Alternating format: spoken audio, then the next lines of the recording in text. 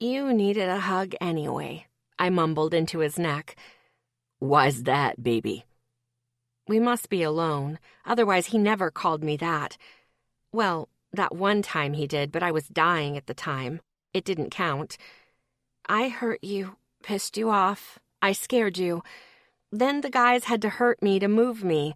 You really don't like that, I mumbled, my forehead against the warmth of his neck. His big warm hand ran up and down my back. Baby. Zeke's voice was soft, or soft for Zeke, that is. I'm fine.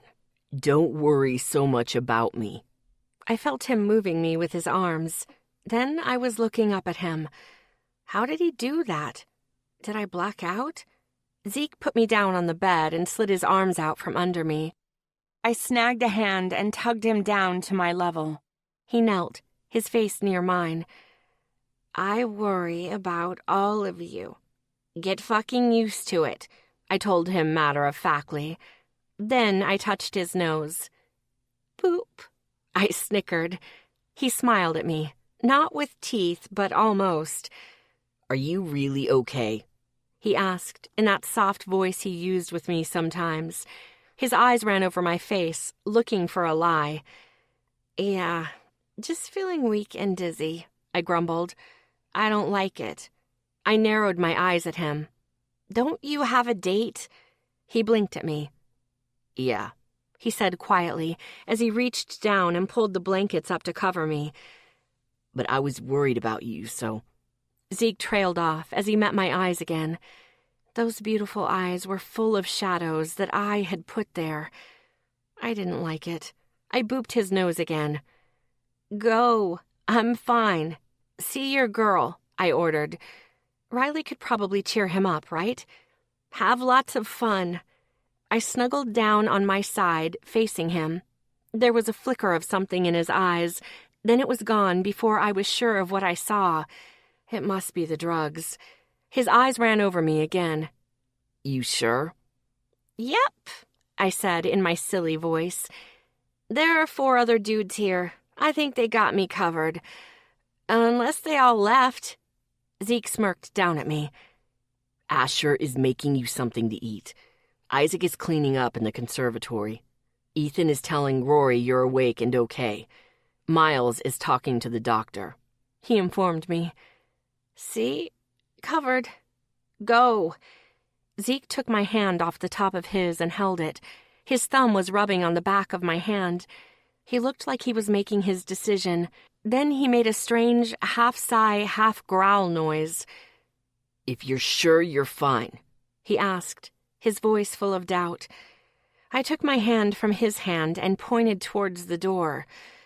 Go, and say hi to Riley for me, I ordered him in my silly voice. He gave me a strained half-smile before getting to his feet and leaving the room. I was starting to think about trying to get up again when I smelled food. Allie, I have cheesy food, Asher called sweetly. I sat up slowly. I was dizzy again, but only for a second. Then I was reaching for the cheeseburger he was handing me. I took a big bite. Oh, heaven. It even had bacon. When I finished chewing, he was sitting on the side of the bed facing me and grinning. How did you get this by Zeke? I asked, before taking another bite. Asher chuckled softly. He doesn't care what you eat right now as long as you eat, he pointed out. I finished chewing my bite. Thanks, Ash. Sorry about all this again, I said, feeling guilty. His brow drew down, his eyes narrowing at me. What about? I keep having problems and you guys keep having to clean them up. I shrugged. It's not really fair to you guys. Then I realized what I was saying. What was I thinking? What did the doc give me? Truth serum? No, I shouldn't talk anymore. I took a big bite of my burger as Asher chuckled at me. I needed to stop thinking about this. Allie, you take on our problems too, Asher pointed out. I raised an eyebrow at him. What problems? I didn't notice any problems. Asher grinned. His ocean eyes ran over my face. You don't see our problems at all, do you? I gave him my blank face as I kept chewing. He smiled, shaking his head. He reached out and tried to brush the hair off my face. His fingers got stuck. I made a noise. Damn, Allie. I finished that bite. I'm a mess right now, and my hair is usually a mess, so I grumbled, putting my burger down and reaching up to untangle his fingers. Where's your brush? At home, where all my shit is, I pointed out sarcastically in a silly voice, picking up my burger again. Oh, cheesy goodness. Asher got off the bed and went into the bathroom. I didn't even care what he was doing. I had an excellent burger, and I was only half done. Asher came back to the side of the bed. Scoot up, Allie girl. I'm going to brush that out before it gets so bad you have to cut it. I wasn't paying attention. He told me to scoot, so I scooted up. I was chewing another bite when Asher sat behind me. His hand went into my hair, and I got confused. Was he brushing my hair? Huh? Did guys do that? But it seemed guys did indeed do that, because that's what Asher did while I ate. He held a section of my hair and combed out the knots before going higher in that section. It was surprisingly comforting. When I finished eating, I wiped the grease off my fingers and mouth with the napkin and just sat there as he brushed my hair. I noticed he wasn't yanking my hair at all. How do you know how to do this? I asked. Brushing long hair without it hurting, I mean. I have a sister, Allie. When Mom was sick, I'd brush Jessica's hair for her. Then Mom would instruct me on how to do basic girl hairstyles, he told me quietly. Mom didn't have the strength to do it anymore, so I was her hands for her. I felt my heart melting into my feet. You are an amazing guy, Ash, I mumbled as the brush ran through my hair. He snorted. Not really. He said it so quietly that I almost didn't hear it. Yeah, you are. Then I used my bossy voice. And don't argue with the drugged girl. We get mean. He chuckled. Then I thought about it. Okay, maybe not mean, but we get snuggly, and you wouldn't want to see that. Asher chuckled behind me. It made me grin a little. He put the brush down, and then his hands were in my hair doing something. I couldn't tell. Then his hands were on my shoulders, giving me a squeeze. Okay, what did you do? All I could feel was the mass wasn't heavy on my back. A not-so-messy braid. It's not a French, but it will hold a lot better than those you've been doing, he said, getting off the bed behind me. I blinked up at him. Do you still do your sister's hair? I asked, not really knowing why. His eyes narrowed on me. No, I don't think she'd appreciate it, he admitted, picking up my napkin and throwing it in the trash. You should offer. I don't know what was running my mouth today, but it was weird. If your mom used to do it, then you did it with her. I snuggled down in the bed. If I had a mom like that, I'd like to remember her. Maybe it will help her remember your mom a bit more. Then I realized what I was saying. What was with me today? Or not. It might just be the drugs talking. Asher's eyes ran over my face, his face almost frowning. Thank you for fixing my hair, Ash. He grinned down at me. Anytime, Allie girl. He turned and headed out the door. Isaac almost ran into him, trying to come in. Tag in, Isaac said in his excited voice. Asher chuckled and smacked him on the shoulder. Isaac threw his arms up in victory as he came in. He didn't bother to stand next to the bed. He just jumped on and crawled up till he sat next to me, his back against the headboard. I rolled onto my back so I could look at him. Hey, Cookie Monster. My voice wasn't so cheerful now, and the world was starting to feel less fuzzy. My body was starting to ache a bit. Isaac smiled down at me, but it didn't reach his eyes. What's wrong? I don't like that we had to move you like that, Red. Isaac began. And the whole shit with the gag, He sighed.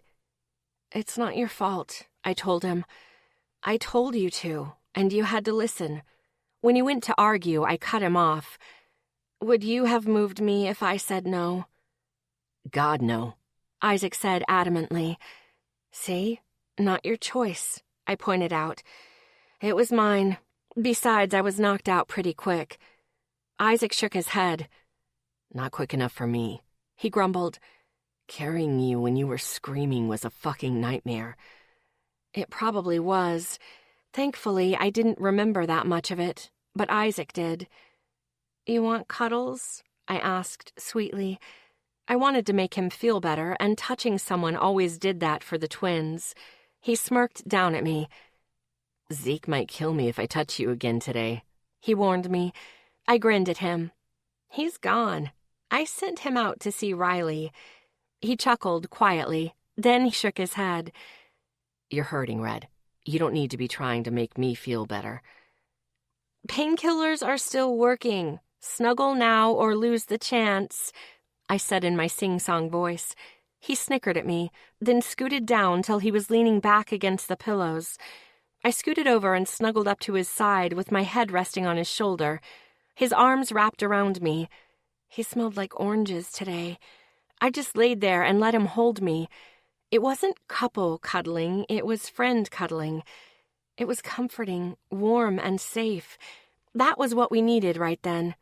After some time, my mind cleared up a bit more, and I realized we were both dating people. Oops. No what? He sounded half asleep. Your girlfriend and my boyfriend would have a shit fit over this, I pointed out. I felt him shrug. Don't care. You're Red. Rules don't really count for you, he mumbled, his face burying in my hair. I smiled at that. Why is that? 'Cause you're Red. It's what you do. You break all the rules, and it always comes out good, Isaac muttered. Yeah, he was half asleep. I don't break all the rules. He snickered in my hair. No, but you sure as hell bend them. He sounded awake again. How many girls cuddle with their guy friends to make them feel better? Even though you're dating Dylan, you're still snuggling with me because I feel like I tortured you today. I'm just that lovable, I grumbled at him, not entirely happy with my answer. He snickered and gave me a squeeze. Yes, you are, he said, in an irritating, cutesy voice. I poked him in the ribs. Ow, not fair. I can't get you back right now. I snickered. It wasn't long before Ethan walked in, a cell phone to his ear. Yeah, hold your fucking horses, woman. Ethan snapped into the phone. He spotted us cuddling, and it didn't surprise him a bit. Your fucking girlfriend is on the phone and won't stop bitching till she talks to you. Isaac sighed. Time for that conversation, then. Isaac's smooth voice went lower. He still sounded pissed at Cece. I moved so he could move. Isaac rolled to the other side of the bed and got up. He took his phone from Ethan, who passed him to climb onto the bed with me. Cuddle time? He cheered as he plopped down next to me. I smiled, while I cuddled into him as I had done with Isaac. His warm arm went around me, giving me a squeeze. How are you feeling, beautiful? Okay. My voice was small as I went back over what Isaac had said. A deep ache was starting to set in. Ethan, do you think I break all the rules? He snorted through his nose. Oh, yeah. That's you, beautiful. He sounded confident. I frowned. Is that a good thing or a bad thing? I really had no idea. Ethan seemed to think about it. It can be both, he began, his smoky voice quiet. It can be good, like just now with my brother. He's been tearing himself up over having to hurt you, and the gag really bothered him. His hand moved from my arm and ran over my hair. You knew it, and you cuddled him to make him feel better. Most girls wouldn't cuddle a guy just to make them feel better unless they were dating him. So I was weird. Fuck it. I'd own it. And the bad? He was quiet for a bit. "You have a temper, and sometimes you're a little violent," he said gently. "So when you break those rules, it's not so good, like going after Trisha." I pulled back and looked up at him like he was nuts. "Let me finish," he said. I frowned and laid back down. "Did she hit you? Did she try to hurt you?" "No." "But you went after her to hurt her," he pointed out. I chewed my bottom lip. "What she said was completely fucked up, but she didn't offer any physical violence, and you went after her." I hated to admit it, but he was right. Fuck. No matter how pissed off I got, I shouldn't have gone after her like that. You might have a point. "Some rules you can break and it's fine, but others you can't." I wondered where he heard that. "Did Miles tell you that?" I asked suspiciously. He snickered into my hair. "Yeah, a few years ago," he admitted. "I was having a hard time, so Miles put a few rules in place for me to follow. It helped me with my anger issues." I snorted. "What?" "Every one of us has anger issues. Well, except Asher," I pointed out, smirking. Ethan chuckled. "Yeah, you're right about that, beautiful," he agreed and put his arm back around me. It hurt, but I didn't say anything. Not yet. "I'm sorry about Faith," I whispered. "I'm not," Ethan began. "She's been a bit jealous since the beginning. It was just little things, but I thought, hey, that means she likes me." I felt him shrug. "She got pissed if I even talked to another girl. Then she got in my phone for your number. She knows where you live and all that crap about you and Miles." He kissed my forehead. "It wasn't all you, beautiful. There were problems already." "Well, now I don't feel so bad." I winced, as the meds really stopped working. Ethan went still. "Beautiful?" he called, his voice worried. I rolled off him to my other side and curled up. My entire body was aching. I felt like I had the world's worst Charlie horse, but it was every muscle in my body. I focused on breathing and not whimpering like a bitch. "Miles!" Ethan shouted. His hand lightly went to my arm. When I didn't smack him away, he started to stroke down my arm gently. "Lexi?" Miles's voice came from the doorway. Then he was there, kneeling by the bed. His emerald eyes were running over me. I kept focusing on breathing. Miles's hand moved Ethan's off me so he could feel my arm. "She's locking up again." Miles got to his feet, pulled my arm with the line still in it, and hooked me back up to the banana bag. "What do we do?" Ethan wasn't on the bed anymore. He was standing next to Miles. His fingers were spinning his rings. "We give her a second dose of muscle relaxers," Miles told him calmly as he walked over to the table by the bathroom. I was so focused on breathing that I barely noticed when someone else came in the room. "What's wrong?" Asher's voice came from the doorway. I just kept breathing. Miles returned to the bed with a small, needleless syringe in his hand. His hands were steady as he connected with one of the ports and began injecting me with the medication. "She just needs another dose of muscle relaxers right now," Miles explained, still calm as he focused on what he was doing. "Are you sure that's the right dose?" Ethan's voice was strained. There was the sound of running feet. "What's up?" Isaac's voice was breathless as he came in. "Just giving her a second dose of meds," Miles repeated himself. "The doctor drew them up himself, said she might need them through tonight, and told me how far apart to keep them." Miles reassured them. "She was due about 15 minutes ago. I didn't want to give her anything if she didn't need it." Miles finished injecting the medicine and tossed the syringe in the trash. "Technically, she doesn't need the muscle relaxers, but the doctor said that after being seized up like that for so long, her muscles are going to want to go back to that for a while. I thought this would be better than pain meds." Miles squatted back down so he could look at my face. "You should be feeling better pretty soon, Lexi.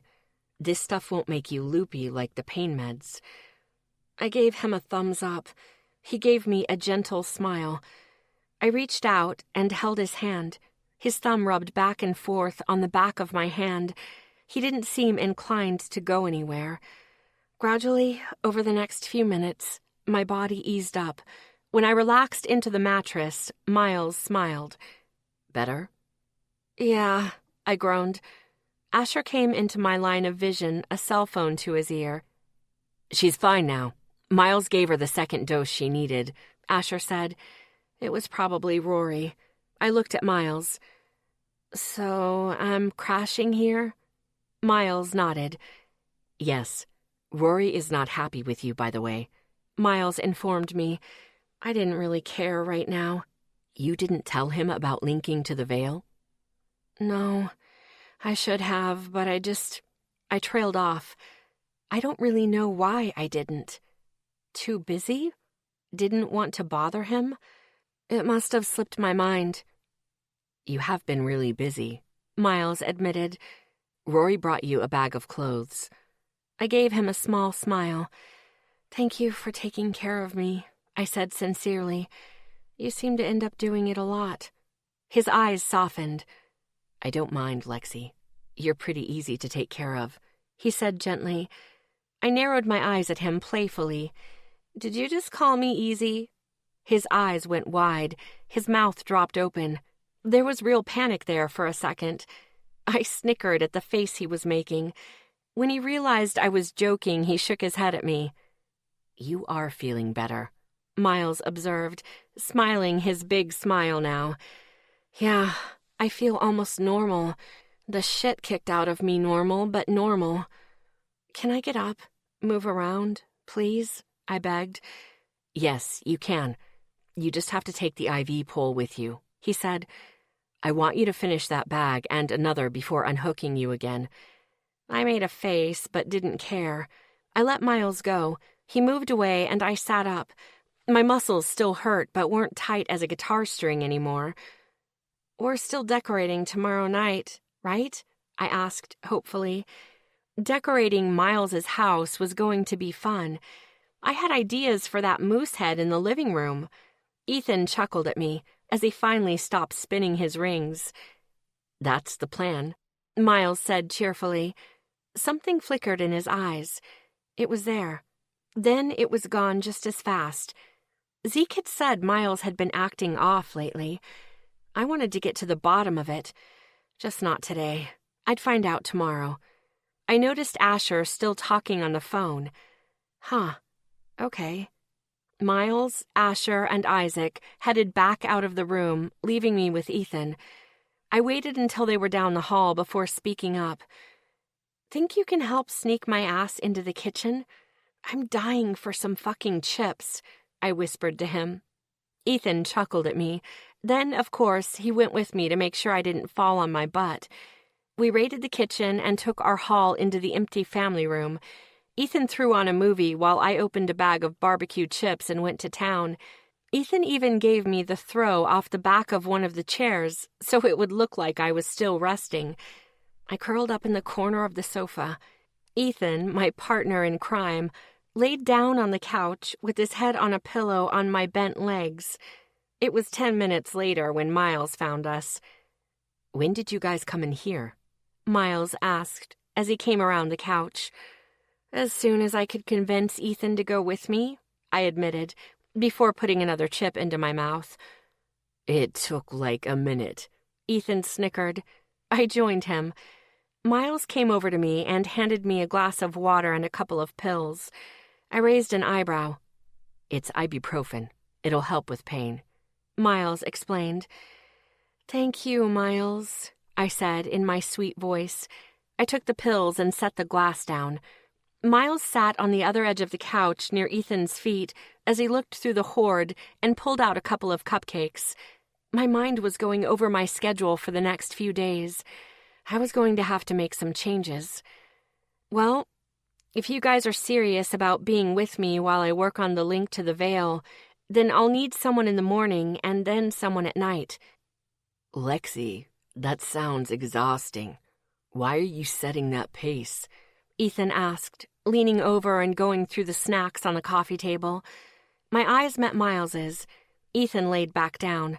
I have some souls that want to move on, and the fuckers are starting to team up to find me, I told him. I wasn't lying. It had happened. It just wasn't the whole truth. Ethan looked up at me, frowning. When did that happen?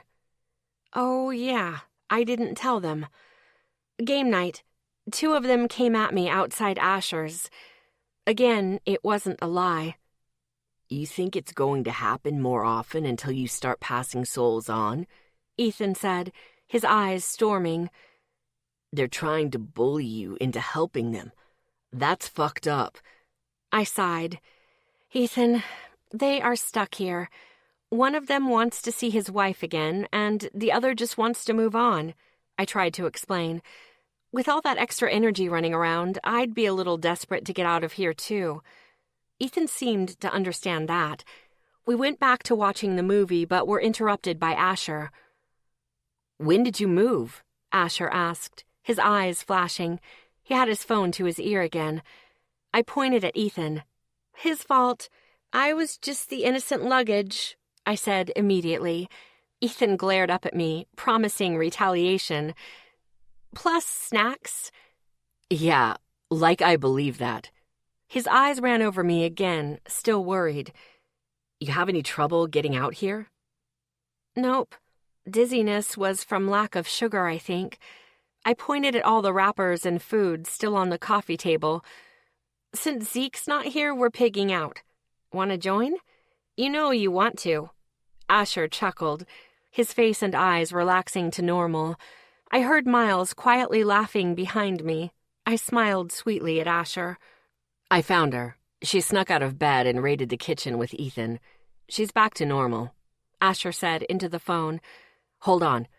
Asher held out what was apparently my phone to me. Dylan. He's been texting every 20 minutes, worried about you. I winced and took the phone. Hey, you, I said cheerfully. Are you okay? Dylan's husky voice was strained. I'm good now. I passed out for a bit and woke up starving. I'm now eating all the junk food in Miles's house. Don't tell Zeke, I answered, smiling. How are you doing? He sighed deeply. Much better, now that I know you're okay. What happened? His voice was starting to get back to his usual husky sound. I had a seizure when I was alone. Isaac found me, yelled for the others, I began. Isaac walked in and frowned at me on the couch, then looked at Asher. Asher shrugged. She seems fine. Isaac appeared to relax a bit. I reached forward and threw him a candy bar. He caught it and smiled. I knew how to make Isaac happy. Oh, wait. That sounded wrong. And the guys picked me up, tucked me into bed, and watched me till I woke up, I added. I only hurt a little, and I took some over-the-counter stuff for that. Sunshine. He trailed off. He didn't sound so good. My stomach knotted. I tapped Ethan's shoulders, and he moved so I could get up. I left the family room. He was going to dump me now. It just figured. My chest ached as I thought about asking Asher to take Dylan back his mom's recipes. He wouldn't mind.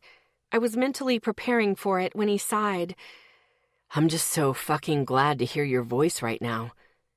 That threw me for a loop. He wasn't dumping me? Huh? I've been fucking worrying about you and trying to work, but I got nothing done. I just kept stopping myself from calling Asher every 5 minutes. The knots went away. That tightness disappeared. Warmth flooded my chest, then the rest of my body. I thought you were dumping me, I told him honestly. He snorted. No, you're stuck with me, sunshine. I smiled, feeling completely relieved. Then I wanted to play. Good, I said in my soft, low voice that he loved. I kinda want to keep you around. I heard him take a deep breath and hold it. Woman? I snickered. You really want to play that game? His husky voice went low. Hot shivers ran over my spine. I took a breath and let it out. Okay, I wasn't ready to play. Not yet. Truce? I offered. He chuckled. I miss you, he said, his normal husky voice rolling through my ear. That warmth flooded me again. I miss you too, I sighed. I'll be seeing you in 3 days, and I need to finish my shopping, bake your cookies, work on my project twice a day, and still do MMA training and rock climbing. That's a lot. Maybe it's a good thing you live in another town, he offered. That way, when I do see you, you're not running off to do something else. That's one way to think about it, I smiled. But the good news is, once I'm done with this project, I'll be done with it. So you'll have more time. His voice was happy again. Okay, I guess I can sacrifice not seeing you for a few days if it means I get to see you more often later. I chuckled. So tell me what happened with the other girls. Well, I only know about Faith, I told him. She called my phone, the number she stole off Ethan's phone, by the way, and was a bitch. Ethan dumped her right there. Good. I snickered.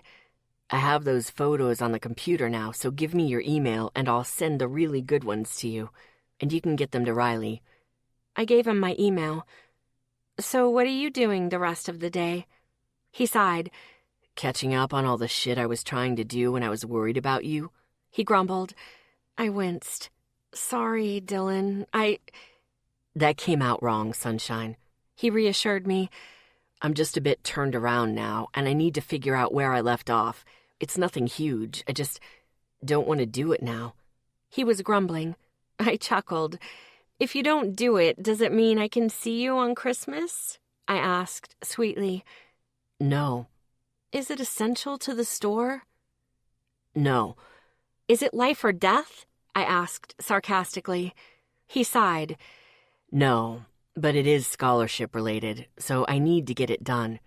He sounded resigned. I'll talk to you tomorrow, Sunshine. I'm glad you're okay. Bye, honey. I hung up, went back into the family room, and took my spot back. Ethan laid back down on my legs and passed me some chocolate. I smiled and ate it. I was so not telling Zeke about tonight. Chapter 12. Monday. The day that never ends. It wasn't long after that when Miles took me off fluids but left in the IV needle so he could give me my last dose of muscle relaxers before bed. When he was done, he carefully took out the needle. It stung, but that was about it. It was late when I said goodnight to Miles and went to my bedroom. I looked through my stuff and saw I had everything I needed for tomorrow's lesson, plus another outfit for shopping. Go, Rory. I changed into my jammies, and I slipped into bed. I was having a nightmare. Sophia was rotting right in front of me, and the twins were yelling at me to do something, when that chill ran down my neck. I woke up fast and groaned as I turned on the light. A woman was standing inside the bedroom door.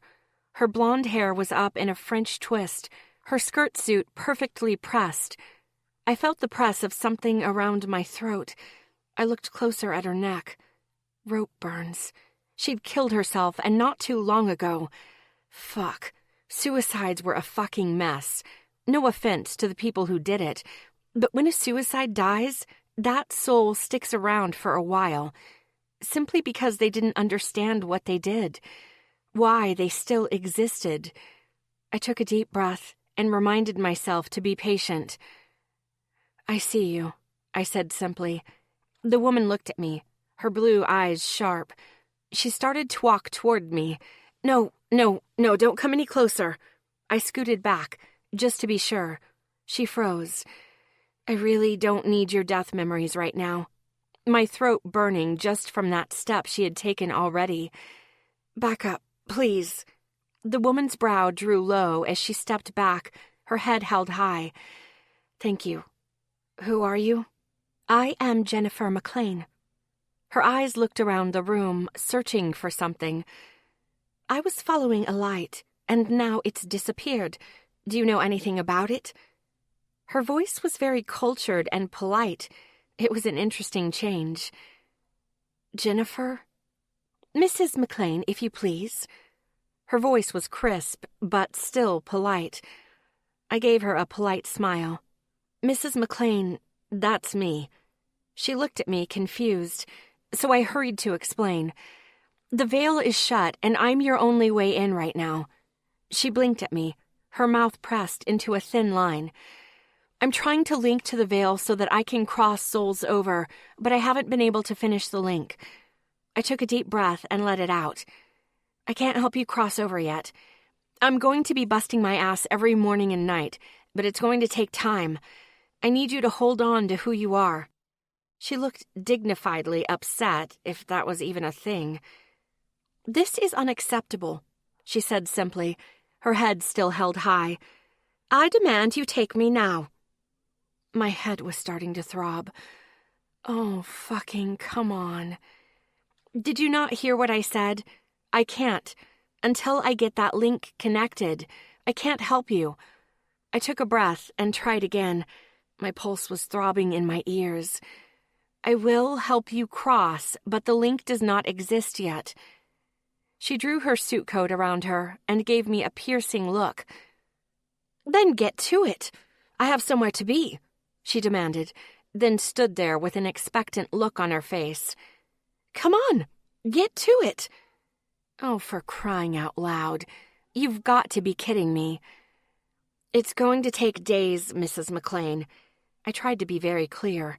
I'm going to work hard, but if I burn myself out, you will have no way into the veil. I felt the pressure in my face. I grabbed tissues from the nightstand and put them to my nose. Come on, lady. You can't stay here, Mrs. McLean. You're just going to end up making me sick. I'm not leaving until you help me cross, she announced. Are you fucking kidding me, you fucking bitch? If you make me sick, I will not be able to build that link, I managed through clenched teeth. That is your problem, not mine or my husband's, she told me calmly. I felt that chill down my neck again. Fuck. I dove for the bracelets on the nightstand and yanked them on as fast as I could. My head stopped throbbing as another ghost came through my door. The man, who I assumed was Mr. McLean, had a bullet hole in his head. Oh, thank God I wasn't feeling that. Hello, dear, Mrs. McLean greeted him in a monotone voice. Darling, Mr. McLean said back to her. Mr. McLean was a portly man who had very clear disdain on his face as he looked around my room. Have you found the light yet? His voice was very cultured, almost feminine in its sound. Yes, apparently it's this young girl here, Mrs. McLean gestured towards me. She says she can help us cross, but she can't right now. Mrs. McLean's distaste was clear. I was really getting sick of these two already.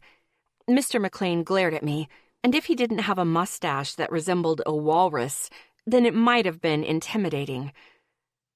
What I said was, I am working on a way to link to the veil so I can help souls like you cross, I tried to explain again.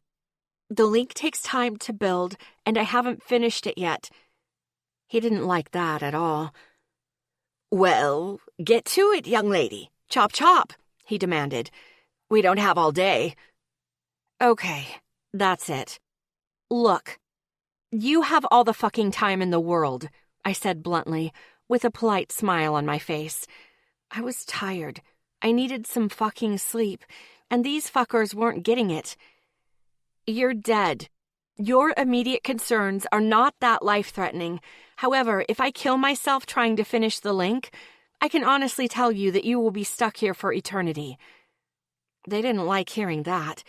They immediately began talking, telling me why I needed to do things their way. It went on and on.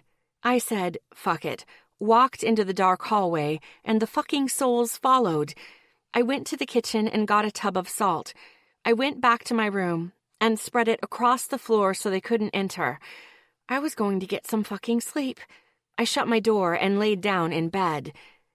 Only I didn't get any sleep. The fucking McLeans stood at my door all night, shouting about why I should help them immediately, and be grateful for it. I wrapped a pillow around my head and tried to shut them out. It didn't work. They were at my door all night, shouting at me. By the time dawn came, they finally ran out of energy and were shot back to their haunting grounds. Oh my fucking God. I didn't bother trying to go to sleep, because I had to get up and go to rock climbing, then work on the link to the Vale, then go shopping with Riley. I had a full fucking day on no sleep for 48 hours. Coffee. I needed coffee. I got dressed in my climbing lesson clothes, black capri yoga pants, sports bra, green tank top. My body was still aching from yesterday. I pulled on my shoes like a zombie and went into the kitchen. I made the coffee maker start and waited. I couldn't believe how fucking tired I was. Like nightmares weren't enough to mess with the little sleep I managed. Now I had stuck up ghosts keeping me awake. I laughed at how strange that sounded. The coffee was ready. I tossed a couple of ice cubes in and watched them melt. Then I started chugging. I was done quickly. Okay. Coffee drive-thru, espresso shots. I got this. I waited till the coffee kicked in a bit and got my gears turning before heading out. I got a small coffee that had 5 shots of espresso. The barista thought I was insane. Yeah, it tasted shitty. But I fucking needed that caffeine. I drank as fast as I could without burning myself. I was still drinking when I walked into the climbing center. Asher was at the counter next to Trisha. Just fucking great. I took a big drink. I was starting to wish my coffee was Irish. I walked to the counter as I finished my coffee and threw it in the trash. Asher's eyes went wide. Allie, you okay? His voice was sharp with worry. Wow, I must have looked like I felt. Peachy, I lied. I had a double last night that wouldn't go away. It just kept going on and on and on, until dawn. Wow, he said, his eyebrows up. Yep, I've had a lot of coffee this morning. Asher nodded. Okay, how's the filter? He asked, meaning the filter between my brain and mouth. Barely there, and not looking good right now, I warned him honestly. He nodded, getting my meaning. He turned to Trisha. Trisha, I know you wanted to apologize to Allie, but today is not the day, he told her seriously. Her brown eyes darted from him to me and back again. Then I remembered what Ethan had said. Fuck. I was tired enough. Maybe that'd make it easier. Trisha, I do have something to say to you. Asher turned, almost cringing. Trisha looked like she was bracing herself. I should not have gone after you that way. You didn't try to hurt me physically, and I went at you. So sorry I did that. I've learned recently I really need to control my violent tendencies. I took a breath and let it out. I looked at Asher's shocked face. It was a match for Trisha's. Did that coffee have a little extra something? Asher asked, seriously. I snorted. I wish. No. Ethan just told me I broke a rule that shouldn't be broken. You don't throw the first punch, you just throw the last. I thought about that a second. Or something like that. I'm paraphrasing on Zero Sleep here, man. He nodded, understanding. He looked at Trisha, who still looked like a stunned fish. Trish, I'll talk to you later, Asher said. She looked up at him, smiled, then walked away and out the door. I let out a big breath. For the first time in my life, I need a drink, I groaned, rubbing my eyes. That was shit, Allie. I looked up at him. He was staring at me now like he'd never seen me before. I usually would have thought about that, but right now I didn't have the extra brain power. Hardest fucking thing ever, I told him honestly. Now let's get going. I still have Vale crap and shopping with Riley before we decorate Miles's house. Asher nodded and got my shoes. I looked up at the climbing walls. Please don't let me do anything too stupid. I had no clue who I was asking. I went and put on my shoes. An hour and a half later, Asher lowered me to the mats. Today was shitty already. Well, at least you got practice falling today, Asher offered. I groaned. Allie, you need to get some sleep. I started taking off my harness. Yeah, I'll get some tonight. I don't have time to take a nap right now. I growled at myself.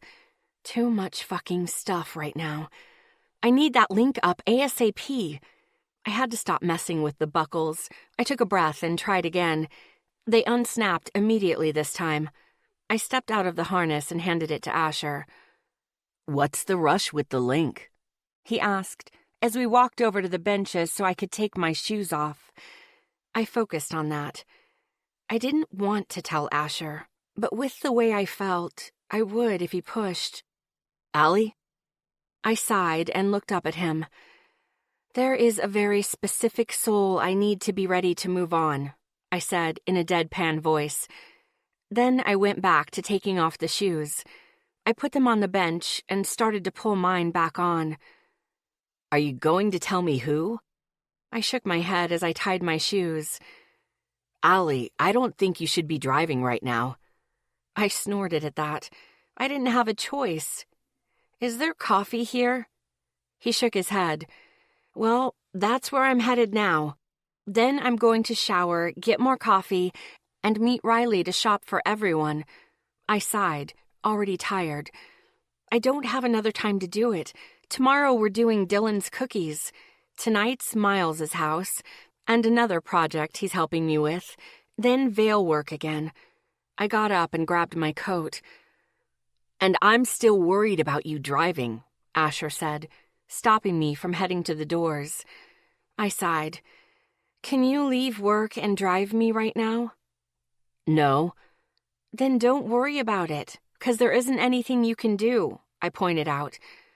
I'm headed straight out to grab more coffee, and then after my shower, more coffee. I looked at the clock on the wall. But I need to go now. I stepped around him and out the door.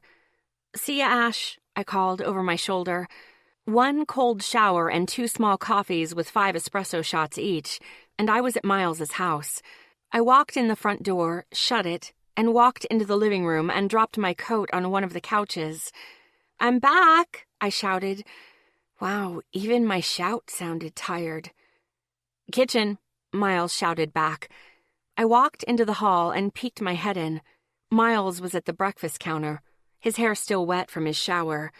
Hey, I'm going to go get working. I was about to walk off when he called for me. Lexi. I stopped and turned back. Miles's eyes were wide as they ran over me. Are you all right? I rolled my eyes. I had 2 fucking ghosts at that bedroom door all night bitching at me and telling me to kill myself to link to the veil immediately. His eyebrows rose. They left around dawn. I'm coffee-fueled and don't have time to stop right now. I turned around and headed down the hall. Lexi. Miles was using his lecture tone. I moved faster. I didn't have time today. His footsteps sped up. I gave up. The booger had longer legs and was faster. He moved in front of me, forcing me to stop. You need some sleep, he pointed out, adjusting his glasses. I know. But you're not going to stop to get any sleep? He guessed. You are correct, sir, I shot back as I stepped around him and opened the conservatory door. You're going to hurt yourself like this, he warned me. Okay, I'll just stop and let Sophia rot out like Mary Summers, I shot over my shoulder, walking towards my meditation spot. It was harsh, but that's what was at stake here. She didn't have any extra energy, that's what you said, he said logically. I got to my chair and sat down. That was Saturday. Today is Monday. I haven't seen her today, I countered. I'm not going to let the twins' little sister end up like that. Miles's eyes ran over my face. He saw I wasn't going to give on this. All right. Miles sat down on the bench to the right of me. I took a deep breath, closed my eyes, and cleared my mind. I dropped fast today. Maybe it was because I was tired and didn't resist, but I was at my center almost instantly. I looked around the white plain and didn't waste time. I thought of the veil, and I was shot across the plain to the link pathway I had started yesterday. The bridge was still there. Yay! Now let's get the fuck to work. I didn't know what it was about today, but I changed my tactic. I pressed my palms together and pushed forward like a blade. My arms spread the fabric of the world for me. It still hurt and felt like knives on every nerve in my body, but I was moving faster. I was opening as much as I could safely do today, and quite frankly, the fabric of the world needed to get the fuck out of my way. After I thought that, the resistance became lighter, the pain a bit less. It still hurt more than anything in my life, but it was a bit less. I pushed and stepped until I first felt like I should stop. I pulled back, my vision swimming. I was taking deep breaths as I looked out at how much distance I had left. Fuck, I still had a long way to cross.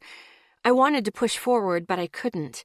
I didn't want a repeat of yesterday, even though the nap would be nice. Okay, time to get out. I was yanked back and thrown upwards. My head was throbbing, my nose pouring when I came back. Just the usual.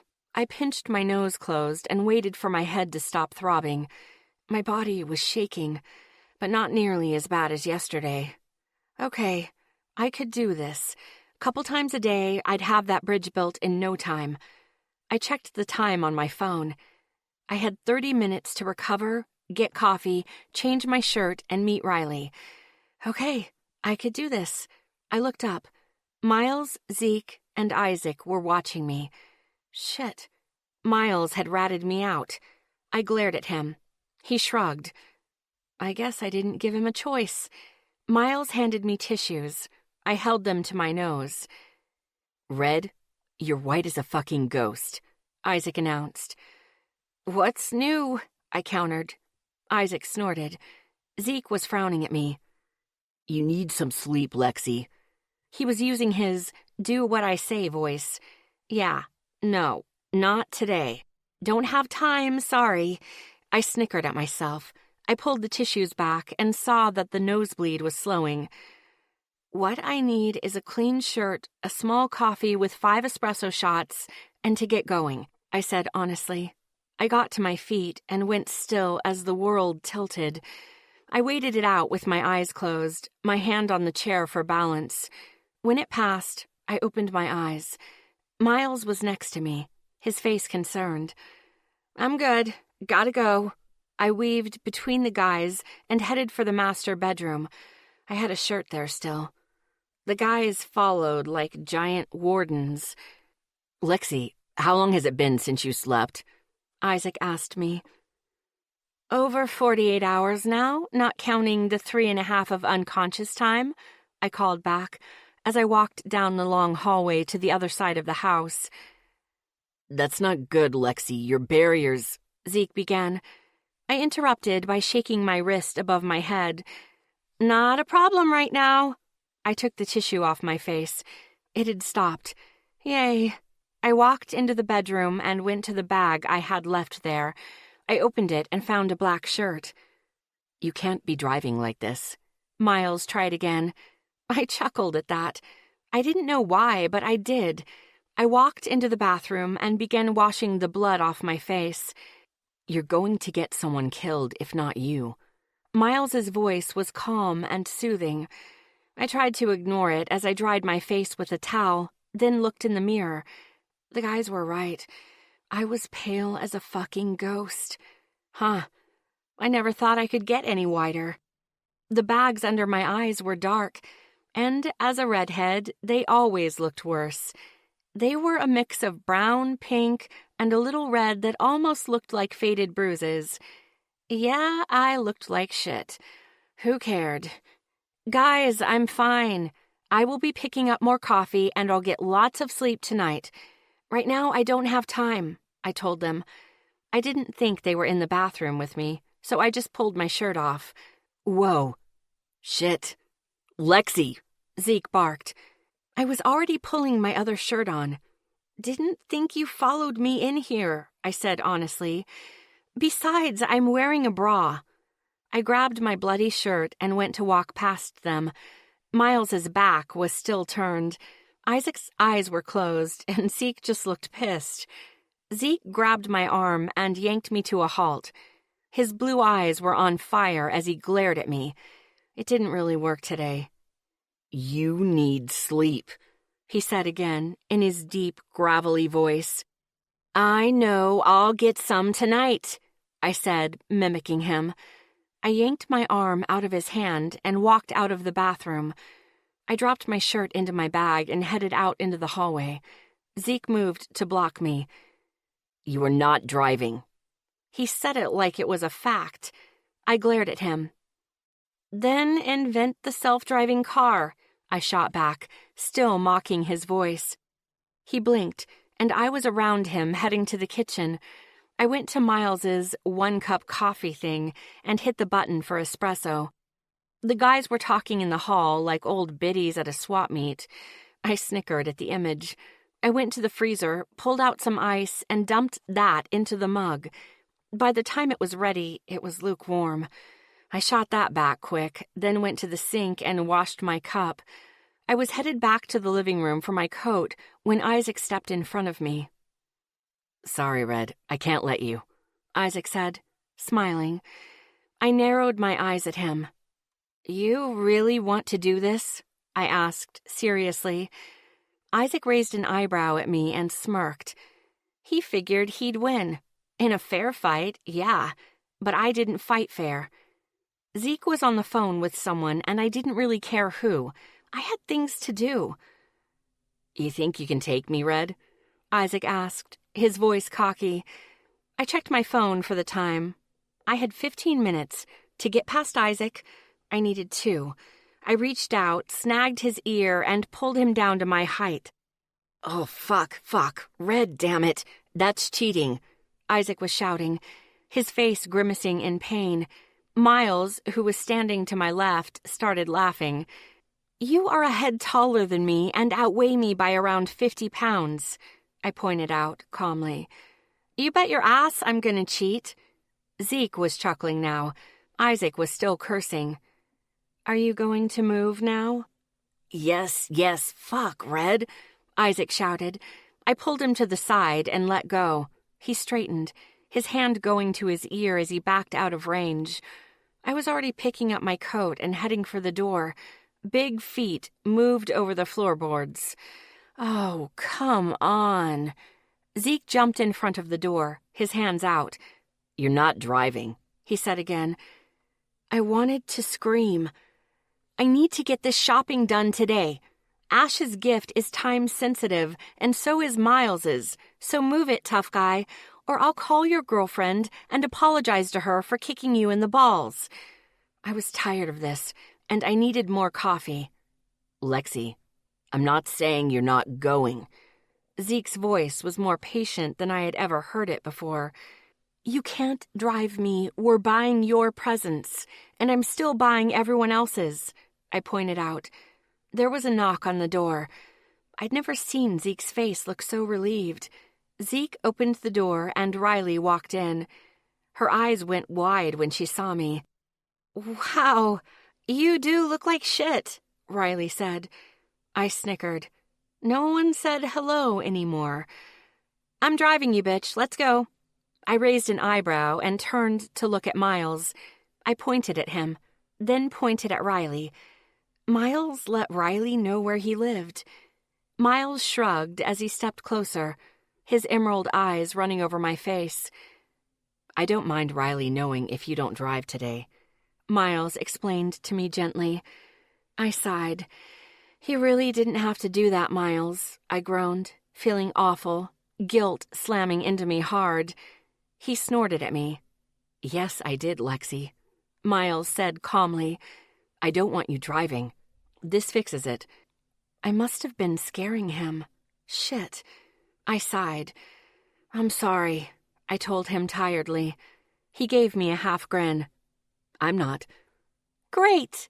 Now let's get going before the stupid mall gets even more packed today," Riley suggested. I sighed, then turned to follow Riley out the door. I need coffee. Another small coffee with 5 espresso shots, and we were at the mall in Northridge. Riley and I had already taken care of most of our lists. The cheery Christmas music, though, was threatening my sanity. Okay, Ashes will be ready in half an hour. Who's left? I asked Riley. Zeke, what did he say he wanted? Riley asked, tucking her list into her pocket. I gave her a small smile. He wants wool socks. Riley eyed me. He works in the garage all the time and there isn't a heater in there. Oh, okay, that makes sense, Riley admitted. Do you know what size? 14.5. Okay, wool socks it is.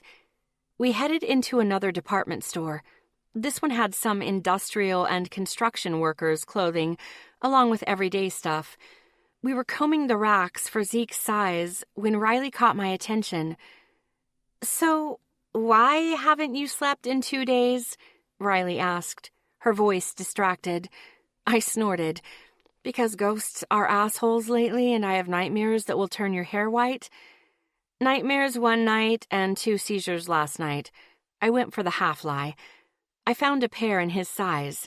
Aha! I got a pair. How many did you want? 3 at least. He'll probably layer them, Riley said, still looking. We spent the next hour looking through the wool socks, and in the end, we found 4 pairs in his size. We were thrilled. While we were there, I made a point to pick up my gift for Zeke. They were cold-weather mechanics gloves, specifically designed to be easy to work in and keep his hands warm. Riley and I high-fived. We headed back out and picked up Asher's present. I hoped he didn't hate it. It was the only thing I could think of. We were heading out when Riley pulled me to a stop at the food court. Have you eaten today? Riley asked. I had to stop and think about it. Shit. No, actually. Fuck, let's eat. Riley laughed at me. I ended up getting orange chicken with veggies and rice. Riley got some pizza from another place. Okay, if you don't want to answer this, don't, Riley began. I put some chicken in my mouth and chewed as I waited. What's it like living with seizures? I gave her a big smile as I swallowed my bite. So fucking fun, I said sarcastically. Riley laughed. It's basically preparing every day to deal with bloody noses, puking, and possible brain damage. Well, when I thought about it like that, it sucked. At least no day is boring. Riley didn't laugh. That really sucks, Lexi, she said sweetly. I liked Riley. I nodded. Pretty much, I agreed. So how do the guys fit in? She asked.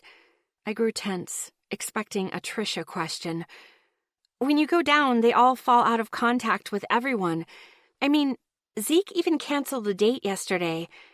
Then she seemed to realize how she sounded, which I don't care about. I'm just wondering, well, you seem to play it off like it's nothing, but the guys, they act like you're almost dying each time. I guess what I'm asking is, which is the right reaction? I sighed and thought about it. I knew I made light of my ghost issues, but what other choice did I have? It wasn't like I could flip a switch and turn this shit off.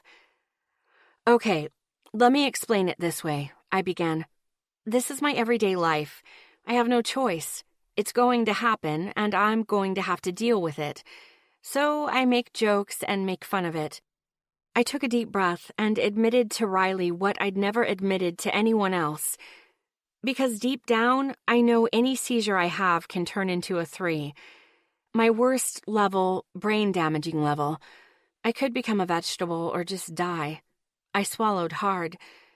With this kind of disorder, if I go to the hospital, the doctors will kill me simply because it's so rare that they don't know how to handle it or even recognize it. Riley's eyes went wide. Because of that, I have to have people around me who end up dropping everything because I'm having a seizure. They end up having to take care of me and watch me until I wake up. I snorted, my chest growing tight as those dark thoughts came out of their corner. I disrupt their lives, their relationships, and any kind of normal around me. I hated it. I really fucking hated it. I pretended that I was okay with it, that I could handle it.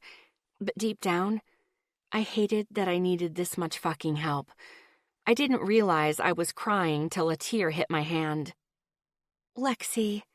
Riley's face looked, I don't know, full of sympathy. I grabbed my napkin and wiped my face off and tried to push my emotions back behind that door where they belonged. Those guys care about you. I scoffed. I wiped my face again. Yeah, and I care about them. But what does that get them? Their lives disrupted? Constant worry and Lexi kits everywhere? I said quietly. My chest ached. Lexi, they get you. And if they didn't think the price was worth it, they would have bailed already, Riley pointed out. She had a point. But I still had that nagging doubt in the back of my head. Maybe I should just wear my beads the rest of my life. Wait, what the fuck? I sighed deeply. My brain was fried. I knew that the guys didn't want to leave me. You're just fucking tired, and you know what happens when you get like this. You get depressed and all gloomy. I wasn't crying anymore. I shook my head. Sorry, you're right. I'm just exhausted, and when that happens, actual thought goes out the window, I admitted to her. That's okay, hon.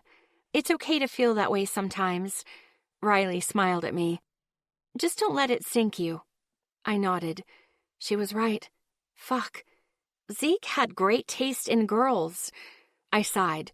I needed coffee soon. If you're done, let's get some coffee and get out of here. The music is driving me mad, I said seriously. Riley agreed. We threw our stuff away and got into Riley's car. I figured we'd hit a drive-through coffee place, but Riley just drove onto the highway. I eyed her suspiciously. We were going to get coffee, I pointed out. Riley smirked at me. Shit. Okay, how much did they pay you? She laughed. Nothing, honey. Zeke just said to get the shopping done fast and not let you have any coffee after. She was still smirking at me.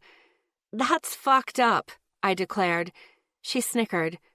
No, this is the guys getting you to sleep for your own good, she lectured. I groaned. Fuck, I seriously don't have time to sleep today. We're supposed to decorate Miles's house, I grumbled. The drive was starting to make me sleepy. Zeke said to tell you that you guys will decorate tomorrow, Riley reassured me. Can't. I have cookies to bake tomorrow, I countered. Zeke said to tell you that you guys can do both and that the guys will help, Riley said patiently. I groaned. She had turned the fucking heater on, and the damn car was nice and toasty. I tried to roll down the window, but she'd enabled the child locks. You're so fucking mean, Riley, I grumbled. And you were my favorite. Riley just laughed at me. I made it to Miles's house, barely. As soon as she stopped the car, I was out into the cold, waking up fast. I even took off my jacket just to keep myself awake.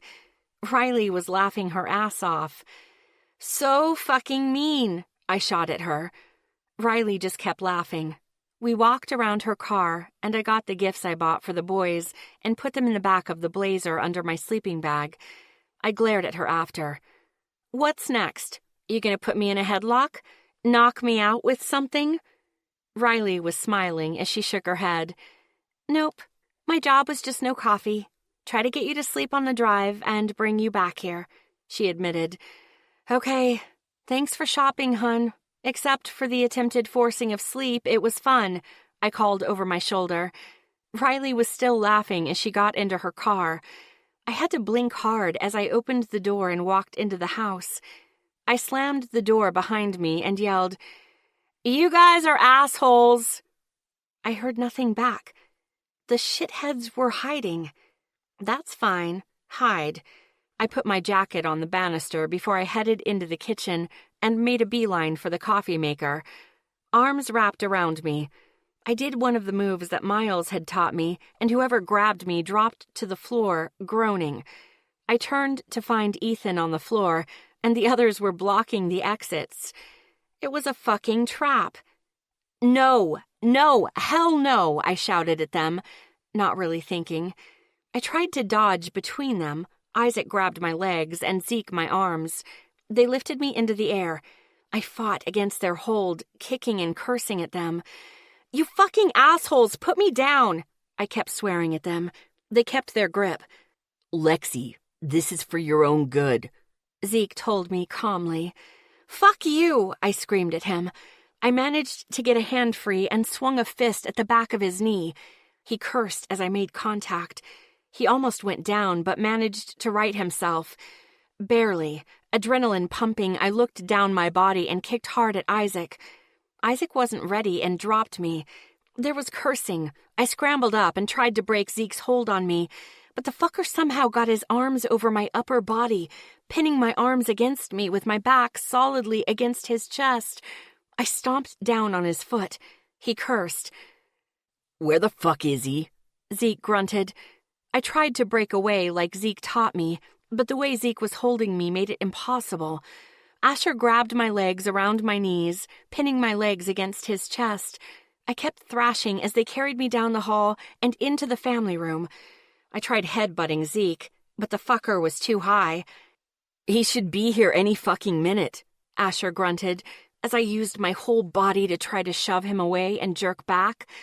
Nothing I was doing was working. They just kept hanging on. Just keep fighting, beautiful. You'll be out in no time. Ethan came in, groaning. And when the fuck did she learn that move? Do you have any idea how fucked up this is? 5 guys holding down one girl?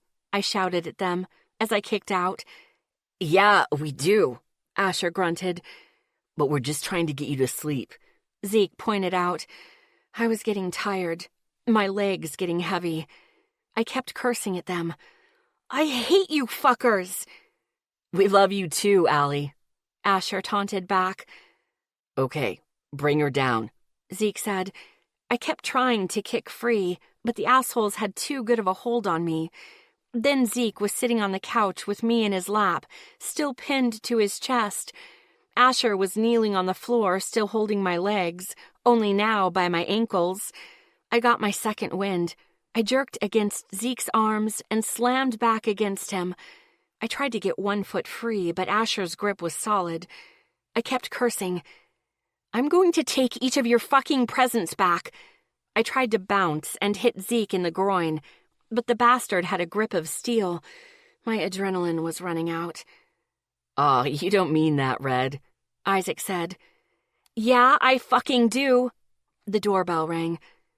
About fucking time, Zeke growled as I tried again to bash him in the face with the back of my head.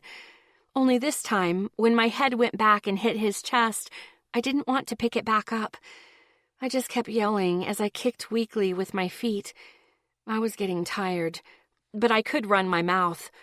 No means no, you fuckheads, I shouted weakly, trying again to break free. Oh, that sounded bad, Asher warned, looking up at Zeke. Yeah, we might need a little help with him, Zeke replied to Asher. I kicked out again, feeling my limbs turn to lead. I was out of breath. I couldn't fight anymore. I needed a break. What the fuck are you guys doing? A husky voice shouted. I knew that voice, and it was really pissed off. Dylan, man. Isaac began moving around the couch, out of my sight. Asher was distracted, so I tried a kick. I barely moved him. Let me go, you shits. I wasn't screaming now. I was barely yelling. Get the fuck off my girl. Dylan's voice was boiling. Good. Maybe he could get them to let go. There was a scuffle somewhere to the right.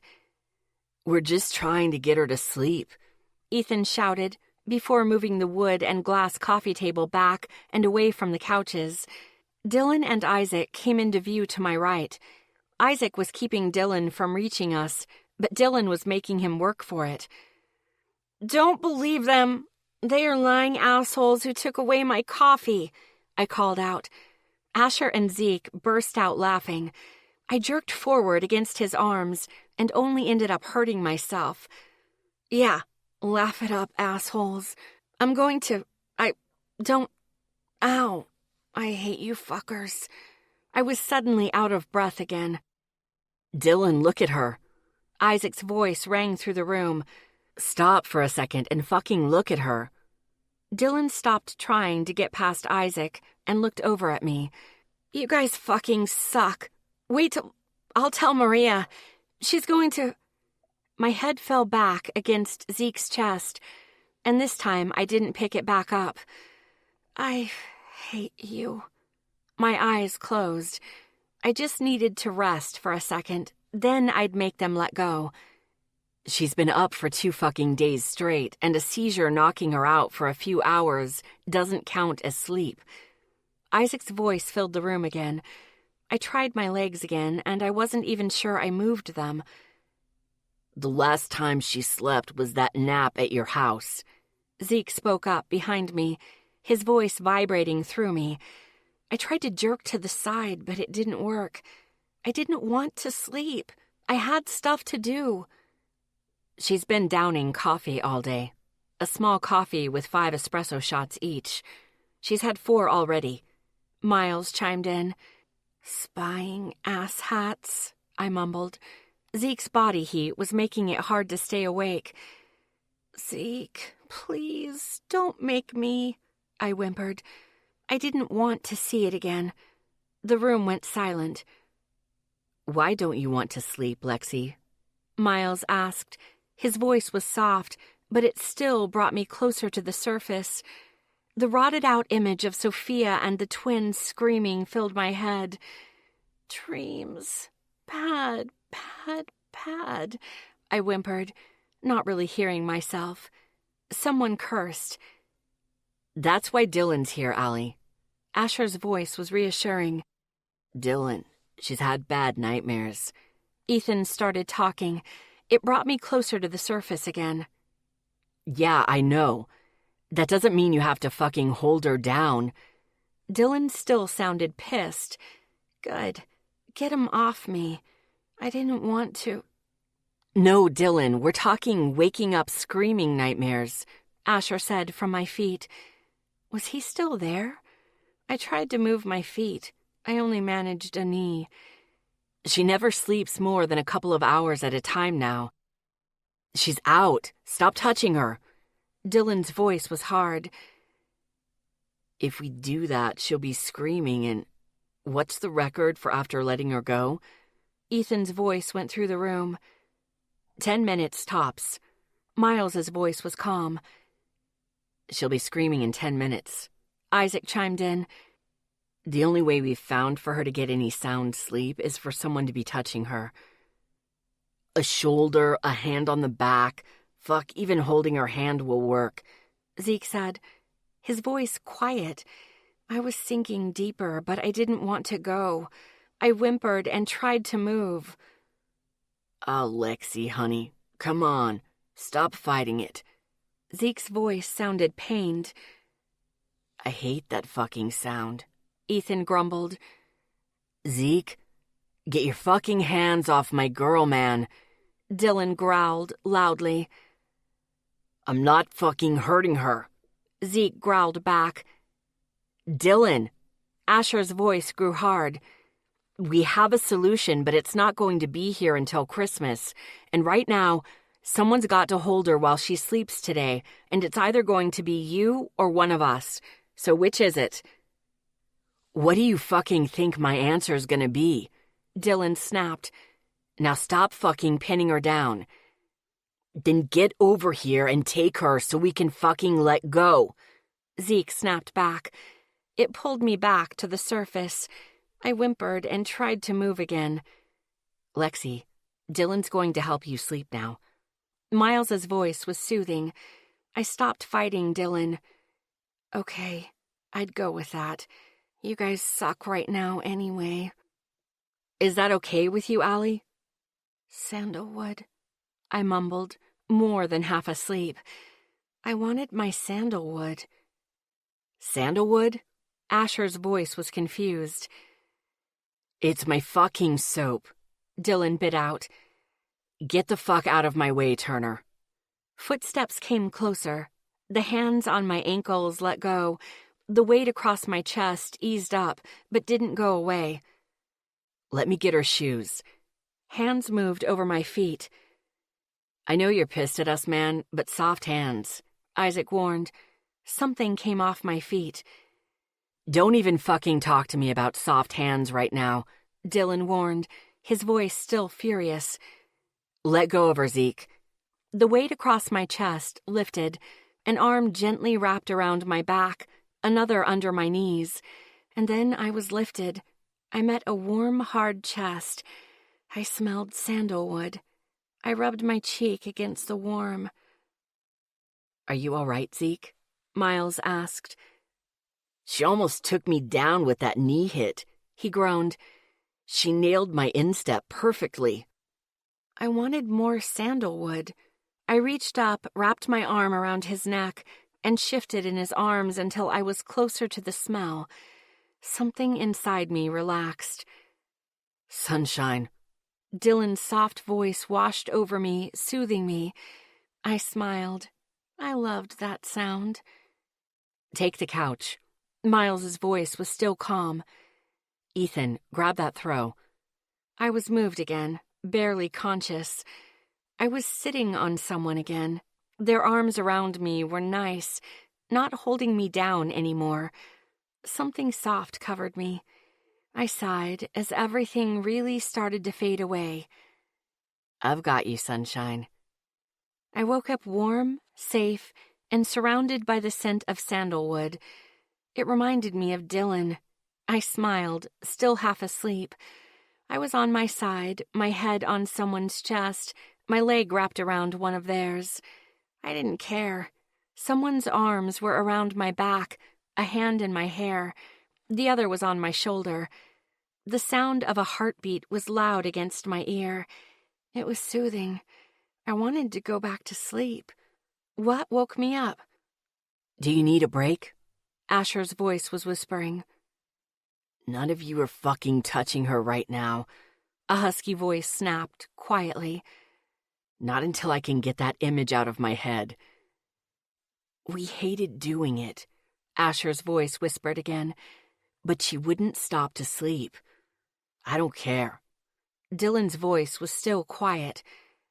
5 big guys against your girl, Asher, with her screaming to be let go. Fucking imagine walking in on that. It was quiet. I started to sink again.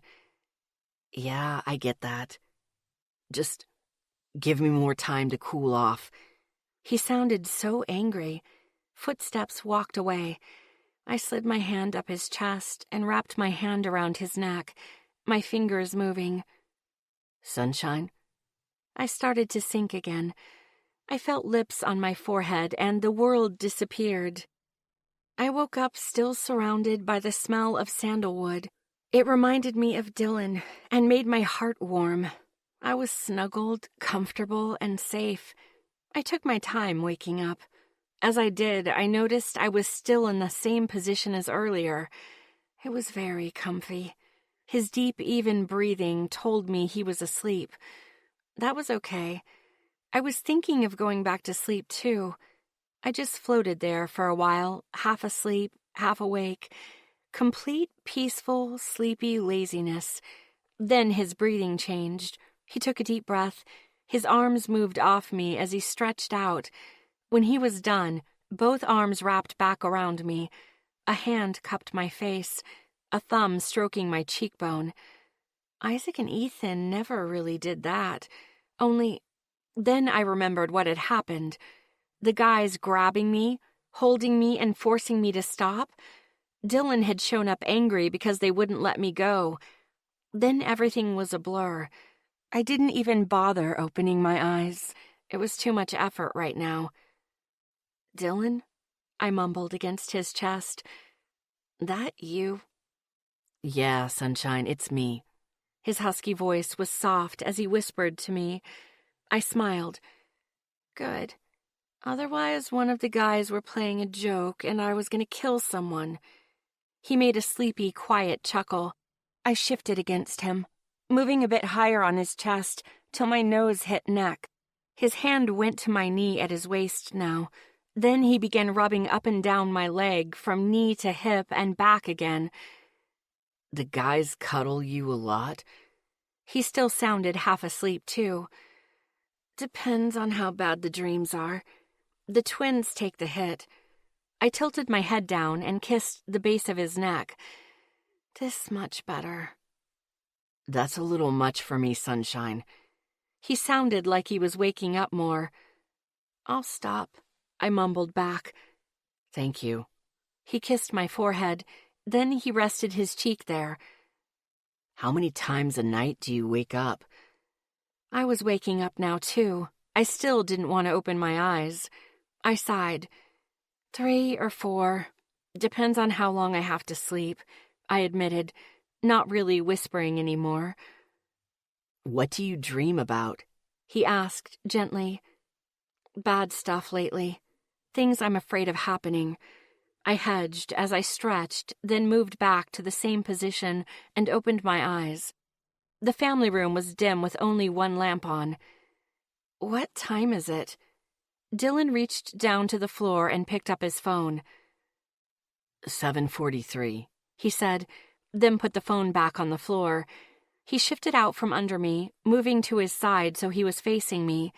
He scooted down a bit so his face was even with mine, his body pressing me a bit into the cushions on the back of the couch, his arms still around my back. Lexi? Those sapphire eyes ran over my face. His brow drew down, his mouth pressed into a tight line. How many times have they pinned you till you fell asleep? His voice had gone firm. He really hadn't liked that. His free hand brushed my hair from my face. First time, I answered honestly as I looked into those beautiful eyes. His face relaxed. Really? Yeah, first time ever. He leaned over and kissed my forehead, then he relaxed again, still looking at my face. You really didn't like that. He snorted hard. His eyes grew stormy.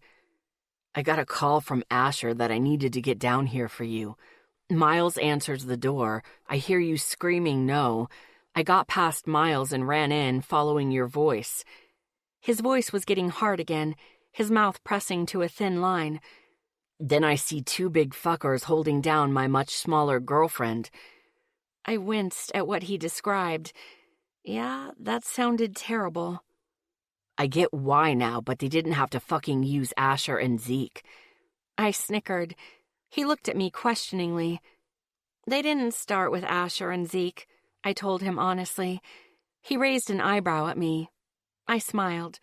I was at the coffee machine when Ethan grabbed me. I dropped him to the ground before I even knew who it was. He was smiling now, clearly enjoying this story. Then Isaac and Zeke had me. I broke away from Isaac, almost knocked Zeke on his ass. In the end, Asher and Zeke were the only ones who could hold on to me. He burst out laughing. I snickered myself. I was rather proud of that. He gave me a squeeze. When he stopped laughing, I had to ask, "How angry are you at the guys?" He sighed. I was really mad at first. He ran his fingers through his hair, sending it in every direction. Seeing them hold you down, just... He took a breath. I understand they needed to get you to sleep, but it's the way they did it that really pisses me off. I had to come clean. Well, to be honest, I was being a bit of a bitch at the time, I admitted. I thought about how I had talked to Miles and changing my shirt in front of the guys. Yeah, I wasn't telling Dylan that one.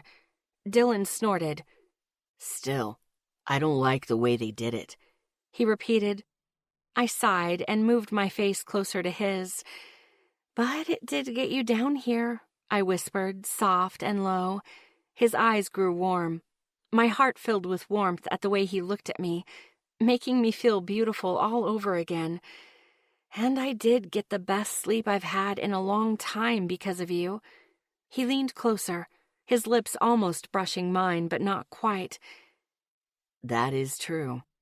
His husky voice was low and soft, sending those warm shivers down my spine. I closed the distance and kissed him. My heart raced as his lips moved with mine. His hand went to my cheek, and my toes curled. That warmth in my chest spilled through me, filling me till I felt like I was glowing. The world disappeared. There was just me kissing Dylan, the guy who made me feel beautiful, who always made me smile. My Dylan. I felt his lips open, and this time I swept in, claiming everything I could. He groaned deep in his chest, making my stomach do that low, hard flip. His hand moved around my back, pulling me against him as his mouth danced with mine. I slid one hand up his chest to wrap around the back of his neck. I felt his hand slide down my spine, leaving a trail of sparks behind. Every thought I had disappeared. His hand moved to my butt, and he pulled me against him. Sparks ran through my body. My breathing grew heavy. He was kissing me now, his mouth taking mine just as I had his. I knew this wasn't going anywhere here, so I just enjoyed kissing him, feeling him touching me as I touched him. My chest filled with, that emotion I never talked about. As I kept kissing him, his hand ran down my leg and pulled my knee up to hook around his hip. I felt his body flush against me. He felt really good like that. My body was melting. I was sure of it. Our kiss changed, turning hungry, as his hand ran back up my thigh to my butt, his fingers digging in. His teeth nipped my bottom lip before he kissed me again, the kiss turning desperate. I was making little sounds in the back of my throat, and I didn't care. As long as he kept kissing me, I didn't care about anything. His hand moved back up my spine, his arm pulling me so my chest was smashed against his. Why did he feel so fucking good? From far away, voices came from the hallway. He eased back from our kiss, his forehead resting against mine. Both of us were trying to catch our breath. He swallowed hard. Sunshine, The voices in the hall got louder. You don't need to check on them, Zeke. They're still asleep. Asher's voice brought the world crashing back immediately. I opened my eyes. Dylan pulled back, eyes open as he was listening to what Asher was saying. If they weren't, I'd hear it. I cringed. Yep, he knew we were awake and what we were doing. Shit. It doesn't hurt for me to check, Zeke pointed out. It does if you wake her up, Asher countered. Let her sleep. I can hear if anything is going on in there. Just leave her alone right now. I bit my bottom lip. Asher was running interference. Best friend ever. Yeah, I guess you're right, Zeke grumbled. Heavy footsteps moved back down the hall, away from the family room. Thank you, Ash, I whispered. I heard Asher whistle softly as they walked away from the family room door. Dylan started laughing quietly, and I couldn't help but laugh too. That was a close call. When I finally stopped, I looked up at him. You can't be mad at Ash now. He so saved our asses. Dylan started chuckling again. Yeah, I guess not. His eyes were sparkling when they met mine. You and your fucking 5 big brothers. I chuckled, relaxing again. He smiled at me, his hand cupping my face again. You love it and you know it, I teased, smiling at him. His eyes ran over my face, making my heart flutter. Yeah, I know, he sighed. His hand ran over my shoulder, down my back, over my hip, and to my knee. I need to calm down, Sunshine, he whispered, his eyes meeting mine. And you feel way too good like this. I winked at him and moved my leg off his hip. He gave a deep, suffering sigh, kissed my cheek, then did a strange turn and sit-up move, so he was sitting on the couch edge normally. I shifted so that I was laying on my back more, stealing his spot. I'm sorry you had to come down. I was starting to feel guilty for how much he ended up driving down here. I'm not, he said, turning a bit, so he was facing me. I got to see you, cuddle you, and even kiss you. I grinned at him. That's a good day in my book. I chuckled softly. I reached over and took his hand. I started playing with his fingers, and he just let me. I loved that about him. Hell, I stopped myself before I even thought the words. Too soon, Lexi, and you probably actually don't. You're just caught up in how cute he is, how funny he is, and how sweet, and the fact he's a good kisser. Yeah, that list wasn't helping. I pushed the list out of my head for now. What did you have to skip to come down? I asked suspiciously. He gave me a half smile. Just checking on my science project. I can do it later tonight, he admitted. What are you doing tomorrow? He reached out with his other hand and pushed more hair out of my face as he smiled. I smiled back. We're decorating Miles's house, and I'm baking your cookies. And working on another present for him, but I wasn't going to tell him that. So you're really going to bake the cookies? I nodded. His smile grew bigger. Thank you, Sunshine.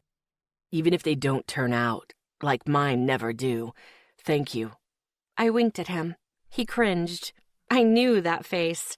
You need to go, I said, not even having to ask.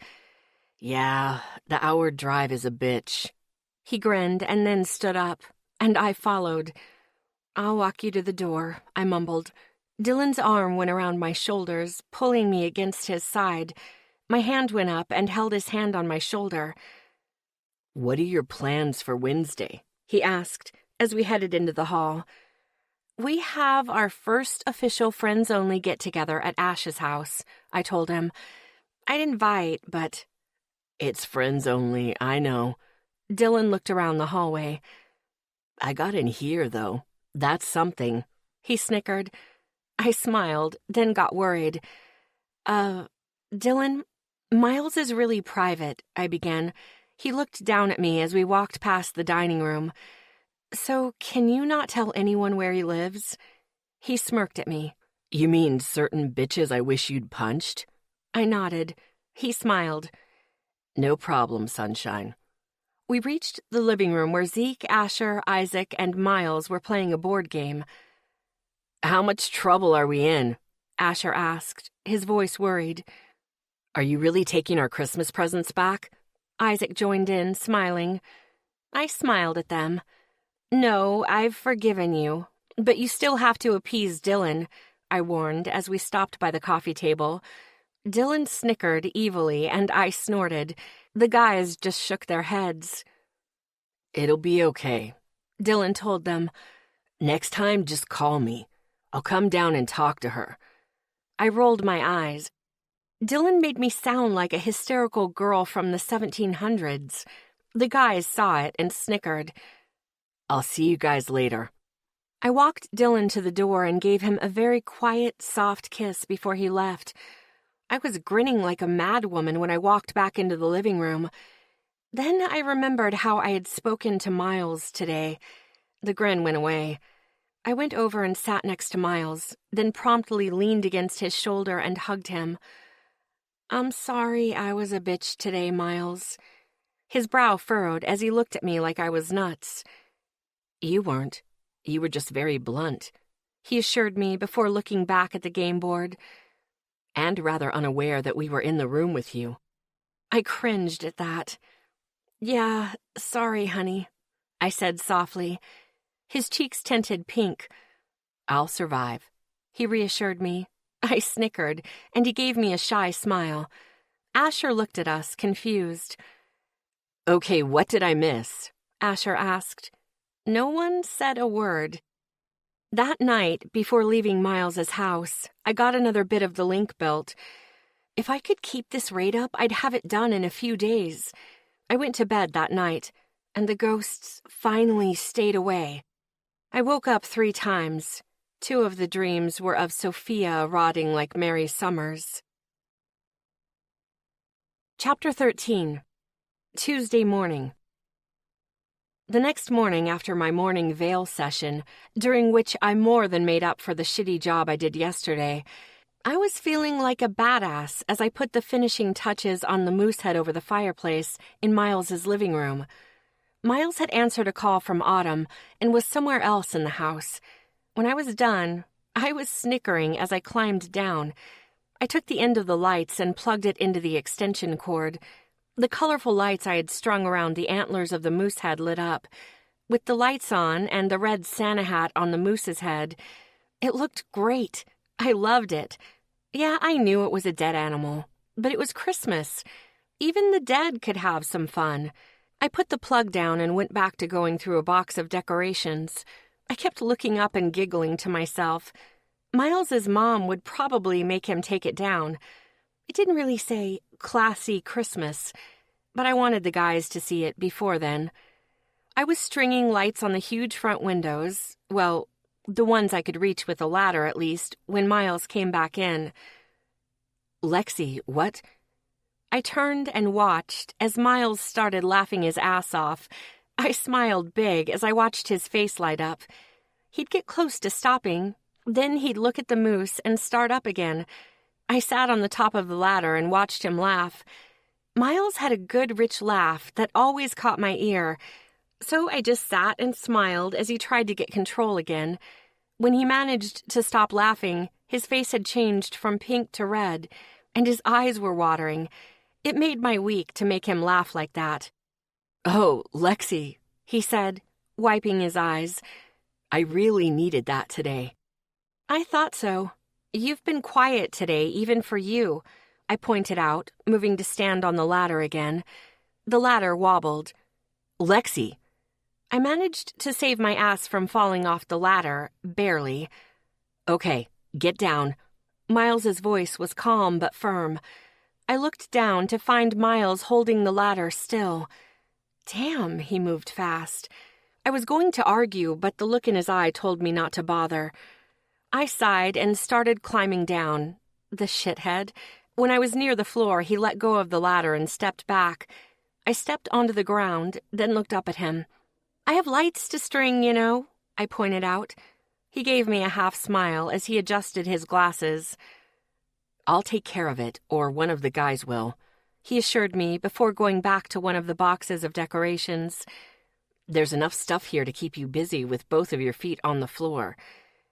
I felt like being a smartass, so I lifted one foot and hopped over to the boxes. He laughed again. I put my foot on the floor and dug into the box. There were a lot of tree ornaments. "Are you getting a tree? 'Cause it's getting close," I asked. "The guys are picking one up now," he said. I gasped in mock outrage. "Without us? Those bastards," I said dramatically. Miles chuckled at my antics. "The girls are with them, and they're dropping them off before bringing the tree here." Miles's eyes were warm now, making me happy again. When I got here, he had his blank face on. I was glad I could get his smile back. "Is that why you did the antlers? You didn't think we were getting a tree?" he asked. His voice was full of suppressed laughter. I smiled. "No," I admitted. "I've wanted to do something to Gus since I saw him." Miles raised an eyebrow. "Gus?" I gave my big smile, the one I rarely ever used.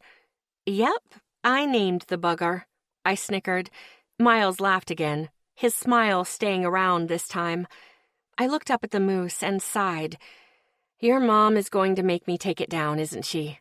I looked back at him to find him frowning as he watched me. "It doesn't exactly say classy Christmas. She'll probably hate it, right?" Miles looked away as he started pulling out tree ornaments. His shoulders grew tense. "She's not coming back." He spoke so quietly I almost didn't hear him. It took me a minute to understand. She wasn't coming back for Christmas? What the fuck? What kind of mom left their kid alone on Christmas? Is she stuck somewhere and can't fly because of weather or something? I asked gently, hoping he'd say yes. His face became drawn, his mouth a thin line. "No." I stopped looking through the boxes. My stomach knotted. That fucking bitch was choosing to leave Miles alone on Christmas. "When is she showing up?" I asked, my voice not hiding how I felt very well. I had just pulled out a nutcracker when he answered. She's not. I went still. I looked up at him, not quite believing what I had heard. Oh, this was fucking unbelievable. She's not coming home for Christmas at all? I asked, my voice showing what I really thought about that. I watched as Miles's posture became rigid. She's not coming back, period. He muttered. My heart dropped. He didn't just say... I reached out and grabbed his forearm, stopping him from pulling something from the box. He went still and waited. He kept his eyes on the box. She's not coming back at all? I asked, my voice hard. He swallowed hard. Yeah. His voice was rough. Then he gently slid his arm from me and went back to pulling stuff out. Oh, no. He wasn't just going to say that like it was nothing. My heart ached as I watched him. He was back to his drawn, tense look he'd had on this morning. No, I couldn't take it. I dropped the nutcracker into the box and walked around the coffee table. I all but tackled Miles as I hugged him. He didn't move for a couple of heartbeats. Then his arms were around me too. I held him tight, not knowing what to say besides calling her every name I knew. But Miles would hate that. His grip on me tightened. Miles's hugs were usually quick, loose arms and a squeeze, but he was holding on to me like a kid with his favorite teddy bear. I'm all right, Lexi. His voice was slightly shaking. He was so not fucking fine. No, you're not. You've been off for a few days now, I whispered, my cheek against his collarbone. No one would be okay after that, Miles, so don't bullshit me. One of his arms moved. His hand went to cup my neck, his thumb resting in front of my ear. His cheek rested against my forehead. He took a deep, shuddering breath. I squeezed him tighter. She's just not coming back, he whispered, his voice thick. She says there are too many bad memories here for her. I wanted to rip that bitch apart. Yeah, her husband beat the shit out of her here, but this was her kid who saved her fucking ass. Like there aren't any for you, I countered, pissed as hell. He took another deep breath and let it out. It fanned across my face. I didn't care. He always smelled like wintergreen to me anyway. It's not the same. Bullshit, it is the same. You watched it happen. You heard it all the time. And you saved her ass, I pointed out, my anger starting to show. Not having the balls to come home to your son after that is fucked up. I took a deep breath to calm down, but I kept talking. Yeah, she got beat up. Yeah, it was horrifying. But you're her son. You should fucking come before everything else right now, at least till you're 18, and especially at Christmas. I felt tears fall into my hair, and my heart broke. I kept hanging on to him. He had to know. Miles, your mom is fucked up. This isn't your fault. His breath caught, then was let out slow. You deserve so much more than this shit. His arms tightened around me almost painfully. I didn't say anything about it. Over the next half hour or so, I kept talking. He just listened, tears falling into my hair. I thought I managed to hide my crying, but I wasn't sure. Probably not. It was Miles. He noticed everything. I told him everything he already knew but needed to hear. That it was okay to be pissed at her. That it was okay to feel the way he did. That it wasn't his fault. I said that last one a lot. But the most important thing I told him was at the end. I promised him he wasn't going to be alone. That he was stuck with me, with us, trampling all over his house at odd hours, making huge messes, then running off when it came time to clean it up. I heard him snort. That was better. But I wanted more. I reminded him of Zeke's snoring, Isaac's pranks, and I may have mentioned a few ideas I had to get the twins back good, but they involved remodeling certain parts of the house. He finally chuckled. Eventually, his hold loosened and he pulled back. His hands went up to wipe his face. I kept my eyes on his chest till his arms came back down. Then I peeked up at him. His red eyes narrowed on me. Lexi. His voice was that soft, silky timbre I loved to hear. He reached out and wiped my face for me, too. Why? I sighed deeply. Why did the guys always ask that fucking question? Because I'm a girl, that's why, I explained, making him laugh. I pointed up at him and glared threateningly. Tell no one. He laughed, a good, real laugh. It was the best sound in the world to me. I smiled as I wiped my face. I wanted to hear it again. So, we can keep Gus lit up like a tree? I asked, in my cutesy voice. He burst out laughing. I smiled my big smile as he kept going. When he was done, he looked down at me with warm eyes and an expression that screamed, I don't know what to do with you. Yes, we can keep him lit up. His voice was a silky timbre that always soothed something inside me. I threw my hands in the air in victory. Yes! He chuckled again. I stopped, then looked at him seriously. How about s'mores? Can we make s'mores? His big smile was back. Lexi, we can do whatever you want, he said sweetly. I smiled mischievously. Okay. Then I'll need a paintball gun, paintballs, of course, and permission to hunt Ethan through the house. Miles burst out laughing again. It went on and on.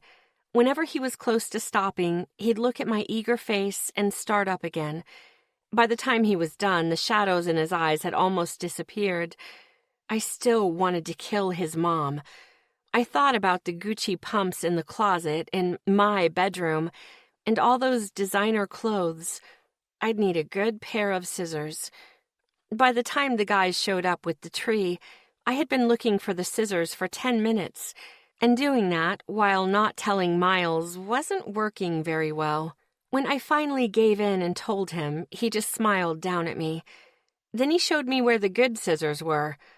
Miles went to help put the tree up, while I went into Miles's mom's room. I opened that huge fucking closet and went to town. I tore that place up. I cut up her designer clothes, broke the heels off several of the shoes, yanked off several straps for those strappy heels. I was concentrating on ripping the seam on the sleeve of a particularly elegant suit jacket when Zeke and Isaac found me. Zeke's eyes went wide. Isaac's jaw dropped. Shit, Red. Isaac's voice was loud. Miles is going to kill you. I snorted. No, he won't, I said distractedly. I was concentrating on snipping only enough thread in the seam so I could tear the fucker off. I had been finding it oddly satisfying. He gave me the scissors. There was a full minute of silence in which the only sound was me tearing that sleeve off. Ah, that felt great.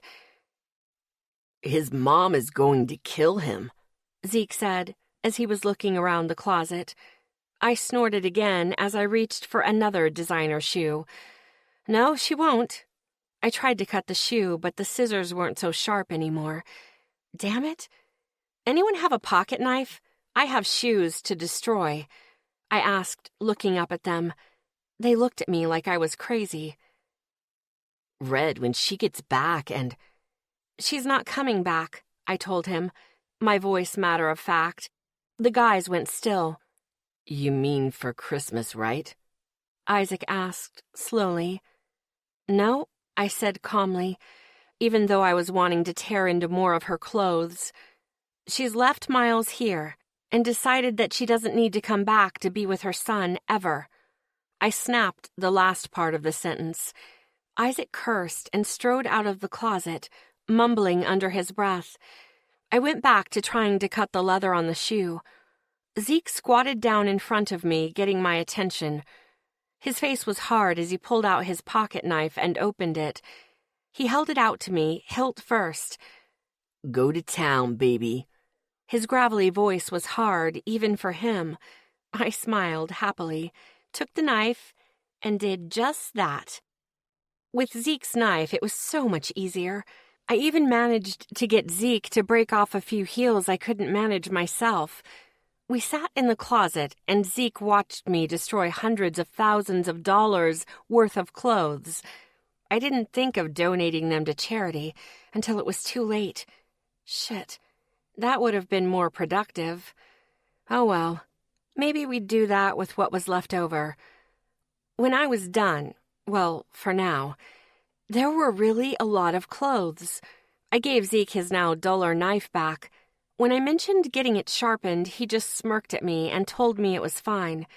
I smiled back and told him I was planning to borrow it again, and he shouldn't have to pay for it.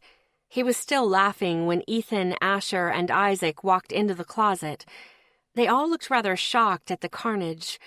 I just sat among all that devastation and smiled sweetly. Now there's an image I'll never get out of my head. Isaac shook his head. I snickered before looking at Ethan and Asher. Do you guys know? I asked. Asher's eyes narrowed on me. Know what? Why you tore up Miles's mom's clothes? No. I looked at Zeke and Isaac. Can you guys go keep Miles company so he doesn't come looking for everyone, please? I asked.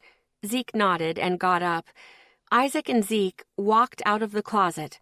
I looked up at the guys. Miles's mom bailed on him. Asher's face became drawn, and Ethan's mouth dropped open. She's not coming back, ever. I swallowed hard as I remembered the way he'd clung to me. We need to hang out here a lot more. I know we have since vacation, but I also mean when school starts. The guys nodded. I promised him he wouldn't be alone. I know we can't keep that for everything, but... We got it, Allie. Asher's voice was firm. His fists were clenched, his knuckles white. Yeah, we can do that, Ethan added, his dark eyes storming. He can spend the night at our house for Christmas Eve. Hell, Mom gets presents for him anyway. I'll take New Year's, Asher said. Ethan nodded. We'll figure it out, Ethan reassured me. But we can keep that promise beautiful. I smiled up at them. All the guys were so amazing. They didn't hesitate to jump in when one of us were in trouble. I loved these big bastards. Thanks, guys. I held up the scissors. Want a turn? Chapter 14. Tuesday afternoon. Christmas Eve. I was walking up Asher's front walk the next day, thinking about this morning's veil session. I was still trying to get to the damn veil, but I was about 3/4 of the way. The closer I got to the veil, the thicker the fabric of the world seemed to be. It was taking more time than I liked. It was frustrating. That's when it hit me. Or two things hit me. One in the chest and the other on my shoulder. I looked up and spotted the twins running around the house, giggling like maniacs. Okay, guys, it's on. I ran after them, scooping up snowballs on the run. I got Isaac in the back and Ethan in the butt before they reached their stockpile. Those little fuckers. I dove behind the picnic table and started making snowballs as fast as I could. A snowball came over the table and landed on my back near my collar. Mother... The ice slipped under my coat. I stood up and started throwing. I nailed Isaac in the chest once, then the face a second time. Then I dropped back down under my cover, laughing my ass off. Not cool, Red, Isaac shouted. You started it, I shouted back, making more snowballs. I heard Isaac laughing. Snowballs started flying over the table. Fuck, I kept getting hit. I scooted down, looking for a better spot. The backyard was empty of any other cover except for the tree. And that was no good. Shit. Then I had a thought. Where was Ethan? I barely heard the crunch of snow a second before water poured down on my head. I was instantly soaked through and freezing. Oh, you fuckers! I gasped as the cold air and water stole most of my body heat. I was shivering hard, my teeth chattering instantly. The twins were laughing hysterically. What? Don't like the ice water, beautiful? Ethan taunted. I got to my feet, shaking down to my bones. You were inside, you fuckers, I managed to say as I shivered hard, hurrying toward the house. I needed to get inside fast, or this was going to be bad. The back door opened, and Zeke looked outside. What's going on now? Zeke called. I couldn't answer. My teeth were chattering too much. The twins were still laughing. I reached the back porch before Zeke got a good look at me. His eyes went wide as he saw my wet hair and the ice starting to form on my coat. Lexi, get in here, he barked, opening the screen door and moving onto the porch, waiting for me. His eyes ran over me. His face grew hard. They fucking soaked you? I nodded as I finally reached him. He grabbed my arm and pushed me into the house. The house was hot, like a summer day, and I knew that wasn't right. Asher usually kept it around 68. I stopped a few feet in the door, not wanting to track water through the house. Zeke turned me towards him roughly and bent down to look at my face. Your fucking lips are turning blue. His hands went to the buttons on my jacket. I couldn't help. My hands felt frozen. Asher, he bellowed as he opened my coat, now stiff with ice. The air made me shiver even worse, and I cursed. I heard footsteps running this way. What's going... Asher's voice trailed off. What the hell happened? Zeke was pulling my jacket off one arm when he looked towards the kitchen door. We have to get her warm now, he snapped. Asher moved to stand in front of me, his hands pulling off my gloves. I knew I should be scared right now, but I was just too fucking cold to care. Zeke stopped trying to be gentle. He jerked the jacket off my other arm. We need to get her out of these clothes and into something dry. Asher ran back down the hallway. Zeke bent down and untied my shoes. I leaned against his shoulder, shaking as he yanked them off my frozen feet along with my socks. By the time I stood up again, Asher had come back with a blanket and towels. Asher wrapped the blanket around my shoulders. It covered me completely and pooled on the floor. Asher leaned down into my sightline and grabbed my chin, making sure he had my attention. Allie, honey, you need to take your clothes off, he said calmly in a firm voice. Either you do it or we'll do it for you, but the clothes have to come off now. I nodded. My stiff fingers went to my jeans. I barely managed to unbutton them, and it took time. Zeke cursed. Allie, you need to move faster. Your temperature's still dropping. I couldn't fucking move faster. Can't, I managed, through clattering teeth. Asher's eyes went to Zeke over my shoulder, then back to me. Sorry, Allie, but we need to get the wet clothes off. I nodded that I understood. He put the blanket down. His hands went to my jeans, and Zeke's went to my shirt. My shirt came off over my head fast. The hot air hit my skin. Then Zeke had a towel around my shoulders and was hurrying around us and into the laundry room. I crossed my arms over my chest, not out of some sense of modesty. I was just that fucking cold. The back door opened as Asher was peeling my wet jeans down my hips. What the fuck? Isaac's voice shot through the room. I was too fucking cold to care. Besides, my important parts were still covered. Zeke strode back into the kitchen, his face furious. Get the fuck out, Zeke shouted as he strode back towards us, his burning eyes as he eyed the twins. She's hypothermic, you fucking idiots. The twins cursed, and the back door closed. Asher got my soaked jeans down my legs. I had a weird thought of being thankful I had shaved my legs today. I lifted one foot, then the other, and the jeans hit the tile with a wet plop. Zeke's arms came around me, holding a large black shirt in his hands in front of me. Asher and Zeke helped me slide my arms in and slip it on. It was huge and reached my knees. Asher grabbed my chin again as Zeke pulled my hair out of the shirt. Allie, can you get the rest? Asher asked, bluntly. I tried to move my fingers, but they still felt frozen still. Asher saw what I was doing and felt my fingers. Shit, her hands are stiff, Zeke. Unhook her bra. She should be able to get the rest off then. Sorry, Lexi, Zeke whispered, before pulling the back of the shirt up and exposing my back to the air. I was still freezing, and just that made me shiver harder. Zeke's hands were at my back. I felt my bra unhook. Zeke dropped the shirt and made sure it covered me again. I pulled my arms into the shirt and pulled the bra off and dropped it to the floor. I moved my hands to my panties. Asher realized what I was doing. Zeke, hold the shirt down. Asher knelt and held the hem in the front, while Zeke did the same in the back, and I moved a bit faster, knowing that I wasn't going to flash someone.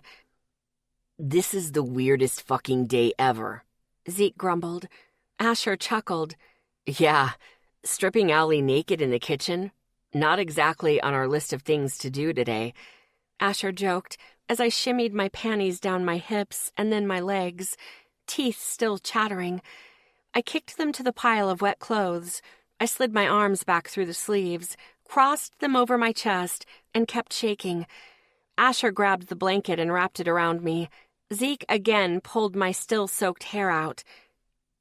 The electric blanket is in the family room, already on. I'll make her something warm to drink, Asher said, looking over my shoulder and stepping back. Zeke scooped me up in his arms, blanket and all. He was like a freaking furnace. I pressed myself closer because he felt so warm. He hurried into the family room and put me on the couch. Zeke wrapped the blanket around me. It felt scorching. I hissed at how hot it felt. Zeke heard and checked the controller. It's only at 1, he said gently, squatting down in front of me. His worried eyes ran over my face. It feels like that because you're so cold. He pulled my hair out of the blanket and used the towel he'd brought to keep soaking up the water in my hair. His jaw was still clenched as his hands worked. The whole time he was cursing under his breath about the twins, how he was going to kill them, and in all the many ways. If I weren't still so cold, I would have agreed. The shaking was down to shivers when Asher came in carrying a mug. Allie, can you hold this? Asher asked. I nodded and took the mug. It felt like my hands were burning. I hissed. Asher took it back and felt the side. It's warm, honey. You're just cold. He handed it back to me, and I didn't bitch this time. I took a small sip and felt it go all the way down. Oh, it was warm. Thank God. Asher disappeared back into the kitchen. Zeke didn't budge until the shivering was almost gone. He took a deep breath and let it out, his shoulders relaxing. He brushed some hair away from my face, his fingers still feeling hot to me. Lucky it was my laundry day, huh? Zeke said, with that half grin of his. I snorted and smiled. Yeah, who knew you had a dress? I shot back, my teeth finally not chattering anymore. He grinned at that, relief flooding his face. Then his anger was back. I'm going to kill the twins now, he told me, his voice matter of fact, before standing up. I snagged his hand before he could leave.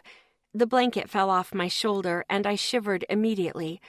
Zeke reached down and wrapped it back around me. You don't want me to kill them? I shook my head and grinned. Call Maria. He gave me a big smile with teeth. Those smiles were few and far between. Or blackmail. He snickered. I like the way you think, Lexi. He ran his fingers through his hair, grabbed the controller for the TV, and sat next to me. You pick. Zeke scrolled through the menu, and I saw what I wanted. Pacific Rim. Zeke chuckled as he put it on. Monsters v. Robots. Why am I not surprised? He mumbled. I smiled over at him.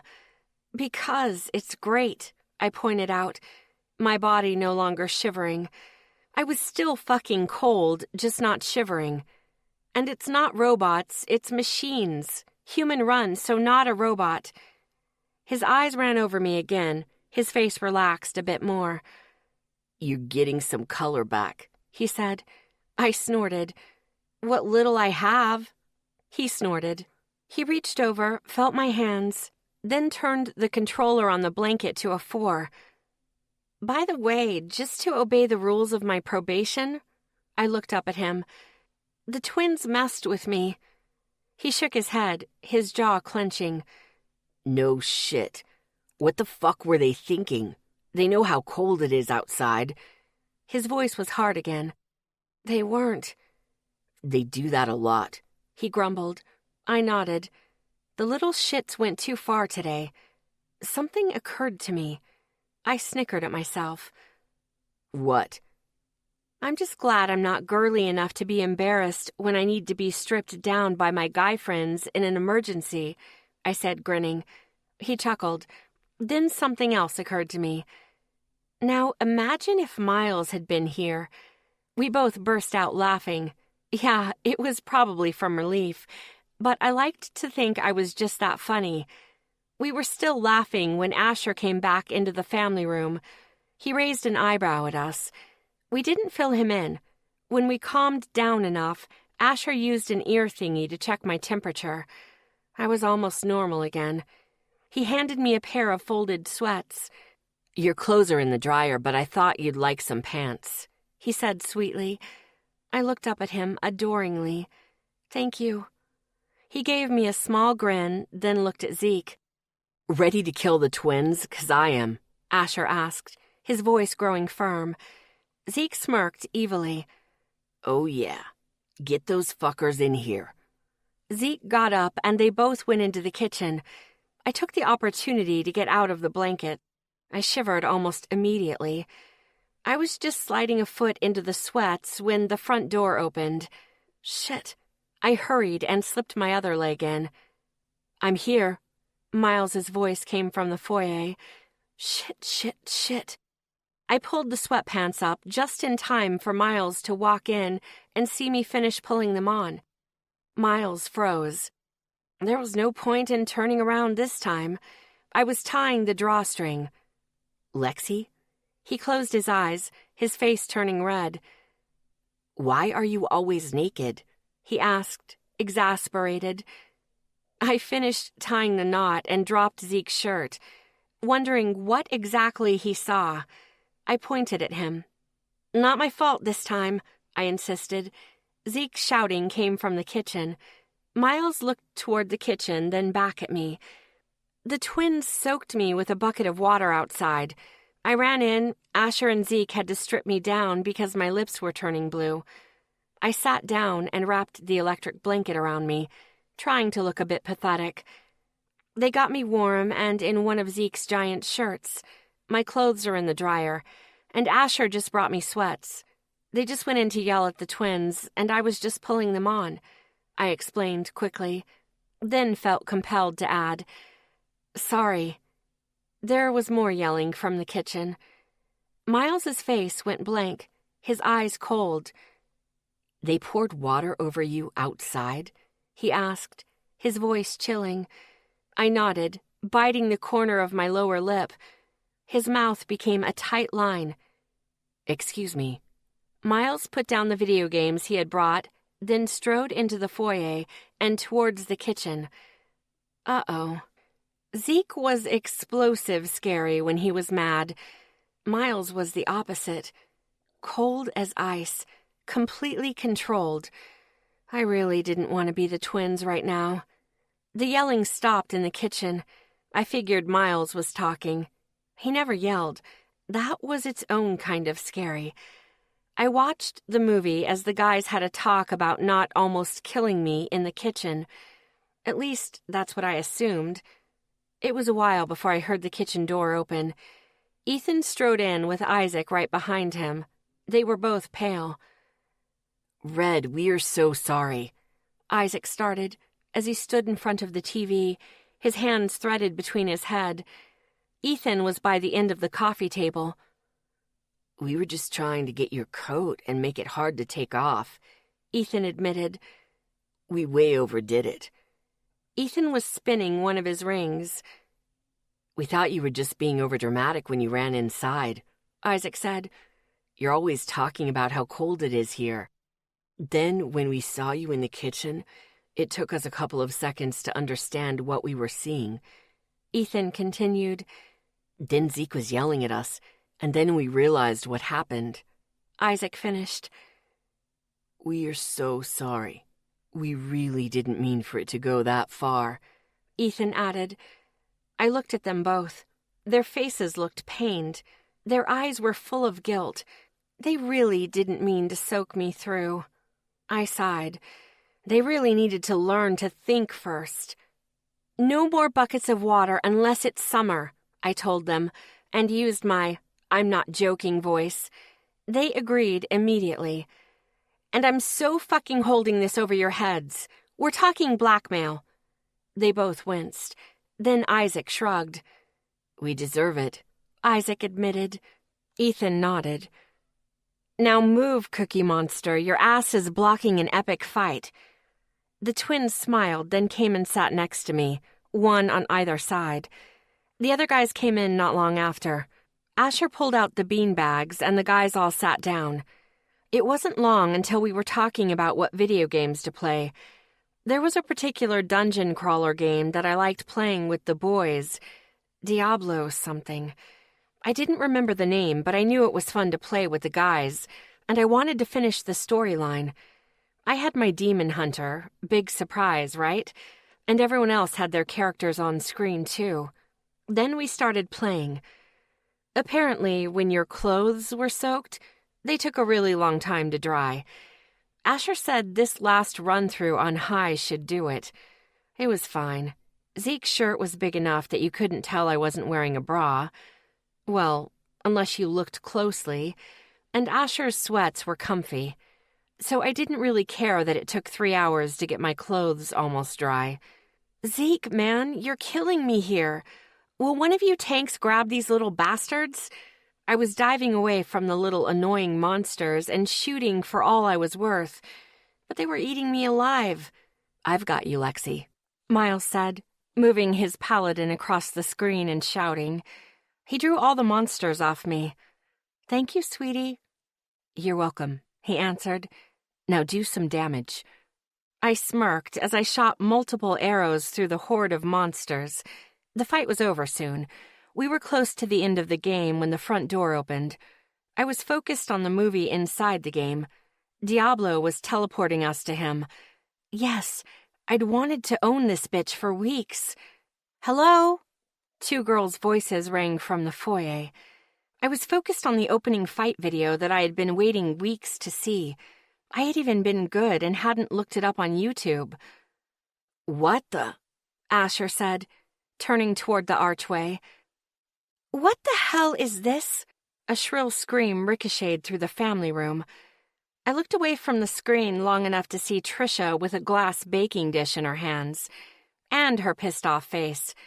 Then I was back to looking at the screen. Fuck, what did he say? I asked, worried I had missed something vital. He said we're going to die, Ethan summarized for me. I snickered as the fight began. I was trying to concentrate, but Trisha was screaming and making it difficult. What the hell is she doing here? Trisha screamed. I assumed she meant me. I just focused on dodging the cage, trying to crash down on my character. Asher's character stopped moving as he got up to deal with Trisha. Shit, we needed that damage. It's Friends Day, Asher reminded her. Lexi's our friend. You said Guy's Day, not Lexi Day, Trisha snapped back. I kept trying to do damage as the guys acted like tanks, and Isaac healed everyone. I said Friends Day. You said Guy's Day, Asher told her gently. I would have shouted it, but he wasn't me. I didn't hear Friend Day, Cece's voice piped up. Isaac cursed under his breath, but kept playing. Isaac? What's going on? We're hanging out with Lexi, as was our arrangement, without you girls, Isaac told her bluntly, not bothering to look at her. His voice was about as happy with her as I was right now. And what the fuck is she wearing? Trisha snapped. Swear jar. I stage whispered sarcastically as I dodged the cage again. Everyone but Asher, Trisha, and Cece laughed. Lexi, don't even start with me. You're in my boyfriend's house wearing his sweats. Trisha sounded pissed. Oh, I was shaking. No. Fuck. I took a big hit. Shit, Isaac, save my ass here, I shouted. Recharging, you're on your own, Isaac shot back. I used one of my few remaining health potions and tried to keep my character out of reach. Why is she wearing your sweats? And whose shirt is that? Trisha demanded. Mine, so stop bitching. Zeke shot at her, not taking his eyes off the screen. I snickered. So did the twins. Trisha made an offended noise. This isn't funny, Isaac. She's not even wearing a bra, Cece yelled. Isaac, tell your girlfriend to stop checking me out, I said seriously. He laughed. Cece got pissed. Why is she wearing your pants and not wearing a bra, Asher? Trisha's voice got higher. I winced. It felt like a knife in my ear. Distracted, I took another bad hit. Shit! Isaac! Got you, Red. Isaac healed me for almost all my health. Thank you. Asher! The twins soaked her outside as a joke, and they went too far. By the time she got inside, she was turning blue. He explained patiently. She needed something to wear so he could put her clothes in the dryer. That's all she's wearing? Trisha's voice was becoming shrill. I noticed Miles's shoulders grow tense. His ears were starting to turn pink. I didn't like that. Asher, your girl's asking about my underwear, man. You sure these two aren't interested in me? I asked seriously. Zeke, the twins, and Miles laughed. Miles's ears turned back to normal. His shoulders relaxed a bit. That was better. I peeked at the archway to see Asher trying not to laugh. We were making progress killing Diablo, but it was slow. We needed Asher back. This is not funny, Trisha snapped, sounding furious. What was I supposed to do? Let her freeze to death? Asher's voice was getting harder. Trisha was pissing him off. She's supposed to wear her own clothes. Trisha said it like it was obvious. Which were soaked through by the water and turning to ice, I pointed out, getting annoyed myself. Stay the fuck out of this, Lexi, Trisha shouted. Okay, pause it, I said. I was done with Trisha. Someone hit pause. I looked over at Trisha. She was so angry her cheeks were red, and I really didn't care. You're mad I'm wearing Asher's sweats, right? I asked. Ethan grinned. He knew me well enough to see where I was going. No shit, Trisha snapped back. I nodded, a bit pissed off myself now. I stood up. Miles, I warned. Miles closed his eyes with a half grin on his face. I quickly untied the knot, put the shirt back down to my knees, and began shimmying the sweats down my legs. When they dropped, I reached back, held onto the bottom of the shirt like you would a short skirt, and picked the pants off the floor. Zeke and the twins were laughing their asses off. You can look now, sweetie. Miles opened his eyes, but respectfully kept his gaze elsewhere. I folded the sweats carefully, then tossed them to Trisha. There. Now only Riley has the right to bitch. I made sure the shirt was under me and sat back down. Zeke was in the wide chair and tossed me the throw off the back, still laughing his ass off. I draped the throw across my legs. I looked at Trisha. Her mouth was gaping. Asher was openly smiling now. You are not going to sit around here in only a shirt, Trisha screamed. I sighed dramatically. I can't make you happy, Trisha. You don't like me with pants. You don't like me pantless. I'm kind of out of options here, I pointed out sarcastically. Her voice was giving me a headache. This time, all the boys laughed. When they quieted down, she started again. I want you in your own clothes, she snapped. I do too, Cece joined in. I don't appreciate this at all. I do too, but my clothes were soaked and it's freezing outside, I said slowly, as if I was speaking to a particularly stupid kid. They are in the dryer so I can wear them again. Then you should have gone home, Cece shot back. I looked at her like she was nuts. Cece, she was fucking turning blue. Isaac shot at his girlfriend. She was already hypothermic when she got in the house. Cece shut up. I was starting to think she wished they had just left me outside to freeze. What are you girls doing here? Zeke asked bluntly. It's Friends Day. You shouldn't even be here. I loved Zeke. The girls ignored the question. Your girlfriend would have a problem with this too, Zeke. Trisha shot across the room. It sounded like a threat to me. I had to fight a smile. Oh, this was gonna be good. Zeke put his controller down and pulled out his cell phone. Let's find out. Zeke smirked and hit a couple buttons. The room was quiet as the phone rang on speaker. Hey, cutie. Riley, you're on speaker. He began. Trisha's having a fit over Lexi sitting around in one of my shirts. It reaches her knees, which is longer than the skirt Trisha is currently wearing. I snickered as Trisha's face became red. She threatened me that you wouldn't like it either, so I figured I'd just tell you now. What happened? Riley's voice was concerned. I loved Riley. There was an incident involving the twins, a snowball fight, and water. Her clothes are in the dryer, he explained simply. Riley sighed. I don't give a shit if she's sitting around in your shirt. As long as she's okay, Riley said emphatically. I looked at Zeke.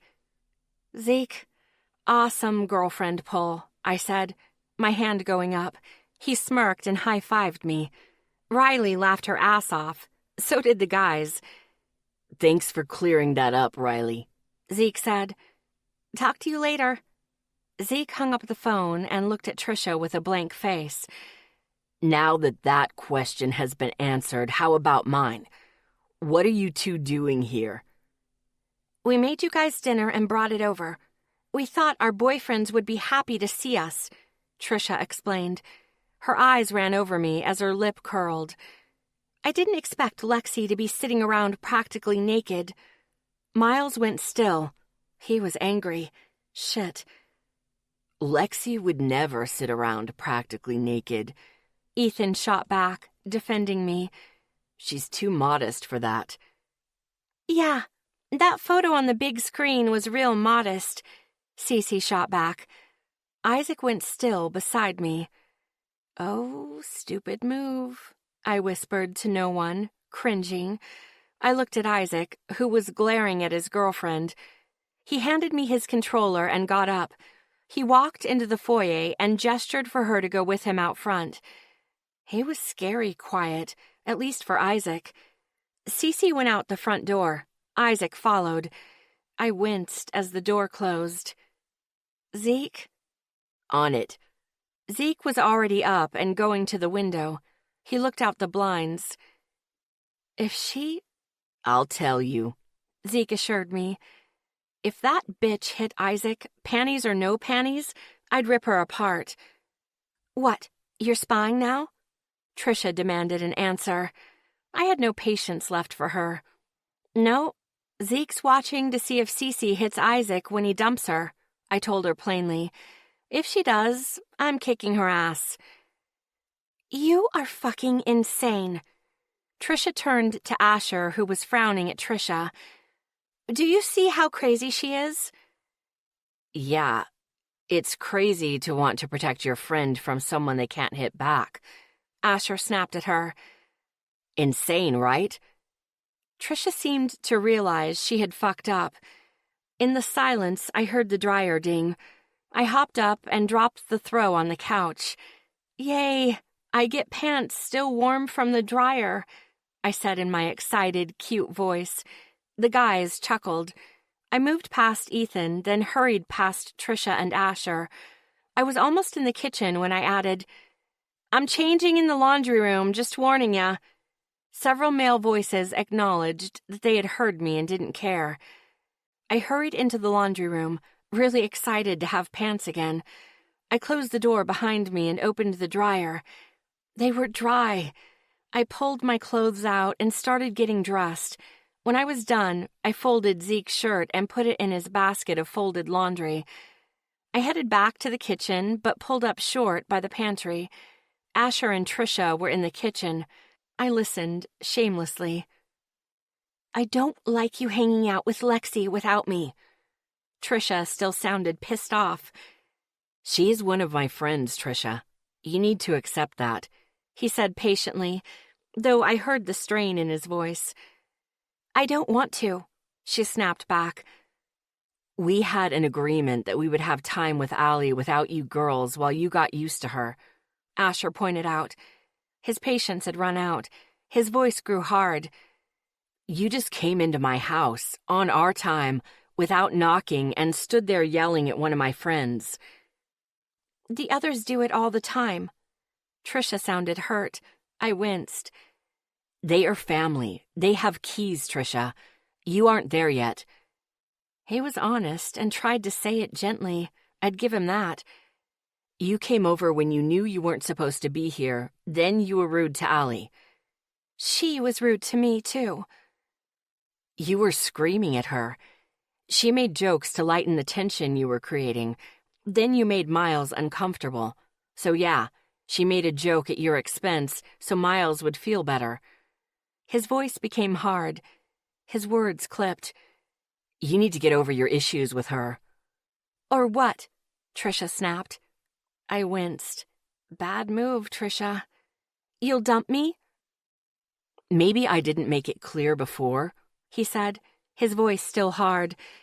If it comes down to you or Allie, it's going to be Allie. I winced. Ouch. Yeah, a part of me loved it. I couldn't help it. The bitch had been rude. Trisha, I think we can be something good when Allie isn't around, but when she is, you turn into someone else. And I can't stand that girl. It's time for you to decide. Get over your issues with her or we're finished. I bit my lower lip. Big tension was in that room. Take the night to think it over and call me tomorrow, but right now, I would appreciate it if you took Cece and left. The room was so quiet, I thought they had left, but then I remembered the kitchen door hadn't squeaked. I will talk to you tomorrow. Trisha's voice sounded like she was holding back tears. I rolled my eyes. I heard the door squeak, then the front door shut. Allie. I winced. I peeked around the pantry doorway. Asher was standing there with an eyebrow raised, hands on his hips. Busted, I whispered to myself. I came into the kitchen and squirmed. Sorry, I kinda got stuck. He looked at me, then at the door, his hand rubbing his neck. That wasn't by accident. I raised an eyebrow. Asher looked back at me. I wanted you to listen so you can tell me if I was too harsh with her. Oh, I wasn't in trouble. Yay! I get that, I admitted. I walked over to him and hopped up on the island. He turned and looked at me. Do you think you were too harsh? I asked, carefully. He gave me an irritated look.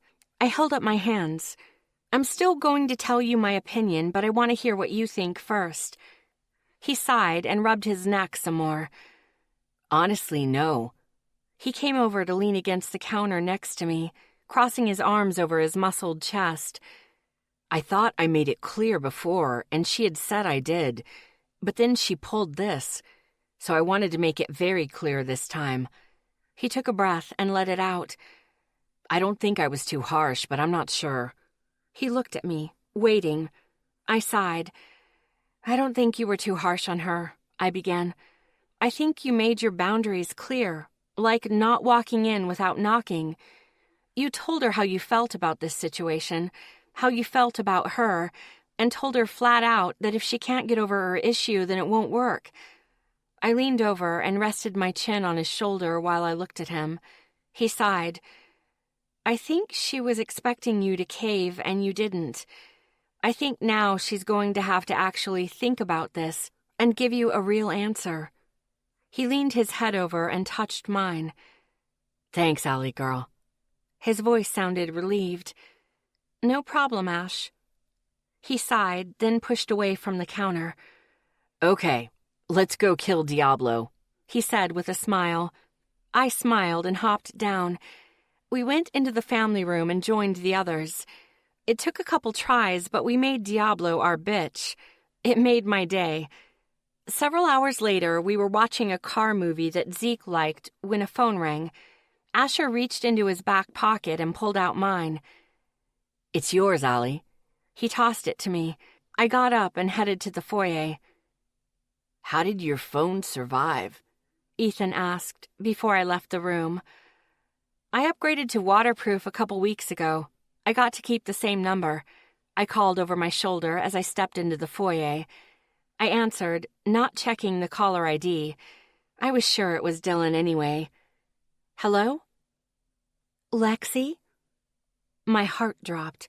My stomach knotted. I instantly wanted to puke. I swallowed hard. "Sugar, are you there?" My mother's voice rang in my ear. I started shaking. I was instantly pissed off. I opened the front door and walked out onto the porch. I didn't remember if I slammed the door behind me or shut it. "How the fuck are you calling me?" My voice was hard and low. "Tomorrow's Christmas, Lexi. The rehab faculty here are letting me call to wish you Merry Christmas," she said like it was perfectly fine. "Yeah. And does the faculty know you beat the shit out of me?" I growled into the phone. She wasn't allowed to contact me, and she fucking knew it. "Lexi, now I understand you're angry. I would be too. I was drunk and high as a kite," she started explaining. I pulled the phone away and began recording the conversation. Then I brought it back to my ear. "I am really sorry about it. I really don't know what happened." "I'll tell you what happened. I was asleep. You came in, threw me on the floor, and beat the shit out of me.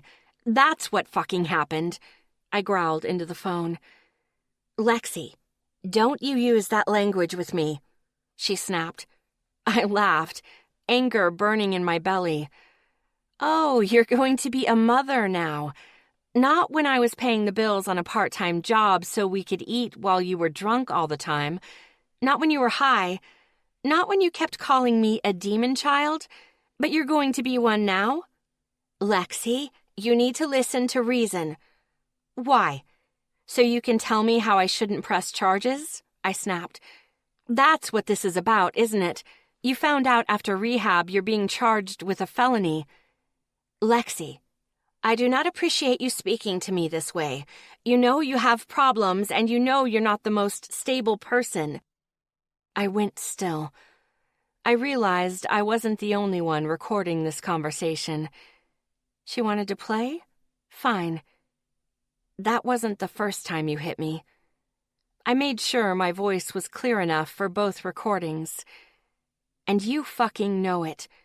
Whenever I couldn't make enough money for food, you hit me. Whenever you couldn't get drunk, you hit me. Calling me names was your way of saying hello." "Alexis." Oh, she was pissed now. Good. "I only ever disciplined you when you cursed at me." I snorted at that lie. "You're so full of shit your eyes should be brown." I was done. "Just so you're aware, I've been recording this too. I'll be sending this recording in its entirety to the LA District Attorney's Office. Enjoy jail." I hung up the phone with shaking hands. But man, that fucking felt good. For about 5 seconds. Then the nausea came back, and the knots in my gut. I wrapped one arm around my stomach and covered my mouth with the other. I focused on taking deep breaths. That fucking bitch. I ignored the tears running down my face and kept breathing. A coat was put on my shoulders. It was mine. I closed my eyes. Of course. "How long?" "Since... Oh, you're going to be a mother now?" Asher's voice was quiet. "You didn't even hear the door open." Miles's calm voice added. I sighed. Isaac and Ethan came around to hug me. I smiled as I was squished between them. I really needed the weird twin hug tonight. How did that feel? Zeke asked as he stepped up next to us, his gaze on the snow in the front yard. Good for about 5 seconds. The twins let go of me and stepped back. Now I want to puke. The rest of the guys came around and filled the circle. When's the trial? Zeke asked, still looking out at the snow. This summer or fall, I sighed. Do you have to testify? Miles asked in that soothing voice. All those jagged edges inside me smoothed out and my stomach unknotted. Miles always did that to me. Depends. If they have a strong case, which they should, then no. I took a deep breath and added, if they don't think they do, they will probably offer her a fucking deal for a smaller sentence. Or if the DA is particularly pissed off, there will be a trial, and then I'd have to testify. I used my phone to email the entire voice recording to the DA's email in LA. The guy had been nice and wanted to know if she ever contacted me. I gave my name, a short explanation, and the recording. Do you want to go even if you don't testify? Ethan asked. I thought about it before answering. A part of me does. I want to see her face when they convict, but another part of me doesn't. I don't want to see the photos, listen to the excuses, and if they don't convict, I don't know what I might do if I was there. I told them honestly. When the time comes, if you want to go, we'll go with you. Zeke's voice was soft as he spoke. He was still looking at the snow. I noticed his shoulders were tense. I pushed it out of my mind. We'll see when the time comes what the DA's chances are. I looked around at them. They were amazing. My family was amazing. I love you guys. It was out before I even thought about it. Oh, shit. That sounded... We love you too. They all said at once. It was so weird that they looked at each other and laughed. I smiled and laughed too. I was about to suggest we head in when that chill went down my neck. Only it was like a blade now. I slapped my hand to my neck and hissed. Allie? I looked past the guys and saw them. And I meant them. Herbert and the McLeans had apparently met and had a chat. They were all coming across the street, and I had left my beads at home. Oh, you've got to fucking be kidding me, I said, my heart racing. Kit, now. Asher ran past me into the house. How many? Miles asked, his voice cold. Oh, 3, and they are pissed off. I swallowed hard as pain racked me. They had reached the curb. Anyone got a charm? Beads? I'm kinda caught with my pants down here. Ethan yanked his onyx ring off his finger and handed it to me. I slipped it onto my thumb. Isaac gave me his bracelet. I was putting that on while Zeke pulled off his necklace and put it over my head. Normally I wouldn't take what they had, but the dead weren't after them. They were coming for me. They were on the grass. Oh, fuck. Miles held out his necklace. I grabbed it. Guys, inside or back? Take a pick, but fucking move. My voice was getting strained as their pain rushed over me. It wasn't as bad as it could have been, but it was still enough to make me double over. The boys moved behind me, not seeing what I was. Miles mumbled something about salt and ran into the house. Yeah, that would be great. But the fuckers could stay till dawn. I had to deal with them if I wanted to go home. My stomach rolled as they reached the steps to the porch. Today was not the day to fuck with me like this, not after talking to my bitch of a mother. I walked to meet them at the top of the steps. I felt them against my barriers, pushing. Back the fuck off, I snapped at them with feeling. They were pushed back several steps. My nose started bleeding, and I pinched it close. Tissues appeared over my shoulder. I took them and used them instead. The ghosts were shaken. They didn't understand what I had just done. I am working as fast as I can to get the link going, I reminded them in a strained voice as my head started throbbing. You aren't working hard enough, Mrs. McLean shouted. I felt pressure in my head. It doesn't help when you fuckers keep me up at night so I can't rest. I looked at each of them. I am not going to burn myself out for you. Salt, Lexi, Miles's voice said from behind me. A big salt shaker was handed over my shoulder. I took it and unscrewed the top as the world started to waver. I wasn't going to get jumped today. No. Tomorrow was Christmas, and these fuckers could just back off. Big talk coming from the girl who wanted to puke her guts out right then. But still, I put a few pinches in my mouth, even tucked some salt into my pockets. The ghosts glared at me. Their energy hit me hard, but with the charms they couldn't touch me. That didn't mean they couldn't tear my barriers apart. Pain tore through my head as they kept shredding. My mind was starting to feel raw. Oh, you fuckers. I was pissed. I said no. I shoved them back several more feet. I took deep breaths as I followed them. I was done with this shit. I walked down the stairs. Yeah, my body was in agony, but I wasn't going to take this anymore. I had that hard feeling in my chest, and I was fucking going to use it. I've told you and told you. I'm busting my ass for you fuckers. And all you want is faster, faster. I snapped. With each word, I pushed them back further. Their eyes grew wide, their mouths gaping. I felt wetness running down my ears and down my neck. I get that you're impatient, but I'm not going to die for the dead. With that, I shoved them out into the street. The time where my family dies for you shits is over. They backed off, glaring at me as they backed away. I held on until they were out of sight.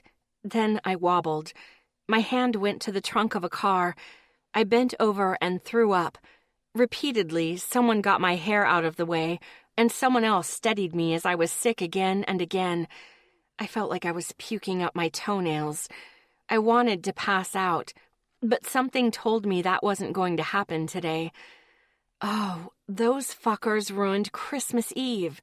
Eventually, I stopped puking, and the guys gave me some nausea tablets. It took 4 today. My eyesight was still fading in and out with my pulse, and I was kind of out of it. Miles carried me back into the house and set me on the couch. I closed my eyes to try and deal with the pain in my head. I was still holding tissues to my nose, and my eyes were still streaming from being sick. When the bleeding finally stopped and the pain had eased, I opened my eyes to find Miles sitting on the coffee table in front of me. The others were spread around the room, waiting. I knew what that must have looked like to them. Me yelling at nothing they could see. I wished I could show them sometimes. Just let them know I wasn't crazy. Miles saw my eyes open. His gaze narrowed on me. Lexi, you were bleeding from your ears, Miles said gently, his voice worried. I nodded. Yeah, that happens with long exposure to the dead. Hell, if they stayed long enough, I'd be deaf for a couple of days. But in this case, it was 3 with upped energy. They haven't started to rot, but they're drinking the Kool-Aid now. I shook my hand, showing them their charms. These kept them out, but they just tore the shit out of my barriers. I looked at each of them. Okay, how crazy did I look? They all looked at each other. Lexi, Isaac began. When you shouted at them, telling them to back off, they kind of shimmered. I looked around the room at them, wondering if he was joking. You mean? We saw them a couple times just for a split second, Miles explained with a straight face. My mouth dropped open. I blinked at them. The guys chuckled. It wasn't often they got to surprise me in this area. I had to ask, okay, did you guys get a good look? They all nodded. Gotta ask, what did they look like? One guy was big, had a nasty walrus mustache. Ethan began. There was one woman, very put together. Asher added. Yeah, she looked like she had a stick up her ass. Isaac continued. There was an older guy, very rich looking. Zeke kept it going. The McLeans were there. Miles shocked us all to silence. Miles's gaze met mine. You know who they are? I asked, quietly. He nodded. Jennifer McLean and Henry McLean. My father was friends with Henry. I saw in the paper that they died a few days ago. Murder-suicide. Miles explained. But they died in Aspen, not here. I was still trying to wrap my head around the fact that they had seen them, let alone Miles being able to identify them. Oh, the world was spinning again. I rested my head in my hands and took deep breaths. Beautiful? Oh, for the first time in my life, I just might faint. My voice sounded as shocked as I felt. They had fucking seen them. You fucking saw them. I took a deep breath. You fucking saw them enough to describe them. You fucking saw them. I think we broke red, Isaac stage whispered. The guys chuckled. When I could, I looked up at them. I knew they had believed me before about the dead. Hell, they even saw Mary Summers. But they had seen those fuckers out there even for just a second. It was the most amazing feeling in the world. They saw them too. My eyes filled as I looked at each of them. They fucking saw them. All I could say was, best fucking Christmas present ever. A couple of hours later, I was feeling better. When it was around 9, my reminder on my phone went off. I had somewhere to be. I'm headed out, guys, I announced as I got to my feet from the couch. The guys looked at me with either surprised looks or confused ones. Yeah, it was weird for me to be the first one to leave. I never usually did. I ignored the looks as I walked into the foyer and started pulling on my coat. I heard all of them getting up. It made me smile. I turned to see them standing in a semicircle behind me, all of them looking for some sign that something was wrong. Guys, I just have something I need to do, I reassured them. I'll see you all tomorrow. That seemed to make them stop worrying. I gave each of them a hug and kissed each twin on the cheek. Everyone said goodbye, and I headed out to my Blazer. When the truck finally warmed up, I headed out to the small church on Rose Drive.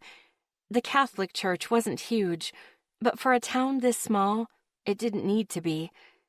The parking lot was almost empty. The Christmas Eve service was just over. I only knew that because I had looked it up earlier today. No, I wasn't Catholic, but Mary Summers was. I climbed out and headed for the door. The church was built with gray stone. The stained glass was beautiful, especially lit up from the inside. I stepped into a small foyer with a double door made of dark wood. I looked around the foyer and didn't find what I was looking for, so I opened one of the doors and walked into the church's empty main chapel.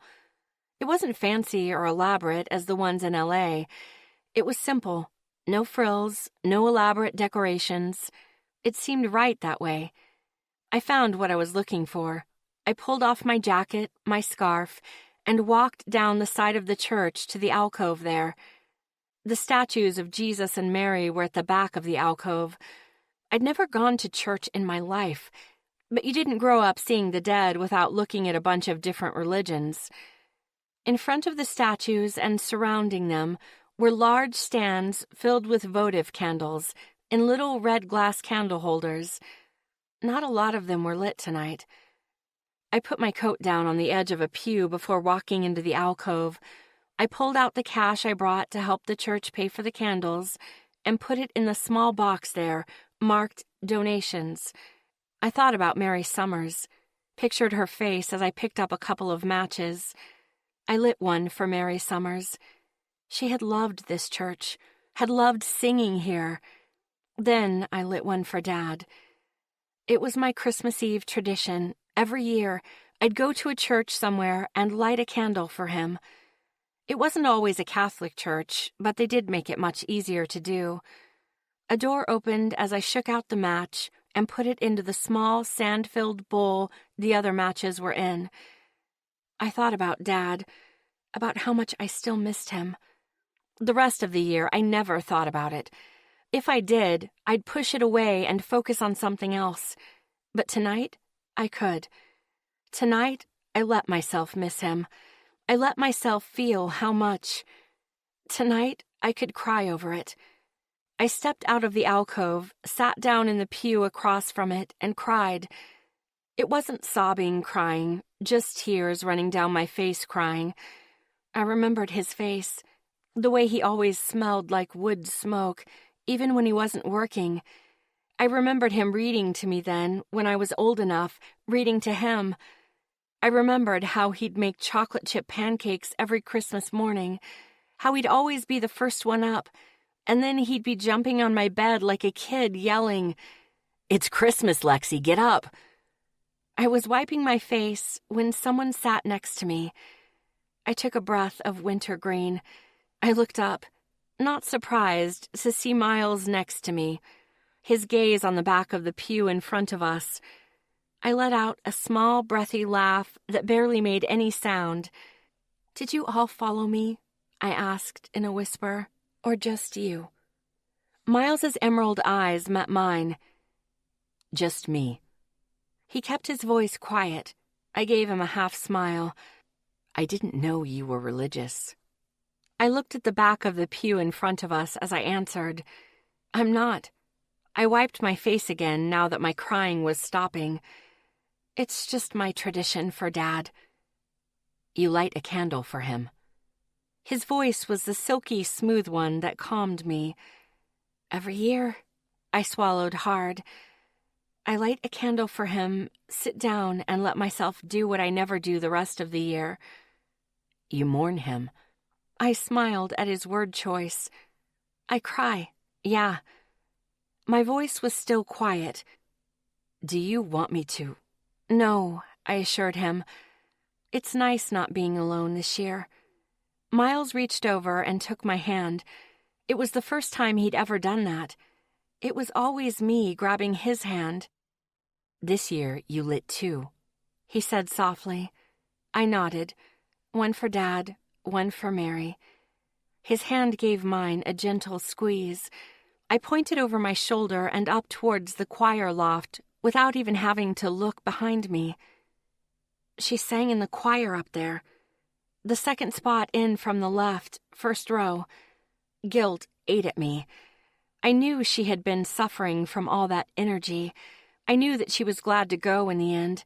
That knowledge didn't take away all the guilt that I had over killing her soul. Nothing was going to take it away completely. We were quiet for a couple of minutes. He didn't seem to know what to say, so I just started talking. I started doing this the Christmas after Dad died. Mom was drunk, so I went for a walk and saw a Catholic church open. I looked over at Miles to see if he was bored. He was listening with his gaze on the back of the pew in front of us. I got curious and went inside. I saw the candles and lit one for him. I took a breath and let it out. Then I cried my eyes out. I smiled sadly, looking back towards the front of the church. I've been doing it every Christmas Eve since. Does it help? I nodded.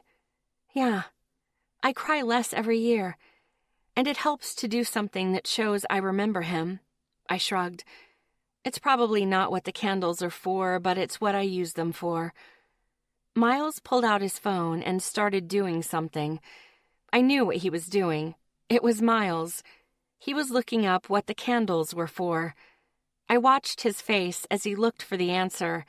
He had a little wrinkle between his eyebrows when he was concentrating as he was now.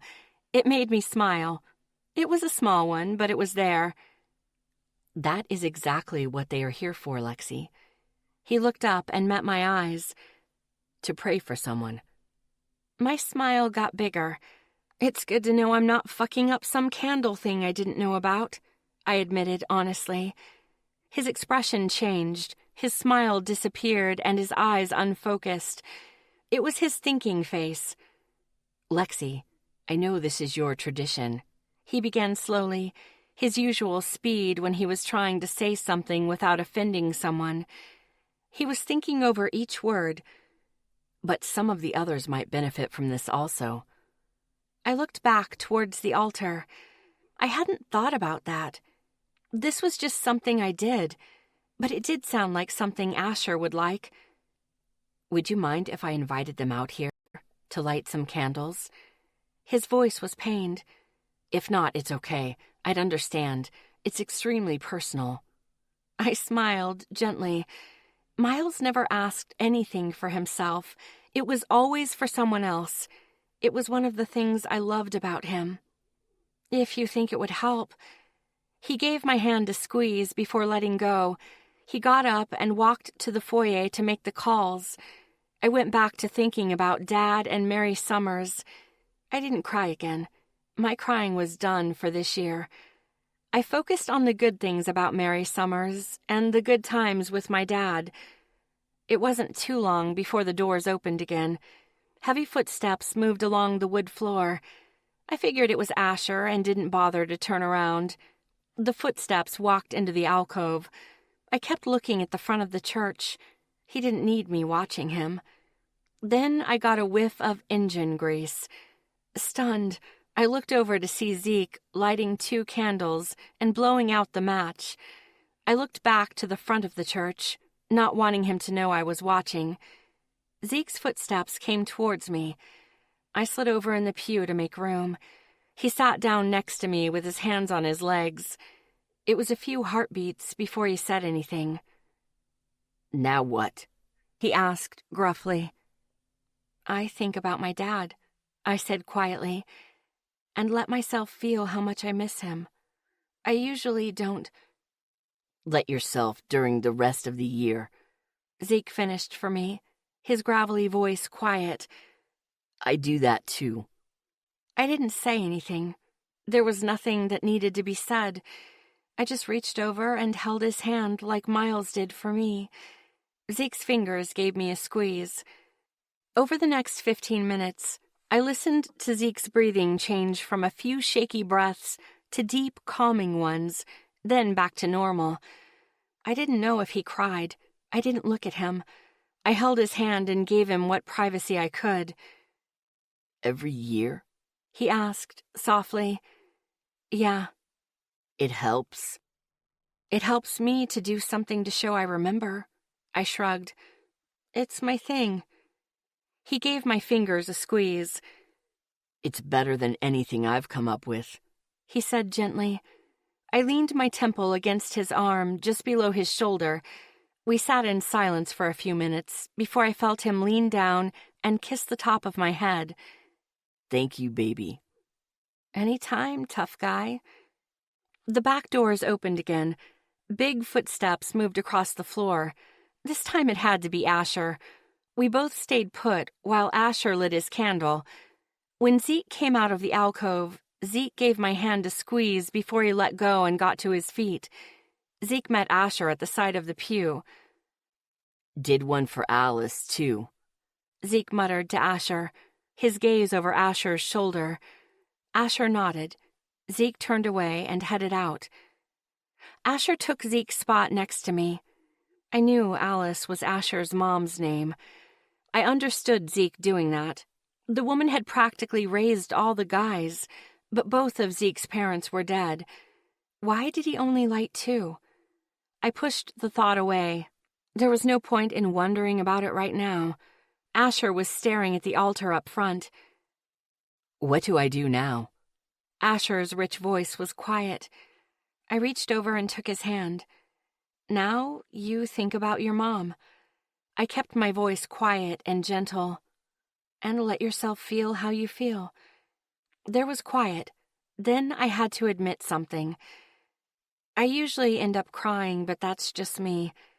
He gave my hand a squeeze. I squeezed back and kept my gaze ahead of him. Asher did the same thing Zeke did. He stayed quiet, Only his breathing let me know what he was thinking about. And just like with Zeke, I gave him what privacy I could. I just kept holding his hand. When his hand clamped down on mine, I peeked at him. His gaze was on the floor, and tears were running down his face. He was taking deep, shaking breaths, but the tears weren't stopping. Everything in me ached for him.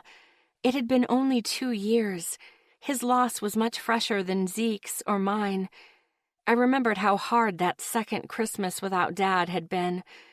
I leaned against his shoulder and hugged his arm with my free hand. I didn't know what else to do. Eventually, when he was ready, the tears stopped falling. I just kept holding on to him. When he sniffed, I pulled some tissues out of my pocket and handed them to him without a word. I kept my eyes on the front of the church and waited.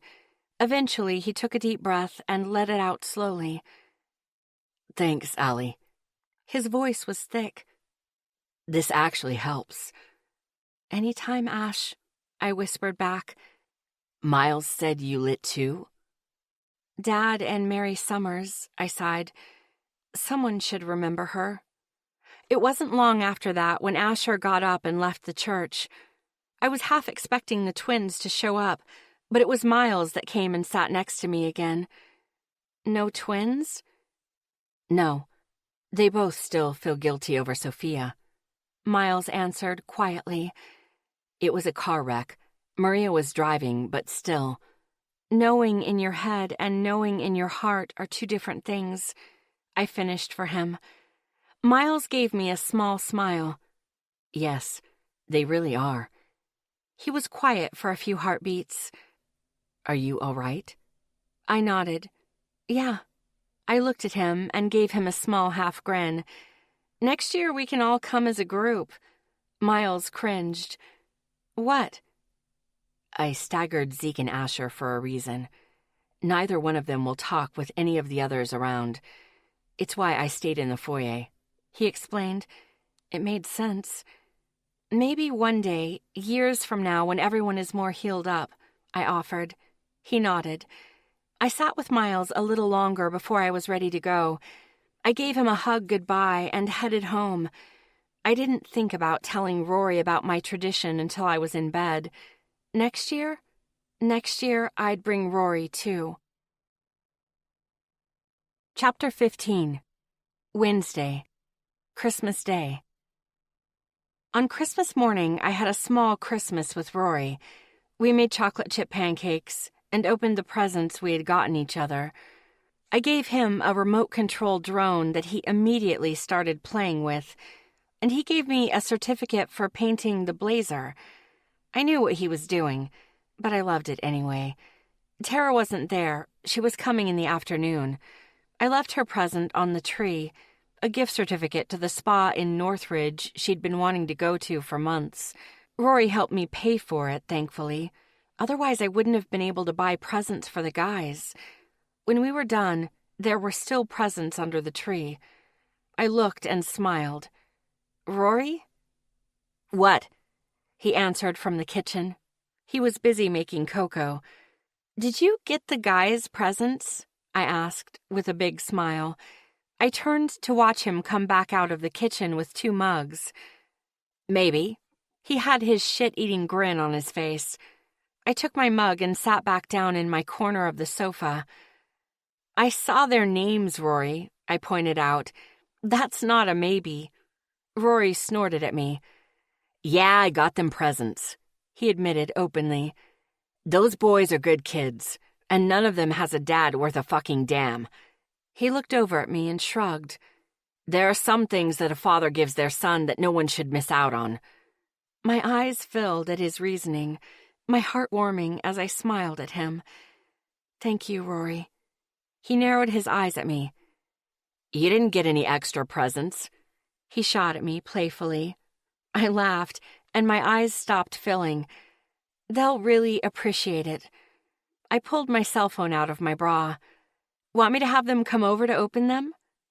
Rory grinned at me and shook his head. "Next year. This year I want you to take them with you to Miles's house." I nodded. Next year the boys would have to come over. I smiled. I realized that I wasn't expecting them to leave me anymore. It was progress on my shit. I spent the rest of the morning with Rory, watching Christmas movies on television. Around noon, I bundled on blue jeans and a purple thermal.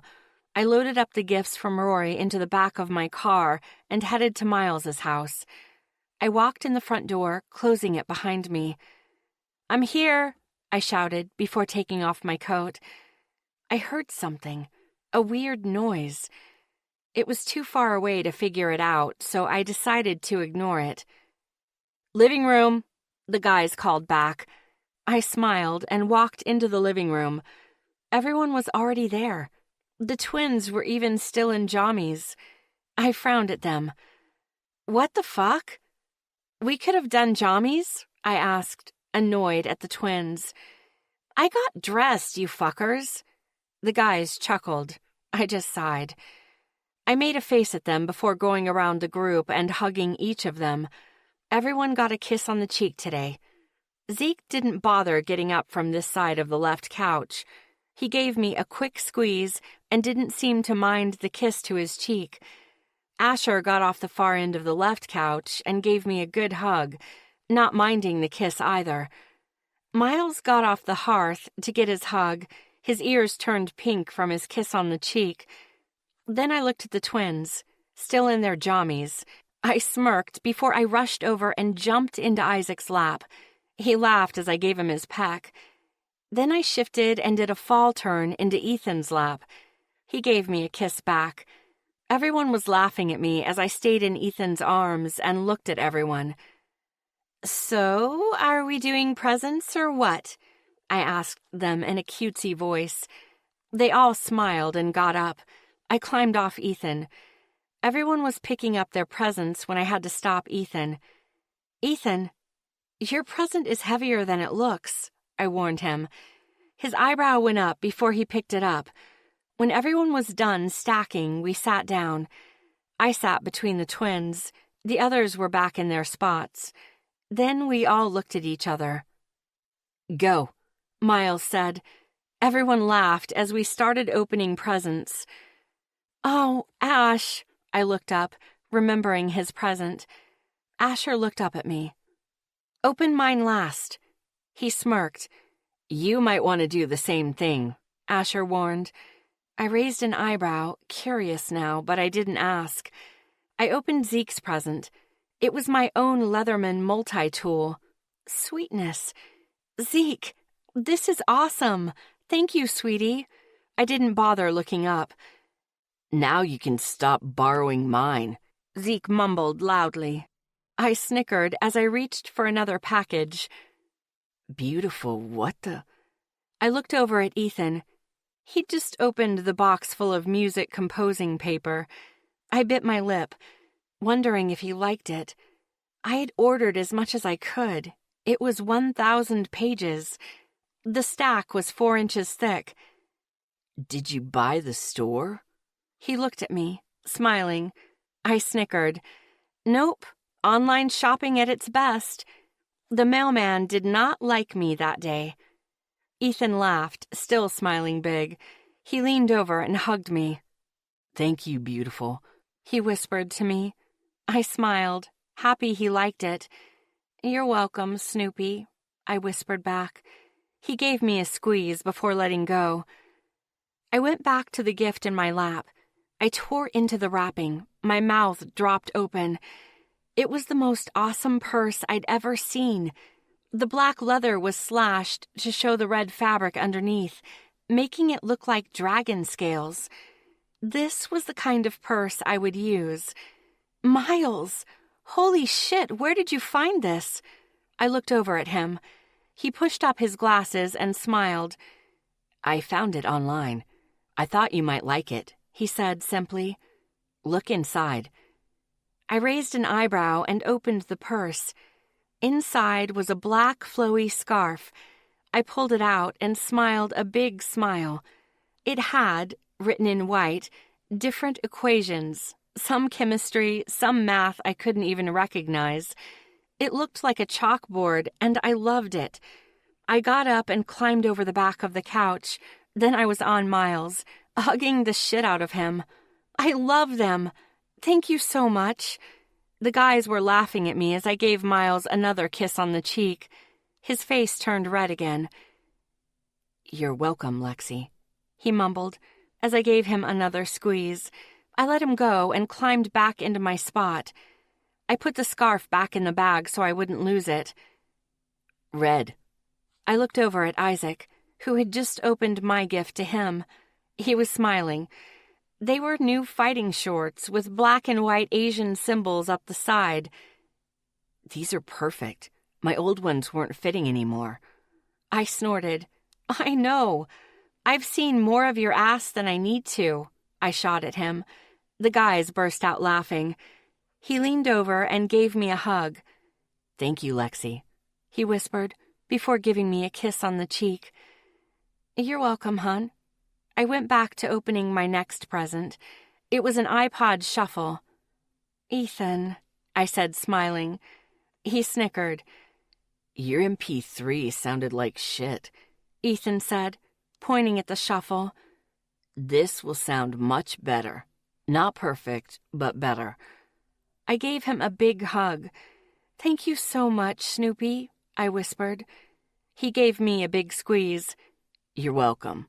He pulled back and smirked. I gotta take care of those ears of yours. Besides, I'm also taking you shopping for some jewelry. I owe you. I chuckled. I was reaching for another package when Miles got to his feet and went to the big rectangular gift leaning against the corner of the fireplace. I bit my lip. Lexi? Miles asked, his voice curious. My stomach nodded. Just open it quick before I decide it's not good enough, I shot at him, my voice pained. Everyone stopped and looked up. I was biting my lip when he started pulling off the paper. There was a big weight on my chest. I watched as he stepped back and looked at the huge canvas. I had painted the Andromeda Galaxy, the best I could anyway. I managed the swirls of gases, but it was the colors that were a bitch. There was a specific pinky purple that I had absolutely hated mixing by the end. There were lots of violets, orange, white, and lots of dark. I figured I couldn't fuck up dark. Then trying to get the positions of the stars right had been a huge pain in the ass, but I tried. I'm sure a few stars were missing, but I tried. I held my breath as he looked it over. Oh, please don't hate it. Please don't hate it. This is amazing, Lexi. Miles's voice was an odd mix of impressed and surprised. He liked it? Was it accurate? I really wanted to know, but I was afraid to ask. Have some balls, Lexi. I took a breath. So you like it? I asked, painfully. He looked back at me, a stunned look on his face. I freaking love it, he said emphatically. Oh, thank God, I exhaled, my body going limp. The guys laughed at me. It's beautiful and amazingly accurate, he said, looking at the canvas again. Oh, good. I was afraid I left out something important, I admitted. Miles shook his head. You got all the major stars, the colors, and even the tilt right, he assured me before coming over. Isaac moved so Miles could hug me. Thank you so much. I love it. I admit I clung to him a little in relief. You're welcome, sweetie. Then Miles let go and went back to his pile. I was reaching for another package when I got hit with a ball of paper. I looked up to find Zeke glaring at me. You went over the limit we set, he accused me. I gave him my innocent face. I have no idea what you're talking about, I said, picking up another package. He frowned at me. Lexi, I know what these gloves cost. You went over, he said in his grumpy voice. I got them on sale, I lied through my teeth. His eyes narrowed at me. I kept my face neutral. You're a bad liar, Lexi, he told me. I narrowed my eyes at him. You want to talk about going over the limit? I challenged him. I held up the Leatherman he bought me. I know for a fact this was over the limit. The guys burst out laughing. Then I looked at each of them. So far, all of you have gone over the limit, I pointed out. The guys all tried to look innocent. I wasn't buying it. I pointed at Zeke. So no bitching. He smirked and shook his head at me. Will they work? They are supposed to have excellent dexterity. He sighed and nodded. They are perfect. Thank you, he said sweetly. Well, as sweet as Zeke got, anyway. What did she get you? Isaac asked. Zeke held up the gloves. Mechanic gloves so I can work in the garage and not freeze my hands off, Zeke replied. Oh, good gift, Red. Isaac sounded impressed. You're welcome, Zeke. I smiled at him and reached for another present. It was Isaac's. To be honest, I expected it to explode or something. I opened it and my mouth dropped open. It was a pair of MMA sparring gloves. The gloves were padded over the knuckles. The short fingers left the last joints of your fingers open so you could grapple. Isaac? I asked, looking over at him. Isaac looked up and smiled. Yeah, Red? You start sparring after New Year's, he told me excitedly. I leaned over and gave him a big hug. Thank you, sweetie. I kissed his cheek and pulled back. Then I eyed him. I'm not sparring with you, am I? He burst out laughing. No, Zeke would kill me. There's a girl just starting and she needs a sparring partner too. The trainer set it up, he assured me. I smiled and put them in my new purse. Then there was Asher's gift. Okay, Ash, it's time for yours, I warned him.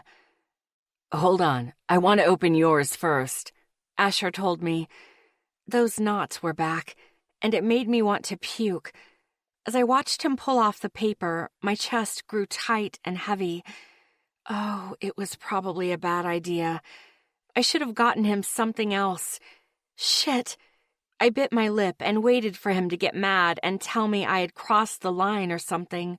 When Asher finally had the box open, he went still. I stopped breathing. Allie. Oh, I'm sorry. I was out of line. I'm an idiot. My hands were shaking as he looked in the box. I bit the corner of my bottom lip hard.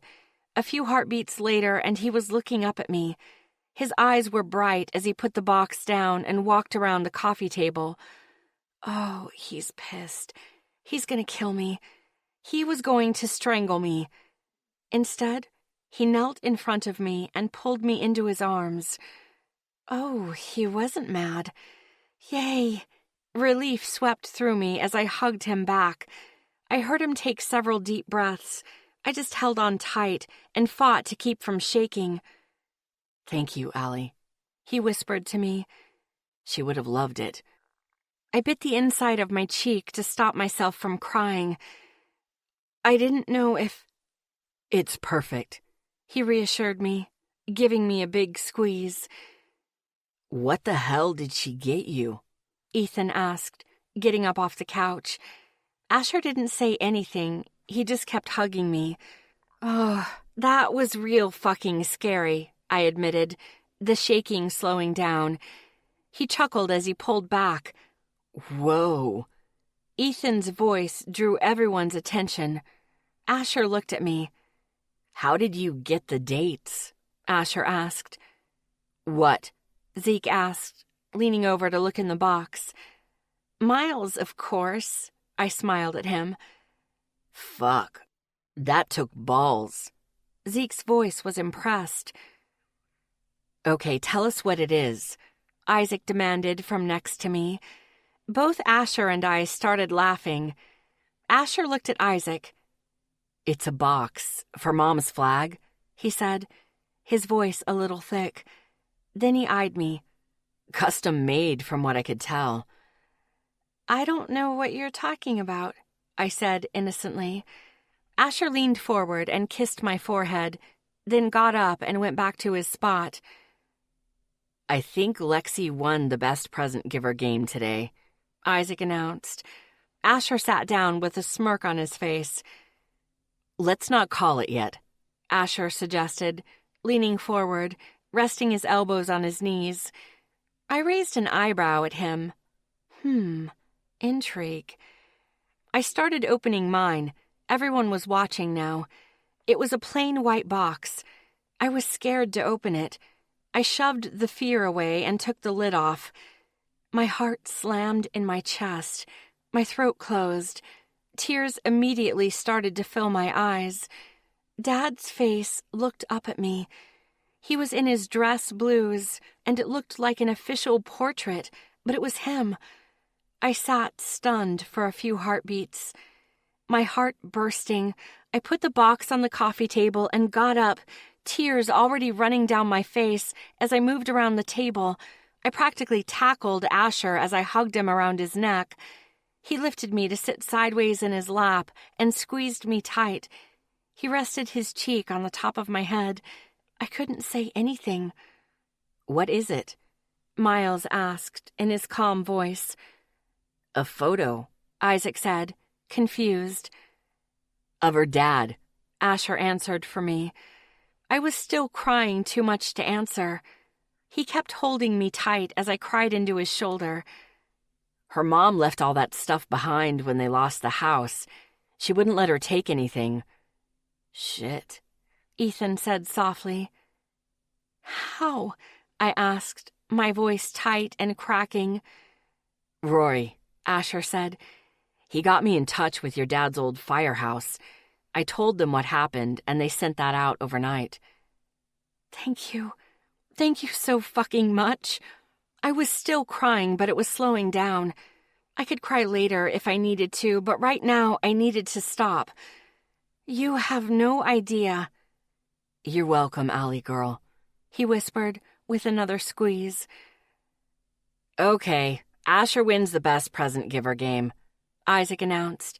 Everyone laughed, even me. When I had more control, I pulled back and wiped my face. I gestured toward the photo on the table without looking at it. Could someone put the lid back on? I asked desperately. Or I'm not going to stop crying. Someone moved. Tissue paper crinkled. It's on, beautiful. I nodded and climbed out of Asher's lap. Miles handed me tissues as I passed. I laughed and took the whole fucking box with me back to my seat. I wiped my nose with the tissue as the guys kept watching me. Stop staring, I snapped weakly at them. They all chuckled. Everyone was done with presents, so we picked up the paper and threw it into the fireplace. I reminded Miles to move the painting before lighting it. So, where are you hanging your Lexi original? Ethan asked. Bedroom, right above my desk. Miles answered instantly. I smiled. I was so happy he liked it. Everyone was talking while the paper burned down to ashes. I was about to tell them about Rory's gifts when the guys all looked at each other with smirks. That couldn't be good. What? I asked. Don't tell me you guys all ate Dylan's cookies. The guys burst out laughing. No, we did not eat his cookies, Asher reassured me. We got you another present from all of us, Miles announced. I raised an eyebrow and got excited. I get to hunt Ethan through the house with a paintball gun? I asked, really hoping this was what was happening. Everyone burst out laughing. Why me? Ethan asked, still laughing. Okay, Isaac too, I agreed with fake frustration. What the? Isaac trailed off, just shaking his head. I smiled at him. No, it's not that, Asher said. Though that would be awesome to watch. Miles looked over at Zeke. Zeke? Zeke got up and headed upstairs. My present is upstairs? I asked suspiciously. The guys just grinned at me, not giving me a hint. It was a couple of minutes before Zeke yelled to us. Coming down the stairs. Lexi, Close your eyes, Miles ordered me. I eyed him, then did as I was told. I heard Zeke on the stairs. My heart was racing. What did they do? It was obviously unwrapped, so what the hell was it? I bit the corner of my bottom lip, trying not to peek. Zeke's footsteps come into the living room. Seriously, guys, if it's something weird, I warned them. You'd love it anyway, and you know it, Ethan said. I nodded. Yeah, he was probably right.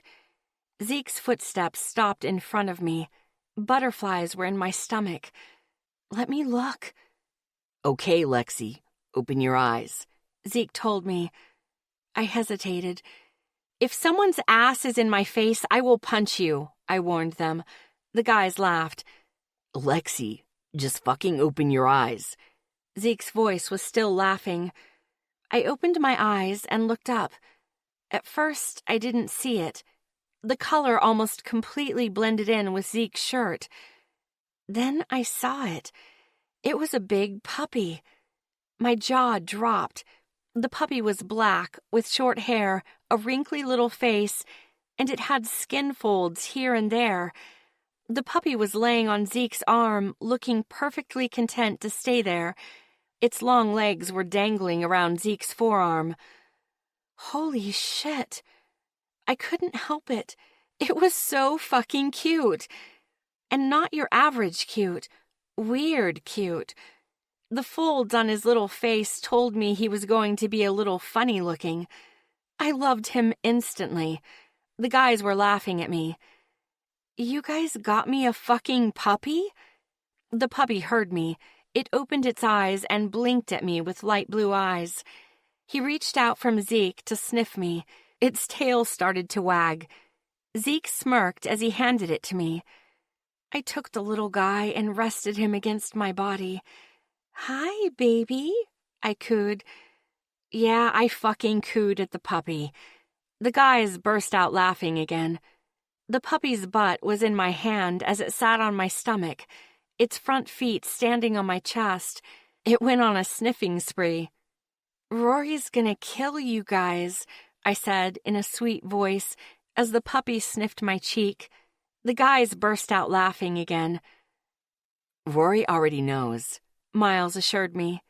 We got permission first. I peeked at the puppy's junk. It was a boy. Oh my fucking God, you guys. I couldn't believe this. He was sniffing my neck now. What kind is he? Zeke went back to his spot as everyone kept watching me with the puppy. Neapolitan Mastiff, Zeke answered. I looked up at the word mastiff.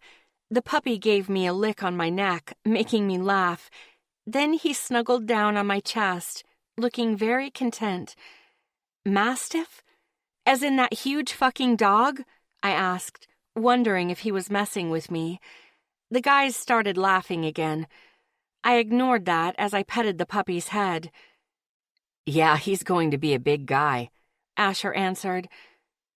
I saw his dad. He was a huge fucker, Zeke admitted. My eyebrows went up. He pointed at the now sleeping puppy. And that little shithead is a cuddler.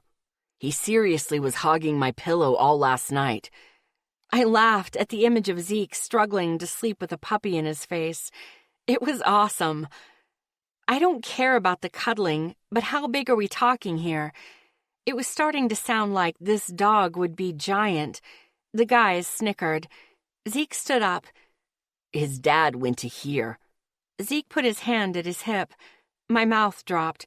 The dog's head was going to reach my belly button? Holy shit. He also weighed around 180 to 190 pounds. This dog was going to outweigh me. Fuck. Miles saw my face. He might not get that big. Genetics are funny. But he should be around your hip when fully grown, Miles explained calmly. I'm gonna need a bigger bed, I said honestly. The guys burst out laughing. The puppy just kept sleeping on me. He was like a big ball of love. This guy's going to outweigh me? I was kind of worried about it. Zeke gave me a grin. Lexi, With training, he will be easy to manage, Zeke assured me. I'll work with you to train him. When we're done, he can be at a full run and will come to a dead stop on command. And walks? I asked, because this guy was going to be yanking me everywhere. He smiled. I'll help you leash train him. That's all part of it, Zeke reassured me. Okay, I felt better about it. Of course it helped that he was so fucking cute. Why did you guys get me a dog? I asked, smiling down at the puppy, who was stretching out across my chest. I had an idea, Miles began, drawing my attention away from the puppy. That if a dog slept next to you, you wouldn't have so much trouble sleeping at Rory's. That he would work like the twins. I'm still getting my fucking cuddles, dog or no dog, Isaac said, sounding grumpy. The guys chuckled. That is brilliant, Miles. I was majorly impressed. I started thinking up names. He was so fucking adorable. Thank you so much. I love him. No problem, Red. Of course, beautiful. Glad you like him, Allie. You're welcome, Lexi, Miles said sweetly. You owe me a pillow, Zeke told me. I snickered. What? Did he pee on it? I asked, smiling. No, he fucking ate it. Zeke's face was dead serious. I burst out laughing, accidentally waking up the dog. He lifted his head and moved till he was against my throat, then snuggled back down. I'll get you a new one tomorrow, I assured him. Zeke didn't really seem to care. His eyes went to Miles, and he tilted his head towards me. Was there more? Okay, what's up? Well, there's a reason why you got this breed of dog, Miles began. I smiled. Because it's a guard dog and it'll be huge? I asked, like it was obvious. Zeke was involved, so I figured he'd pick the most protective animal on the planet. The guys burst out laughing. Zeke looked completely unrepentant about his protective streak. No, but that was a factor he insisted on, Miles admitted. He pointed to the puppy. There's an interesting bit of history with this breed. The myths about them are that they were originally called hellhounds, that they guarded the gates of the underworld, keeping souls where they needed to be. My eyebrows went up. The whole Cerberus guarding the gates of the underworld myth was supposedly a Neapolitan Mastiff. But with 3 heads, I pointed out. Miles smiled at me. Yes, so I thought there must be a reason the myth came about. He leaned forward a bit, bracing an arm on his knee. I did some more digging and found that this breed is believed to keep the souls of the dead away. My jaw dropped. Was he serious? And there was a bit about keeping away evil, but I wasn't focusing on that. So you guys think this little guy can keep the ghosts away and the nightmares away so I can sleep? I said, just wanting to be clear. The guys nodded. If lore and mythology have any bit of truth in it at all, then yes, Miles answered. I blinked at them, stunned. If this worked, even if only the nightmares stopped, then it would be amazing. I could get a full night's sleep all the time. I wouldn't have such a big coffee budget. Total game changer, I said, amazed at the idea. The guys chuckled. I looked down at my puppy and realized what he really meant. I could actually sleep.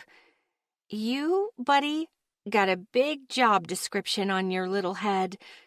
Physical guard dog, spiritual guard dog, and nightmare guard dog all in one, I said to the puppy in a cute voice. This is the most girly we've ever seen you, Red, Isaac said, sounding stunned. I looked up at him and shot him a look. Fuck off. The guys burst out laughing. And she's back, Isaac said, smiling. I smirked at him.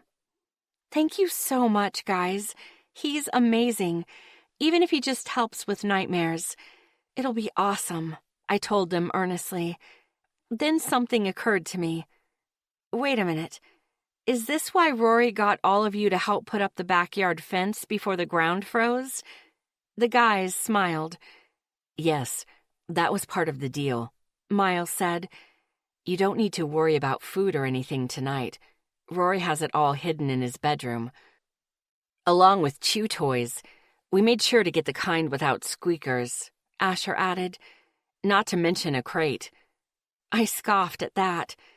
I'm not crating him, I said bluntly.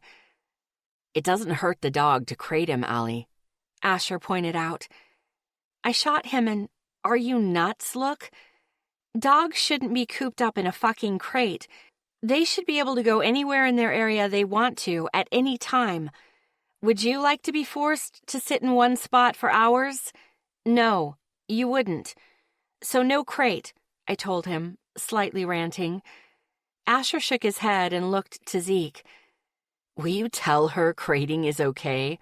Asher asked Zeke. Zeke looked at me, then back to Asher. I'm with her on this one, Zeke said. I don't crate my dogs. Those guys run around all they want, and it keeps them healthy and happy. I raised an eyebrow. Zeke had dogs? How did I not know this? Asher threw his hands up in defeat. I decided to change the subject. Okay, we need names, I announced. How about Cerberus? Isaac offered. I winced. Dogs will understand 2-syllable names. Go any higher and he won't know who you were talking to, Zeke informed us. I didn't know that. I like the idea of a mythology name, though, I pointed out. I tried to remember what I knew about Greek and Roman mythology. Ares? Miles offered. Pluto. I'm not saying mythology, I mean the cartoon dog, Isaac offered. I smiled. That wasn't bad. The guys went around till I got one that was perfect. Hades, I looked up at them. Hades, god of the underworld.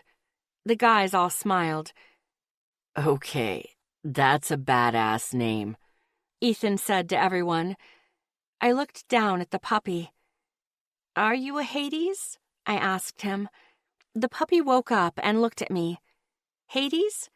His little tail started to wag. I smiled. Hades it is. The puppy started licking my face excitedly. I smiled and kept him away from my mouth. Okay, no more kisses, I told him. I pulled my head away and he stopped, then looked at me with his head tilted. I smiled. You're going to be trouble, aren't you? I mumbled. The guys snickered at me. Hades laid back down on my chest, apparently ready to continue his nap. I decided it was time for Rory to surprise them.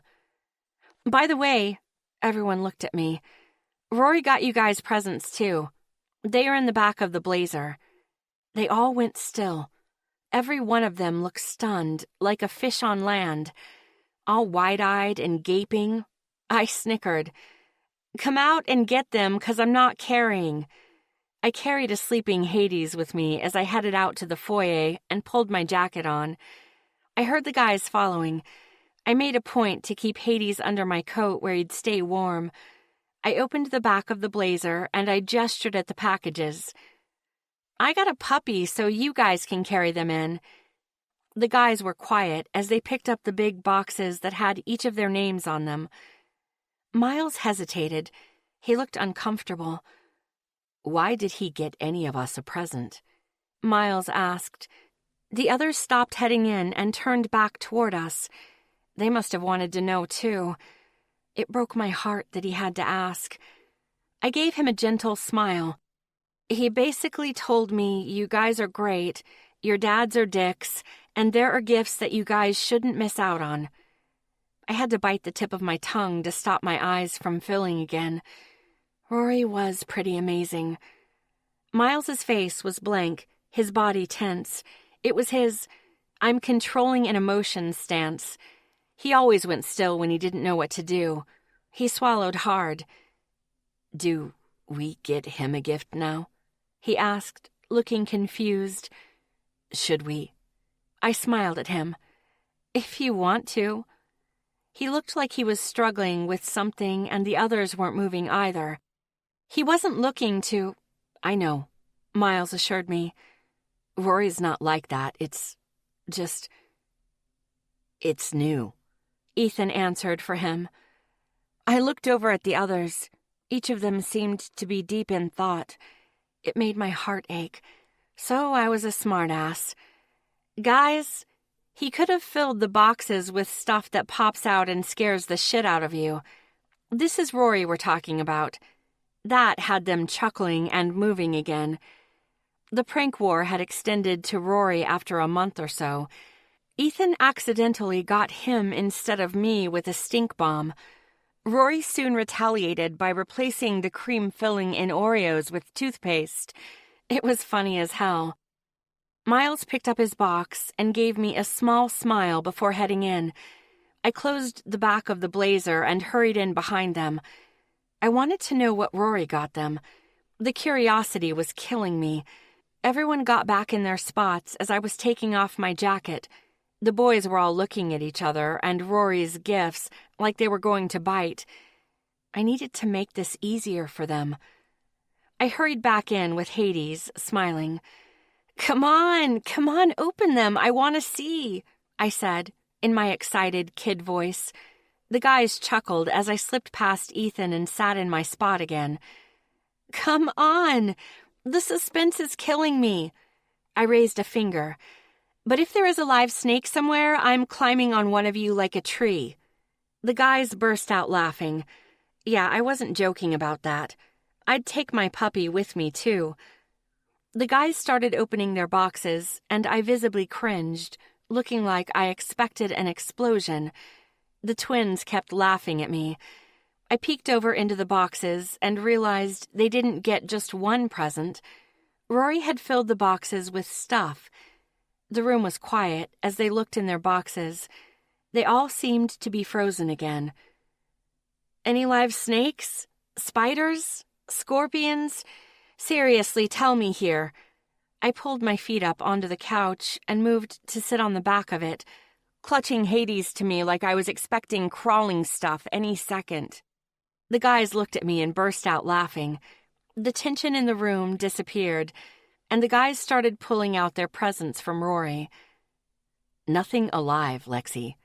Miles's voice had me looking at him. He had that half grin on his face. He knew what I was doing and appreciated it. I winked at him.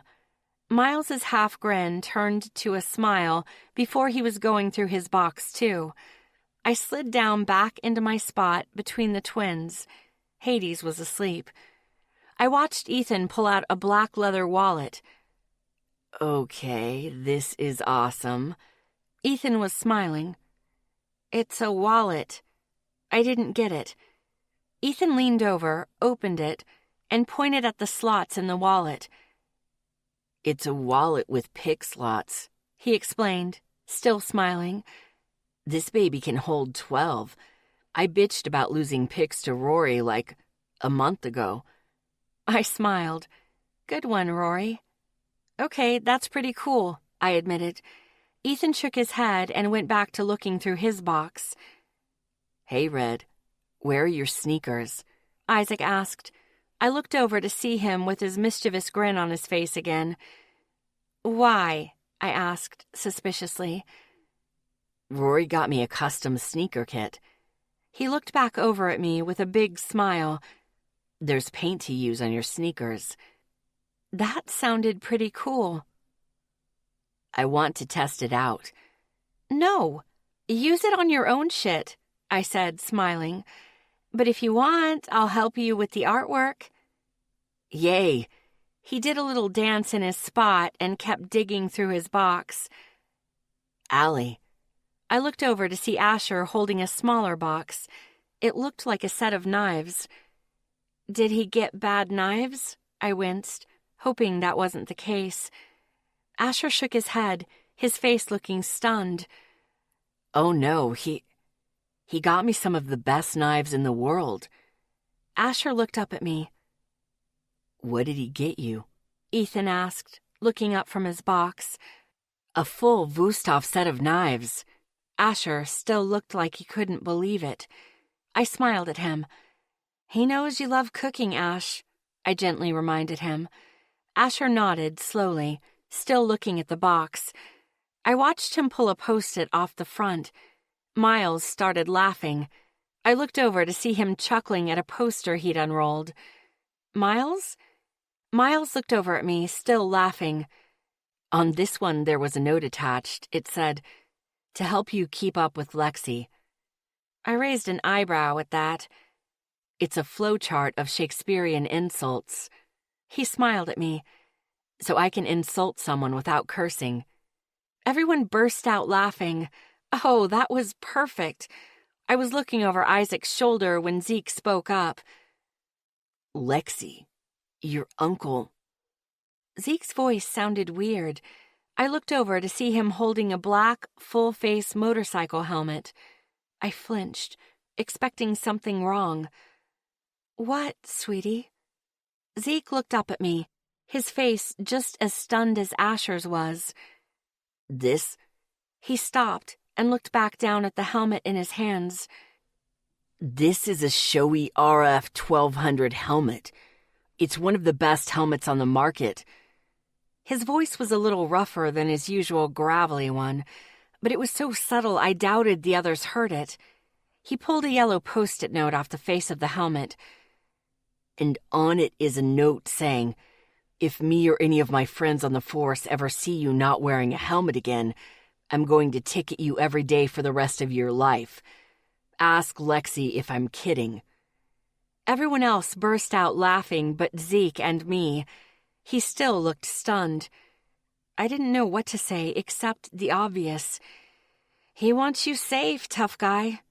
He looked at me, still not quite believing it. And he's not kidding, he will do that. Zeke was still shaking his head, looking like he was still trying to understand something, when Ethan caught my attention. "Holy Mother."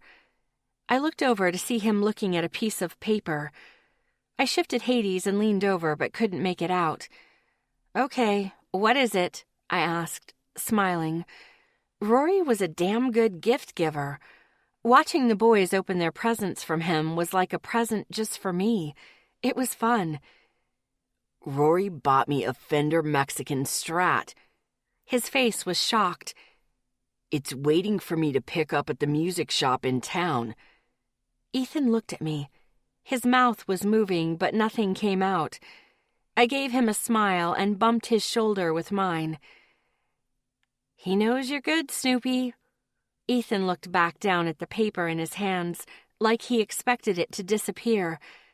I could tell by his expression that the guitar must have been good, or really good. I didn't know. "Lexi." Miles's voice had me looking to him. He was looking at a piece of paper, too. "Yeah?" I was dying to know what Rory got Miles. Miles looked up at me with a stunned look on his face. "Rory bought me a telescope. It'll be here tomorrow." He looked at me curiously.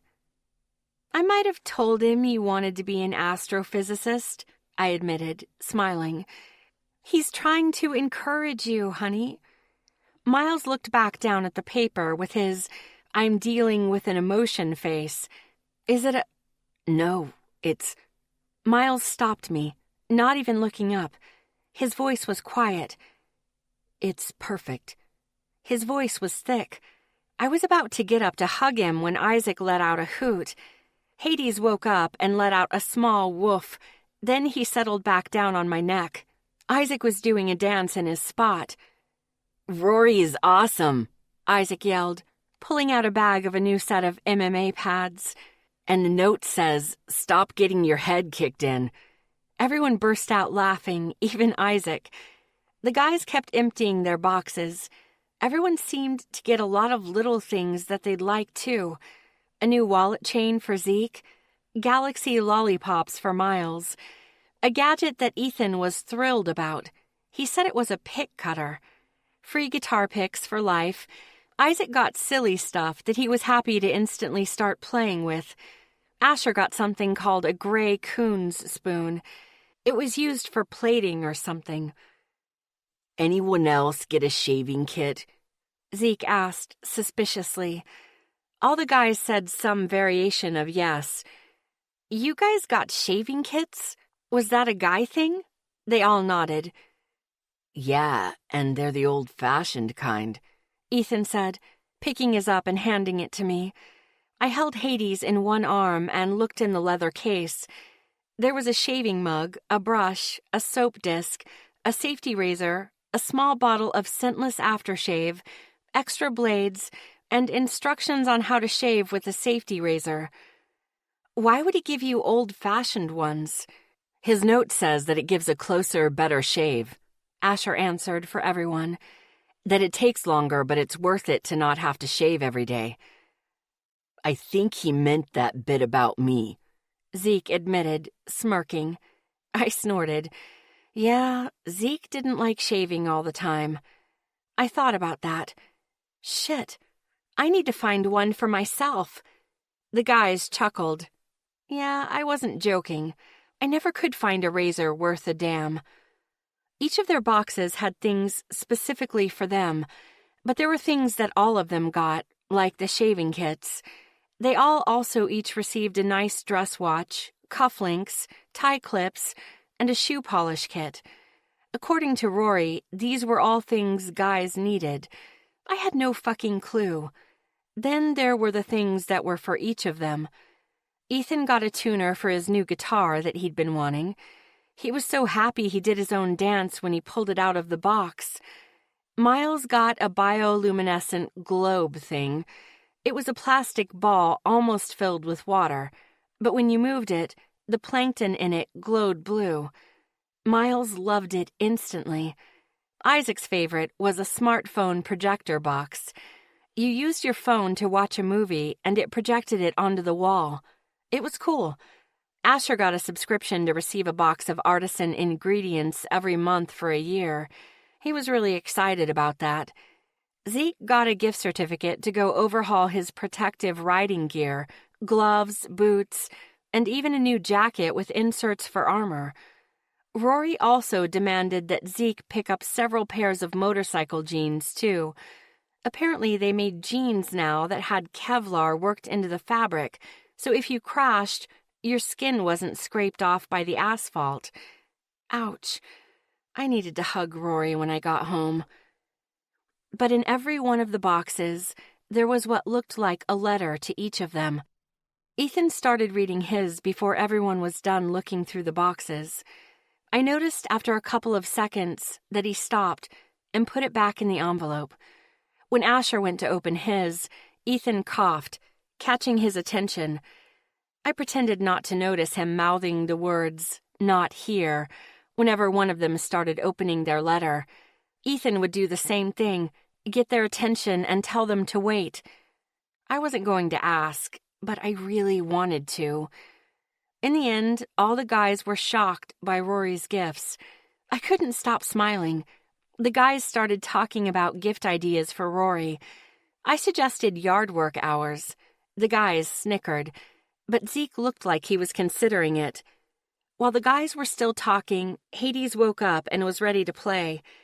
Zeke brought down the toys he'd left with him upstairs, while everyone else started a board game. Zeke was teaching me what not to do when playing with a puppy. He told me you weren't supposed to let them bite on your hands. I had no clue. Zeke also told me how to use positive reinforcement to get the obedience you wanted. Especially with house training. You can't do the whole rub their noses in it shit. That creates fear in the dog. And a dog that fears you might obey, but he won't trust you as much, Zeke said, as he held the end of a rope while Hades yanked on the other end. It'll take longer, and there will be more mess, but in the end, it's better for the bond. I smiled to myself. Okay, lots of treats and positive attention, I agreed. I was willing to follow anything he said right now. I had no fucking clue how to take care of a dog. I put Hades on a leash and took him out back to see if he needed to go. My coat pocket was full of treats, like Zeke had suggested. The backyard was covered in snow, and I was worried about whether Hades' short hair would keep him warm enough. I watched him carefully to make sure he didn't start shivering. While I was out there, I took a couple photos of Hades to show to Dylan. Shit, Dylan. I was supposed to head up there this afternoon. Could I take Hades? Fuck. I waited a few more minutes outside as Hades peed on a bush. When he was done, I gave him a treat and some love. His tail was wagging like helicopter blades. We came back in and headed into the living room. Okay, dog question. Zeke looked up from the game. I'm supposed to leave to see Dylan in 20 minutes. It's an hour away. Do I take him? Zeke's eyes were unfocused for only a couple of seconds. If someone else were going with you, I'd say yeah. But he's a puppy, and he's going to want to explore the Blazer while you're driving, Zeke explained. I wouldn't if I were you. Shit. I was afraid he was going to say that. Lexi, don't worry. I'll take him back to my house, and you can pick him up on your way home. My eyebrows went up. Zeke's house? I'd never seen Zeke's house. Really? I get to see your house? I asked, smiling. He rolled his eyes. I do have a house, Lexi. It's where I sleep, he pointed out, being a smart-ass. I wrinkled my nose at him. Besides, you'll have to start socializing him with people and dogs, and I'm your only friend with dogs. He made a good point. You don't mind? I didn't want to put him out. He didn't even look up from the game. Not a bit. It's kind of fun to have a puppy around again, Zeke answered absently. My heart melted a bit right there. I leaned over and gave him a side hug. You're the best. He smirked and patted my back. You might want to stop your dog from eating your new purse, Zeke said, not even looking up from the game. I turned and found Hades gnawing on the bag strap. Oh, shit. I hurried over and took it from him. No, I told him firmly. He looked at me with a tilted head. Now give him something he can chew on, Zeke called from the table. I grabbed one of the chewing bones and held it out to Hades. Hades sniffed it, then took it and began gnawing. Now you give him a treat and tell him he's a good dog. I did what Zeke said. Hades ate his treat and went back to chewing on the rawhide. You'll have to do that a lot, Lexi. It's repetitive and all the time, but in the end, it's pretty fucking worth it. I'm going to end up calling you a lot, I warned him. He snickered. Just not after midnight or before 8 in the morning, he shot back. I just smiled. Then it was time for me to go. I didn't want to leave my new puppy. The guys started laughing at me, and that got me out the door with Dylan's presents. Those shitheads. An hour later, my stomach was in knots as I pulled up to Dylan's house. It was around 4, and it was going to be dark soon. I texted him I was here and needed help carrying stuff. A minute later, he was coming out the front door. He gave me a big smile before he gave me a quick, soft kiss. He pulled back, his eyes warm. Merry Christmas, sunshine. Merry Christmas, cutie. I smiled up at him. I couldn't help it, but I did have a question before I met his dad. Does your dad care if I curse? 'Cause I might need a swear jar. He laughed at me. Sunshine, I curse around him all the time. He won't even notice, he reassured me. That took a big weight off my shoulders. I turned to the back of the Blazer towards the 2 stacks of boxes. Okay, you take one stack and I'll take the other. Please don't drop them. It was hard enough to make them the first time, I begged him. He smiled and took a stack. I took the other one and the book bag I had stashed in the back. We closed the back and headed in. My stomach knotted even more as we walked into the foyer. Dylan looked back and gave me a wink. It made me smile. Okay, this wasn't going to be so bad, right? Dylan led me into the great room. His dad was sitting in the leather recliner. Wow, he looked like an older version of Dylan except for his eyes. Dylan's dad had his hair buzzed down to a short layer on his head, like he just didn't want to deal with it. I envied that guys had that option. Dad. Dylan got his attention. This is Lexi. Lexi, this is my dad, David. It's nice to meet you, Mr. Miller. I was on my best behavior. It felt weird. He waved a dismissive hand. Just call me Dave, honey, he said with a friendly voice. So you're the girl Dylan won't stop talking about. Dylan's face started to turn red. I looked at him, smirking. Dad, Dylan groaned. Oh, really? I asked, smiling. I looked back at David. What's he been saying? David started grinning. Lexi, Dylan pleaded. I looked at Dylan, still smiling. Sorry, sweetie, you brought me here. I turned back to his dad. Come on, tell me what he said. Were there details? I bet there were details. Dylan groaned and headed for the kitchen. I held it together until he was in the kitchen. Then I started snickering. I looked back at David, who had a big smile. Oh, that was fun. David started laughing, his eyes warming. I think I'm gonna like you, David declared. I smiled back, then tilted my head at the TV. Have you guys been drowning in Christmas movies? I asked. David nodded. Yeah, it's overload at this point, he confirmed. Well, I did bring some anti-Christmas movies if you're interested. He raised an eyebrow. I'm listening. I put the boxes down and opened my bag as I walked over to the coffee table. I pulled out several stacks of action movies and bad horror movies that I personally loved, not to mention the classic comedies, Spaceballs and Monty Python. David whistled. I gestured to the stacks. Have at it. I picked up the boxes and eyed David. Do you want your cookies now? His eyebrows went up, and a light came to his eyes. Have you tried them first? He asked, cautiously. I snickered. Yes, and so did everyone helping to bake them. No ill effects, I assured him. His face lit up. Then yeah, he said, smiling big. I walked over and just put the whole stack of boxes in front of him on the coffee table. His eyebrows went up. That's a lot of cookies. I snickered. That's your half. He looked up at me, his eyes wide. Dylan has his with him in the kitchen. I took a breath and added, They might not taste the same, but I can tell you my friends wouldn't stop eating them, so they aren't bad. He gave me a smile. Hey, Lexi, where'd you go? Dylan called. I didn't go anywhere. You ditched me. I shot back over my shoulder. David burst out laughing. I smiled and headed into the kitchen. I found him waiting in the doorway. What do you mean, where did I go? You're the one who walked off without me, I pointed out.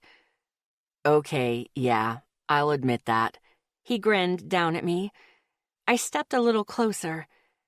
Let's give your dad a couple of minutes. He's going to try the cookies, and if we succeeded, I whispered. Dylan's eyes warmed on my face.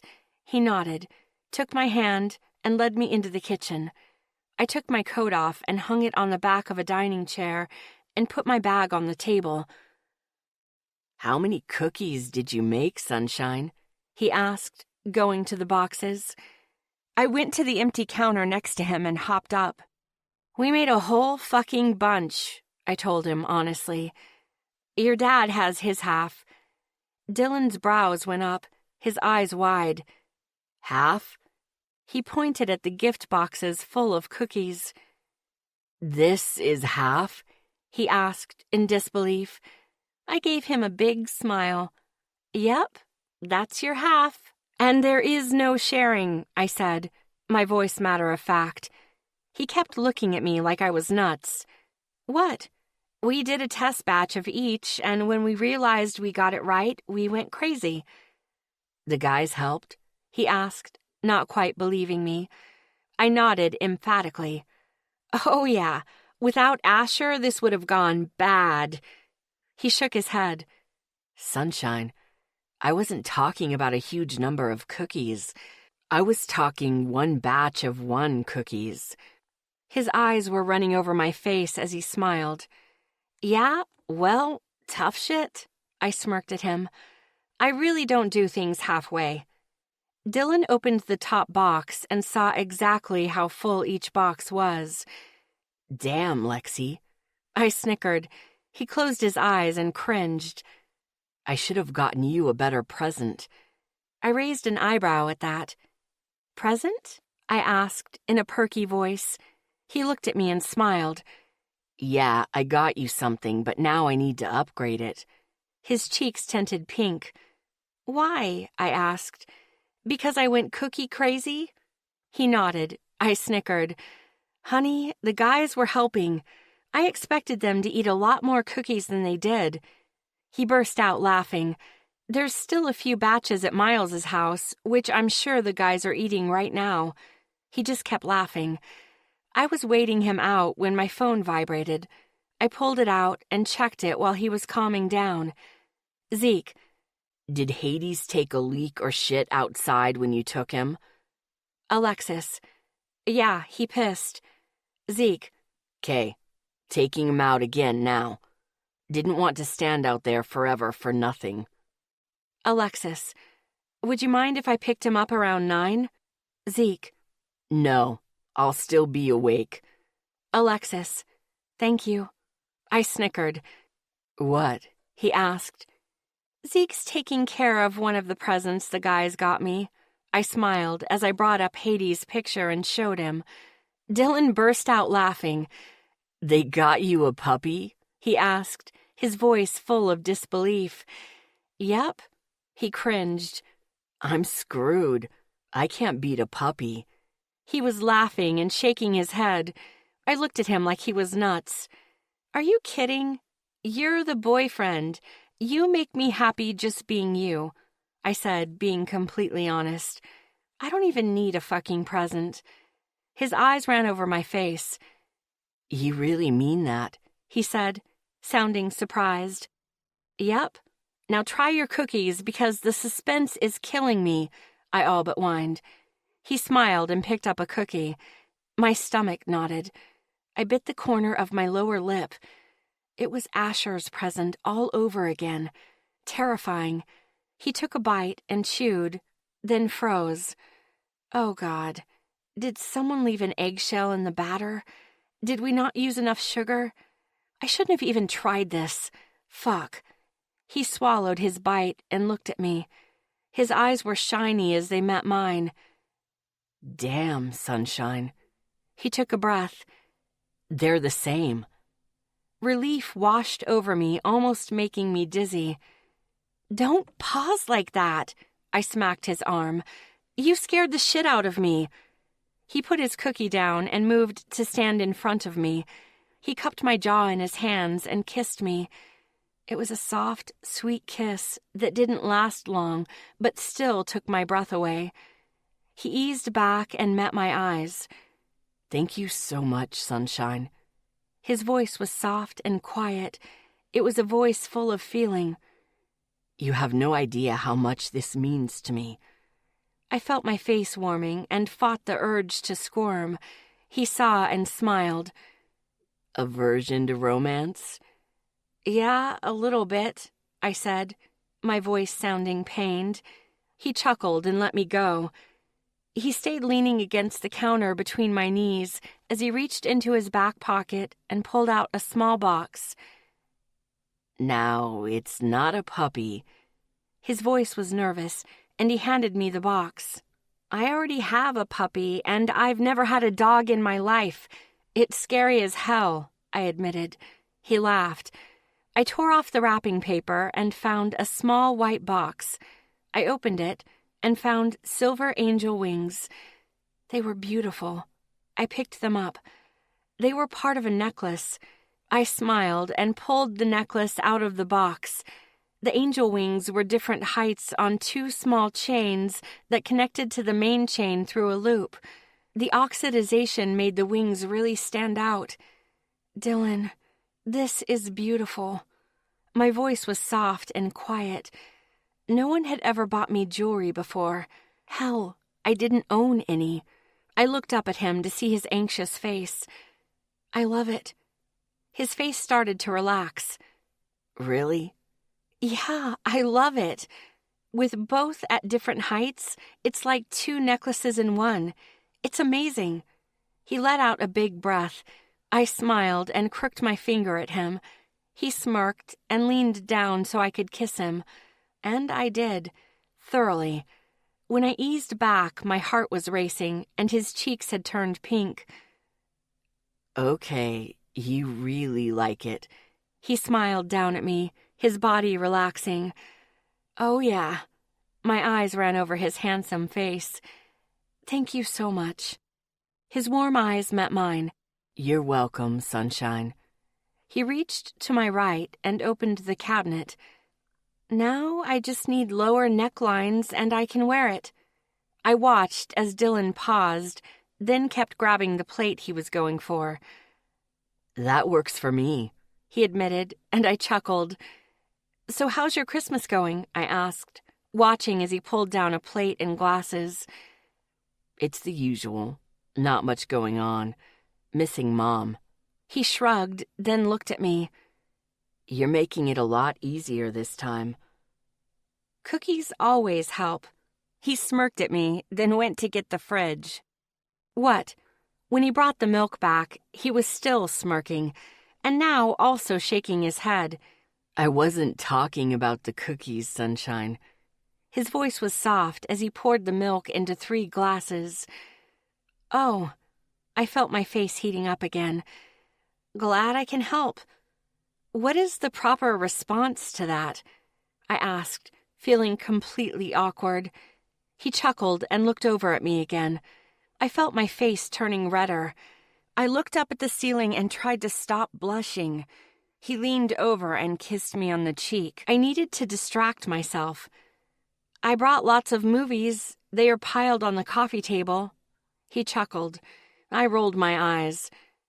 Okay, let's give Dad a few more minutes, he started, opening the other boxes and putting a mix of cookies on the plate.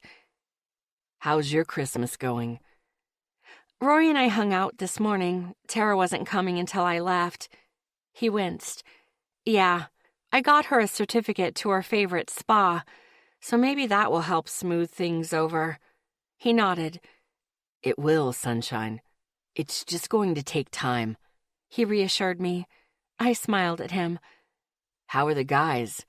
Why did they get you a puppy of all things? My smile got bigger. It's their solution to my sleeping problem, I explained. They think if the dog is lying next to me, then it might help keep the nightmares away. He thought about that, then he smiled. Huh. That was the solution they were talking about. The dog, he muttered. I raised an eyebrow. He smiled. When the guys were forcing you to take a nap, they said they thought they had a solution to the problem, but it wasn't going to be here until Christmas, he told me. I do not remember any of that, I said honestly. He smiled. You were exhausted, babe, he reassured me. And you were already almost out. Yeah, he was probably right. What else did the guys get you? He asked, putting the plate between us and taking a cookie. A Leatherman, sparring gloves, an iPod shuffle, and Miles got me the most awesome purse ever. Oh, and a scarf. I paused. Then Asher gave me his present. It was a photo of my dad. His eyes went wide. I thought there weren't any, he asked, his hand going to the inside of my knee. So did I snorted. Rory got him in touch with the firehouse Dad had worked at.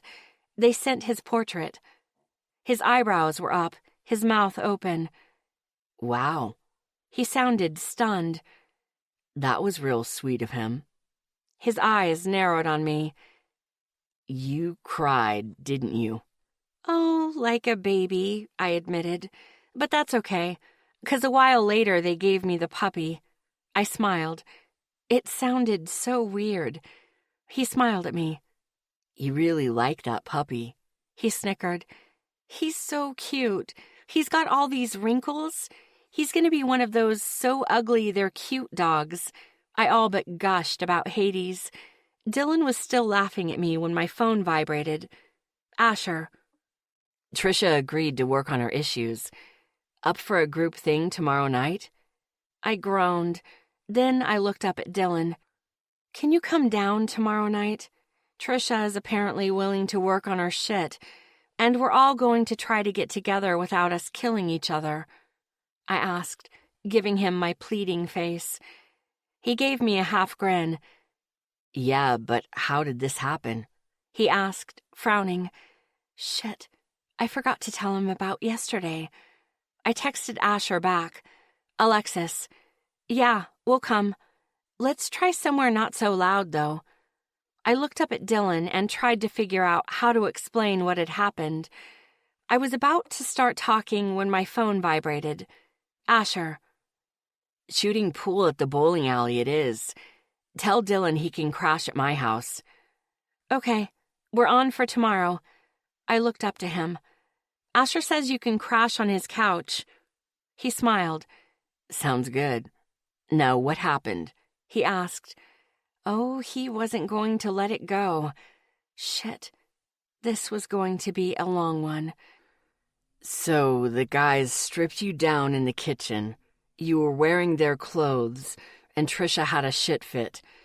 Then Asher told her to make a decision. Dylan summed up. His brow was furrowed, his shoulders tight. I figured it was the first part that had him upset. Shit. Dylan, my lips were turning blue, I reminded him. He nodded that he heard me. Asher wrapped a blanket around me so I could try to get the wet clothes off myself, but my fingers could hardly bend. I understood why he was upset, but there was nothing else I could have done then but die. They didn't see anything that wasn't on the big screen, I pointed out. His eyes snapped to mine. Wait, they only got your jeans and shirt?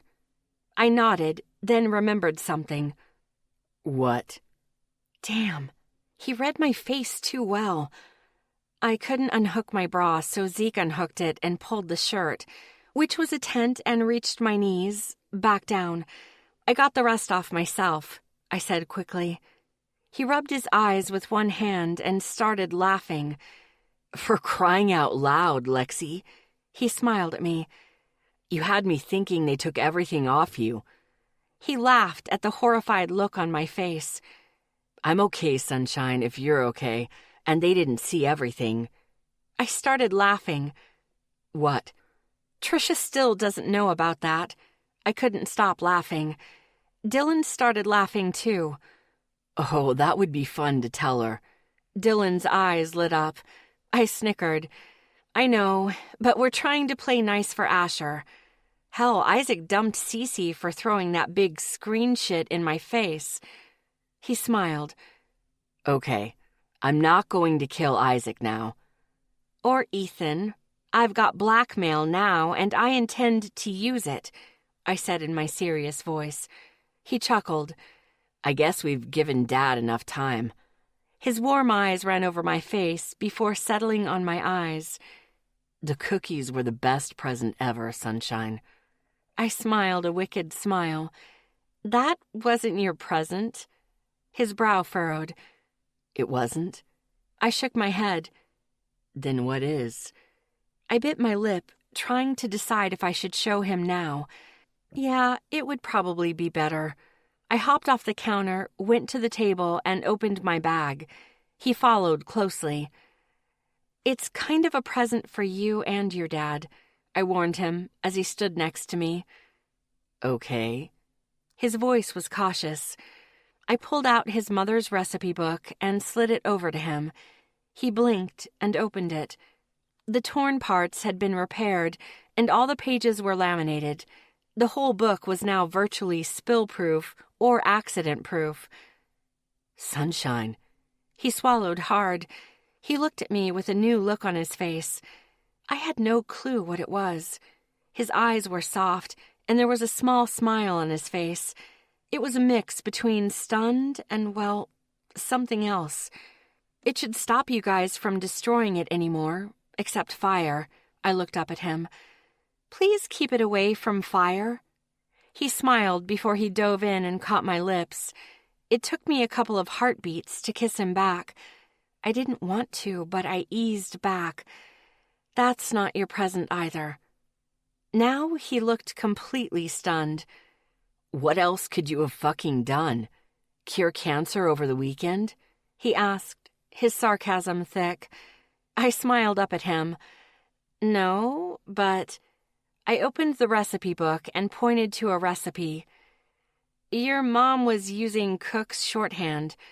Only someone who knows tons about cooking could have read it. That's why everything always turned out like shit. He laughed as he smiled. I nodded. Now, Asher knows a shit ton about cooking. He's the only reason those cookies came out. He gave me a key to reading your mom's recipes. I pointed to it on the inside cover where it was laminated. Sunshine, that's fucking... His face was full of disbelief. I kind of felt guilty about the next part. That's not your present either. He ran a hand down his face, his eyes wide. I was driving him crazy. It was kind of fun. This is your guys' present. I pulled out a new binder. The cover said, Miller Family Recipes. I slid it over to him. He took a breath before reaching out with a slightly shaking hand. He opened it. There was the first recipe from the first page of the other book, only it was translated so ordinary people could use it. Hell, even I could follow the recipes from this book. He turned the pages again and again, seeing that he could understand what was there. I bit my lip, waiting, hoping he'd like it. When did you have the time? He asked me, his eyes shining. I don't sleep much, I reminded him. Besides, since the guys made me take a nap, they helped. Miles is a fast fucking typer. Dylan reached out, grabbed my wrist, and pulled me to him. He wrapped his arms around me and buried his face into my neck. I hugged him back and just waited till he was good again. Sunshine, he whispered, his voice thick. Merry Christmas, Dylan, I whispered back. He took several deep breaths. He lifted his head. Then he was kissing me. Warmth flooded from my heart out as he moved his lips against mine. He kissed me slowly and gently till I forgot where we were. I could only hear the pulse in my ears. His hands were on my face again, holding me still while he brushed his lips across mine. Every nerve felt alive when he eased back a little and gazed into my eyes. Thank you, Lexi. His eyes were almost glowing sapphire as he ran them over my face, then back to my eyes. You are always constantly surprising me. That's my job, to keep you on your toes, I teased, smiling up at him. He gave me that look, the one that made me feel beautiful. It sent shivers down my spine. You sure as hell do. He looked at the cookbooks. I should show... Can you wait until I leave? I asked, awkwardly. He looked back to me. I'll turn fucking bright red and be uncomfortable for a long while, I warned him. He grinned at me. Okay, Sunshine, but I'm still telling him it was you. I shrugged. As long as I don't have to watch or be there, I'm good, I agreed. He snorted. Come on, let's go watch some movies with Dad. I nodded and followed him out into the living room. We spent the rest of the evening watching movies. I got them to watch Spaceballs, and David laughed his ass off. I liked Dylan's dad. He was kind of fun. I tried to make them both laugh as often as I could. When it was nearing 8, I got my bag and coat. I said goodbye to David, who actually got up and hugged me to thank me for the cookies. Then Dylan walked me out to the Blazer. I started the truck, letting it heat up, and slid out so I could keep talking to Dylan. He pulled me close and rested his forehead on mine. Sunshine, he whispered. You don't even know what you gave us today. He swallowed hard. We can't have her, but we can have her cooking again. I squeezed my hands on his arm. You are so fucking amazing and you don't even know it. My pulse picked up. I'm okay. I tried to lighten his mood. He was so serious right now. It was making me nervous. He lifted his head and looked down at me. You're so much better than okay, he said. You have the biggest heart I've ever seen. Not always a good thing, sweetie, I reminded him. He narrowed his eyes at me as he sighed. Lexi, let me fucking compliment you. His voice was growing harder. I wanted to squirm. He saw it and smiled. He pulled me closer till his lips were at my ear. You are beautiful, sunshine, inside and out. It was easier to listen when I didn't have to see his face. Thank you. My voice was quiet. I was uncomfortable now. Edgy. I wanted to squirm. You're just dying to make a joke or something, aren't you? I could hear his smile in his voice. You have no idea, I shot back emphatically. He chuckled. He pulled back a little and he kissed me goodnight. It was another one of his slow and sweet kisses that made my heart race and got my blood moving. It seemed to go on forever, but it still wasn't long enough. When he eased back, he kissed my forehead before letting go. I got in my truck and promised to text when I got home. Then I headed back to Spring Mountain. That feeling had washed over me all night. Any time he looked at me a certain way, any time he touched me at all, I was getting there, a lot faster than I thought I would. Damn it. I pulled into Zeke's driveway around 9. He apparently lived across town and further out than Miles did. The driveway was graveled, stretching from the road into the trees. I wondered if Zeke and Sylvia ever got snowed in. When I reached the house, I parked next to Zeke's Jeep. The house wasn't as big as Rory's, but I liked the bungalow cabin crossover look it had, with its gray-weathered shingles. There was a big garage to the left, though. It looked newer than the house. I got out and heard dogs barking. There was a lot of barking. How many dogs did Zeke have? I walked over the gravel and stepped up to the simple wraparound porch that had stuff scattered here and there. Snow shovels, a couple of metal buckets, and even a set of snowshoes. I was about to knock when the door opened. Zeke was looking down at me with a half grin on his face. Come on, Lexi. Move it, he ordered as he walked around me and through a small archway to the immediate right. The small family room there had a big, comfy blue sofa on one wall and a yellow armchair to the left, its back flush to the wall. There was a TV on the left wall in a long white built-in that also had bookshelves. Besides the white wooden end tables, that was all the furniture, except for several dog beds scattered here and there. I took a quick look around. The front door opened directly into a not-so-big area. There was a small dinner table that currently had a laptop and a pile of papers on top of it. There was another walk-through on the left. It looked like the kitchen and a hallway straight ahead. The whole house had a beach cottage feel to it. It was so not Zeke. I smiled to myself. Yeah, if you don't mind me annoying you, I said, as I took my jacket off and found a row of hooks behind the door. That was handy. I hung my coat up. I walked into the family room and saw my puppy sleeping next to Zeke on the middle couch cushion. Zeke gave me a half smile. I'm used to it by now, Lexi, he pointed out. I stuck my tongue out at him. He chuckled. I sat down on the other side of my puppy. So, did he destroy anything new? Zeke smirked as he looked down at the dog. No, nothing new. He's got his toys to fuck with now. He looked back at the TV. Zeke seemed a bit off. He never talked a whole lot, but now he seemed to be having trouble. His shoulders were tense. His thumb was tapping the remote. He looked nervous. It was kind of hard for me to believe, but there it was, right in front of me. So, Zeke, he looked over at me. Your house, man. He rolled his eyes.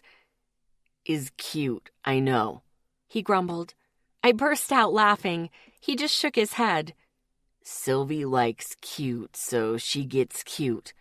He shook his head. As long as she leaves my room alone, she can do what she wants. I just smiled. I heard another dog barking. Zeke tilted his head, listening. His eyes were unfocused. What? I asked, wondering what he was doing. He shook his head. The dogs are just playing, he said matter-of-factly. Then he smirked over at me. Want to meet 'em? Hell yeah, I said cheerfully. He smiled and got up. We stopped on the way to grab our coats. How many do you have, anyway? He grinned. 4. My eyebrows went up. You have 4 dogs? I couldn't quite believe it. I was worried about taking care of one. He chuckled. Yeah, we have the space, and when we're not home, they have each other for company. He explained.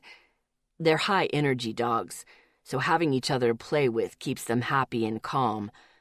I followed him through the left archway, which led to a small kitchen. Zeke opened the back door and stood in the doorway, blocking me. Just stay in here for a sec. I'll call you out when they calm down to introduce you. Gotcha. He flipped the switch on the right wall, and the window lit up before he stepped outside. He closed the door behind him fast. I heard him call the dogs. Then I heard happy sounds from them. While I waited, I wondered why Zeke was nervous about having me here. He'd been to my house 100 times in the last couple months. Then again, this was his house, not mine. It was a little more personal. The more I thought about it, the more I realized that Zeke was about as private as Miles. He just wasn't vocal about it. If he didn't want to answer a question, he just glared at you or told you to fuck off. Hell, he talked to Riley for 2 months before asking her out. I had never noticed that before. Lexi, you can come outside now, Zeke called. Just walk out slow. The way he said that made me curious. What kind of dogs did he have? I opened the door slowly and stepped out just as slowly. Zeke was kneeling in the snow with 4 huge fucking dogs sitting in front of him. No, not dogs. Fucking wolves. I froze. Zeke, what kind of dogs are these? I asked, keeping my voice calm. Wolf hybrids. I could hear the smile in his voice. He didn't turn around. His attention was on the dogs. They're just skittish of strangers. That's why I want you moving slowly. When I still didn't move, he looked over his shoulder and laughed at me. Lexi, it's okay. Would I ever make you do anything where you could get hurt? He had a point. I closed the door behind me and walked forward slowly. When I was 8 feet from them, one of the dogs started growling. I stopped. Kita. Zeke's voice wasn't chastising, more comforting. His hand went out to the big white one on his right. The dog calmed down when he touched it. Lexi, stay there. I'll send each one over, and they can meet you one at a time. Okay. I wasn't moving any closer. The dogs were fucking huge. Zeke looked at a gray and black dog on his far left. Kato. The dog looked at Zeke. Zeke pointed at me. Greet. The dog got to his feet and walked towards me slowly. I held still. Let him come to you. He'll get there when he's ready. He's going to sniff you a lot, maybe circle you, then sit down in front of you. Don't move till then. I watched as the big dog, who looked more wolf than anything else, came towards me. He had a loose, smooth walk. His head was down, his blue eyes on me. He came halfway, then stopped. He sniffed the air before coming any closer. He was huge. His head reached my fucking waist. Was Hades really going to get this big? Shit. I waited. The dog's fur was streaked with white, black, and gray. His paws were surprisingly wide for such lean legs. Cato walked toward me again. I kept my hands in my pockets of my coat as his nose started sniffing over my legs, all the way up to my hips. He liked what he smelt in my right pocket, where I still had some of Hades' treats. Zeke snorted. You still have those treats, don't you? I nodded, keeping my eyes on Cato. Good. When he sits down in front of you, slowly pull one out and hold it in your palm. Cato's nipped my fingers trying to get a treat before. I nodded that I heard him. Cato backed off and eyed me. Then he sat down in front of me. I slowly pulled out a treat and held it out to him in my palm. His tail went crazy. I smiled as he took the treat from me and munched on it. Good, Cato. Zeke's voice was positive and full of praise. Cato finished and looked at my pocket, then back at my face. I laughed. Okay, you can touch him now. Just move slowly at first. I held out my hand and slowly moved it to his head. I went for between his ears. My hand touched his fur. It was coarse and soft all at the same time. Then I scratched. Cato pushed onto my hand, forcing it to the back of his neck. I smiled as I scratched there. He shifted and leaned against my legs, his head against my stomach as I scratched. Zeke chuckled. He's so soft, I said, as I put both my hands into his fur and scratched the hell out of him. I thought Cato's eyes rolled back in his head. He's the easiest out of all of them. And now that his scent is on you, it'll make it easier for the others. I looked up to see Zeke look at the next dog. Nady. The dog looked at him. Zeke pointed to me. Greet. Nady came towards me a little slower than Cato had. Nady looked a lot more like a wolf, but she had longer fur than Cato. She was mostly white, but she had a beautiful tan-brown coloring along the back and tail. Nady did the same thing as Cato, only it took her a bit longer, and she circled me twice. When she sat, I gave her a treat the same way I had Cato. Cato actually whined. I smiled and gave him one too. You're going to spoil my dogs, Lexi, Zeke warned me. I looked up and smiled. Oh, totally. I'm going to spoil them rotten, I told him honestly. He smiled, then looked at the next dog. Tank. Zeke pointed to me. Greet. Easy. I raised my eyebrows at the new command. The big burly dog started towards me. He was fucking huge. His head was probably even with my chest. I stayed still. He looked completely wolf to me, just giant. He was black from snout to tail. His yellow eyes watched me as he came closer. The dog looked like he was on steroids. If I didn't trust Zeke so much, I'd be running to save my ass from this animal. Why the new command? I asked quietly, not moving an inch as Tank came closer. Because he's a klutz, Zeke said bluntly. He's knocked me over by sliding into me a few times. I said easy so he would know to walk slowly and be careful of you. I instantly felt better about Tank. Tank didn't come too close. He circled me 4 times, sniffing the air around me from a couple of feet away. Then, when he was ready, he came closer. The other 2 moved to sit next to me, Cato still leaning on me. Tank sniffed my legs and my chest, which was weird. The fucking dog could stand on his hind legs and be taller than me. He kept sniffing me until he was comfortable. Then he sat down. His head still reached high on my stomach. I slowly gave him his treat, then followed that up with one for each of the others. Zeke snorted. I was so spoiling his dogs. Zeke got to his feet this time. He had Kita on a leather leash. That made me nervous. "She's on a leash?" I asked, my eyebrows up. "She's the newest one," he explained. "She's still adapting, and she's real skittish. I'm not risking your ask to introduce you." That sounded like Zeke. "She's going to do the same thing, but I'll be with her the whole time." I nodded. Zeke had her. He'd keep me from getting hurt. He looked down at Kita and pointed at me. "Kita." His voice was different with her. It was firm, but gentler, softer. "Greet." She looked at me, then back at him like she wanted to argue. Then she started to move very slowly. Once Zeke moved with Kita, she seemed to relax a bit and walked a little faster.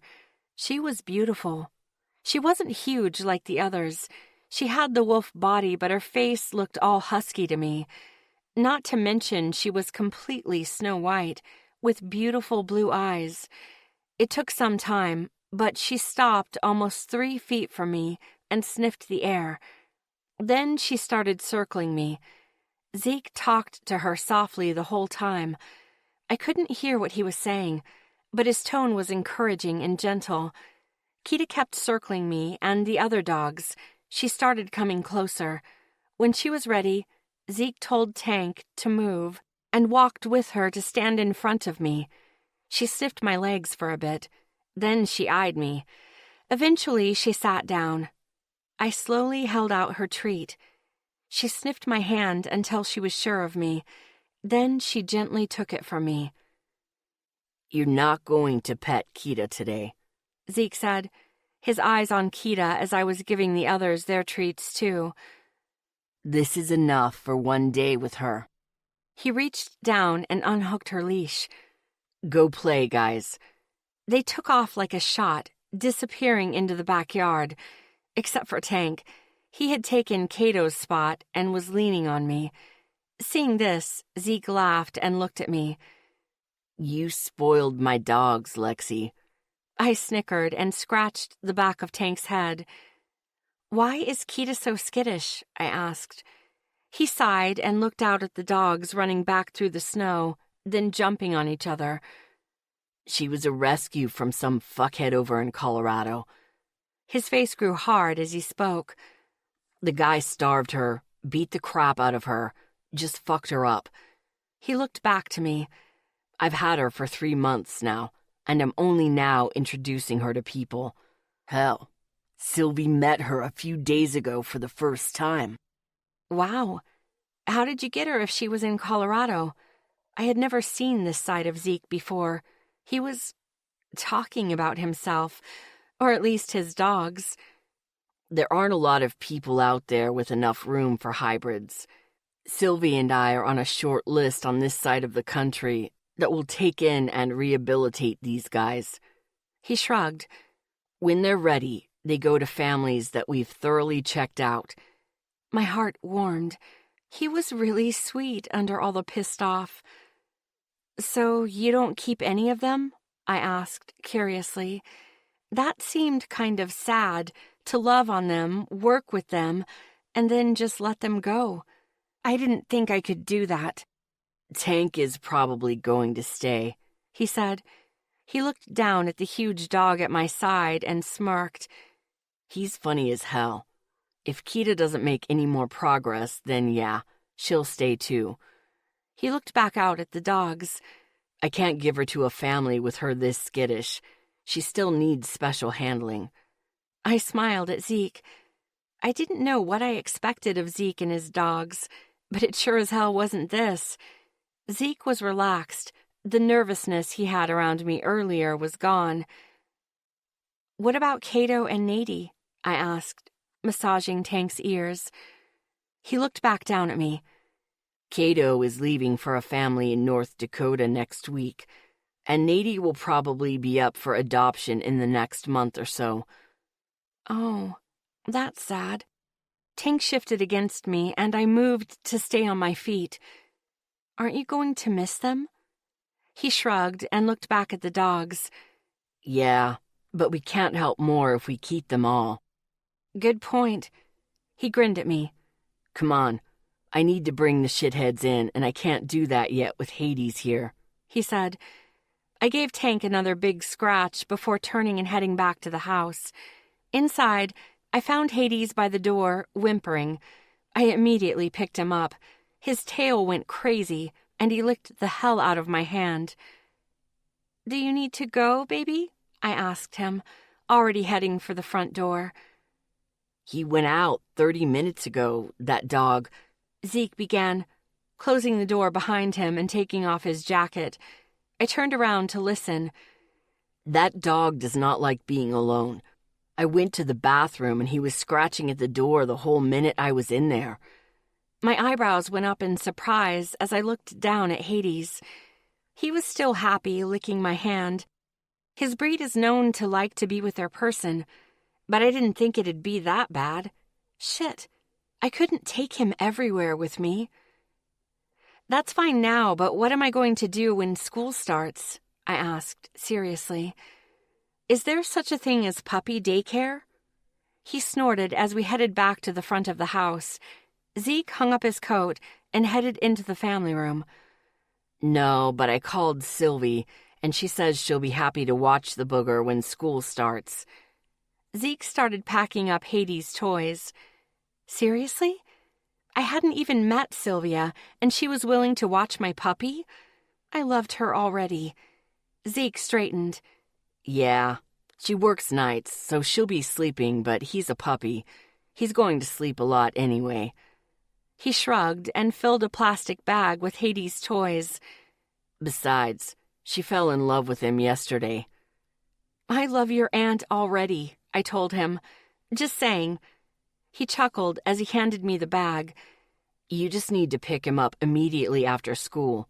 That's the only time she gets free time anymore, he informed me. I nodded. No problem. Besides, once he's older and knows you're not disappearing on him, he'll be okay staying home eventually. That was a load off my mind. I looked down at Hades, who was still wagging his tail. Looks like you're going everywhere with me, like one of those annoying chihuahuas, I told him disdainfully. Zeke laughed.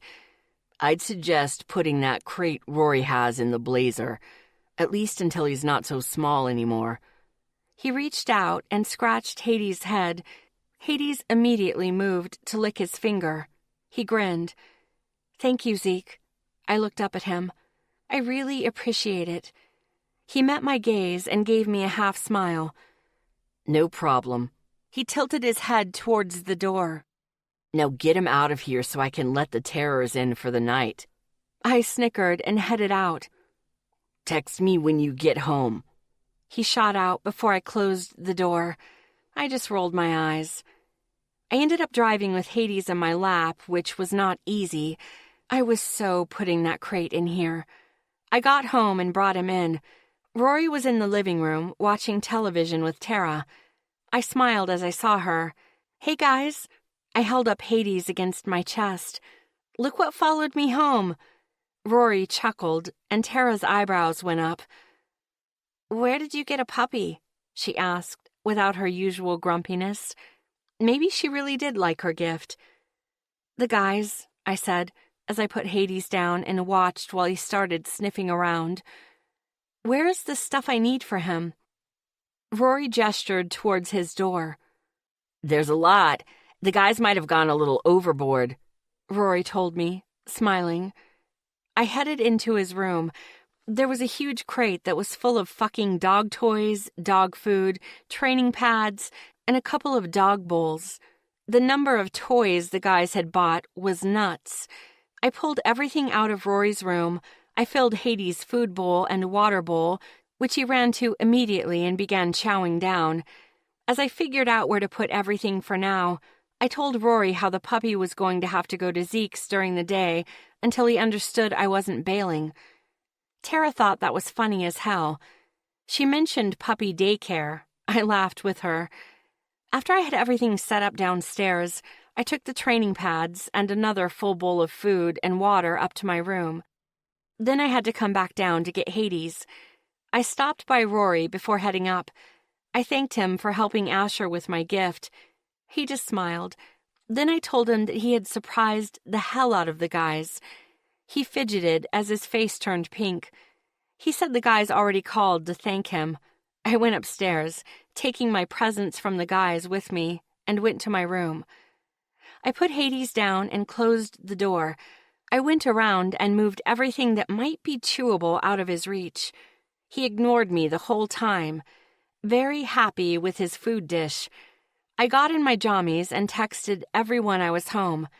By the time I was done, Hades was on his back paws, trying to get in my bed. I smiled and lifted him up. I snuggled down in bed and shut off the desk lamp. Hades snuggled up to me, his face lying on my neck. Okay, here it goes. I went to sleep. Chapter 16. Thursday. The sun was already up when I opened my eyes. I felt different. I wanted to get up and move. I wasn't groggy. I wasn't cursing everything under the sun. I had gotten a full fucking night of sleep. Pure happiness filled me. I had grabbed my phone when my ball of love woke up too. He slid off the bed and started looking around. Oh no. I quickly picked him up, grabbed his treat bag, and hurried downstairs. I barely stopped to shove my feet into the galoshes by the back door before I was out and putting Hades down. He looked around the snow and moved to a spot before he took a leak. I checked the time, and my mouth gaped. It was 10 in the morning. I had missed my workout, and no one had come to yank me out of bed. I smiled. Hades decided to move to another pristine patch of snow and color that one as well. I texted the guys. Alexis, it worked. I slept all night. It didn't take long before my phone blew up. Isaac, awesome, Red. Asher, how do you feel, Allie? Ethan, no more eye baggage for beautiful. Zeke, did he eat your pillow too? Miles, when you didn't show up this morning, we called Rory. He told us you were still sleeping. I loved my guys. I looked up in time to watch Hades taking a squat. Then I was back on my phone. Alexis, I feel fucking fantastic. No, he didn't eat my pillow.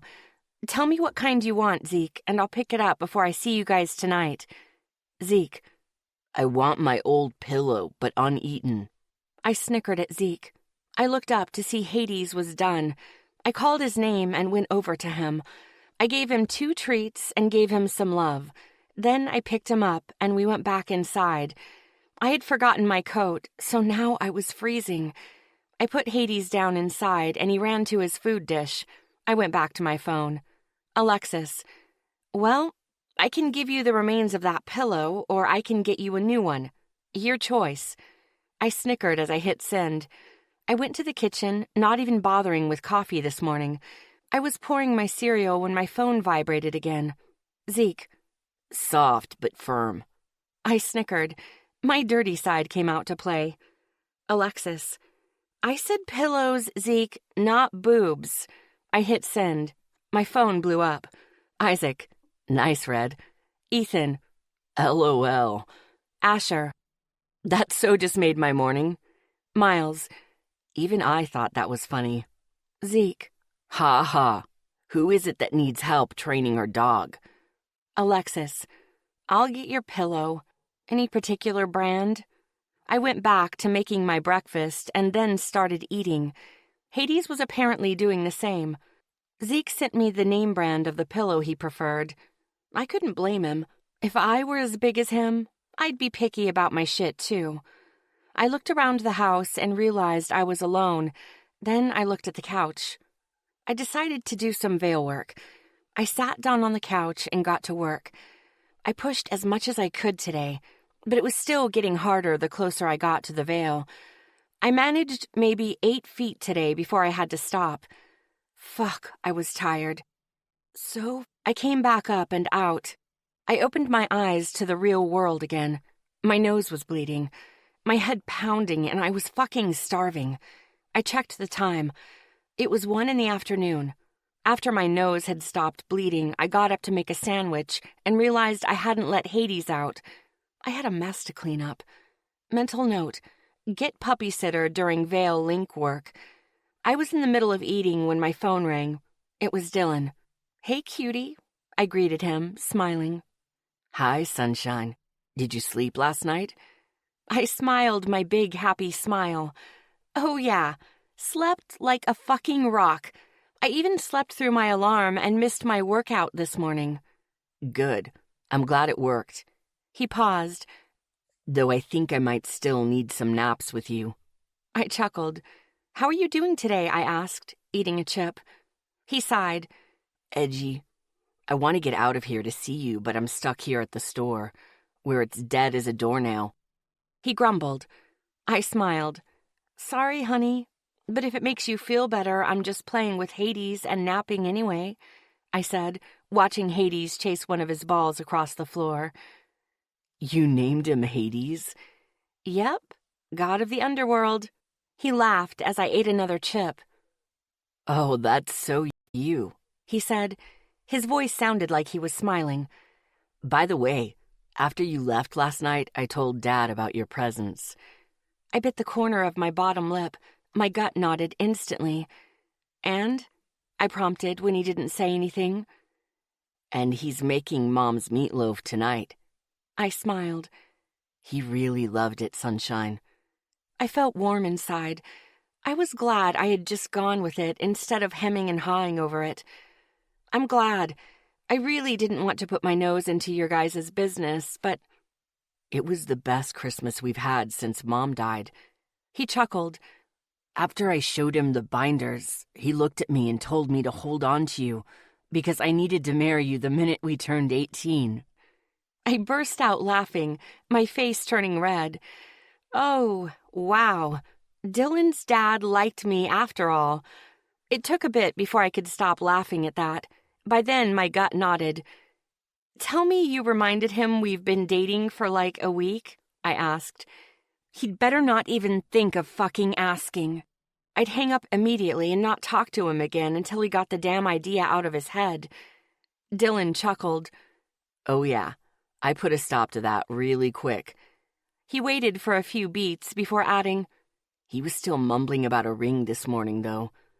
"Aw, you're just going to have to keep saying no," I taunted him. He snickered.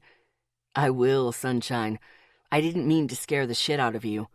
His voice was soft and teasing. "You didn't?" I lied through my teeth. He laughed quietly. "Oh yeah, I did. That was hilarious." He wasn't quiet about laughing anymore. "Your voice actually got high-pitched." I winced. "Okay, I'm hanging up." My face was turning red again. "No, I'm sorry. I'll stop teasing you," he promised. "It was just really cute." "I'm not cute, Dylan. I'm a pain in the ass," I countered. "Yeah, a really cute pain in the ass," he mumbled. My face warmed again. "What's the plan tonight, anyway? If Trisha's a bitch, did Asher give you permission to start swinging?" I snorted. That would be great, but I really needed to work on my violent tendencies. "We're going to go to the bowling alley. They've got that whole section of just pool tables," I said, watching Hades start sniffing. "Shit, give me a sec." I got up, hurried to him, picked him up, and opened the back door. I set him outside while I put on those galoshes again. I stepped outside and shivered a bit. Sorry, Hades was sniffing around for a leak. "No worries. So we're playing pool tonight? I'm pretty good. How about you?" He sounded a bit cocky to me. I smirked. "No, I'm not that good. Only played a couple times in L.A., I lied. I had spent a lot of time in a pool hall that let minors in. I didn't have any friends, so I'd play pool by myself. That was kind of sad if I thought about it. I pushed the thought away. "Well, then we'll have to play a game. I can help if you need it." I bit my lip to stop myself from laughing. "Sounds good to me." I managed to keep my voice normal. I watched Hades take his leak and look up at me expectantly. I smiled. I gave him his treat and his love, then took him back inside. Dylan was laughing at me. "Shut up," I snapped at him as I closed the door behind me. That was the girliest I've ever heard you sound, he pointed out, still chuckling. I sighed. It's my puppy. Of course I'm going to be girly, I countered, still feeling my face warm. It's just really cute, Sunshine. He finally stopped laughing. I rolled my eyes. Hades brought me his rope and he wanted to play. I sat down on the floor and started playing tug-of-war with my dog. Yeah, the guys thought it was funny as hell too, I admitted. He snorted. Do you want me to pick you up tonight, or do you want to meet there? I heard him doing something in the background. I can meet you there, no point in you having to drive across town and back, I said, distracted by Hades yanking on the rope. I love that you value gas. His voice told me he was smiling again. Just the kind that goes in the tank, not the other kind, I snickered. He groaned. And a fart joke. Sunshine, you're just... Awesome, stupendous, funny as hell, I offered, smiling. He chuckled. All those things, Lexi. His voice had gone soft again. It made me smile. Well, I try. He sighed. There was a bell. Customers. I'll see you at 6, Sunshine. He hung up the phone before I could say anything, which didn't really bother me. He was at work. I played with Hades until the booger passed out. Rory came home and agreed to dog sit tonight. I explained how I was supposed to be training him. When Rory started protesting about it, I explained Zeke's experience with dogs. Rory's eyebrows went up. Then he agreed to do it the way Zeke told me to. I ran upstairs to get ready for our group thing tonight. I hoped it wasn't going to be a disaster. I was standing around in my usual black underwear trying to figure out what to wear. My hair was already done into its thick, curly mass, and so was my natural makeup. I really wanted to wear the necklace Dylan gave me tonight. Though with how long the necklace was, I was going to end up showing a little more cleavage than normal, though. I wasn't going to be hanging out like, well, Trisha. I finally settled on a shirt. I pulled on my blue jeans, black boots, and grommet belt, then my shirt and necklace. I looked in the mirror. The forest green top, V-neck, was long-sleeved and form-fitting. The necklace worked beautifully with the shirt, which clung down to my hips. The neckline wasn't plunging. It just showed a bit more cleavage than I usually did and framed the necklace. And with the long sleeves, it wasn't too much. Yeah, I was a little more modest in how much skin I was showing. But you would be too if you were pale as fucking snow. I kept covered up so I didn't blind people. I made sure to put a hair tie around my wrist. I knew I was going to need it when I kicked Dylan's ass at pool. I grabbed my beads and made sure to put them in my coat pocket. I put on my rosemary oil, got my cell phone, and headed downstairs. I said goodbye to Hades and thanked Rory for watching him, then headed out. I made a point of picking up the pillow Zeke wanted before I drove to the bowling alley and headed in. The inside of the bowling alley was warm, so I took off my coat. The place was busy after all. In this town, there really wasn't much else to do. I headed towards the back section of the building where the pool tables were. I spotted Riley and Zeke in the back left corner. Zeke was in his usual black jeans, black long-sleeve shirt, motorcycle boots, and wallet chain. Riley looked great tonight in a black and purple plaid that showed off her assets, black leggings, and black knee-high boots. I headed over. Riley's eyes went wide. "Lexi, is that some cleavage I'm seeing?" Riley asked as I got closer, and my face went red. Zeke rubbed a hand across his eyes. "Yeah, am I blinding planes yet?" I asked seriously. Riley laughed. I looked at Zeke, who still hadn't looked at me. "Zeke, I'm showing less than Riley is. Chill out." Riley laughed and hugged Zeke. "Honey, her shirt is a fraction of an inch lower in the neckline. You'll live," Riley reassured him. He sighed and looked at me. I stuck my tongue out at him. He snorted and he relaxed. "Your pillow is in the blazer, so grab it before you take off tonight," I told him. Then I looked at Riley. "I've got your photos, too," I chimed, smiling. Her face lit up as I pulled out my cell phone. I went to my email and opened the first email address I didn't recognize. It wasn't the photos. Your voice is like music to my ears. S.A. It took me a second to realize what I had just read. Then I read it again. Okay, that was weird. Did Dylan send you that? Riley asked as she read over my shoulder. No, I think someone has the wrong email address. I backed out of that email and threw it away. Then I opened the next one that had a different email address. This one was Dylan's. I downloaded the photos to my phone. Then I handed her my phone so Riley could send the pictures she liked to herself. I sat down across from Zeke. So are we expecting Trisha to be able to keep her shit together, or are we taking bets tonight? I asked, smiling. They both laughed. Zeke shook his head. I say no. She's gonna have an issue tonight, Zeke predicted. I think so too, but I will be on my best. Okay, least obnoxious behavior, I promised. He raised an eyebrow at me. To her, I smirked. Riley cracked up. Zeke just shook his head. I'm going to try, but if she starts shit, I will not put a hand on her, unless she touches me first. Zeke grinned.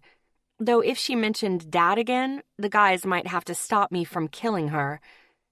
Then it's war? He asked. Then I'll rip the bitch apart, I admitted. Zeke chuckled. He gestured with his chin behind me. The twins are here. I scooted my chair until the back was against the wall. The twins came in smiling. Ethan was in his usual all black. Isaac was wearing jeans, a gray sweater with blue horizontal stripes, and one orange one. He also had a big black eye.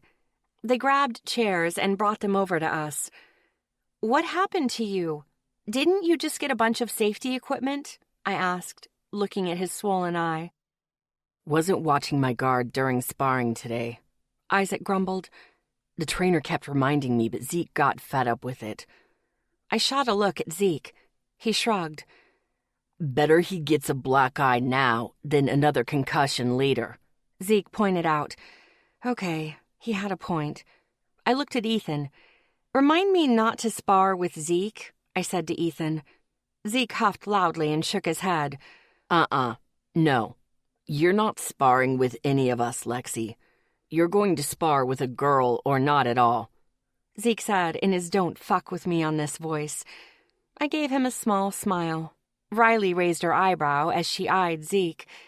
Did she not know Zeke's trigger? Should I tell her, or was that meddling? I was making a joke, Zeke, I pointed out. He glared at me. Not a funny one, he snapped back. I rolled my eyes at him.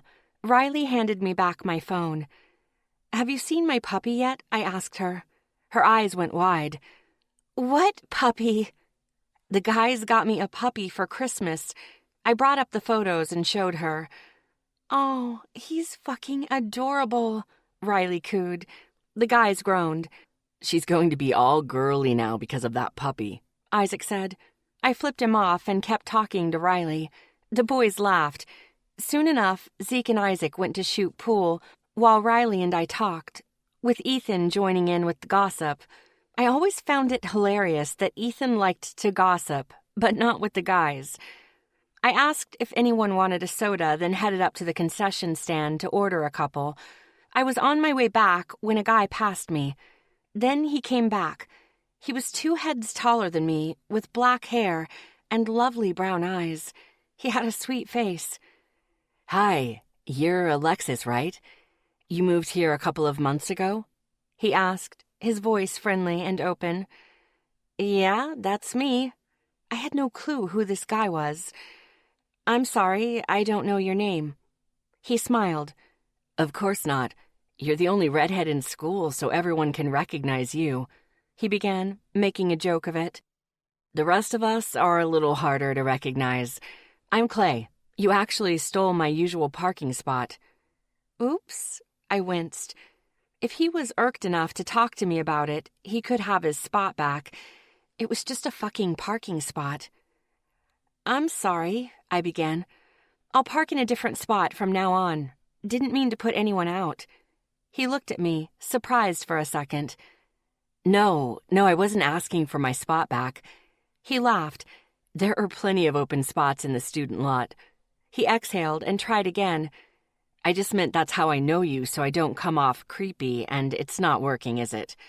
I laughed. It was until you said that, I told him honestly with a smile. He closed his eyes and groaned, then looked back down at me. Let me try this again, he said. Hi, I'm Clay. It's nice to meet you. I snorted. Hi, everyone calls me Lexi. I spotted Ethan coming this way, his shit-eating grin in place. That wasn't good. I also noticed Miles had shown up wearing his usual khaki cargo pants and green button-down. I looked up at Clay. I didn't know what this guy wanted. Did he just want to chat or something? So, where did you move here from, anyway? Clay asked. I took my eyes off Ethan to look back at Clay. LA, I said, mostly worrying about Ethan's grin. It's freaking freezing here. He laughed. Ethan stepped up and took my soda from me. Hey, beautiful. Zeke says if you pick him up nachos, he'll buy you some too, Ethan announced. I raised an eyebrow. Nachos? Sweet. Ethan looked up at Clay. Hey, Clay Orden, right? Clay smirked. Yeah, you're Ethan Turner. Heard your band playing a couple of weeks ago. You guys are good, Clay said, making Ethan grin. Thanks, man, Ethan said, before drinking out of my soda. He looked back at me, grinning. Thanks for the drink, beautiful, he snickered before trying to take off. I snagged hold of his belt, forcing him to a stop. Oh, no, you don't, you shit, I snapped at him. Ethan chuckled and looked over his shoulder at me, smiling. If you're going back, you're taking Riley's soda. Apparently I have nachos and a soda to get now, too. Fine, Ethan grumbled. Then you can send your brother to help carry. Sounds good to me. He held his hand out over his shoulder, and I passed the soda to him before letting him go. He walked off, snickering. Clay raised an eyebrow at me. I take it you're friends with him? He said. I sighed.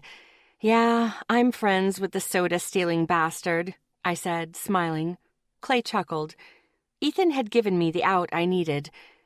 I better go get food before Zeke gets grumpier. I snickered to myself. It was nice meeting you, Clay. You too, Lexi. I'll see you around. He gave me a smile and headed off in the direction he was heading before he had stopped. I went back to the concession stand. Isaac showed up just in time to help. So Clay Orden? Isaac grinned. What did he want? Isaac took Zeke's nachos. I took my soda and my nachos. I wasn't trusting one of the twins with my food. I apparently stole his parking spot in the student lot, I told him as we headed back towards the others. Isaac snickered. He was hitting on you, Isaac teased. I sighed. He could have just been trying to get to know the newish girl, I offered, not really buying it myself. Isaac snorted. Doubt it, Isaac said in a sing-song voice. I rolled my eyes as we reached the others. Isaac handed Zeke his nachos. Zeke looked confused. Thanks, Lexi, Zeke said in an odd voice. I glared at Ethan. You didn't ask for nachos, did you? I asked Zeke bluntly. I didn't take my eyes off Ethan, who started giggling like a hyena. No, but I'll eat them anyway, Zeke admitted. I put my food down and smacked Ethan on the arm. He just laughed harder. What did I miss? Zeke asked. Clay Orden was hitting on Lexi, Ethan snickered. Isaac laughed with him. I rolled my eyes. He was saying hi, I explained, looking over to Zeke. He said I stole his parking spot at school. Zeke eyed me. Did he want it back? Zeke asked. No. The corner of Zeke's lips twitched. He was hitting on you, Zeke declared. I rolled my eyes and sat down. Sorry, beautiful, but I could see you trying to get away from there, Ethan said. You couldn't figure out a nice way to say go away, so I gave you one. I winked at Ethan. Yeah, you might be right about that, I grumbled. The boys snickered. What? I have trouble when people are polite. If they are assholes, I know what to say. I ate a chip soaked in cheese. The conversation went on around me as I munched away on fatty, cheesy goodness. I was almost done with my nachos when Asher and Trisha showed up. Asher was in his dark blue jeans and blue V-neck sweater. Trisha was wearing black leggings and an oversized cream sweater. I became tense instantly. Everyone said hi. Trisha's eyes found me, and she gave me a tight smile. I gave her one back. I was going to try here, for Asher. Then the pool games began. I threw away my empty nacho container. I was leaning against an empty pool table watching the game when Riley made a noise. I looked over at her, and she had a grin on her face. "Dylan's here," Riley announced. I smiled and looked over my shoulder. His eyes were on me as he made his way through the crowd. He had a mischievous grin on his face. When he reached me, he swooped in and kissed me. He was quick and sweet, but it still left my heart racing and that warmth rushing through me. He pulled back and smiled at me. Sorry I'm late, Sunshine. Had to take care of something. His warm eyes ran over my face before he looked at the other guys. Next time, a heads up would be great when she's gone all present crazy, guys. He shot at the boys. They all chuckled. Asher just smirked. Not one of them felt bad. Dylan looked down at me and slid a hand down my arm to my hand. I need to steal you for a second. I raised an eyebrow. He grabbed my coat and looked at the guys. We'll be right back. Curious, I followed him back through the bowling alley and out the front door. I pulled my jacket on as he led me back to my truck. Dylan, what are we doing? I asked, really getting confused now. He pulled me close and smirked at me. He handed me a small black jewelry box. My heart dropped. No, he was not. He burst out laughing. Relax, Sunshine, it's not a ring. I smacked him on the shoulder. You cannot tell me that shit your dad said and then hand me a jewelry box, Dylan. I snapped at him, my heart finally beating again. He was doubled over laughing. I was just trying to catch my breath. He straightened, his face red. Babe, I'm sorry. I didn't even think of that until I saw your face just now. He was trying to stop laughing, at least. I waited, my face burning, till he was done. I swear I didn't mean to do that to you. I was just thankful I had stopped blushing. I kept glaring at him.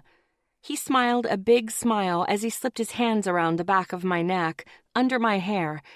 He unhooked my necklace. I realized after I saw those cookies that I needed to get you something better, he said, his voice soft and warm. He pulled my angel wing necklace off me. Hey, I love that necklace, I pointed out. He smiled. I'm not taking it back, Sunshine. I'm upgrading. I don't want an upgrade, I reminded him.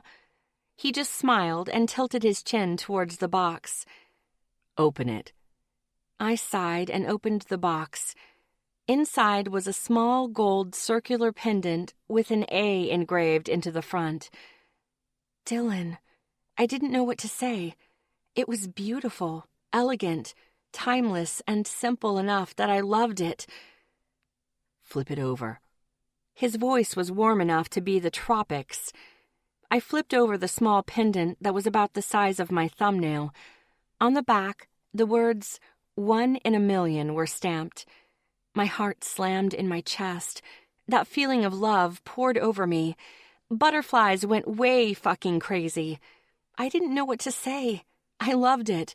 I loved how he saw me. I didn't know what to say, so I kissed him. One of his hands went to my face, holding me gently as his mouth moved with mine.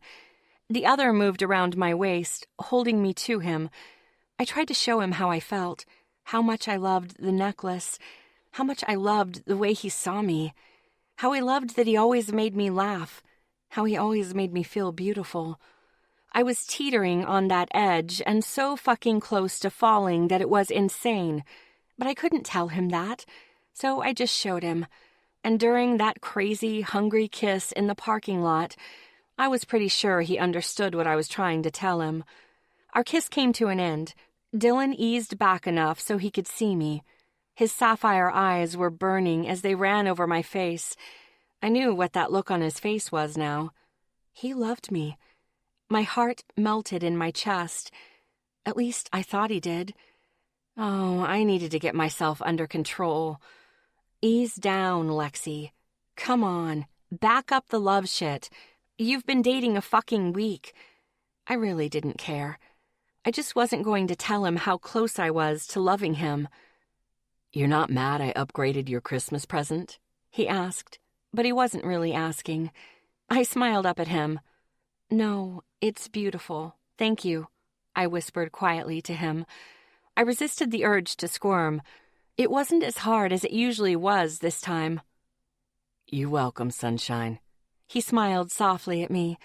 Then he let me go and reached for the necklace. "Now gimme. I want to put it on you." I snorted and handed him the box. He carefully pulled the thin chain out of the box. He gave me the box and gestured for me to turn around. I turned.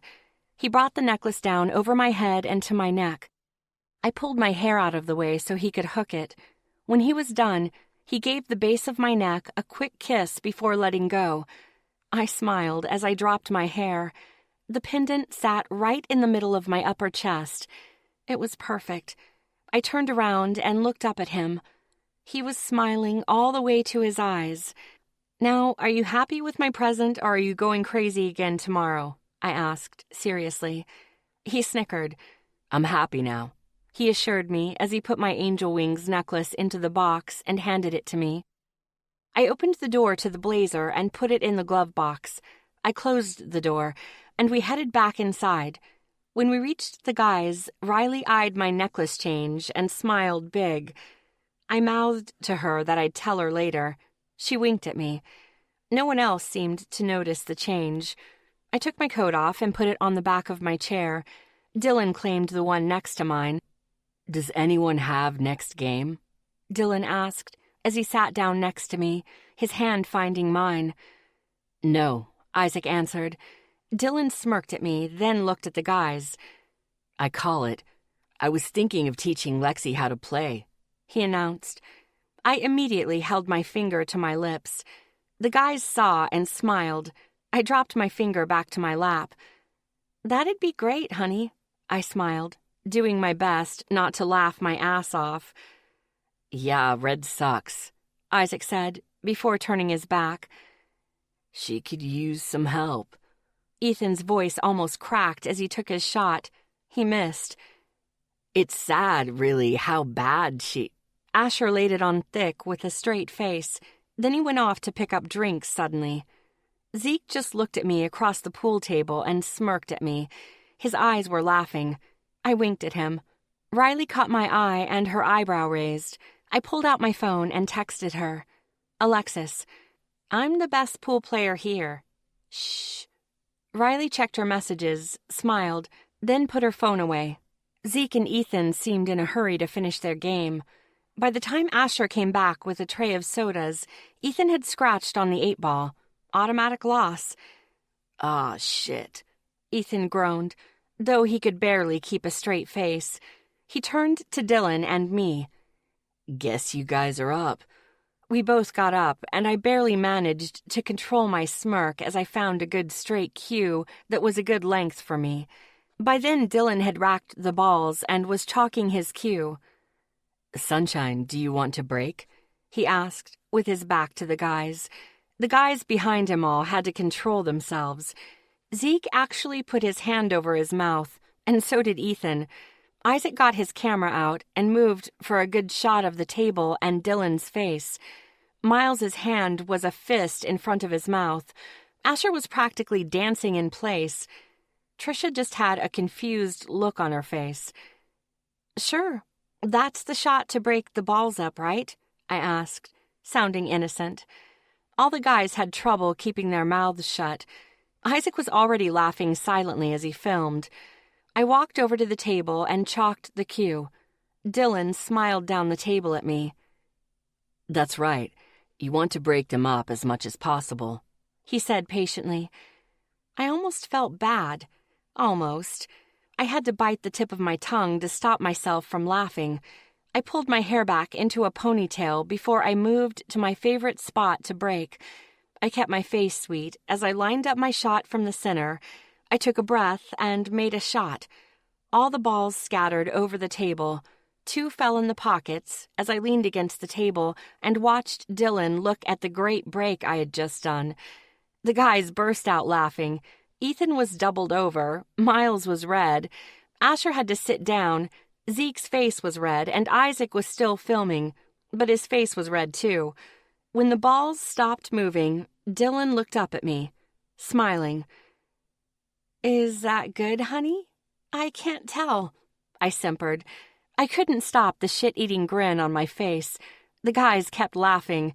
Dylan walked around the table to me. His hand went to the back of my neck. He pulled me to him and kissed me. It was a hard, hot kiss that told me he really wasn't mad. In fact, it was quite the opposite.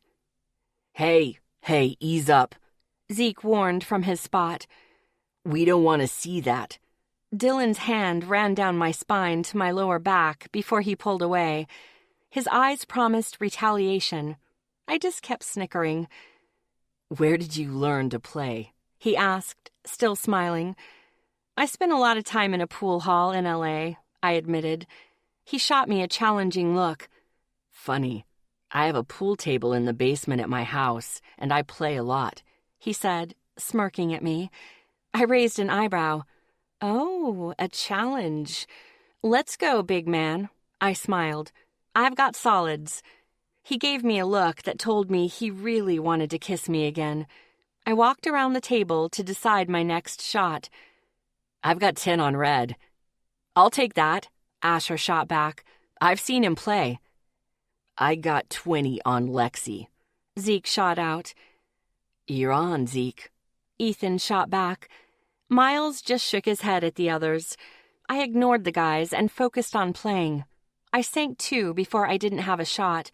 Naturally, I put the cue ball in the worst position possible for Dylan. He shot me a look. I just smiled innocently. He didn't try to sink a ball. He just put me in a shitty position. I smirked at him. It went on and on like that until it was down to just 1 each and the 8 ball. I had a hard bank shot, but if I pulled it off, I would be in an excellent position for the 8 ball. I was aiming when Dylan came over and leaned down to whisper in my ear. You don't want to miss this one, sunshine. His husky voice was that soft and low one that killed me. I stood up straight and leaned back into him. Sweetie, do you really want to play who can distract who more right now? I whispered softly. Because I have boobs, and I'm not afraid to go stand where you're aiming and lean down a little. I tilted my head back to see his eyebrows had gone up. He looked down at me. Fair enough, he admitted. He patted my butt cheek twice, then walked away. I was hard-pressed to stop laughing. I took a breath and made my shot. I missed by a fucking hair, but at least he was in a shitty position. Dylan moved around the table. As he was aiming, I looked around the table to see what he was trying to do. The 8 ball was between his and his last ball. He didn't have a bank shot. So what was he doing? Dylan adjusted till he was aiming down on the cue ball. No fucking way. He made his shot. The cue ball jumped over the 8 ball and knocked into his. His ball sank into the pocket. He looked up at me, smirking. You fucker, was all I could say. He winked at me. I hated to admit it, but that was sexy as hell. I put the cue back in the rack. He had a clear shot. It was over. Sure enough, he sank the 8 ball. The guys either groaned or cheered, but the losers paid up. Dylan came around the table and wrapped his arm around my waist. Please tell me you weren't fucking with me this whole time. His eyes grew wide. God, no. That was my nothing to lose save my ass move, he said. I've managed that shot like 8 times, and that was in the last month of practice. I instantly felt better. I leaned into him and gave him a quick kiss. He gave me a squeeze, then went to put away his cue. I walked over to the guys and shrugged. Don't feel bad, Red. It was an amazing game. Isaac reassured me. And I got it all on film. I smiled. Send that to me. I want to see how I fucked up that last shot. Isaac laughed as he did just that. Asher got to his feet and pointed at Isaac. You and me, blue hair. Asher challenged. Isaac snickered, got up, and they started a game. I sat down in my chair as Dylan and Ethan went to pick up another round of drinks. Trisha came over and sat in Dylan's spot. That was really good, Trisha said in a polite voice. I smiled at her. Thanks, though I'm pissed that his jump shot worked. I shook my head, replaying it again.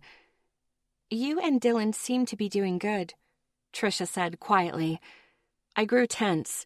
Come on, Lexi, she's trying. Yeah, we are. He gets me in a way that most people don't, I admitted to her. That was vague enough, right? Trisha gave me a tense smile. Oh, fuck it.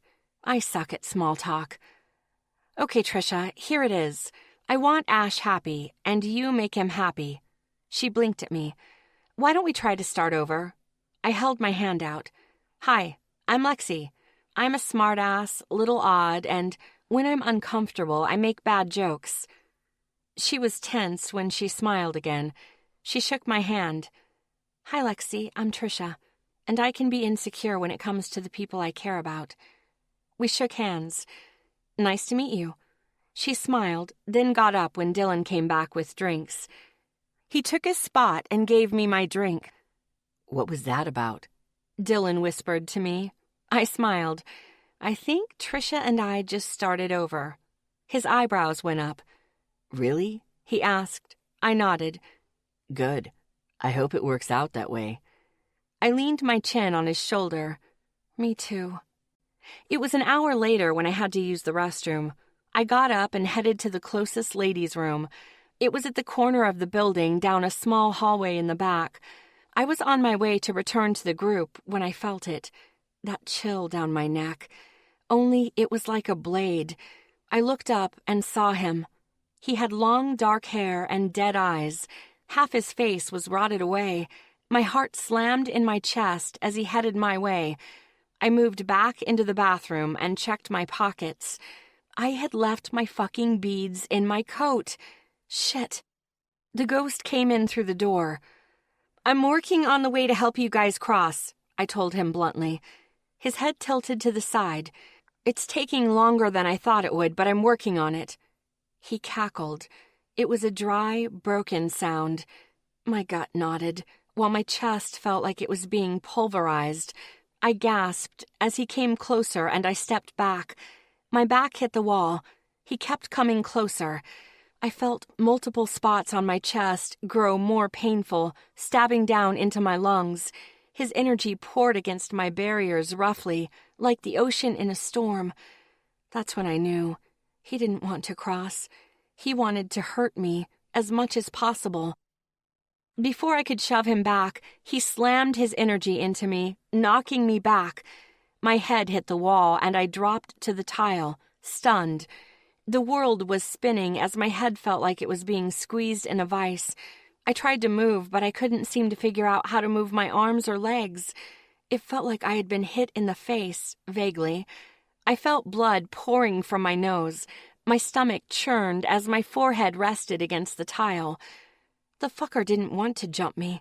He wanted to peel my barrier apart and burn me away. The world faded in and out as his memories ran through my mind. He liked hurting women. Loved it. He had done it a lot when he was alive.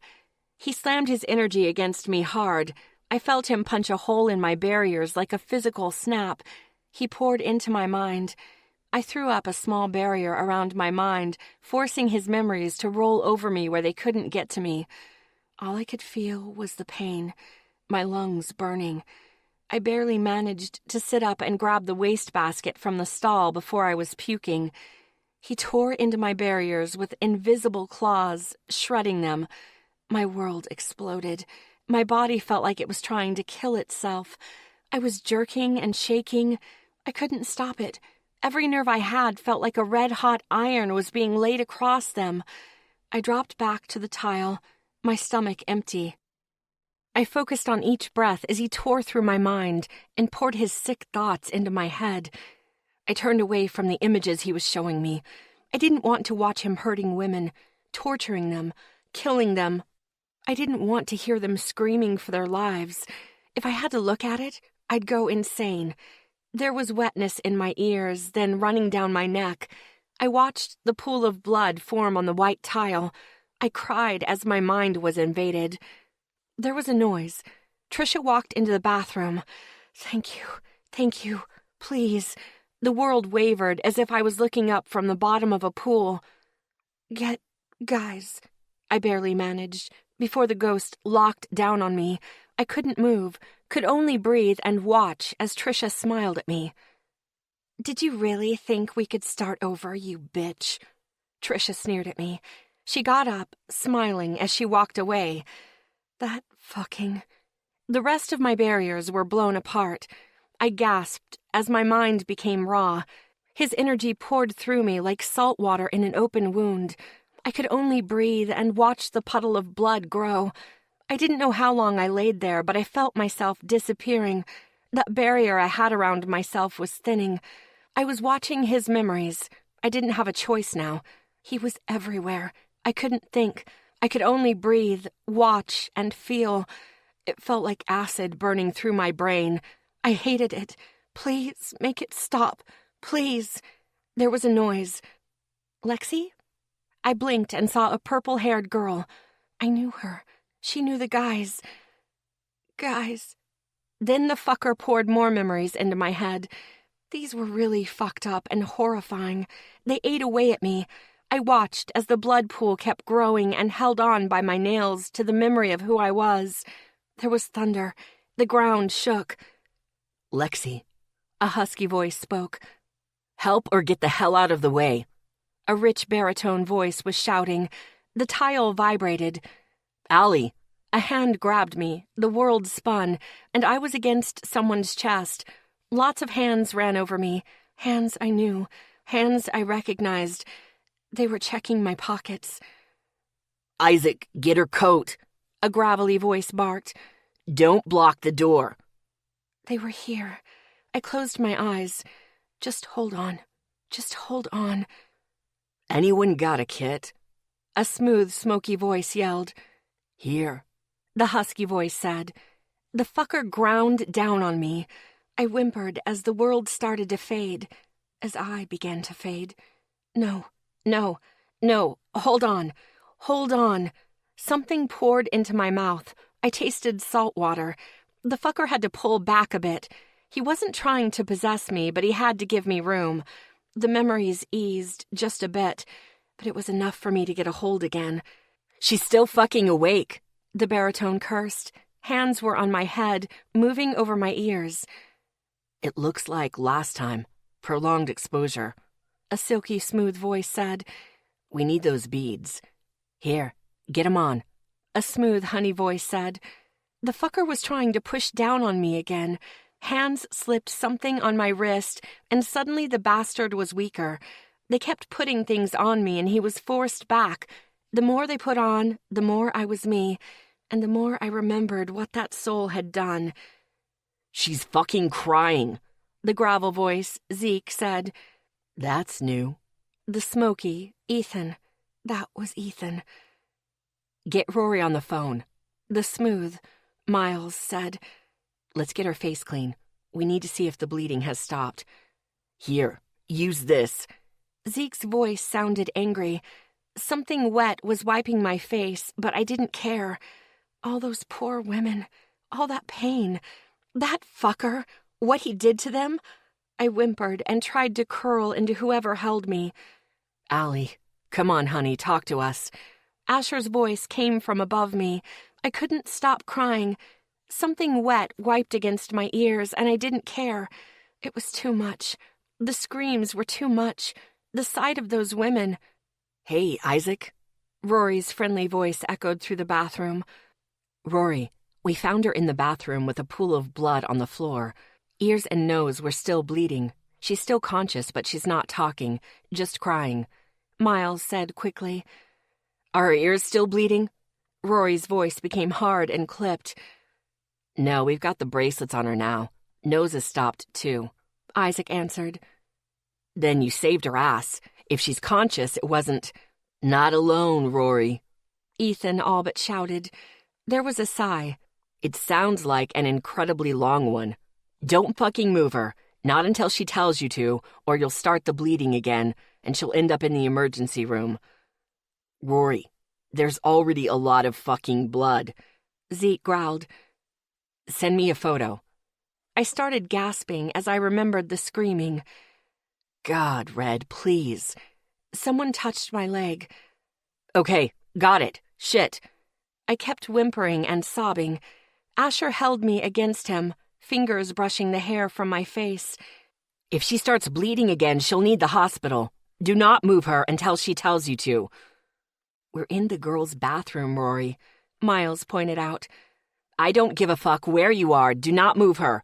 Not until she can tell you to. Got it? Rory's voice was furious. Got it, everyone said at once. I was just trying to breathe through the pain and tears. Miles, check her eyes, Rory demanded. Hands were on my face. It hurt. I didn't like it. I whimpered. She's dodging. Isaac's voice sped out. Someone hold her fucking head. You need to check her eyes, Rory barked. Zeke cursed. I was still trying not to see when big hands grabbed my face. Sorry, baby, Zeke whispered. Someone touched my eyelids. Light stabbed through my brain. I whimpered and jerked against the hands. Then it was over, and I was crying harder than ever. It hurt so fucking much. A big hand smoothed back my hair. Nosebleed, Miles announced. The pain started to roll back, bit by bit. Good. Don't move her until she's ready. And if someone tries to call an ambulance, call me. Got it. The room echoed with voices. Long fingers wiped my cheeks. I stayed curled up into a chest. The memories were rolling back. I tried to push, but I had nothing to do it with. I could only wait for that filth to leave. Allie, come on, sweetie, Asher whispered. I slowly remembered me, bit by bit, as the sick cloud of the soul's memories began to lift. You are not me. You do not belong here. I am Lexi. I am Lexi. I am Lexi. I kept thinking it over and over. Finally, the sick cloud lifted enough for me to stop sobbing. Oh, thank. Zeke's voice was rough. She's still crying, Ethan's voice pointed out. But she's not fucking sobbing. I can't take that shit from her, Zeke bit out. None of us can take that from her, Isaac pointed out. Let's find the janitor's closet. Miles's voice was rough but calm. Let's get this cleaned up so no one calls the police or an ambulance. Asher began rocking me slowly. A big hand smoothed my hair back. Another hand with rings was holding mine, and another was around my ankle. Riley, will you please? I'll guard the door, Riley offered. Thank you. Miles's smooth voice helped soothe me. Miles, keep talking, Isaac's voice demanded. She stops making noises when you talk. She said she thinks his voice is soothing, Riley reminded them. Lexi, we're here. Miles's silky smooth timbre slid through my ear, easing the ragged torn pieces left in my brain. We've got you. Rory says you're going to be all right. The voice was closer, right next to my head. He lowered his voice. It's just going to take some time. We're all here. We're not going anywhere. Take all the time you need to come back to us. Miles kept talking. I couldn't tell what he was saying all the time, but his voice helped. It helped put back the broken pieces of me that were still bleeding inside back in place. When the last of that sick cloud was gone and I was me again, my brain felt like it had been set on fire. My body felt like it had slammed through several brick walls in every direction. I couldn't move, not an inch, not a finger. I felt like death. Ouch, I managed, very quietly. She said ouch. Asher's voice was filled with relief. Relieved chuckles filled the room. I don't know why, but I really fucking hurt. I floated in a sea of pain. They couldn't move me yet. Not until it didn't feel like I was going to be torn apart. Were you in here the whole time? Zeke asked, quietly. Yeah. My voice was barely a sound. She said yes. Asher answered for me. Are you ready to move? Ethan asked. I whimpered at just the idea. That's a fuck no. Was this? Dylan's voice asked quietly. Was this a 3? No, Miles said calmly. Isaac, Ethan, was she sick? Yeah, she managed to grab a garbage can. Isaac answered from somewhere. Then this was a very long 2. Miles said, his smooth voice rolling over me. She's going to need her clothes stash. Dylan, can you get it from her truck? Yeah, no problem. It's behind the driver's seat. It's just a black backpack. Miles's voice was getting colder. The keys should be in the right-hand pocket of her coat. A door closed. He fucking froze. Zeke growled. Calloused fingers wiped my face. Was I still crying? I needed to stop, or Zeke would flip out. Did you see his face? I saw. Asher's voice was firm, unhappy. I tried to stop crying. I tried to think of something happy, but I couldn't right now. Any thought hurt my head. That doesn't matter right now, Miles said, his voice cold. We just need to get her cleaned up and out the door when she's ready. I propose a motion. If she goes out alone with Dylan, she has to wear her fucking beads. Isaac's voice was boiling. No vote needed. Motion passed. Zeke snapped. Brother, can you get her hair out of the blood? Ethan's voice wasn't calm. I felt hands moving my hair. The world was slowly coming back. Shit, her hair is soaked with it. Isaac bit out. There should be some towels in the bag, too. Miles's voice said. We'll need to get her to sit up or it'll just keep soaking. Allie, can we shift you, honey? Just sit up a bit more so we can get your hair out of the puddle. I thought about it. It took some time. Everything fucking hurt. Real slow. My voice was still weak, barely there. We've got to do this slowly. Zeke, take your side and help me very slowly sit her up. Miles, get her head. I'll keep her. I'm already covered. Asher's voice was calm, like when I had been freezing. 1, 2, 3. I was moved very slowly. The world didn't explode. I didn't want to die completely, at least. It still sounded really fucking good, though.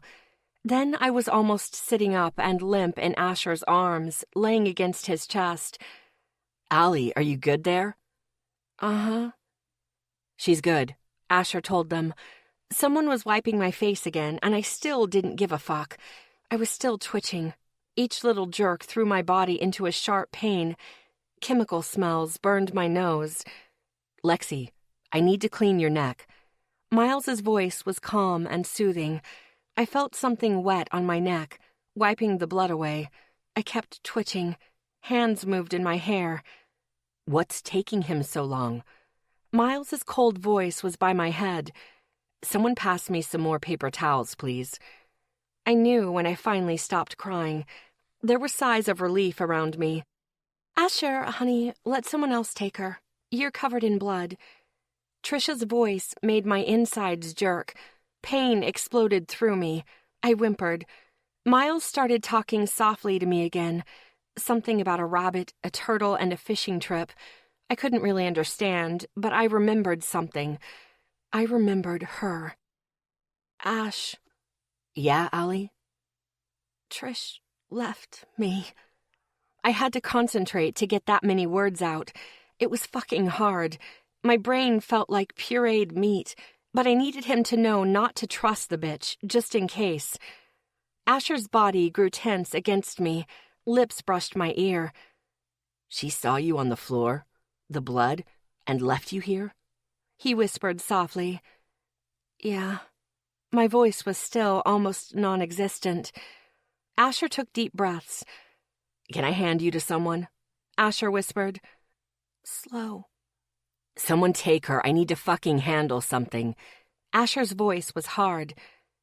"Here, my clothes will hide the blood," Ethan said. There was silence. "Sitting, I can hold her, guys. Come on." "Slow." Asher's voice was sharp now. Lots of hands were moving me this time, more than 2 people at least. When they went too fast, I whimpered, and they froze. When I stopped, they moved slower until I smelled Ethan's spicy cologne, and my head was on his shoulder. "Hey, beautiful, I've got you," Ethan whispered to me. Snoopy. She said, "Snoopy." Asher's voice was hard and moving away. "That's me, honey." Soft lips rested on my forehead. "You're Snoopy." "You knew she was in here?" Asher's voice threw the room into silence. I struggled to pay attention. No, of course not, Trisha lied. "She just told me you knew she was in here on the floor bleeding, and you fucking left her here." Asher was furious. I just thought she was puking up that snack bar food, Trisha said, trying to placate him. "Yeah, with blood on the floor and coming out her ears." Isaac's voice was boiling. "Get out of here, Trisha. We are way fucking beyond done. You'll stay the fuck away from me if you know what's good for you." He paused. "No, that's wrong. You'll stay the fuck away from Lexi if you want to avoid a beating from her." What's the fucking big deal? She's fine, Trisha snapped, sounding snotty. Curses went around the room. "What's the big deal?" Asher growled. "You left her here to die. You knew she had a seizure disorder, and you knew it could kill her." Asher's voice was shaking. "Get the fuck out of here, stay far away from us, or I'll let Lexi kick your ass." What is with you guys and this skank? Trisha shot out. How many of you is she fucking? "Riley, would you—" Isaac began, his voice hard. The sound of a slap rang out. Trisha made a startled sound, then started crying. I wish I saw the hit. Get the fuck out, Riley shouted. A door opened and shut. "Thank you, Riley." Isaac's voice was sweet now. My fucking pleasure, Riley growled back. Ethan's lips were against my forehead, just resting there. His hand cupped my neck, his thumb in front of my ear. He started humming a quiet song. It helped the pain roll back some more. I could think now. The world was returning. Sorry, guys. Night ruined. Again, my voice was barely a whisper. "Screw our night, Allie. You be okay, and it'll be the best night in the world." "She apologizing?" Isaac asked. "As usual," Asher answered. A door opened. "What did I miss?" Dylan's husky voice was back. "A lot. Where's the bag?" Zeke's voice was hard and sharp. Feet moved across the tile. A bag opened. "I'll start drying her hair," Dylan said. I heard movements, then hands moved in my hair. I didn't care. I was almost ready to go home. I just couldn't fucking move. "Tell me she brought a loose button-up," Isaac asked. There was a sigh. "No, pull over," Miles said. "Lexi, you really need to pack several different shirts." "Not exactly the time to lecture her, man," Isaac chided. Ethan just kept humming to me. It was soothing, comforting. "Okay, taking off or pulling over?" Miles asked everyone. "How loose is it?" Asher asked. The hands in my hair stopped moving. "I don't know." Miles trailed off. "Riley, come tell us if this shirt will be loose on Lexi." Zeke's voice was hard. Not too much. It looks a size bigger, but that's not a lot of extra room. Riley's voice was closer. "Guys, you don't need to change your shirt. Just cover her with her coat. That should hide everything." Dylan pointed out. "If she gets blood on that coat, she'll be pissed," Isaac pointed out. "We need a button-up or we're taking off and pulling on," Asher announced. There was silence. Miles, what are you doing? Isaac asked. I've got an undershirt on. She can have my button up. Taking her shirt off and pulling on the other one would probably be too much movement for her, Miles said, his voice silky to my ears. Besides, she loves that coat, and I doubt she'd let me get her a new one. Beautiful, we're putting Miles's shirt on you, but we need to shift you. Is that okay right now? Ethan asked softly. I thought about it. Slow. Can't move. She says do it slow, and she can't help, she can't move. Asher's rich baritone was calm again. Ethan, you keep her sitting up. I'll get the shirt on this side, then we'll switch. Miles said. We're moving you a bit now, Lexi. Make a noise if we're going too fast for you. Ethan said gently. Hands were on me, pulling the big shirt on one side and around my back. Take her, Miles. Gentle hands moved me slowly against another chest. He held me gently but made sure he wasn't going to lose me. Wintergreen filled my nose as hands pulled the shirt onto my other side. The gentle arms stayed around me. Isaac, the buttons. Miles' voice wasn't asking. I can do. Isaac's already almost done, Zeke said. Don't worry, Dylan. It's big enough that he's not touching her. When he was done, Miles passed me slowly back to Ethan. The only reason I knew who was moving me was because of their smells. Ethan began humming again, rocking me gently. This time another voice joined in, a similar, smooth, honey-like voice. The melody was soothing and beautiful with both of them humming. Is that? Asher stopped himself. Yeah, it's the best we got. Ethan's voice had thickened slightly. I doubted anyone else had noticed, but I did. Red deserves the best, Isaac mumbled. I heard sounds of agreement. My guys were sweet, delusional, but sweet. I took a chance and lifted my eyelids a bit. The light was fucking bright. It stabbed through my brain, and I whimpered. Ethan's arms tightened. Take your time, beautiful. We're in no hurry. Ethan whispered down to me. I wanted to go home. I wanted to stay with them. I opened my eyes again, and this time the light didn't try to kill me. I blinked several times. I have never been so happy to see those green eyes in my fucking life. Well, except after that one time. Isaac exhaled, his voice full of relief. I looked around at them as much as I could without moving. Asher's shirt was covered in my blood, and he stood against the sinks, his face pained. Zeke was down at my waist, his hand wrapped around one of mine. Miles was across from Ethan, his face carefully blank. Isaac was next to Ethan, holding my other hand. I couldn't see Dylan. He must have been behind me. Sorry, Worry, I said in my barely there voice. Allie, stop apologizing. Asher's voice was still hard but calm. I took stock of how I felt. I was weak as hell, but my body felt more stable. I didn't feel like I would fall apart if they moved me. Go home. She's saying we can leave now, Asher told them.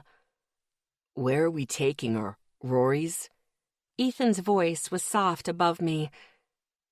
She's going to have bad nightmares tonight. Hades might not help, and fucking Tara's at home. Isaac pointed out. Call Rory. See if he'll let us take her tonight. Miles sighed. He'll come out to check on her anyway. Wait. Why is her cousin being home? That's something you don't fucking need to know about right now. Zeke snapped at Dylan hard. I gave everything I had to squeeze his hand. I didn't want him upset. Zeke looked to me and met my eyes. Calm down. She said calm down, Asher said for me. Zeke closed his eyes and took several deep breaths. Then he squeezed my hand. He was working on it. Rory, she's ready. Do you want us to bring her home or take her to her room at Miles's house?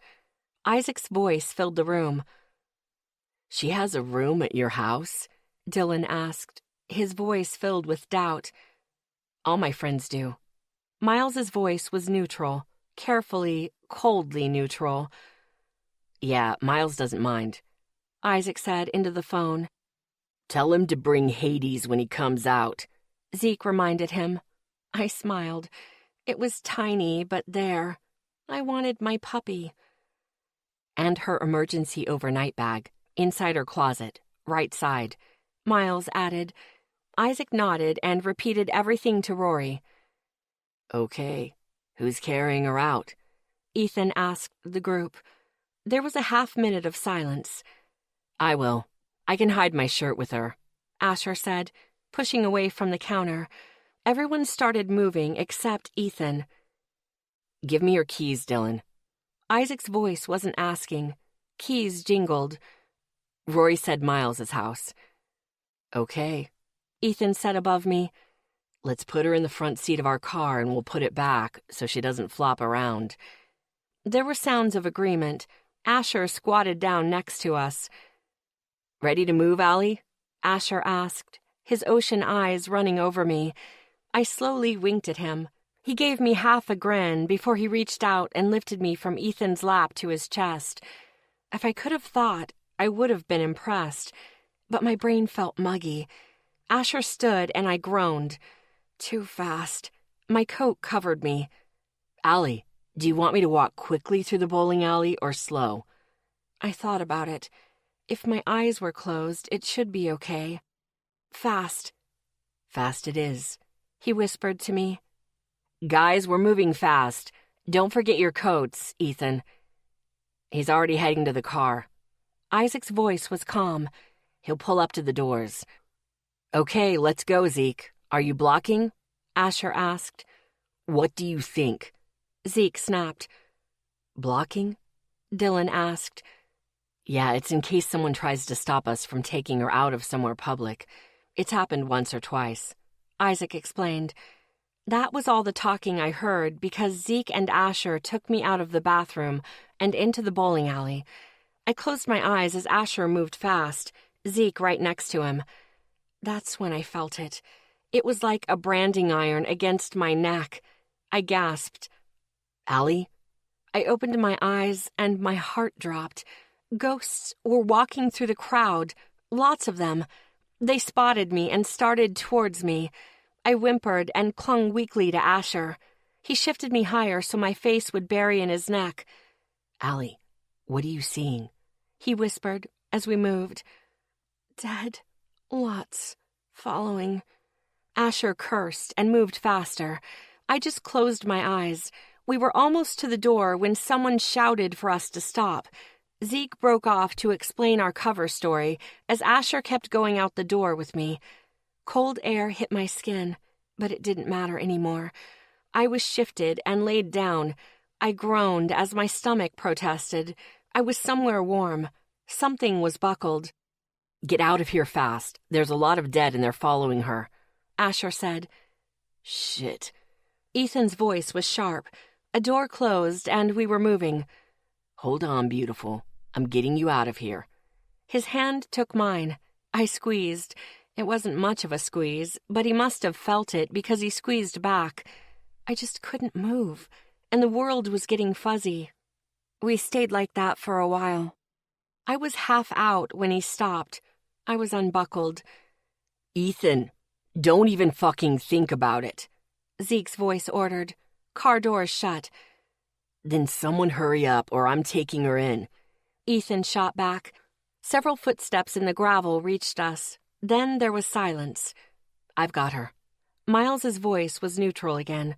Arms wrapped around me. I smelled wintergreen as I was lifted and held.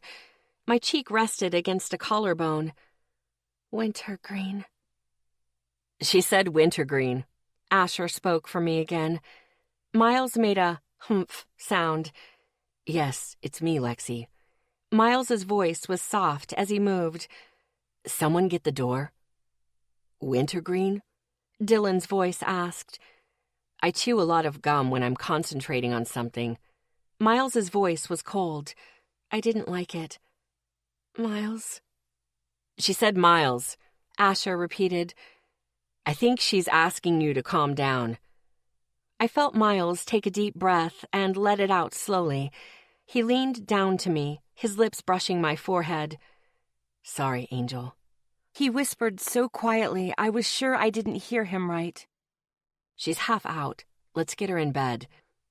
Her hair is still bloody, Dylan warned. Then I'll buy new bedding. Miles's voice was hard and cold this time. I really didn't like it. I made a small noise, which seemed to be all I could do right now. Miles laid me down on a soft bed. Miles, she really doesn't like that voice right now, Asher warned him. Hands moved over my feet. I'm trying, Lexi, Miles whispered to me, his voice soft again. Something came off my feet. Dylan, grab her some water. She's going to need some when she wakes up, Asher instructed, his voice calm.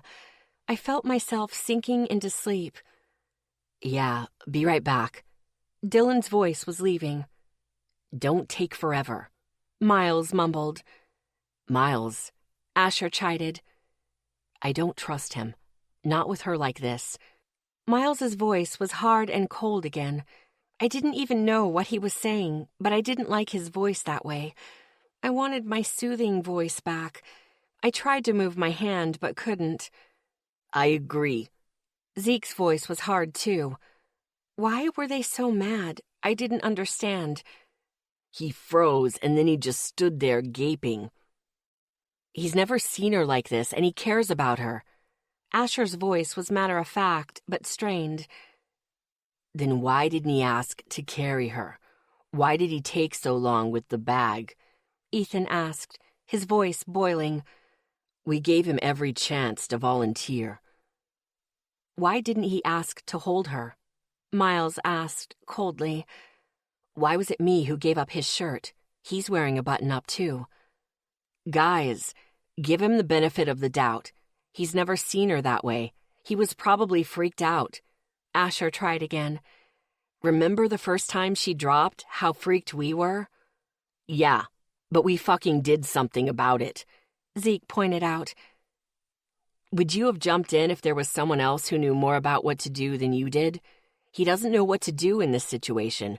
He has never seen it. He'll learn, Asher defended, his voice hard. Their angry voices were bringing me back to the surface. I wanted them to be okay. I needed them to be okay, but they were upset. I don't want him alone with her when she's like this, Zeke said, his voice telling everyone not to argue. One of us in the room at all times, Isaac agreed. And he stays out of that bed. Miles wasn't asking. Any one of us? Fine. Hades? Fine. Not him. Not right now. Seconded, Zeke said. Third, Ethan agreed. Majority rules, Asher agreed. All their voices were hard. I didn't like it. I had to fix it. I made a small noise. Let's change up our voices, guys. She does not like the sound. It's keeping her up. Asher's voice was his rich baritone again. I have an idea, Isaac. Please run to my room and grab the book off my nightstand, Miles said. Feet ran off. The bed shifted next to me. It was so quiet I almost slipped over to sleep. Brought the water. How is she doing? Dylan asked. She'll be fine. She's just going to sleep it off, Asher answered. We are using soothing voices right now. If she hears an upset one, she tries to wake up and fix it. Zeke grunted in agreement. Something soft covered me. There were running footsteps. Here, your house is too big. Isaac was out of breath. Oh, you aren't in fighting condition yet, Ethan said smugly. Ha ha. Isaac shot back sarcastically. Pages were turning. You're reading to her? Dylan said, his voice surprised. She needs to pass out and she's fighting it, Ethan explained, his voice smooth and smoky again. If she's awake right now, she's in pain. It's better if she's asleep. She's fighting because she knows we're upset and she wants to make it better but can't move to do it, Asher answered. Classic Lexi, Zeke said. Rory should be here any minute. I'm going to start reading, so quiet or out. Miles's voice wasn't cold, but it wasn't warm either. Lexi, I'm reading you The Hobbit. His voice was my soothing, silky one again. In a hole in the ground, there lived a hobbit. Not a nasty, dirty, wet hole filled with the ends of worms and an oozy smell, nor yet a dry, bare, sandy hole with nothing in it to sit down on or to eat. It was a hobbit hole, and that means comfort. Miles's voice slid me into sleep as the world faded away. I woke up halfway, wondering what it was that had pulled me back. There were voices. "You're leaving?" Isaac whispered. "I have some work to do back at home." Dylan's voice was strained, hard. "That science project is kicking my ass." It was quiet. Lips touched my forehead. I smelled sandalwood. "Stay safe, sunshine." Then the smell was gone. I didn't understand. I tried to move my hand, but it was on a warm ball of fur. Hades.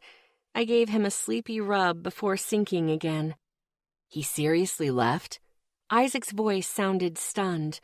I wondered why. "He doesn't fucking deserve her," Ethan bit out. "No shit," Isaac said. "Fuck him. I'm climbing in." The bed moved, and a warm body lay down behind me. The scent of limes filled my nose. Isaac curled around me and buried his face in my hair at the back of my neck. "Yeah, fuck him." The bed moved on my right. I smelled spicy cologne. "Really? We're sandwiching her now?" Isaac whispered sarcastically. "You're not the only one she scared the shit out of tonight, brother." Ethan whispered back. "Good point." Ethan scooted closer, and the puppy protested with a whine. "You're not going anywhere, buddy. I just need to get in here, too," Ethan whispered. I felt Ethan close by. Still mostly asleep, I reached over and scooted behind him, cuddling my front to his back. I wrapped my arm around him, my hand over the middle of his chest, my cheek against his back. His warm hand held mine against him. "Now I have to chase her," Isaac grumbled. Isaac scooted up to my back and maneuvered into his favorite cuddle spot again. Fuzzy warmth washed over me for them. My twins. "What about Hades?" "He just slipped between my back and her lap, and he's balled up to sleep now," Ethan whispered back. The room went quiet. The boys' body heat and the feel of them cuddling me threw me back into sleep. Hard. Chapter 17. Friday. I woke up slowly. I was snuggled and safe. With my eyes still closed, I smelled limes and spice. I smiled. The twins were with me. I was about to slide back into sleep when there was a whine. Hades needed to go out. I opened my eyes and jerked upright. My little ball of black fur was pacing on the bed. I went to move, but Isaac sat up and snagged Hades. "I'll take him, Red," he said drowsily. He had Hades against his chest and left the bedroom. I lay back down. Ethan rolled over onto his back and reached for me. I moved until I was against his side and rested my head on his chest, still half asleep. He wrapped his arms around me. "How are you feeling, beautiful?" Ethan mumbled. "Pissed off. Tore up," I mumbled back into his shirt. He snorted. "What happened?" Images flashed through my mind. "The fucker didn't want to cross," I muttered, my throat growing tight as I remembered. "The bastard liked to hurt women when he was alive. He just wanted to hurt me." Ethan's body became tense. One of his hands came up and cupped my neck. "What do you mean he hurt women?" Ethan sounded wide awake now. "He tortured them, raped them, then he killed them." Tears began to run down my face as I remembered the images. Ethan's hold on me tightened. He was a serial killer from around the 40s, never caught. He was shot in a bar brawl in town. He was just passing through. He shifted onto his side and pulled me in against him. I buried my face in his chest as his arms tightened around me, one hand in my hair. I started shaking. You got his memories, didn't you? He asked gently. I nodded, my throat too tight to say anything. He cursed. That's why you were crying last night. I nodded again, inhaling slow and deep, then exhaling. Footsteps approached the door. Get Miles now. The footsteps ran back down the hall. Lexi, what you must have seen. Fuck. He pressed me against him hard. I'm here, honey. You're safe. You're home. I just kept crying as he continued whispering to me. Running footsteps came into the room. What's wrong? Miles' voice was breathless. Listen to this shit, Ethan announced, still holding me while I cried. Ethan told them everything I had seen. Well, everything he knew I had seen. He didn't know the worst part. I'm calling Riley. I need another favor. Isaac growled. If anyone should get to hit that girl, it's Lexi. Miles's voice was cold. I just cried into Ethan's chest as the memories kept pouring through my mind. Miles let out a breath. Ethan, swap out with me. Even through my tears, I could tell the room had gone silent. Really? Ethan's voice was surprised. Do it before I change my mind. Miles warned him. Ethan's hold on me loosened. Lexi, Miles is going to take over, honey. His voice was gentle. He knows how to help better than me. I nodded that I heard him. I was still seeing all those images. Ethan moved away. I was taking deep breaths when I smelled wintergreen. Miles was there. He scooted closer but wasn't touching me. He'd never touch me like this without permission, so I scooted that last inch and pressed my face into his chest. He shifted an arm under my head and his other around my arm and ribs. A hand went into my hair. His body was rigid until he felt me crying. Then he relaxed against me. Tell me what happened, Lexi. His voice was the soft, silky one that always worked on me. He just stood there, tearing up my barrier. I sniffed and clung to Miles. I kept my voice down at a whisper. I didn't want the others to know this part. Then he poured his memories in, and it was sick. It was so fucking disgusting, Miles. He made me feel what he was feeling. I had to stop and take a few more gasping breaths. He was there for so long, I started to fade. Miles's hand, stroking my back, went still. What do you mean, fade? He asked softly. I felt myself disappearing. He was trying to make me disappear. I swallowed hard as I remembered how close I had been to losing myself. Was he trying to take over? No, he was just doing it for fun, I whispered back, through a tight throat. I stopped talking as those images ran in a loop through my head. I really wished I could scrub my mind out. I pushed them back, told them to get out. They weren't mine. I shouldn't have to carry them, but they just stayed, burned there. Miles, those feelings aren't going away. That's not you, Lexi. Just because you remember it. Remember how that soul felt about it? Doesn't mean you feel the way about it, too. He whispered to me, his lips in my hair. That's not you, Lexi. I nodded. He was right. I knew he was right. It just feels... Like it was you? He asked gently. I nodded. Lexi, you are so far away from being that. You don't want to hurt people. I snorted. He sighed. All right. If they hurt you, yes, you want to hurt them, but you never go after them first. I went after Trisha, I pointed out, wiping my face. And I heard you apologized for that. He countered. You realized it wasn't the right thing, and you tried to make it right. He rubbed his chin on the top of my hair. Even with how horrible she was to you, that soul would never have done that. The fucking memories. How do you feel about them now that the soul isn't here? He asked softly. I thought about it. The memories were disgusting, horrifying. like a slideshow for the psychotic. I want to puke just thinking about them. The tears were slowing down. They are probably the sickest things I'll ever see in my life. Miles squeezed me tight. Then that is how you feel about them, and what that person did in their life? He stopped rubbing his chin on my hair. He made you feel the way he felt about it. That's sick, invasive, and... He swallowed hard. He was trying not to say a particular word. So I gave him another one. Violating? That's the word you're looking for, I offered, the crying slowing down some more. Miles was making sense, smoothing out all the broken pieces inside me again. Yes, it is, he agreed before taking a calming breath. In fact, there is probably a debate going on right now over whether or not we're going digging tonight. I snorted. The guys would want to destroy the soul that did this to me. They couldn't get to Trisha, but they could get to that bastard. They can't, I said quietly.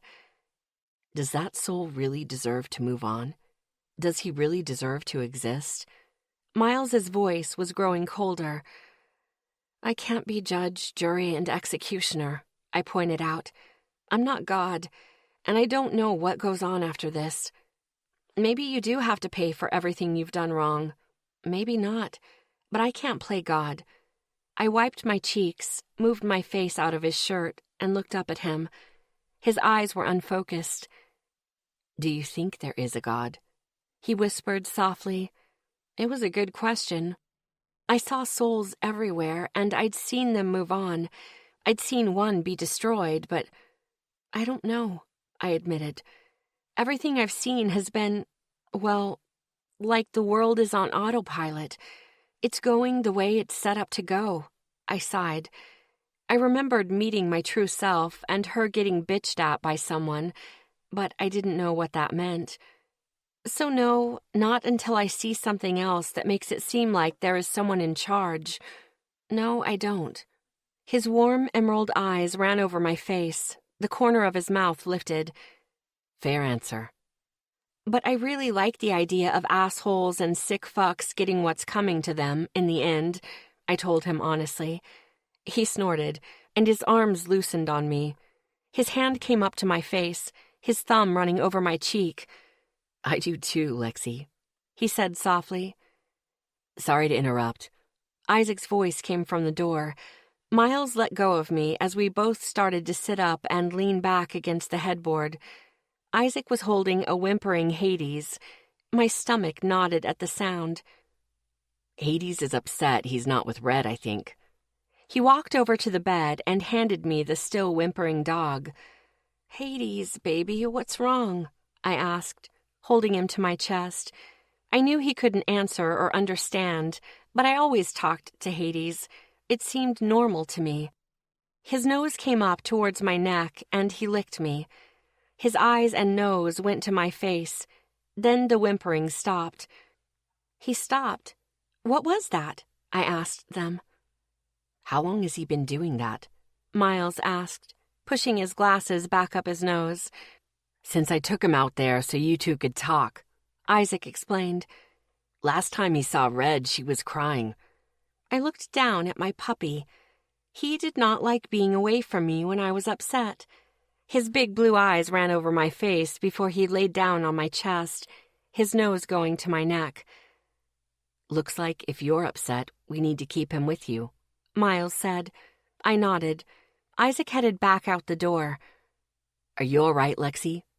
I took a deep breath and let it out as I took stock. Yeah, I feel like me again. Gross, sickened out me, but me. I looked up at him.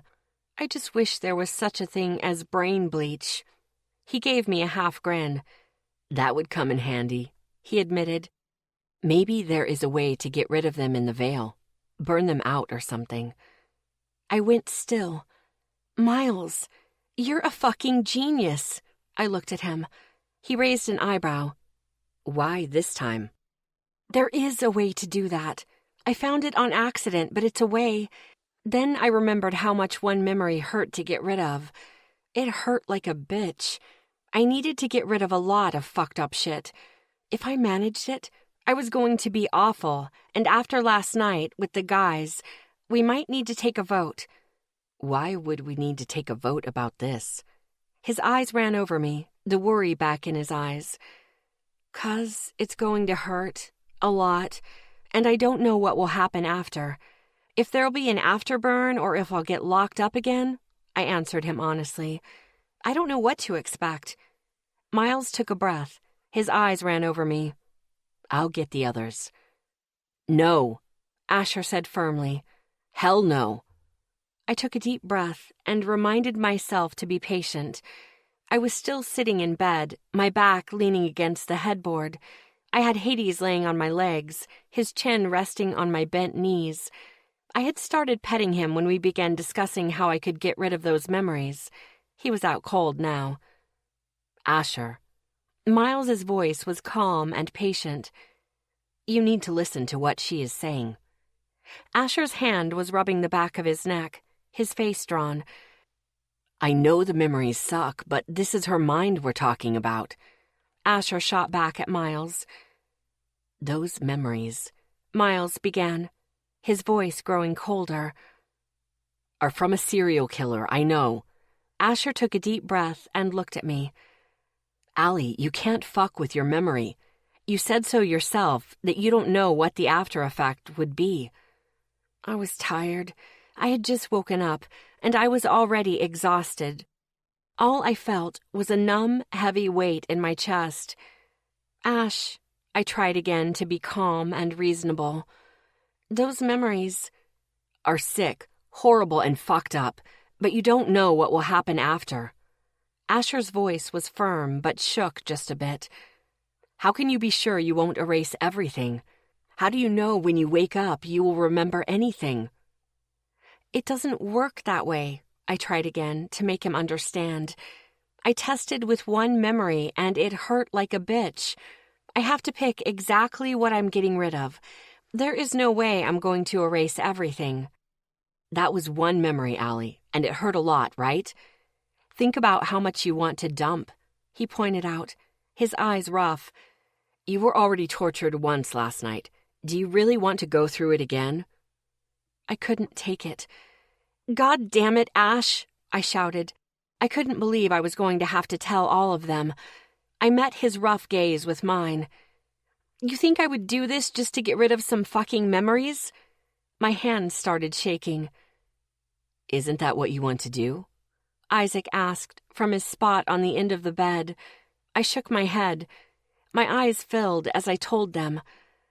It's not the memories I'm trying to get rid of. My voice was tired, soft, and quiet. That fucker made me feel the way he did about them. Out of the corner of my eye, I saw Zeke push away from his spot on the wall next to the bathroom door. I kept my eyes on Asher's. Every murder, every torture, every rape of 22 women, I felt how he enjoyed it, how he liked it. The room was dead silent. My stomach rolled, and if I had had anything in my stomach right then, I'd probably be puking. Asher looked like he had taken a hit to the gut. No one else moved. That's the part I want to get rid of. Allie. I can take more fucking nightmares. I can take the sleepless nights and the bitchy fucking dead. But this? I took a breath as tears started falling. My voice was shaking now. This I can't take. Zeke moved. This will break me. Zeke stepped between Asher and me. We're not voting this time, Zeke said in his don't fuck with me voice. She is doing this, Asher. You either help or get the fuck out. But we are not leaving that shit in her. Zeke's back was rigid. His hands were clenched into fists. Asher nodded once. Zeke turned around, came over, and sat on the side of the bed. His sky-blue eyes were burning as they met mine. His face was full of more rage than I had ever seen before. He reached out. His hand was shaking as he held my chin, forcing me to keep my eyes on his. Lexi, you do your thing. His voice was a strange mix of hard and soft, of command and understanding. Do what you have to do to get that shit out. Every feeling that fucker had, get it gone. I nodded. We'll have the doc on standby, and we'll deal with any after effects, but get that shit out of you. His eyes ran over my face, then met my eyes again. You hear me? I nodded and took a deep breath. No one in the room objected this time. I hear ya. Satisfied, he let go of my chin and reached for Hades. I'll watch him while you're down. His hands were gentle as he lifted the puppy off my legs. Don't spoil him, I mumbled, trying to lighten his mood. Oh, I'm spoiling the fuck out of him, he admitted immediately. Now do what you have to do. I nodded. I closed my eyes and took a deep breath. Then I went down to my center. It was almost as natural as breathing now. I looked around the white sandy plain and smirked. This was going to feel so fucking good. I thought of the edge of my center and was jerked there immediately. I was looking out on that field of stars again. I'd never been so happy to see them in my life, because Miles had been right. What that soul did to me was invasive and violating. I didn't want to remember it. I could get rid of the memories over time, but I wanted those feelings gone now. I needed them gone now. I tried to get them all at once, but I couldn't get a grasp on all of them. I was going to have to do this one victim at a time. I took the worst one. She had been 20 and a waitress. I took the memory of those feelings and formed them into a metal ball. It was black and oozing, but it formed. I checked to make sure I got all his feelings about that woman. I didn't want a single one. I looked at the ball hanging over the edge and dropped it. A searing pain filled my head, dropping me to my knees. It went on for what felt like an eternity. When it finally stopped, I was gasping while on my hands and knees on the ground. Blood was dripping from my nose onto the white sand. I sat back on my butt in the sand and looked out at the field of stars. When I was ready, I looked back at that memory of the waitress. I sighed in relief. All I felt was horror and disgust. I didn't bother to get up. I went to work on the next memory's feelings. This woman had been a second-grade teacher. She had fire in her. She was cursing the fucker up until he gutted her. I made the sick metal ball again, with its boiling surface. I braced myself and dropped it. Lightning slashed through my head like every brain cell was suddenly trying to escape. My body jerked as I fell to the sand. It didn't last as long as the last one, but it knocked me on my ass. I opened my eyes to find myself on my back in the sand. 2 down, only 20 to go. I laid in the sand and continued to drop metal balls of that fucker's feelings. I jerked, I convulsed, I screamed, and I bled. I hoped my real body wasn't doing this in front of the guys. I didn't stop. Not until the last one was gone. My mind felt torn up, but at least it fucking felt clean again, or as clean as it could get with those memories still in my head. And right now, I'd take it. I didn't even bother to stand up. I pulled myself out. I opened my eyes and immediately closed them again. It didn't hurt. I was just so fucking tired. I felt wet on my face and my ears, but I really didn't care. I was just going to fall asleep, but I heard the guys. Back, tired, nap, I mumbled before I started dropping into sleep. I felt a hand give mine a squeeze. I smelled wintergreen. Then everything was gone. I opened my eyes and blinked against the light. I felt so much fucking better. I wasn't at 100% or anything near it, but it was a lot better than where I had been. I double-checked my memories. I knew what happened. I remembered that sicko pouring his sick memories and feelings into me, but I didn't feel his feelings about them anymore. Oh, big fucking relief. I sat up and put my feet on the floor. The world spun like a top. Whoa, I mumbled as I closed my eyes and waited. Hands were on my shoulders. I got a whiff of vanilla and cinnamon. Dizzy. I tried to reassure Asher, but I kept my eyes closed. He didn't say anything. He just waited. When the world wasn't moving again, I opened my eyes. Asher was sitting in a chair across from me, his neck red from rubbing, and his ocean blue eyes were rough as the sea in a storm. "Do you remember me, Allie?" he asked, his face pale. I nodded. You cook. You have a bitch for a sister, a dick for a dad, and the poor taste to hang out with me. I smirked at him. He grinned back, but it was strained. "And do you know my name?" I raised an eyebrow at him. He needed the reassurance. Your name is Ashley, I said in a sweet voice with my mischievous grin. Asher chuckled then, seemed to relax.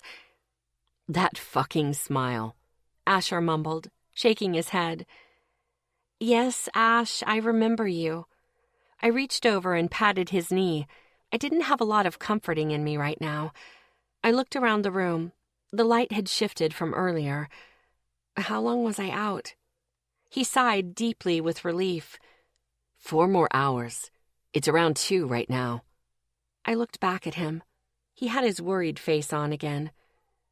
What's wrong, Ash? I asked, gently, or as gently as I could manage right now. His eyes ran over me before going over my shoulder. Did you get them all? He asked, his voice strained. Asher was struggling today. Yeah, all those feelings are gone. I gave him a small smile. Asher nodded. Allie, I didn't... He paused, then met my eyes. I wouldn't have argued with you if I knew what that... I know, Superman, I assured him. He blinked at me. I just didn't want to tell anybody about it. I'm sorry, Allie. I nodded that I heard him. Then his eyes narrowed. Superman? It's your nickname now, I grinned at him.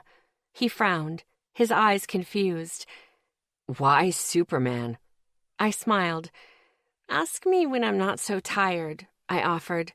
I really didn't want a long discussion right now. He gave me a small smile. Okay, he agreed. Then he took a breath. I'll go make you some food. You haven't eaten all day. You are a god among men, I told him seriously. He snorted as he headed out the door. Asher told someone I was up. Miles walked in, his eyes running over me, his face concerned. Are you feeling better? He asked quietly. Oh, so fucking better. It was like brain bleach, I told him earnestly, and he grinned at me. Thank you, Miles. He blinked at me. For? For climbing in, for the cuddle, I said, trying to make light of it. I know you're not always comfortable touching me. His cheeks tinted pink. And I've embarrassed you. I need to learn to shut up sometimes. You're welcome, Lexi. I'm probably going to be uncomfortable around you for a few days, he admitted. Then I remembered something. No, you won't. Aren't you flying out to Nevada tonight? Yes, I am. His voice was weary.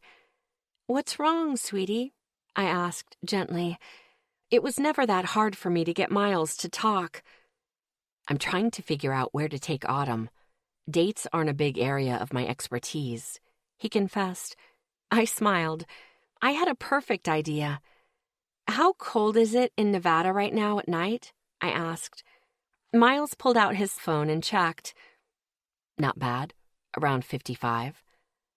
Okay, here's what you do, I began. When you rent a car at the airport, get a truck. He raised an eyebrow. Then when you're taking her out, have the back filled with pillows and blankets. Both of his eyebrows went up as he started to turn red, so I quickly explained. Then take her out into the middle of nowhere and go stargazing. His eyebrows dropped as he blinked at me. The blankets will keep you guys warm, and some hot chocolate and food would be an awesome surprise. Romantic, simple, and beautiful. He smiled at me. Thank you, Lexi. You just saved me, he said adamantly. I winked at him. That's what family does, I sighed. How's Zeke doing? I noticed he was shaking before I went under. He nodded. He had a difficult time until you came out of it and we knew you were okay, he said. After that, he distracted himself by playing with Hades. And is he still pissed at Asher? I asked, wanting to know what I'd be walking into out there. He never was, Miles said.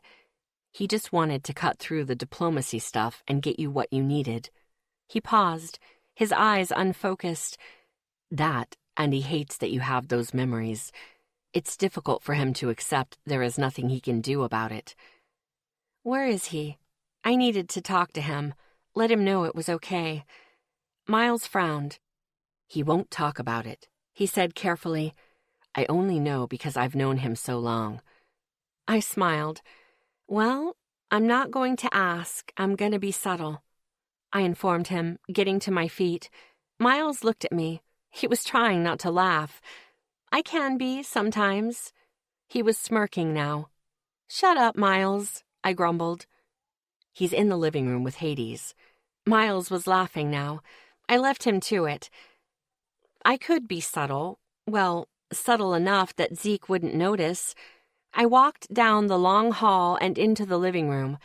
Zeke was asleep on the sofa closest to the kitchen. Hades was curled up on his chest. I smirked as I pulled out my phone and took a picture. I was sending a copy to Riley when I heard the guys coming down the hallway. I was still snickering over the photo when the boys came in. It was the only reason that I didn't remember.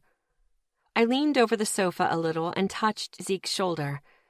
Wake up, tough guy. I had barely moved when his hand shot out and wrapped around my wrist. The sound of skin slapping skin echoed through the room. I jumped, my heart in my throat. Someone cursed. Zeke's fingers squeezed my wrist. Baby, he mumbled, his eyes still closed. He was still mostly asleep. Everything happened fast. The guys surged around the couch. Asher held Zeke down by the shoulders. Miles and Ethan were prying Zeke's hand off my wrist, and Isaac was holding his legs down. Still half asleep, Zeke fought against them and tried to pull me over the back of the sofa. Miles's arm around my waist kept me from going over, while Ethan worked on Zeke's grip. Hades jumped to the floor. That's Lexi, Zeke, Ethan shouted. Everyone kept yelling at him that it was me he was grabbing. It was chaos for a minute. Zeke let go of me. Miles instantly lifted me off my feet. He got me away from the couch and out of Zeke's reach. I'm awake, Zeke barked in his deep, gravelly voice. Everyone backed off. Miles put me down and let go. Zeke sat up and put his feet on the floor, his hands running over his face. Everyone else relaxed. Lexi? His voice was rougher than usual. Did I hurt you? I looked at my wrist. It was red where he grabbed me, but that was probably from the slap. Nah, I'm all right. He turned to look at me, his eyes haunted. He crooked his finger at me to come over. I walked around the couch and stood next to him. He took my wrist gently and looked it over. His thumb made a small circle in my palm. It was my fault, Zeke. I was distracted by the puppy. He turned my wrist over, examining it. I got a great picture of you and Hades taking a nap, though. He looked up at me, his face drawn and hard. His eyes were running over my face the same way they had my wrist. I might have already sent it to Riley. I gave him my shit-eating grin. Everyone walked off, leaving me alone with Zeke. Asher scooped up Hades on his way out. Lexi, you can't wake me up. I could have... He exhaled hard. I was going to hurt you. I winced. I'm sorry, Zeke. I just forgot, I admitted, honestly. He sighed deeply. He looked at me with a baffled look on his face. I hurt you, and you apologized to me? Lexi... He sounded like he was gathering steam. But you didn't hurt me, I pointed out. I shook my hand so he'd look at my wrist. The red was already almost gone. See? You just grabbed me, and I knew I shouldn't have woken you up. This is on me. When he still looked like he was going to argue, I reached out and touched his nose. Boop. I gave him a big shit-eating grin. He snorted and shook his head. He was looking at me like he was trying to figure me out. Good luck. Lexi, He began again, fighting a smile. Love you, I said in my cutesy voice, still smiling at him. He chuckled this time. Yes, I win.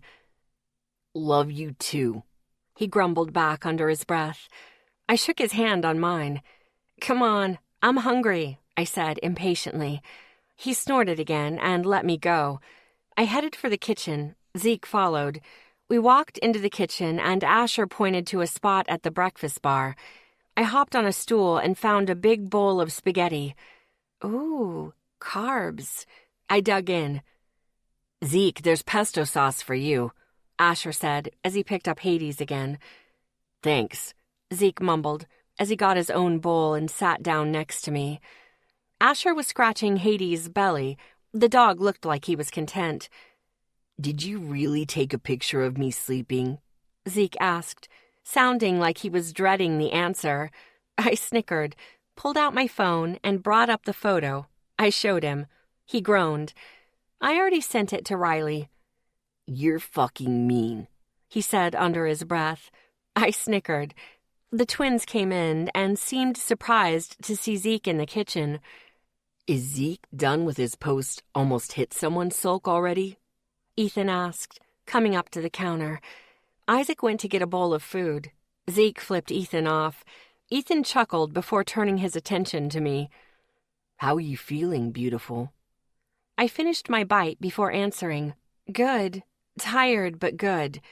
Got all that feeling shit out, I said. Over the next couple weeks, I'll be getting rid of those memories, too. I am not holding on to that shit. I mostly said that for Zeke. It was my version of subtle. I rolled noodles around my fork as I mumbled, I have enough nightmares. Sounds like a plan, Red. I nodded, my mind on other things. While everyone started talking about their plans for the week, I was wondering why my boyfriend wasn't here. So, I said, during a lull in the conversation, when did Dylan leave? Every one of them looked, to some degree, pissed off. Asher was frowning. Zeke's face was hard. Isaac's face was drawn, and he was cracking his knuckles. Ethan's face was dark, his eyes storming. Miles's face was blank.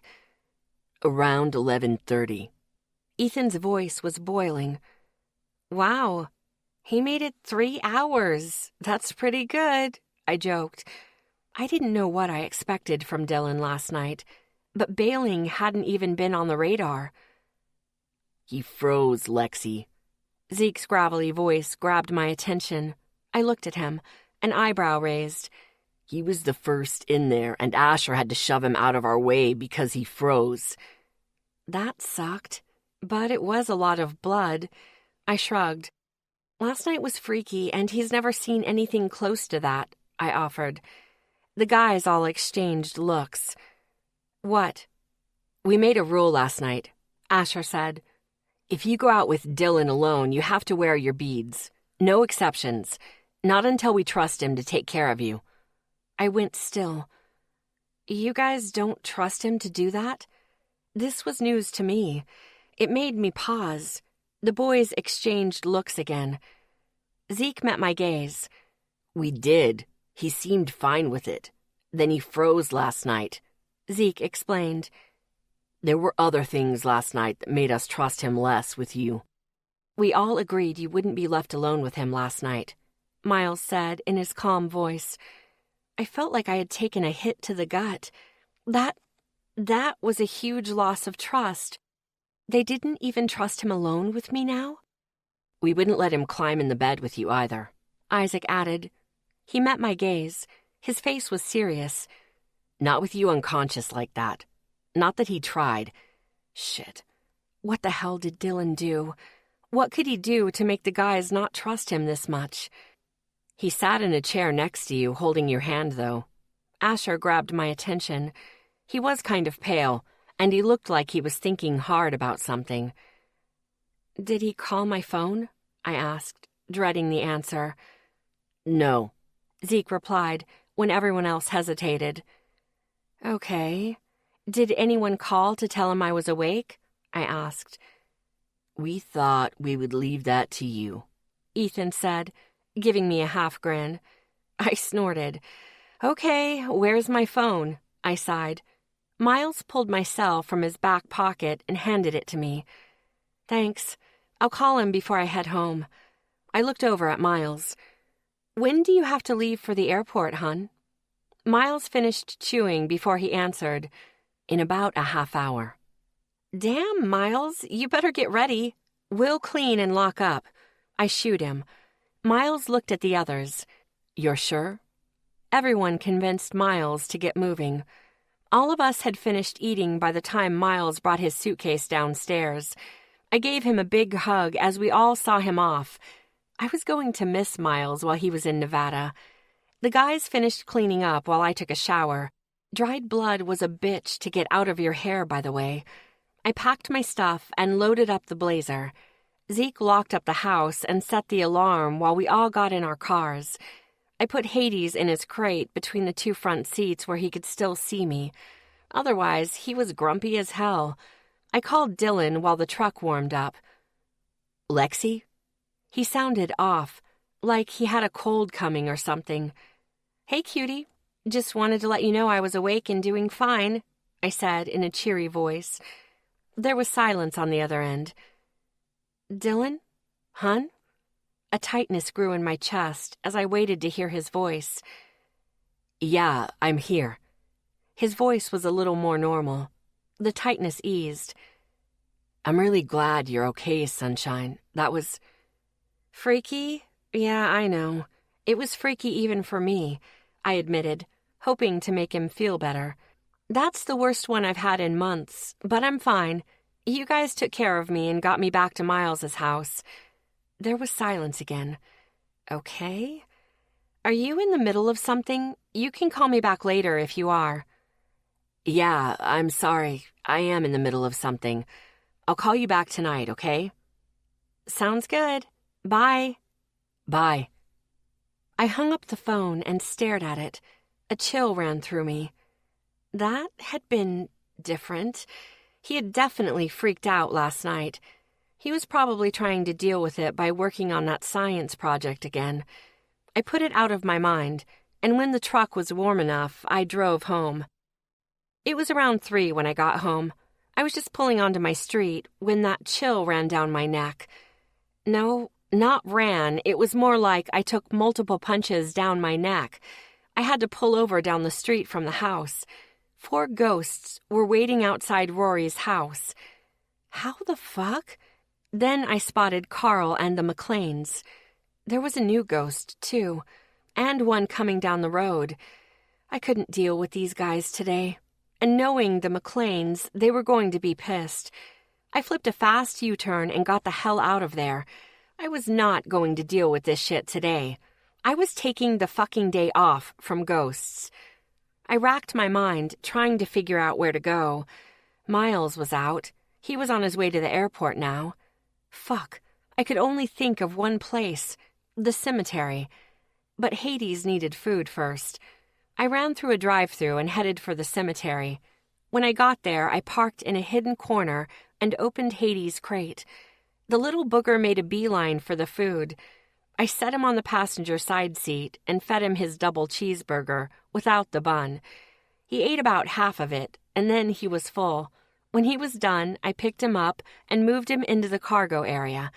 I laid out my sleeping bag and slipped in. Hades climbed in and curled up on my stomach. I called Rory and let him know what was going on. He wasn't happy, but he understood. Then I texted the guys to tell them what was happening. Alexis. Went home to find ghosts camping outside the house. I turned around, and we are currently hiding out at the cemetery. If you need me, this is where we'll be tonight. I was petting Hades when my phone vibrated. Isaac. Need anything? Ethan. I'll bring you out some books if you want. Zeke. I'll bring you dinner. Asher. You sure about that, Allie? Not exactly safe. Zeke. I was going to check it out when I brought her food. Asher. Oh, okay. Need anything? Miles, I'm gone for not even an hour. I just smiled at them. Alexis, food will be appreciated. I have a full charge on my phone so I can watch movies. I'll be okay. Got Hades and planning to nap. Miles, go to my house. You have a key. I cringed. Alexis, big house, hiding from ghosts? That sounds like a horror movie plot. I won't be okay there without you, Miles. Sorry, sweetie. Miles, I understand. I don't like it, but I understand. Isaac, don't really like it either. Ethan, if you need anything, call. Asher, just let us know you're okay. Zeke, I'm still checking the place out. See you later. I snickered at the guys. They were so sweet. Alexis, love you guys too. I put my phone down and snuggled into my sleeping bag. Time to catch up on years of sleep deprivation. I jerked awake. There was a loud bang again. Shit, it was probably a cop. How was I going to explain this? As I was unzipping my sleeping bag, the back tailgate opened. Ethan and Isaac were standing there, smirking at me. I think we scared Red, Isaac announced happily. I think you're right. Ethan was smiling too. Shit, guys, I thought you were a cop, I grumbled, opening my bag. Hades jumped off me and went to the edge of the tailgate to greet the boys. Hey, Hades, aren't you supposed to be her guard dog? Isaac teased. Hades barked at him. I smiled. A little late, buddy. Isaac picked him up and put him on the ground. I'll take him for a leak. He started walking, and Hades followed. Ethan hopped up on the gate with me. Hey, beautiful. Change your mind yet about Miles's house? He smirked at me. I shook my head. Nope. I don't know how he lives in that house all alone. That place would creep me out, I admitted. Don't tell him I said that. Ethan chuckled. Promise. He showed me the book bag he brought. We come bringing entertainment. There's a Nintendo DS in here, fully charged, games and some books, even a book light and some extra batteries. Wow, you guys thought of everything. I took the bag and started digging. Ooh, Mario Brothers, I cheered. Ethan chuckled. So you're planning on staying all night? He asked. Yep. What if you need to take a leak? He asked seriously. I snorted. I'll go to a gas station, I assured him, still smiling. He shrugged. Oh, you have to hear this. Ethan began eyeing how far away his brother was. Cece called today, asking for Isaac to give her another chance. I raised an eyebrow at that. Wow, I said, impressed. That took guts. What did he say? Ethan gave me an "are you crazy" look. He told her to fuck off, he said, smiling. He said he didn't like bitchy liars who treat his family like shit. Wow. Ethan nodded at me. Lucky Miles didn't hear him. Ethan snorted. Miles heard us call them bitches. He just agreed at that point. He pointed out. Then I thought about it. Miles had been there when there was name-calling. Shit, how did I not notice that? He laughed. When it comes to you, beautiful, we're all a bit protective. He reminded me. Yeah, he had a point. How is Dylan doing? I sighed. I watched Isaac heading back with Hades running after him, not wanting to respond. We talked for about 2 minutes. He said he was in the middle of something and that he'd call me back tonight. I confessed. It hadn't gone well. Ethan bumped his shoulder into mine. I bumped back. Lexi, you're kind of awesome. If he gets scared off because of this one thing, then he's not good enough for you, Ethan said. His voice was earnest. I smiled sadly at him. I know. Doesn't mean it won't hurt, I mumbled, looking up at the clouds rolling in. You really like him, huh? Ethan asked, his voice quiet. I looked over to watch Isaac play with Hades. Yeah, I shrugged. This sounds so fucking corny it's not even funny. Ethan's eyes all but lit up. Can you keep this to yourself? For you, anything. He is the first guy to look at me and, I continued in a mumble, make me feel beautiful. I felt my cheeks turn pink. Ethan snickered at me. Wait, I call you beautiful all the time, he pointed out. Being called beautiful and feeling beautiful are two different things, I explained. You know you like performing, but you feel it when you're up there. Ethan thought about that. Okay, I see your point, Ethan admitted. Doesn't mean that I don't love my nickname, I said, just in case he thought I didn't. He chuckled and smiled at me. Good, 'cause I'm not changing it. Okay, Snoopy, I said pointedly. He groaned. What, you don't like Snoopy? He looked pained. No, it's fine. I earned it, he grumbled. Just be on the lookout for another one. Okay, you'll have two, I smirked at him. Ethan snorted at me. Isaac was almost back with Hades. By the way, I think I gave Miles a date idea that is so going to get him laid. Ethan burst out laughing, which I expected, but when he kept laughing, I started to suspect he knew something I didn't. Isaac reached us and handed me Hades. Then he pointed at his brother. What's with him? Isaac asked. I shrugged. At this point, I had no clue. Ethan's face was red as he waved his hand. Beautiful here gave Miles a date idea that she thinks will get him laid, Ethan said, before bursting out laughing again. Isaac joined him. I just waited until they were ready to tell me what was so funny. Ethan was the first to recover.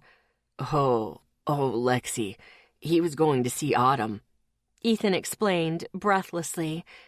Those two go at it like fucking rabbits. My eyebrows shot up, my jaw dropped, and the boys broke out into another fit of giggles. Really? I asked. I couldn't have been more surprised if he'd said Zeke liked wearing dresses. Ethan nodded, still giggling. Oh yeah, those two barely see the light of day when they're around each other, Isaac assured me. Once she came up here for a week last summer, and we saw them both once, right after he picked her up. Okay, so they enjoy each other. What's up with the on-again, off-again? I asked, looking from one to the other. Well, because of the distance, sometimes Autumn gets interested in someone else, Ethan explained. She tells Miles, and he says, okay, we're not dating. He shrugged. They have an arrangement. If you're interested in someone else, tell the other person. Isaac began. They still talk on the phone, still play games together. She's just dating someone else. And Miles goes with that? I asked, not believing it. They both nodded. Oh, it's not just her, Isaac said. He told her, 6 months ago, he was interested in someone else. They broke up. He dated that chick. They broke up, and bam, he was back with Autumn. No hard feelings, no jealousy problems. They're very honest with each other, Ethan added. Then his brow furrowed. But if he was worried about taking her somewhere, then he might be trying to change the arrangement they've had. That makes sense, Isaac admitted. You know Miles. He'd do something romantic and then talk to her about it. My head was still spinning about this side of Miles. I had never actually wondered what Miles... Lexi? Stop. Don't go there. The guys started talking about games to play in the cemetery. It was obvious they were trying to keep me company. Guys, go home. I'm all right. We can go get our sleeping bags and we can all crash in the Blazer, Isaac suggested, looking at his brother. Ethan cringed. That would really hurt, he admitted. I raised an eyebrow. Ethan admitting his back hurt was so rare, I thought this was the first time I'd ever heard him say anything. Has your back been bothering you, sweetie? I asked, as I reached over and ran my hand along his back. His muscles were tight as a rock. Ethan, what the fuck? I moved back behind him, then scooted up to his back with my legs on the outside of his hips. I'm fine, it's fine. Leave it alone, Ethan grumbled. I ignored him. I ran my hands over his back lightly, finding all the incredibly tight spots. He kept protesting, but he didn't move away from me. I started at the top of his back, my hands working out the knots. Ethan groaned and dropped his head forward. He stopped saying he was fine. He stopped talking. He was just making little noises now. Isaac watched, frowning as I worked out several knots in Ethan's upper back. But when I moved lower with the same pressure, he hissed. I eased up, going lightly. He groaned again, his head still hanging. Be careful around his spine and the curve of his lower back. That's where the problem is. Isaac's face was drawn as he watched his brother. I started working from the outside in. I'd work the knots out to a point on one side, then go to the other and go to the same point. Then I'd switch. Then I'd repeat. It was when I got right next to his spine and his lower back that I had trouble. I'd switch sides, then come back, and it'd be locked up again. So I worked my thumbs up and down the muscle on both sides at the same time. Ethan twitched, jerked, and hissed. I stopped. Did that hurt? I asked, worried about his reaction. No, beautiful, it didn't. There were just a lot of nerves right there, Ethan explained. You just hit them, and I'm currently using them right now. I looked at Isaac over Ethan's shoulder. I gestured for him to turn around. He understood immediately. He turned and stood directly in front of Ethan. Lean on my back, Isaac offered. It'll take the pressure off, and she can get the last of the knots. It's fine. Brother, if you say you're fine one more fucking time, I'll knock you out, and then Red will massage that spot. Isaac growled at Ethan. I eyed Isaac. I'd never heard Isaac so forceful. It was weird. Ethan sighed and leaned forward, practically getting a piggyback without leaving the gate. I went back to work. Ethan still jumped, but it was mostly when I found another knot. There were so many in the area along his spine that I couldn't believe he could stand it. It took a while, but I finished the last one. I ran my hands over his back again, just checking to be sure. I didn't like how tight his back had felt. When I stopped touching him, I was still worried about him. Ethan sighed, then slowly sat up. Oh, Mother. He stretched his arms and shoulders. Ethan got off the gate and very slowly stretched his lower back. Isaac caught my eye. He mouthed, "Thank you." I winked at him, then went back to watching Ethan. "Better?" I asked, hoping I couldn't have made it worse, right? Ethan stood back up slowly and returned to me. He wrapped his arms around me and kissed my forehead before resting his cheek on the top of my head.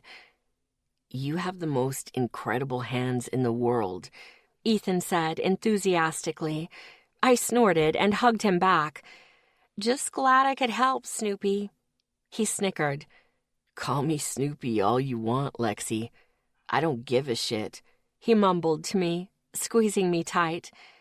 Well, if you need, I can give you back massages during the week so your back doesn't get that tight, I offered. I really didn't want Ethan in that much pain. Ethan squeezed me again. Normally I have a massage therapist every week or so, but she's out of town till after the new year. I'm all yours, beautiful. I snickered. He pulled back and gave me a big kiss on my cheek. You are the best, seriously. I winked at him as Isaac chuckled. Now go home and do whatever it is you do to baby your back, I ordered. He smiled down at me. All right, we're going. Ethan grumbled and let go of me to head towards the car. Isaac swooped in and gave me a tight hug. Thank you, Lexi. He's been a grumpy bitch all week at home. I snickered. Isaac kissed my other cheek and then ran to the car.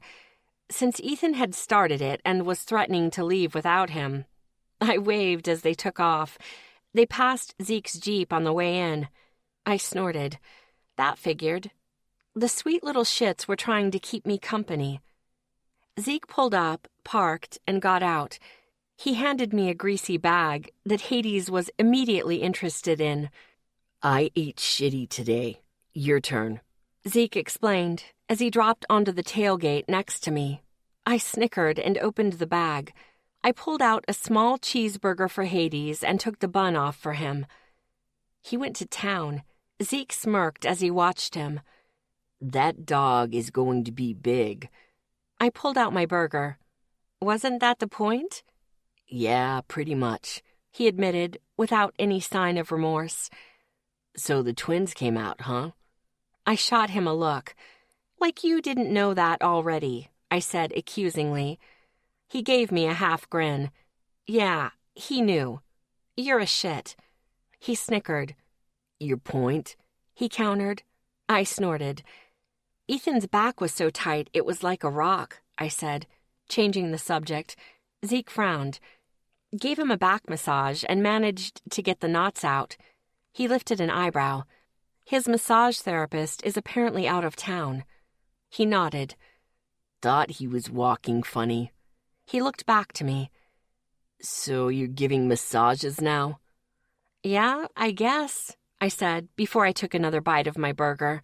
Hell, if my shoulder gets any worse, I might have to ask, he grumbled. I raised an eyebrow at him. Don't you have a girlfriend to do that? I reminded him. Yeah, but... He trailed off, his gaze going out to the cemetery. Are you having trouble with her touching your back? I asked, eating a fry. He looked down at me, surprised. Then his eyes narrowed on me. Who told you about that one? He asked, grumpily. I finished eating my bite before answering. Asher, the morning after Vagabond, I answered. He explained about triggers, so I asked what other triggers you might have so I could avoid them. He seemed to relax. That's how you knew to come to me at my side when I was at the door on movie night. He exhaled. Wondering about that has been bugging the shit out of me. I snorted as I took another bite of my burger. Yeah, I'm having trouble with her touching my back. He groused as if he hated to admit it. I finished my bite. But you think you'll be okay with me touching your back? I asked gently. Even though I'm on probation? He sighed deeply. I might not trust you a lot right now, but I know you. His voice was quiet as he looked over the tombstones. I'll work my way back to trusting you, Lexi. It's just gonna take some time. I know, I grumbled. In a month. He snorted. I looked over to see him smirking. A month isn't that bad. Isaac got 3, remember? I eyed him. Was taking your Jeep really that bad? I asked, curious now. His eyes met mine. You know that big dent in the passenger side door? My mouth dropped open.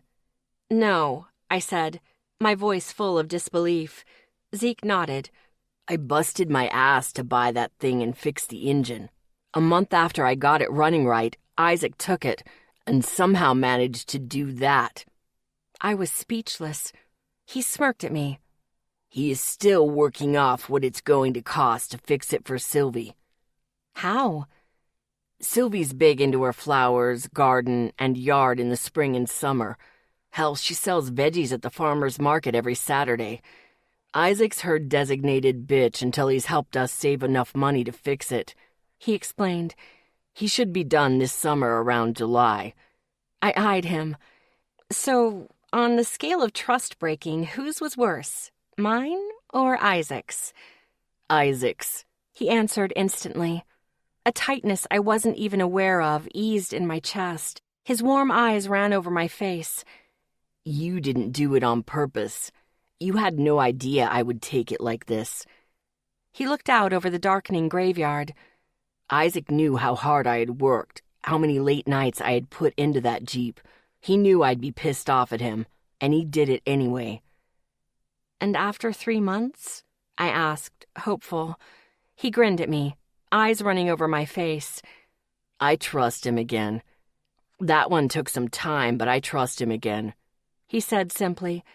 I took a deep breath and let it out. We were going to be okay. So you want a back massage? I asked, changing the subject. His grin disappeared. He went back to looking at the cemetery. Not today. It's not bad enough yet that I'm willing to deal with those memories. His voice was his quiet, soft one that I didn't hear that often. When you are, give me a call, I offered. Then I had a thought. You know, you could use a heating pad or two, 'cause you're giant on your back. He snorted. Always works for me. I'll give that a try. He sighed. Now, if only Riley would back off. I raised an eyebrow. His face was blank. I need some advice from a girl. He grumbled. Hit me, I said, before I took another bite of my burger. I'm having some issues with Riley, he admitted. She's nice and all, but she wants answers to questions I don't want to talk about. Family questions? I took a guess. Yeah. Then just tell her that. He frowned at me. Tell her that you aren't ready to talk about that with her. His brow drew down. Think that will work? If not, she's an insensitive ass. And you know she isn't, I pointed out. Hades came to the end of the gate and tried to get into Zeke's lap. I think he loves you. He grinned as he picked up Hades. He's a good dog, Zeke said, bringing the puppy up to his chest. I watched as my puppy licked scary Zeke's nose. Zeke chuckled as he started petting him. Our training today was a bust, though. Are you sure it was training and not playing? I asked, smirking at him. Zeke suddenly found the cemetery fascinating. I burst out laughing. Zeke, you can play with him any time. Just let me know when you want a play date. I snickered. He groaned. Did you just say play date? I smiled. Is he really going to get as big as you said? I was thinking about my bed and how small it was already. He nodded. Yeah, he should. He raised a brow at me. Do you have room for a bigger bed? I groaned. Not really. But I can sacrifice most of my floor space for no nightmare sleeping, I said before eating a fry. His eyes narrowed on me. How small is your room? He asked. I looked around for a comparison. I couldn't find one. I hopped off the gate and walked out the width, about 8 feet. That wide. Then I walked the length, about 9 feet. That long, I said, around the food in my mouth. I hopped back onto the tailgate. That is not that big, he pointed out. I snorted. Only room I've had since my mother lost the house, Zeke, I grumbled. He went still. I pulled out a fry and fed it to Hades. Where did you sleep? His gravelly voice was softer again. He flipped Hades onto his back in his arms and rubbed his belly. Hades' eyes closed in bliss. There was a way to turn the dining booth into a bed. I shrugged before reaching over to feed Hades a fry. Zeke stopped rubbing his belly long enough to let him eat it. Could have been worse, right? He offered. Zeke gave me his lip-twitching smile. I nodded and threw my wrapper into the bag. That's what I think, but I mentioned it to Dylan and Riley. Then I got that look. I cringed, remembering. Zeke nodded understandingly. The pitying look? Yeah, I hate that fucking look, I said. I know what you mean. Anytime someone learns my parents are dead, I get that fucking look. He grumbled before he shook his head, frowning at the gravel. Fucking hate it. Yeah, it's like, I don't know you. I am not a child, and I don't want your fucking pity, so shove it up your ass, I said in my sweet voice. He burst out laughing. I saw a smile with teeth. Those were rare from Zeke. That describes it perfectly, he said. I chuckled. It wasn't long after that he was going to meet Riley, but he insisted I climb back in the truck so he could close me in. I did what he asked because there was no reason to fight him on it. After he left, I watched a couple of movies on my phone and then snuggled back down to sleep. A hard bang woke me up. I opened my eyes to see my breath in the air. What the fuck? The back gate opened. Asher was standing there, frowning, with snow falling behind him. His ocean eyes ran over me. "You're not even wearing your coat, Allie," Asher snapped as he reached across me for it. "Haven't you been paying attention to the weather?" I was still trying to wake up. What? I mumbled. Why was he pissed off? Asher unzipped my bag, took Hades, and gave me my coat. "It's going to go below 0 tonight. You're not staying here." His voice told me not to argue, and it was fucking freezing. I pulled my coat on as he tucked Hades into his jacket and held him. "Well, I can't fucking go home," I grumbled, half asleep, still pulling on my coat. Apparently, I wasn't moving fast enough for him. He reached out and jerked my coat up onto my shoulder. That woke me up a bit more. "You're coming home with me. Now get in my truck." I eyed him. I'd never crashed at Asher's house before. I was straightening my coat as I tried to come up with an argument. But with how frozen my face already felt, I decided I wasn't going to argue. Still rather asleep, I nodded. Asher pulled Hades out of his coat and handed me the big fur ball. I took him, slipped him inside my coat, and closed it. Asher grabbed the bags in the truck and shut the back. The cold was finally waking me up. Snow was falling everywhere, and there were occasional flashes of lightning. What the hell? Asher grabbed my arm and got me moving towards his truck. When I was walking, he let go. It was really coming down. I climbed into the warm truck, shutting the door behind me. "Why is there lightning while it's snowing?" I asked, completely weirded out. Asher buckled up and started driving us out of the cemetery. "It's a big storm. It came in around 8, he said.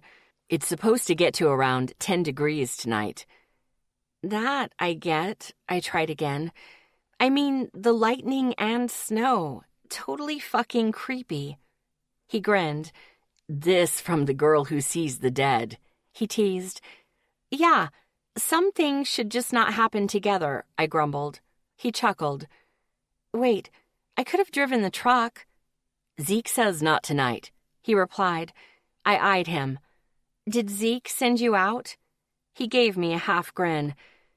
"No, I was already on my way here when he called," he said.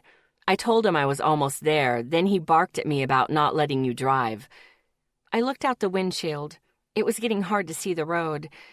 "I'm not bitching," I agreed. I heard him chuckle. I shifted Hades, who was still in my jacket. "You're not arguing. Are you feeling okay?" he asked, smirking. I snorted. "I'm stubborn, not stupid," I countered. He chuckled again. Asher pulled up to his house and parked. "Your sister still isn't home, right?" "She's still at the spa." He shut off the truck. That's all I needed to hear. I grabbed a bag and was out of the truck fast. I almost slipped on the sidewalk, but Asher grabbed me around the waist and practically lifted me off my feet. "Allie girl, you need a pair of winter boots," he grumbled as he steadied me. "They have winter boots?" I growled. He snickered as he held onto my arm until I was up the steps and on the porch. He unlocked the door and pushed me inside. With his hand on my back, the house was nice and toasty. I put Hades down and took off my coat. "What time is it, anyway?" I put my jacket on the banister. "Around 10:30, he said, as he picked up Hades. "Go ahead and head on up. I'll take Hades out real quick." "And where am I heading?" I asked, not sure. Was I sleeping in his dad's room or Jessica's? Both were kind of gross. "You can take my room and I'll sleep in Dad's. Just let me grab something to sleep in first," Asher called over his shoulder on his way to the kitchen. That worked for me. By now, everyone knew my issue with sleeping in the bed of someone I didn't know. It creeped me the fuck out. "I can sleep on the couch, Ash," I reminded him.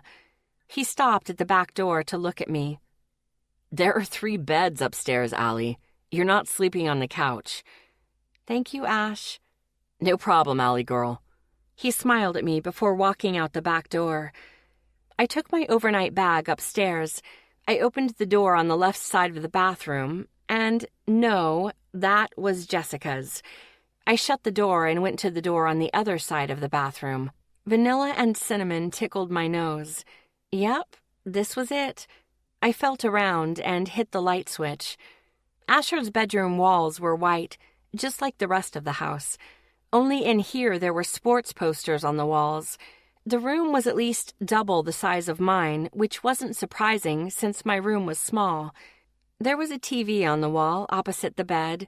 Asher had a big double bed covered in white sheets. The blue, orange, and white comforter was rumpled, as if he'd been in bed when he saw the weather report. His nightstand, desk, and dresser were all the same wood. Oak, I thought. I put my bag down on the desk chair and started snooping. I couldn't help it. I was nosy. His desk was covered in cookbooks, cooking technique books, and printed out recipes. I smiled. He was such a foodie. He really needed to go to culinary school after high school. I looked at the shelves. There were a lot of football trophies, even basketball, but those were from years ago. It looked like he had played both for a while. I wondered what happened there. I saw a couple of MVP award plaques on the walls, too. I smiled. I wished they were cooking competition awards. Was there such a thing? I heard the back door shut downstairs, and I kept snooping. Asher knew me. He knew I was nosy. I looked at his bookshelf and found nothing but cookbooks. Asian, Italian, Mediterranean. He had everything. The room bugged me. It was like two different people were living here. The football guy and the chef guy. I liked the chef more. Being nosy, huh? Asher's voice came from the doorway. I turned to watch him put Hades down on the bed. You know it, I said in my cute voice. I went over and sat next to Hades and began petting him. I'm nosy with all of you. Asher had a half grin on his face when he went to his dresser. You're actually not that nosy, Allie, he said as he opened a drawer. You never go digging, you just see what's there. I shrugged as Hades climbed into my lap. That's my nosy, I pointed out. I don't like to dig into other people's stuff without a damn good reason. Asher closed a drawer and opened another one. What would it take for you to go digging? He asked, pulling out some pajama bottoms. I sighed and thought about it. If I thought one of you were doing drugs, had gone missing, or if you asked me to find something. I thought about it again. Yeah, that's about it. I looked over to see him smirking at me. So what would you do if you found one of us smoking pot or something? He asked, eyes sparkling with mischief. I raised an eyebrow. Before or after I smacked the shit out of them? I asked sweetly. He chuckled and I smiled. You have something to sleep in? He asked. I have a shirt, I hedged. Asher turned back to his dresser, dug out a pair of pajama bottoms, and tossed them to me. They were blue with Sylvester the cat all over them. I loved them instantly. Thanks, but you might not get these back, I warned him seriously. He grinned as he shut the drawer. I'll be down the hall. Night, Allie girl. Night, Ash. He closed the door behind him. I changed into his drawstring jammy bottoms. I had to roll the waistband over several times, so I wasn't standing on them. I pulled on my black cami. I knew it was winter, but I moved around a lot, and I liked my arms free. I turned off the light and climbed into Asher's bed. I snuggled down with Hades and fell asleep. Chapter 18. Early Saturday morning. I felt the blade in my hand as I ran it along her skin. She had been so easy to take, so trusting. I pressed down and watched the skin cut and bleed. She was covered with them now. I smiled as she whimpered. She was going to pay. The stuck-up bitch was going to beg before the end. My hand moved to my trousers. I jerked awake, screaming, and still half asleep as I scrambled to get away. My heart was slamming against my ribs as my back hit something hard. I changed directions. I had to get away. No, No, no. I fell and hit the floor hard. I kept scrambling. I had to get away from her. I had to leave. I didn't want to touch her. My back hit a wall, and I stayed there, my chest tight, my body shaking too much to move. I was gasping for air, tears running down my face. I didn't see Asher's room. I was in the basement in Newport where I worked. What the fuck did I do? What did I do? What did I do?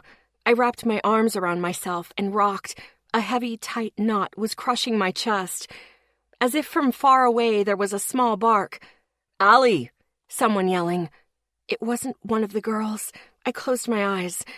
I'm a girl. I'm not him.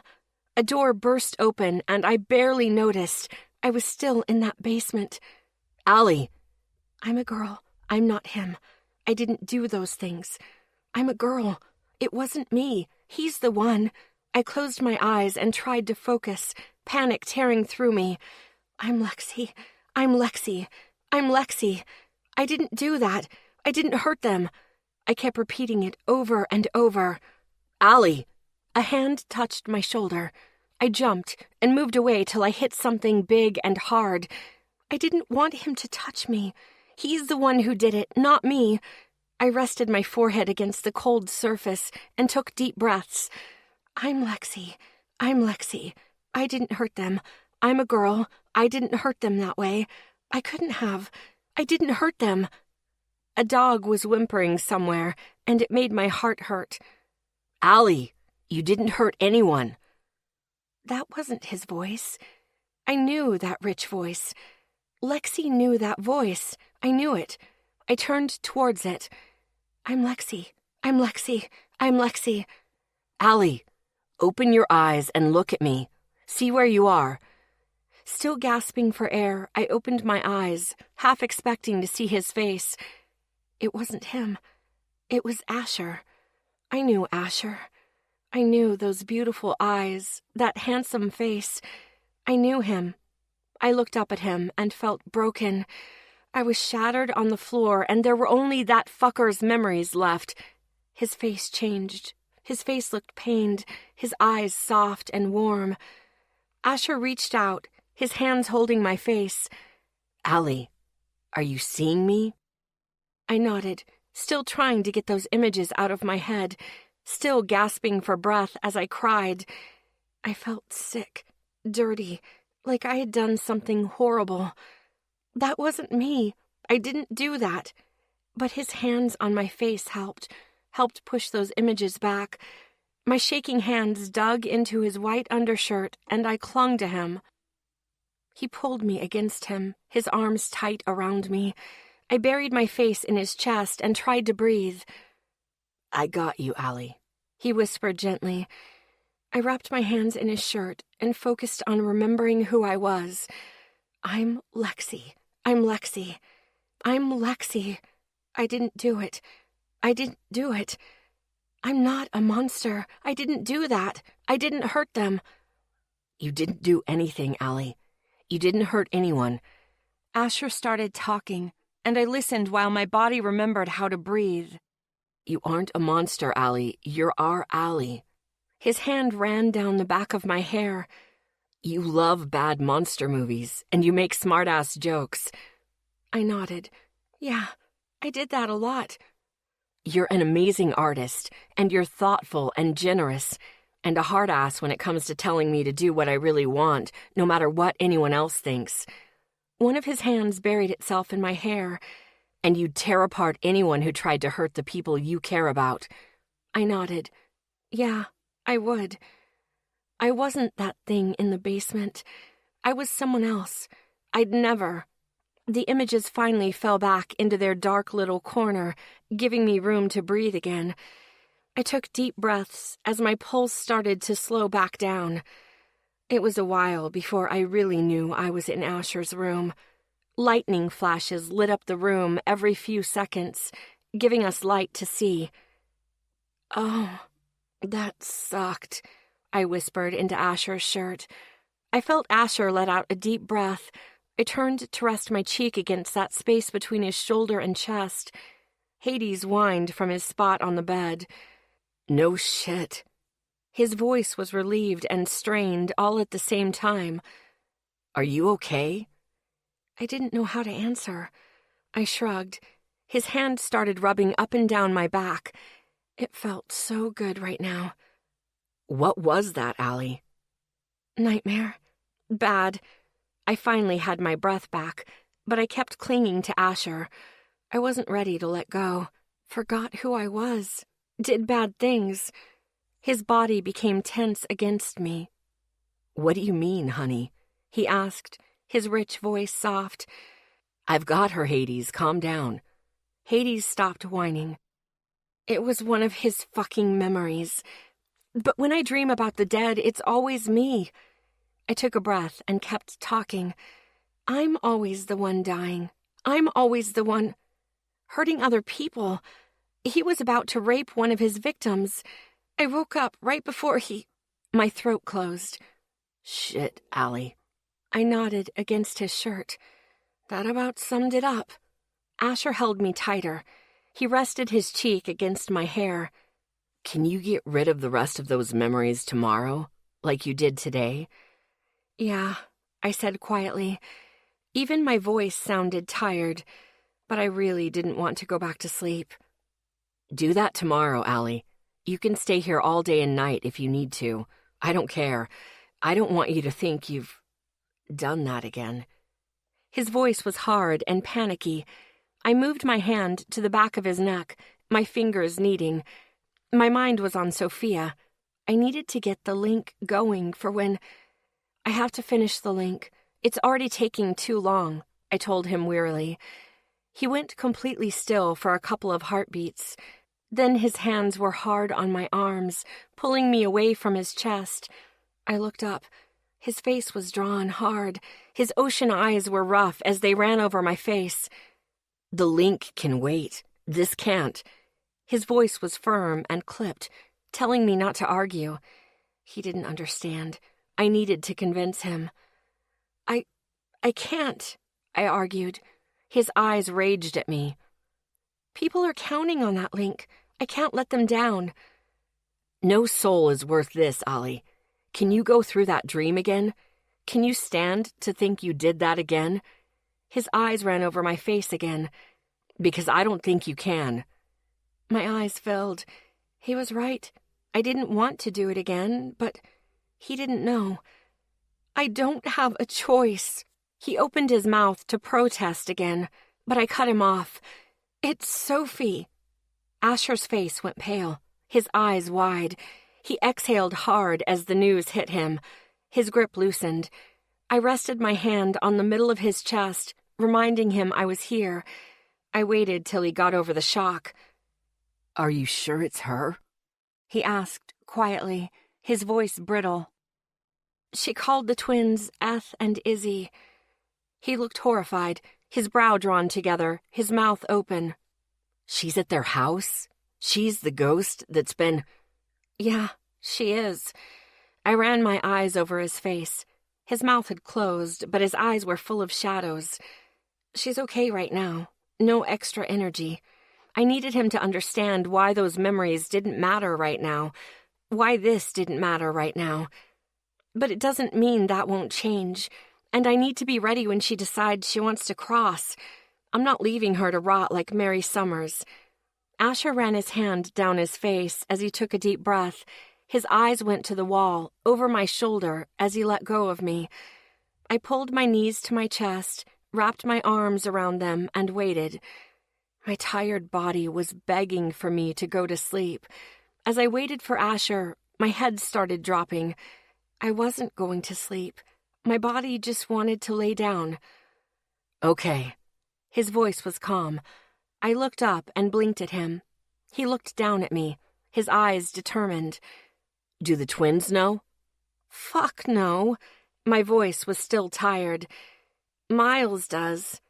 He narrowed his eyes at me. I had to tell someone. I was freaking the fuck out. I didn't even know they had a sister. Yeah, that would be a shock. The tension on his face eased. How much longer do you think the link will take? I thought about it. If I push it a little more, a couple of days maybe. He nodded, He seemed to come to a decision. "You're right, Allie," he began. "We need that link. We can't leave Sophie here to—" He took a deep breath, then let it out slowly. His eyes ran over my face. His face was drawn again. "Until you finish with that link, until you can get those memories out, you're going to be having these nightmares." "I know," I sighed. "She's just more important to me, Ash." His eyes were full of understanding as they met mine. "You forgot who you are, Allie." His face became worried. "You thought you were the one—" I looked down at my knees. I didn't want to remember that part. I didn't think I was going to sleep for a couple of days. "I know." I rubbed my eyes with one hand. I snorted at myself. I wanted to sleep, but I didn't want to go through that again. I felt him brush my hair from my face. I looked up at him. His worried eyes were on me. "You're going to wake up screaming every night for Sophie," he said slowly.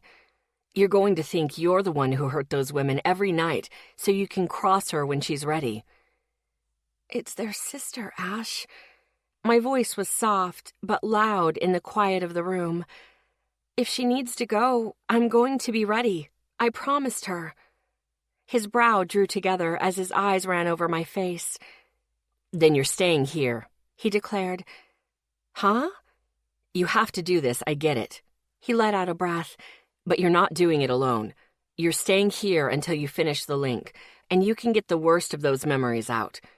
He reached out and cupped my jaw in his hand. "When you can sleep without thinking you're him, then you can go home." That warm and fuzzy feeling filled me until I thought my heart would burst. My eyes filled as it sank in. Asher wasn't going to let me go through this alone. He wasn't going to let me forget who I was. I wrapped my hand around his wrist and squeezed. "Ash." The corner of his mouth raised a bit. Then he was pulling me against him, his arms wrapping around me. I hugged him tight, not wanting to let go. My voice was thick when I whispered to him, "Thank you." He squeezed me tight.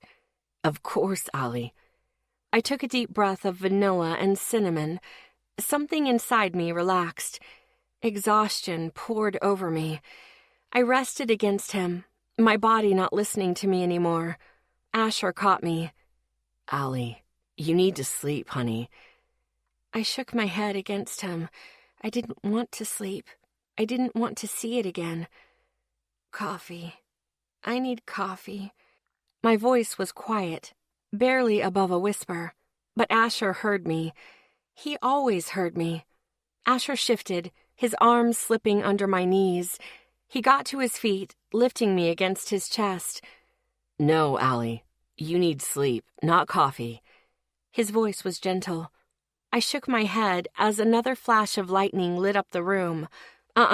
Nope, nada. I'm not sleeping," I grumbled as he carried me across the bedroom. "You're sleeping, Allie." I shook my head again. "Can't make me." He snorted. "Did already, Allie girl," he reminded me softly. I snorted. He set me down in the middle of the unmade bed.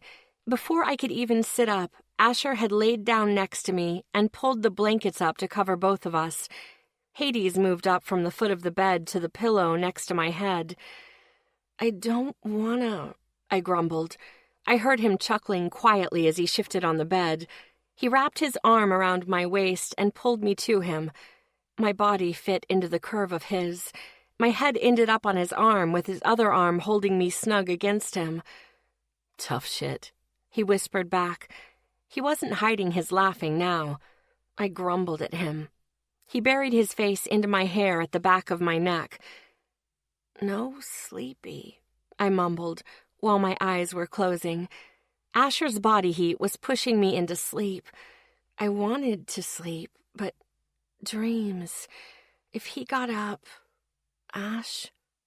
"I'm not going anywhere, honey," Asher whispered against my neck. Really? He wasn't? Promise? I felt him smile against my skin. "Promise." I started to slip under. I felt a small kiss on the back of my neck, or thought I did.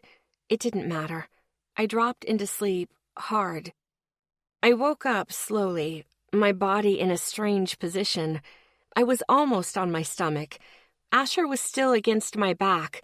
I tried to move, but I realized I was pinned by Asher's leg between mine, his knee on the mattress, his arm around my ribs, his elbow was bent, and his forearm running up the space between my breasts. His hand was spread flat on my upper chest, his fingertips touching my collarbone. His arm held me against his chest.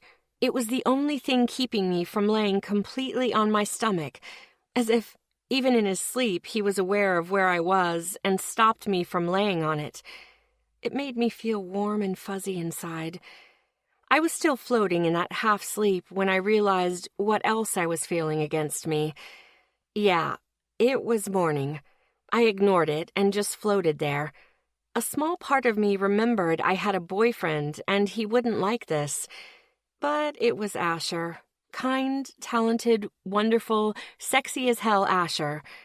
The rules didn't feel like they applied to him, or any of them. Fuck it. The world was quiet, and I was good exactly where I was. I was almost back to sleep when Asher's breathing changed. He took a deep breath and let it out. He rubbed his face on my back, his arm tightening around me. I didn't mind. Then his lower body shifted against me, pressing harder against my butt. Yeah, he was still mostly asleep. Otherwise, he would have moved away. I didn't care. At least until he started to pull his arm down my chest. He was probably just trying to roll over, but I still stopped his hand just as the heel of his palm reached the top of my breasts. He grumbled. I woke him up a bit. Ash, I mumbled into my pillow. Wake up before you move your hand, I muttered back. His arm went limp. I just held his fingers now, reminding him not to move. Vaguely, I knew my breasts were on his forearm, but I didn't care. I was still floating when he woke up a little more, his face moving to my hair. Allie? He mumbled. Uh-huh, I muttered, still enjoying the half-sleep. Thought I smelled rosemary. He rubbed his nose into my hair. I smiled. You feel good. You too, I mumbled back. Warm and snuggly. I was floating back down to sleep when he mumbled something I couldn't hear. You have a boyfriend. Shouldn't cuddle you, he muttered, not moving an inch. Fuck 'em. You guys were here first. You have cuddle dibs. He snorted and started laughing. I smiled as his laughing started waking me up. I knew when he woke up entirely. His entire body became rigid and still. I just stayed put while he figured it out. He pulled his arm off me and rolled away like I was burning him. That made me smile. Allie, I'm sorry, he groaned. Huh? What? I asked, almost completely awake now. I didn't mean to grab you like that. I'm sorry. I knew it was you. You didn't grab me, Ash, I grumbled, wanting to go back to sleep. But my hand, his voice almost sounded panicked. Your arm was between my boobs when I woke up. Your fingers were practically on my neck. I sighed. Giving in to the inevitable, I rolled over to face him. He was sitting up, his back against his headboard, knees bent. One hand was rubbing his neck. You were actually keeping me from rolling onto my stomach. He shook his head. His face looked pained. Allie, I was practically laying on you and my leg. He sighed and rested his head back against the headboard. Yep, your leg got up close and personal. Your point? I was comfy and wanted to go back to sleep. He looked down at me, looking bewildered. You were asleep, Ash. It's okay. You didn't do anything, I grumbled. Freak out later. Sleep now. He snorted. I pulled the blankets up over me, and I snuggled down, perfectly happy to stay here. Allie, I pointed at him, then opened my eyes and glared. "If you apologize one more fucking time, I'm going to start taking it personally," I warned him. His eyes grew wide as I rolled over to my other side. "Like I'm covered in fucking boils or something," I grumbled. I could practically hear his jaw drop. "That's not what I—" "You really have to know how to make a girl feel pretty, Ash," I grumbled, pulling the blanket over my head. "Shit, Allie, He sounded so confused and worried that I started laughing. When he realized I was messing with him, he yanked the blanket down and started going after my ribs. "You are such an evil little shit sometimes." I snickered and jerked as he tickled me. "Takes one to know one," I shot back as I continued smacking his hands away from my sides.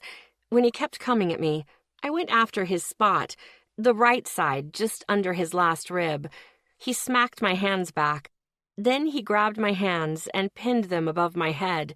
I tried to dive away, but I was still laughing too much to move. He moved them to one hand and brought his other hand down to tickle along my ribs again. "No, no, cheater," I shouted as I tried to move out from under him. "That's rich coming from you," he shot back. I just snickered up at him. His eyes ran over my face, then focused on my lips. He stopped tickling me. His fingers gently traced my ribs. Then his face changed just a bit. He blinked hard several times and pulled back. His eyes were wide. Truce?" Truce. I was still laughing my ass off when he let me go to sit at the edge of the bed. I had just got my breath back when Hades whined. I looked over at Asher. "You know, if you're really sorry—" He snorted. "Nope. After that, I don't feel bad at all," Asher said, smirking. I playfully glared at him. "But I'll take him out anyway." He picked up Hades and headed out the door. Yes, I didn't have to go out in the snow, but I did have to get up. I groaned deeply, then rubbed my eyes with one hand. I needed to talk to Rory, tell him what was going on. I also needed to work on the link and push it more than usual today. I dropped my hand to my side. I didn't want to tell Rory what had happened at the bowling alley, but it looked like I wasn't going to have a choice. I looked at the ceiling. The next few days were going to suck, and poor Asher was going to go through them with me. I got up and started making Asher's bed when something clicked in my brain. Asher had slept next to me last night. He'd never done that before. Hell, it was probably going to be the only way I wasn't waking up screaming all night. Poor guy. The boys always seemed to be taking care of me. I didn't like it. I finished making the bed before taking my bag into the bathroom and doing my usual routine. I didn't bother getting out of my jammies, but I did pull on a bra and a loose green t-shirt. I dropped my bag off in Asher's room, grabbed my cell phone and went downstairs. I found Asher in the kitchen, already getting ready to make breakfast. Hades was drinking out of a water bowl next to the door. "Are you jammy cooking?" I asked, hopping up on the counter. He smiled while he worked. "Yeah, I'm jammy cooking today. It doesn't look like we're going anywhere for a while." He looked up from the cutting board to look out the window. "Looks like it was a whiteout last night, so the roads won't be clear for hours." He went back to dicing potatoes. I checked my messages and cringed. I had forgotten to call Rory last night, but apparently he got a hold of Zeke and found out where I was. I was in trouble. My gut nodded. I needed to tell Rory what was going on. Now was better than later, right? I looked up at Asher, who was still on the potatoes. I had to ask, "Ash?" He sounded distracted. "Are you sure you want me to stay?" He stopped cutting. "I could go to Miles's house. It'll be weird without him, but I can nut up." His shoulders grew tense. He put the knife down before turning to me, frowning. "And when you wake up screaming and not remembering who you are, what are you going to do then?" He snapped at me. I went still. "You're not getting a choice, Allie. You are staying here until those memories are gone." His voice told me not to argue. It made me feel all warm and fuzzy. I hadn't felt that a lot in my life, but since meeting the guys, I was starting to get used to this feeling. "Thank you, Ash." His shoulders relaxed as he gave me a half grin and went back to cutting up potatoes. I looked down at my phone. My stomach knotted even worse. I took a deep breath and called Rory. "Your ass better be at Asher's," Rory shouted as soon as he answered the phone. "Yes, my ass is at Asher's. He came out and got me around 10. I took a breath and groveled. "I'm so sorry, Rory. I was out cold when he woke up. He got me back here fast, and I was asleep in his sister's room before I even woke up all the way." I lied my ass off. "I just woke up, and I haven't even taken Hades out yet." I just kept on lying. Asher was smirking at me. I stuck my tongue out at him. This was about survival, damn it. Okay, it was about my freedom. "Next time, call. I had cops on the lookout for you until I got a hold of Zeke," Rory growled at me. I winced and kept groveling. "I'm so sorry, Rory." He sighed. "Just as long as you're okay," he grumbled. "You're staying there until the roads are cleared. Then I want your ass home." I took a deep breath. "Rory, I can't come home." There was dead silence for several heartbeats. I hopped off the counter and headed for the family room. "Why?" He sounded scary calm. "You remember the long exposure the night before last at the bowling alley?" I curled up in a wide chair and waited. "Yeah, what about it?" Rory's voice was strained. "Did the guys tell you what kind of soul it was?" I asked, hoping they already explained this part. I bit the corner of my bottom lip, waiting. "No. What happened, Lexi?" He wasn't asking. He was demanding. I looked down at my knees, and I told him. I explained who it was, what he did, to who, and how many. I told him about yesterday, how I got rid of those disgusting feelings. I told him about the dream, not the last part of it. I couldn't tell him that. It didn't take long. "Lexi, that's..." I heard him take a deep breath. "That's horrible, and we'll deal with it. But why do you think this means you can't come home?" I swallowed hard. "Rory, I woke up screaming. I didn't remember who I was. I thought I had done those things, that I was..." My voice was thick as I continued. "The only reason I came out of it was Asher. He helped remind me who I was." "Shit." "I can't do that with Tara there, Rory." I swallowed hard. "Asher said I could stay here so that when it happens again, he'll be there again." "You told me you could dump those memories. You need to do that." Rory's voice was very clear. "I can, but I can't do that and build the link. And right now the link is more important," I said, my voice sincere. "Lexi, tell me why, or you're coming home as soon as the road is clear." Rory's voice was hard and unyielding. "Because the soul of the twins' little sister is in their house," I explained. My gut still knotted. "And I'm not leaving her here to rot." Rory was quiet so long, I thought he had hung up. Then I heard him moving. "Shit." "Yeah, pretty much." "Okay, Lexi, stay there as long as you need to." Rory's voice was worried. "Get the link done, then get the memories gone. Don't kill yourself to do it, though." I swallowed hard. I should have kept Rory more up to date than this, but there were some things he didn't need to know. "Thanks, Rory." "I'll bring you out a bag of clothes. Do you need anything else?" I thought about it for a second. Hades' dog food treats and some chew toys. I hated having to ask. "No problem. I'll see you after the roads are plowed." "Bye." I hung up the phone, a bit of the weight lifting off my shoulders. Rory understanding made things easier. Not by much, but it helped. I got up and walked back into the kitchen. Hades was eating a small plate of eggs, his tail going crazy. It was cute. Asher was leaning against the counter eating breakfast. "How did it go?" he asked, as his eyes ran over me. He understood why I couldn't come home, I said. as I grabbed a plate and began filling it with eggs and fried potatoes. He doesn't like it, but he understands it. I walked over to the kitchen island across from him and hopped up on the counter. He's bringing over some stuff after the roads are plowed. Asher nodded and finished his bite. I'm glad he understood, he said. I nodded as I started to eat breakfast. The next week or so is going to suck for you. No reason for him to make it worse. I looked up from my plate and eyed him. Us.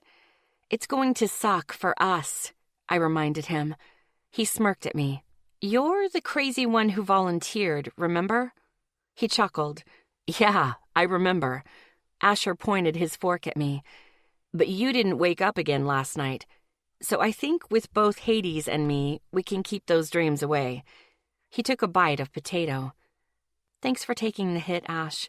He shook his head and finished chewing. Allie, helping you sleep isn't taking a hit. His eyes met mine. It's just cuddling. He gave me a strained smile before looking at Hades, his shoulders tense. He seemed to have something on his mind, so I went back to my breakfast. I was almost done when the phone vibrated. I picked it up to see it was another email from that same email address I didn't know. This time I opened it. Your eyes glow with a fire that's hard to quench.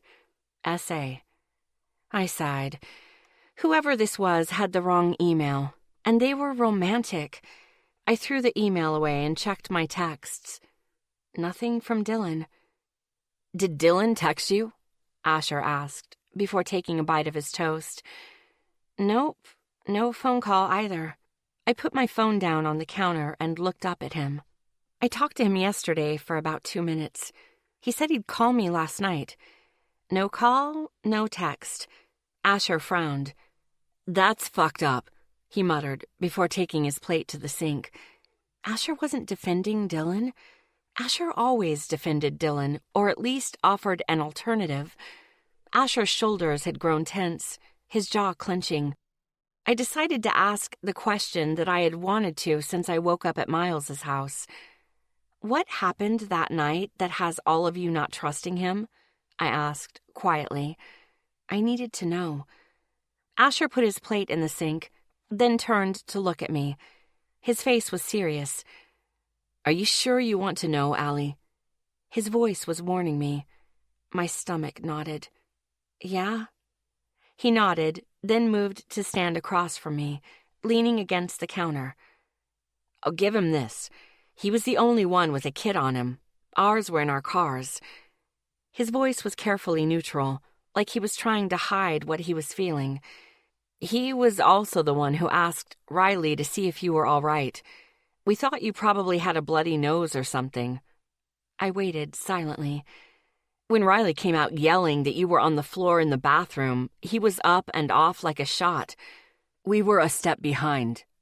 He crossed his arms over his chest, which made him look adorable in his Tweety bird jammy bottoms. He got in the door and froze. I had to shove him out of the way. His shadowed ocean eyes met mine. Allie, you were in a pool of blood and twitching. It scared the shit out of me. Guilt hit me hard, all because I forgot my fucking bracelets. I'm sorry, Ash. I didn't mean to scare you, I said, feeling awful about it. I know, honey. It was just a nightmare to walk into. He sighed. I got you mostly off the floor and we started working on you. Isaac ran for your beads, and Zeke had to yell at Dylan to move from the door. He seemed shocked to the core. Miles sent him out to get your bag, partly to give him something to do. He took a long time getting back. I frowned at that. He knew exactly where my truck was, so what took so long? When he got back, he did try to get the blood out of your hair. Then it was time to change your shirt. We all know that you love your coat. He suggested that we just cover you with it. Miles suggested a button-up. Miles waited 30 seconds for him to volunteer his shirt. Dylan had been wearing a button-up that night. He had worn it open over a gray shirt. Miles gave up his own shirt, and he and Ethan got it on you. Then it was time to pick who was carrying you. We all waited for him to step up. I waited almost a minute before I volunteered. I blinked at what he was describing. Dylan didn't try to carry me? Was it the blood? Then we got the hell out of there and got you to Miles's house. Same thing again. Ethan looked like he was going to pick you up. Zeke told him no, and we all waited for him to volunteer. Miles waited 15 seconds. Was I still covered in blood? I asked, my voice quiet. His eyes ran over my face before he shook his head. Just your hair at that point, and it was still in a ponytail. His voice was calm but firm. Miles was angry with him on the way in. Dylan asked about you calling Miles wintergreen. I snorted. Yeah, that sounded like me. Miles was going to put you in bed when Dylan reminded him of the blood covering you. I honestly thought Miles was going to put you down and punch him. I went still. Seriously? I asked, not quite believing it. Calm controlled Miles? Yeah. Instead, we got Dylan out of the room for a bit, made a few decisions, and sent Isaac for a book in Miles's room. A book? That was new. Why a book? You heard us upset and kept fighting to stay conscious, so Miles read to you. Then you finally passed out. His eyes ran over my face. His brow was drawn down. When he left, the twins wanted to kill him. I raised an eyebrow. Okay, when I found out, I wanted to kill him. I gave him a proud smile. There you go, sweetie. Own the rage, I said cheerfully. He snorted. That's everything that happened to make us not trust him with you. Asher's brow was still drawn down. I want to think that it was just all the blood, but he was freaked, Allie. I sighed. I knew the guys must have had good reason not to trust Dylan, and now I knew what they were. I figured he was freaked, I shrugged, acting like it didn't hurt to know he didn't want to help take care of me. It is what it is. Asher gave me a sad half grin before he pushed away from the counter. He took my plate and went back to the sink. Dylan didn't try to carry me. He didn't even stay. Those weren't good signs. If the roads are cleared by tonight, there'll be a big party out at the Hendersons. Asher broke my train of thought. I looked over to see him looking out the window. Why? I asked, curious to find out how he would know. He smirked. Their parents love skiing. With this snowfall, they'll be out at their cabin as soon as possible. He seemed to think about it. More than likely, they already are. He looked over at me. It'll be fun. I snorted. A party sounded good to me, but I'd love to. But I need to work on that link tonight, too. You can do both. Just come home early, he offered, his eyes starting to sparkle. You need some fun, Allie girl. I sighed. He did have a point. Okay, I smiled at him. You've convinced me. He snickered as he went looking back out the window. It was real hard, too. I snorted. Asher smiled. Quick, lock the back door, he suddenly called. I hurried and did just that. Someone tried the knob. Then there was pounding. Open up, Asher. We know you got red, Isaac shouted. Who is it? I asked, in an annoyingly high-pitched voice. Beautiful. Open up. It's freezing, Ethan begged. Maybe I should dump some water on you. It'll be fun, I smiled as I taunted them. Asher started laughing. No, they both shouted at the same time. I started laughing. I looked at Asher. He nodded. Say please, bitches, I called to them. Please, bitches, they both shouted. I snickered as I turned the lock and let them in. Isaac and Ethan hurried in and shut the door behind them. Whoa, Isaac started pulling his jacket off. It was a pain in the ass just to get over here. I was still laughing as I hopped up on the kitchen island. Isaac picked up Hades and started petting him. Ethan had just hung up his coat when he pointed at me, then strode towards me. You are the most awesome woman in the world. Ethan declared, as he came over and hugged me tight. I hugged him back, surprised. I know, but why do you think so? I asked, smirking. The guys chuckled as Ethan kept hugging me. Because after you gave me that back massage last night, I had the best night's sleep ever, Ethan said, pulling back. I haven't slept that well since my massage chick left town. Glad to help, I smiled at him. He leaned in and gave me a big kiss on the cheek. Then he stepped back and gave me a sweet, exaggerated smile. You want another one, don't you? He nodded. Yeah, kinda tweaked myself trying not to fall on the ice out there. I already want to lay down, he admitted. I smiled at him. Ethan, at least talking about his back hurting, made me happy enough that I'd give him a massage any time. Sure, but you're going to have to share me. And you have to massage my hands first, I said. They're sore. Aha, already massage cheating on me, Ethan said, with fake outrage. Well, sweetie, with hands like these, I smiled sweetly. The guys chuckled. Ethan reached out and took one of my hands, his fingers massaging hard. I hissed. He stopped. Lots of bones and stuff. Snoopy, easy. Asher started pouring coffee. Isaac jumped to sit next to me on the kitchen island. Sorry, beautiful, Ethan said, as he winced in sympathy. Then he started to work the soft muscle tissue in my palm.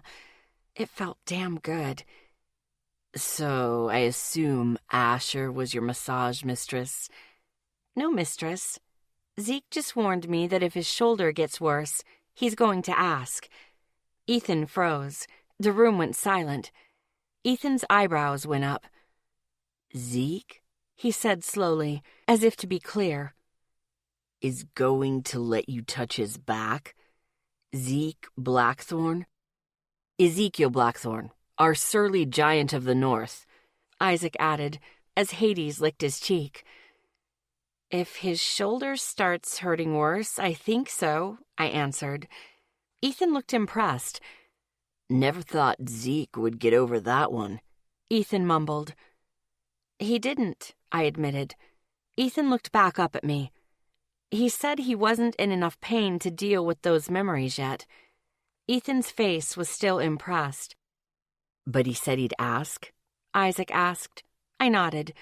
Asher handed me a cup of coffee. I thanked him and started drinking. Wow, we got to get your hands in shape, Ethan said. I wiggled my hand in his to remind him. Yeah, so if you want another massage, get massaging yourself. The guys burst out laughing. I closed my eyes and chuckled. Oh, that sounded dirty. There are just some things you couldn't say in a room full of guys. Ethan finished massaging my hands by the time I was done with my coffee. They felt a lot better. After morning dishes, I had Ethan lay down on the couch. He yanked his shirt off and dropped happily. I took a second to enjoy the eye candy of Ethan without his shirt on. He worked out, but he didn't go nuts about it like Asher or Zeke or even Isaac. But his body still was, well, drool-worthy. Ethan's stripping, I yelled to the guys, trying to distract myself. Yeah, bring lotion, Ethan added. We both burst out laughing. Asher came in looking at us like we were big weirdos. Isaac just brought the lotion down from the bathroom upstairs. I took it and put some in my hands to warm it up. So what did you do to fuck up my work from yesterday? I asked, as I started rubbing the lotion on his back while finding the tight spots again. I almost slipped on the ice on our back porch. I grabbed the rail, which tweaked me funny, he complained. Should have just let myself drop. Would have hurt less. I found the tight areas. It was his lower back again. I started working the knots out on one side, then the other. Ethan was making his little noises of happiness, which of course made me smile. Poor guy. When I got to almost his spine, I did the double thumb massage I figured out yesterday. His leg twitched. What was that? I asked, while still focusing on what I was doing. Sciatic nerve. It runs down from your back, through the butt and down your legs, he answered. It's annoying as hell when it hurts. I smiled. So, your butt hurt? I snickered. Ethan burst out laughing. That's not wrong, he admitted. I sighed as I kept working on a particularly stubborn knot. Ethan, what's wrong with your back? I asked gently. I mean, why are you hurting all the time? He sighed into the couch cushion.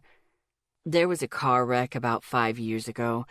It caused a couple vertebrae to slip in my lower back, which pushes on the nerves going to my legs, which causes pain. His voice told me he didn't want to talk about it. Ouch. My voice was full of sympathy. He snorted. Pretty much. I didn't ask anymore, but I smirked. I'm still not rubbing your ass, I said, in my serious voice. He burst out laughing. I wasn't gonna ask, he shot back, while continuing to laugh. Just wanted to be clear. I smiled as I felt that knot finally go. He groaned deeply, his back relaxing now. Thank you so much, beautiful. No problem, Snoopy. Someone's cell vibrated. I didn't feel it, but I heard it. Ethan pulled his phone out and checked it. Hey, party at the Hendersons tonight. He rolled over, and I had to force myself not to look at his chest. I grabbed his shirt and threw it at him. You going with? Should be fun. I smiled at his mischievous grin. I'm in if I can come home at a decent time for veil work. He smiled. Any time you want, beautiful, he reassured me. That sounds good to me. I could use some fun. I got off the edge of the couch and headed for the foyer. Ash, I'm going to use your room for veil work, I shouted into the kitchen. I heard the oven close. Damn, Asher cursed. I just put cookies in the oven. I'll take veil shift, Ethan volunteered from the couch. I turned to see him finish pulling on his shirt. Works for me. I turned back to shout at the kitchen. Don't let Isaac eat all the cookies. Asher and Isaac were laughing as I headed upstairs with Ethan following. I dropped onto Asher's bed and stretched out. Ethan took the other side and did the same. I looked over at him and smiled a small smile. I hated that they had to do this. He winked at me, instantly making me feel better. How did the guys always do that? I put it out of my head, closed my eyes, and went to work. I opened my eyes and immediately wished I hadn't. The world was spinning, my head killing me, and my stomach rolling. I thought for a second I'd be fine, but then my stomach gave a lurch. I jumped out of bed and rushed to the bathroom. I was already heaving when I hit the tile in front of the toilet. I was immediately sick, over and over. Hands held my hair while I wanted to die. A cold cloth went to my neck. It felt really fucking good. I stayed on my knees with my eyes closed, hoping the world would stop spinning soon. Okay, beautiful. Take this. Ethan's smoky voice was soothing as he slipped the nausea tablet into my hand. I popped it into my mouth and chewed. I felt like I had a bad stomach flu. In short, like shit. When I could, I held a tissue to my nose. I got to my feet, then wobbled. Tell the world to stop moving, Snoopy, I mumbled, my voice nasally as I made my way along the wall, back into the hallway. Ethan didn't laugh. His grip on my arm tightened as I stumbled against the wall.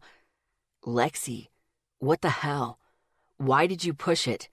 He snapped at me as he wrapped an arm around my waist and helped me step away from the wall. The floor continued tilting. 'Cause I'm the broken bitch that always needs a babysitter, I grumbled as I climbed back into Asher's bed. What? I couldn't answer. I was already slipping under. A hand brushed the hair out of my face just before everything went black. Chapter 19. Saturday afternoon. I woke up still feeling lousy. Not like shit, but lousy. I got up and used the bathroom. I made a point to wash the blood off my face. My hair was all over the place, and I was paler than usual. Oh well, the guys had seen worse. I zombie walked downstairs to find all the guys in the family room. Isaac was lying on the floor with a sleeping Hades on his chest. It was adorable. Lexi, you look like shit. Zeke's gravelly voice had me looking at him. Thanks, Zeke, I grumbled, as I stepped around Isaac and sat down between Asher and Ethan on the big couch. Asher's eyes ran over me. Let me get you some lunch, Allie. You slept straight through. Asher volunteered. You are my favorite, I told him in all honesty. Well, right now he was. He was bringing me food. The guys chuckled as Asher headed out to the kitchen. I stole his spot and curled up in the corner of the couch. Asher says you're staying here for a few days. Ethan reached over and started playing with my toes. The ghosts at home that bad? My mind went blank. I didn't know what to tell them. I settled for a half-lie. Yeah, they're camped out. I just needed a break from all the bitching. I rubbed my eyes with one hand, then started watching the movie. It wasn't long before Asher brought me a big bowl of soup. It smelled familiar. Is this Maria's soup? Yeah, made at lunch for everyone, Asher said, smiling. Ooh, yum. I suddenly had an appetite. I enjoyed the soup. It settled my stomach and gave me warm soup belly. So fucking good. I put the bowl on the end table to take in when I got up. Rory stopped by and dropped off a bag of clothes and stuff for Hades, Ethan announced. I must have been out cold. I expected a lecture, I admitted, relieved. The guys snorted. No, we got the lecture. Isaac's voice was still half asleep as he stretched. Hades lifted his head and looked around. When he saw me, he jumped off Isaac and hurried over to me. It was so fucking cute. I picked up my big ball of love and settled him on my lap. Why did you guys get the lecture? I started petting Hades, who settled down on my legs. For letting you make yourself sick again, Zeke grumbled as he looked over to me. You need to knock that shit off, Lexi. I sighed and just kept petting Hades. I'll try, I lied. I was going to do it again tonight. I was getting very close to the veil, and I needed that link up. Sophia needed that link up. My answer seemed to satisfy Zeke. Me looking like shit probably helped, too. My cell phone in my bra rang. I pulled it out and checked the caller ID. It was Dylan. Should I even answer Dylan's call? I asked, only half joking. What? He didn't call last night? Ethan asked from his side of the couch. Nope. Ethan frowned. Ask him to the party tonight, Isaac suggested. We'll see if he's still freaked. I sighed. I was hoping that they would tell me not to answer it. Hello? Sunshine. I'm sorry I didn't call last night. Dylan's husky voice filled my ear. Ethan tried to lean across Asher, but Asher slammed his shoulder into Ethan's, forcing him back. I wasn't going to bother moving unless I was getting dumped. Yeah? What happened? I asked, trying not to be pissed. I noticed the TV had gotten quieter, and the guys were trying to look like they weren't eavesdropping, except for Ethan, who had no problem letting me know he's listening. Today, I didn't care. I got caught up in what I was doing and then I passed out, he explained, though it wasn't much of an explanation. Then again, I'd given him plenty of those myself. I decided to let it go. It's okay. I get it, I sighed. I'm not going to hold it against you. He chuckled. How'd you do in the storm last night? He asked. Lightning and snow, freaky as fuck, I grumbled. He burst out laughing. What? They should not go together. And when it does, damn. Yeah, It makes a kind of cool light show, he said. No, scary-ass light show, I corrected playfully. He snorted. So what are your plans for tonight? He inhaled, then let it out. I was kind of hoping to see you. His voice didn't have its usual warmth to it. I decided to ignore that for now. There's a party out at the Hendersons tonight. Want to go? I asked, my stomach nodding. Yeah, sunshine, I can take you. His voice sounded weird. Are you okay? You sound off. I had to ask. It was starting to nag at me. He snorted. It didn't sound like a laugh. Yeah, I'm okay. Just drained. He began. I woke up and was half asleep when I remembered I didn't call you last night. Thank you for calling, but go back to sleep, I said, not even kidding. Halfway there, babe. I'll pick you up around 8. Sounds good. I'm staying at Asher's for a few days. I decided to lie. Tara and I have been tearing into each other, so I'm crashing on his couch till we both cool off. Okay. I'll pick you up there. Bye. Bye. I hung up the phone. He was just tired. He got into something he was working on. He was okay. But that knot didn't go away. He didn't ask about me staying here, I told the guys quietly. I looked up to see them sending each other looks. Not good, right? Zeke nodded. If you were my girlfriend, there would be a lot of questions, Zeke admitted, gently. Well, gently for him. I nodded. Then again, he and Asher have been friends for years, Ethan pointed out. He knows Asher wouldn't cross that line. Good point, I admitted.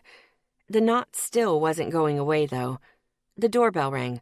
Asher got up to answer it. My mind went to more important things. Are there still cookies in the kitchen? Yep. Asher about took Isaac's hand off when he went after yours. Ethan snickered. I smiled, gave Ethan a sleeping Hades, grabbed my bowl, and headed into the kitchen. I was in the foyer when I heard a voice that made me stop dead. I didn't think it was that serious. She told me she was fine. Trisha's voice had my temper boiling instantly. That bitch was here? After what she... I turned around and saw her outside the front door. No. There's your answer. Now please leave. Asher's voice was firm and growing harder. I barely noticed it. I only had eyes for Trisha.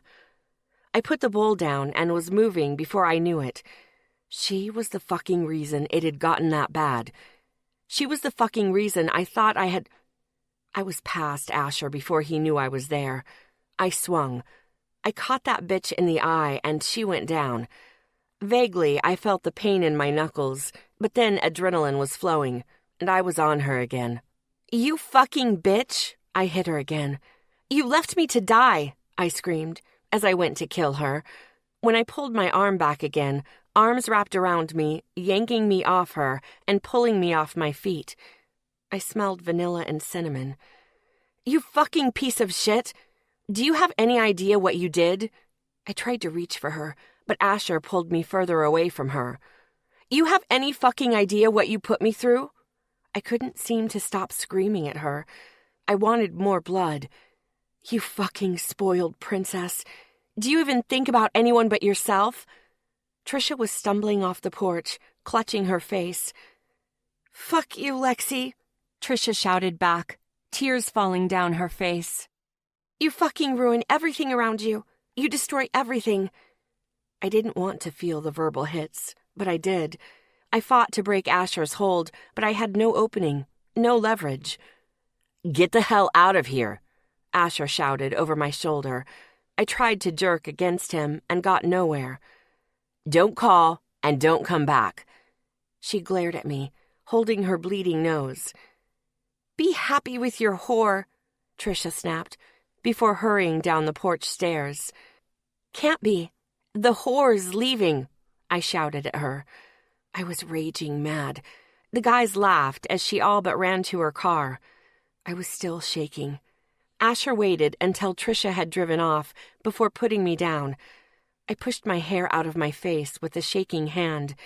I turned and moved through the still laughing guys to my bag at the foot of the stairs that Rory had brought. I grabbed it and headed upstairs. "I'm taking a shower," I shot down at them. The guys were still laughing as I shut the bathroom door behind me. I flipped the shower on and focused on getting the water just right. I held it together as I stripped down and stepped into the tub. As I stood under the spray, letting it soak my body and hair, I cried. Trisha was a bitch, yeah, but she wasn't wrong. I fucked up the guys' lives, and I'd screwed up Rory's. I required so much fucking help that the guys always ended up taking care of me. I hated it. Asher was going to have to take care of me for the next fucking week. And why? Because I couldn't fucking nut up and deal with this shit? I had to stop asking them for help. I had to stop counting on them to take care of me. What did it get them? Nothing. I stood in the shower and had a small pity party.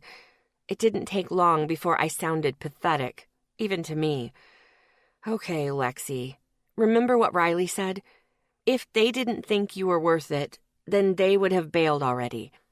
But you lost control out there. You wailed on her. I broke one of the rules, and it made my gut knot. I needed to do better than this. I sniffed and took my shower. I used Jessica's shampoo and conditioner. The conditioner surprised me. I checked the bottle and committed the name to memory. It was fucking great. Yeah, I was focusing on something besides the knot in my gut. I finished my shower, dried off, and got dressed. I pulled on my black jeans and loose black boyfriend shirt. I tried to towel dry my hair, but it wasn't working. I wondered if Jessica left a hairdryer here. There was a knock on the door. I was still trying to dry my hair, so I just said, "Come on in." The door opened. Ethan stood in the doorway, his chocolate eyes running over me. He was frowning. "You okay, beautiful?" I snorted. No, I wasn't, but I'd deal. I had put enough shit on them already. Fine. Why? My voice sounded weird even to me. I watched his eyes narrow on me in the mirror as I continued drying my hair. "Because you just beat the shit out of Trisha, then ran upstairs." His smoky voice was questioning. I looked down at the sink. "I just needed time to cool off," I muttered, as I hung up my towel and started packing up my stuff. I heard him snort. "Lexi, you're a bad liar." I looked up at his reflection in the mirror. His eyes met mine, and they were storming. I looked back down into my bag and found my makeup kit. I pulled it out and went through it, more for something to do than look for makeup. "Do you need the bathroom?" I asked, still pretending to focus on what I was doing. "No." His voice was soft. "I wanted to know if Trisha's hits made contact." I took a deep breath and gave him a reassuring smile in the mirror. "I'm fine, Ethan." I started pulling out the makeup I was going to use. I needed better control over myself. It made my chest tight. I didn't want to talk about it. I didn't want to think about what it meant. "Then why don't I believe you?" Ethan asked. I shrugged, then focused on putting on my eyeliner, so I didn't have to look at him when I told him. "I lost control when I heard her," I whispered. "Then I was outside and I was hitting her. I broke a rule." He sighed. "Lexi, what you did out there, she fucking deserved it." I stopped doing my eyeliner to look at him in the mirror. His chocolate eyes were watching me. "She left you for dead. I think hitting her was the least she deserved." I braced my hands on the sink, my eyes on the drain. "I lost control," I said softly. His hand was warm on my lower back as he stepped up next to me at the sink. "Think about the memories you have now. Think about the pain you've been in the last couple days because of her." His smoky voice was quiet, soft. It made me want to listen.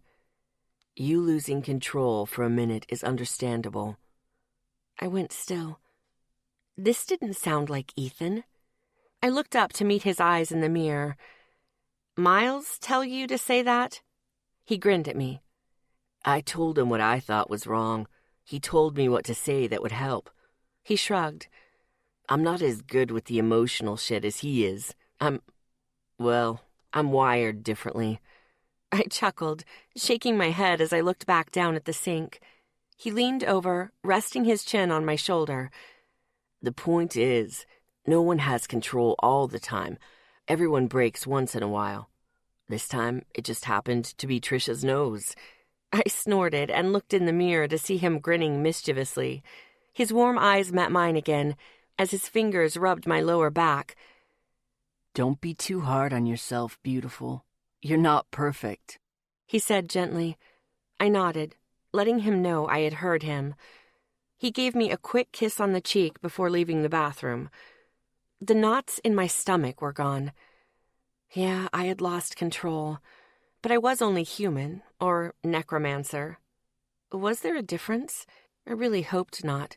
I focused on getting ready for the party. Chapter 20. Saturday night. That night, as I waited for Dylan to pick me up, my stomach was one huge knot. I checked my clothes again for the 5th time. The same black jeans, black V-neck shirt, and boots. I was still wearing the necklace Dylan had given me. It was a big contrast against the black. My makeup was my usual day makeup. I looked at my hair again. Thanks to Jessica's hairdryer, my hair was in a long mass, down to almost my waist now. I was going to need a haircut soon. Did I want to do something different? Did I want to for me, or because I was nervous about seeing Dylan? Fuck it. I played with the hair tie on my wrist. I was still contemplating my clothes when there was a knock on the front door. He had showed up. Yay! Those knots tripled over each other. I took a breath and grabbed my coat. I made sure I had everything before I left the family room. My heart was racing as I opened the door. Dylan was standing on the porch. His chestnut hair was rumpled as usual. He was wearing blue jeans and a dark gray thermal under his coat. I noticed the bags under his eyes. My chest ached. Please be okay. Come on, Lexi. Only one way to find out. Dylan's sapphire eyes warmed up when he saw me. Then he smiled. The knots disappeared completely. He was okay. We were okay. Hey, you, I said, smiling. Hey, you ready? His husky voice rolled through my ear, and I was just happy to hear it. Yeah, the guys are already out at the party. I stepped out and locked the door behind me. Zeke had said it wouldn't hurt to leave Hades alone for a few hours. He needed to learn I wasn't disappearing. Dylan took my hand as we headed to his truck. Did you get any more sleep? Yeah, I passed out. Woke up a few hours ago. Watch the ice, sunshine, he warned me. I looked down and walked carefully around the ice patch. He held on to me till I got to the passenger side of the truck.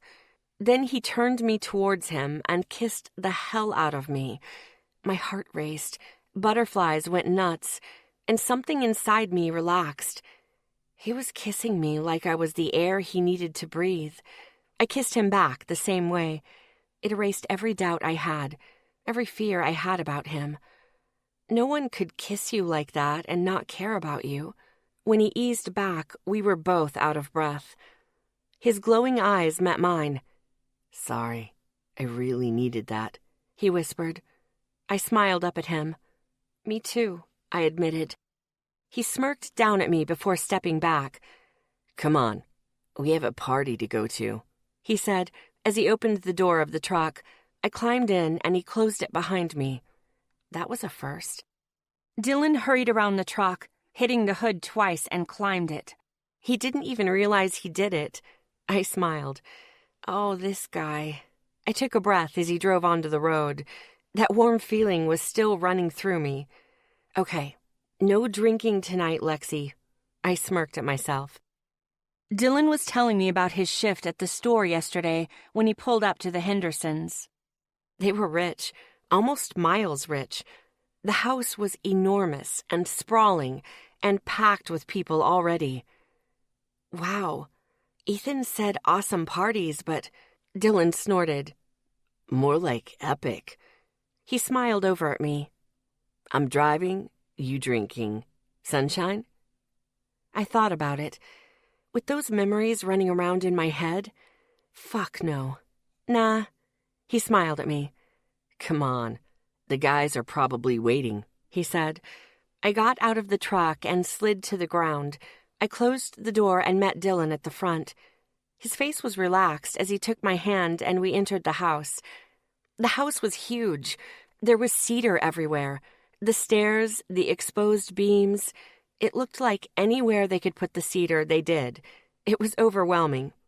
Dylan led me through the crowd, and I was too short to see if the guys were around.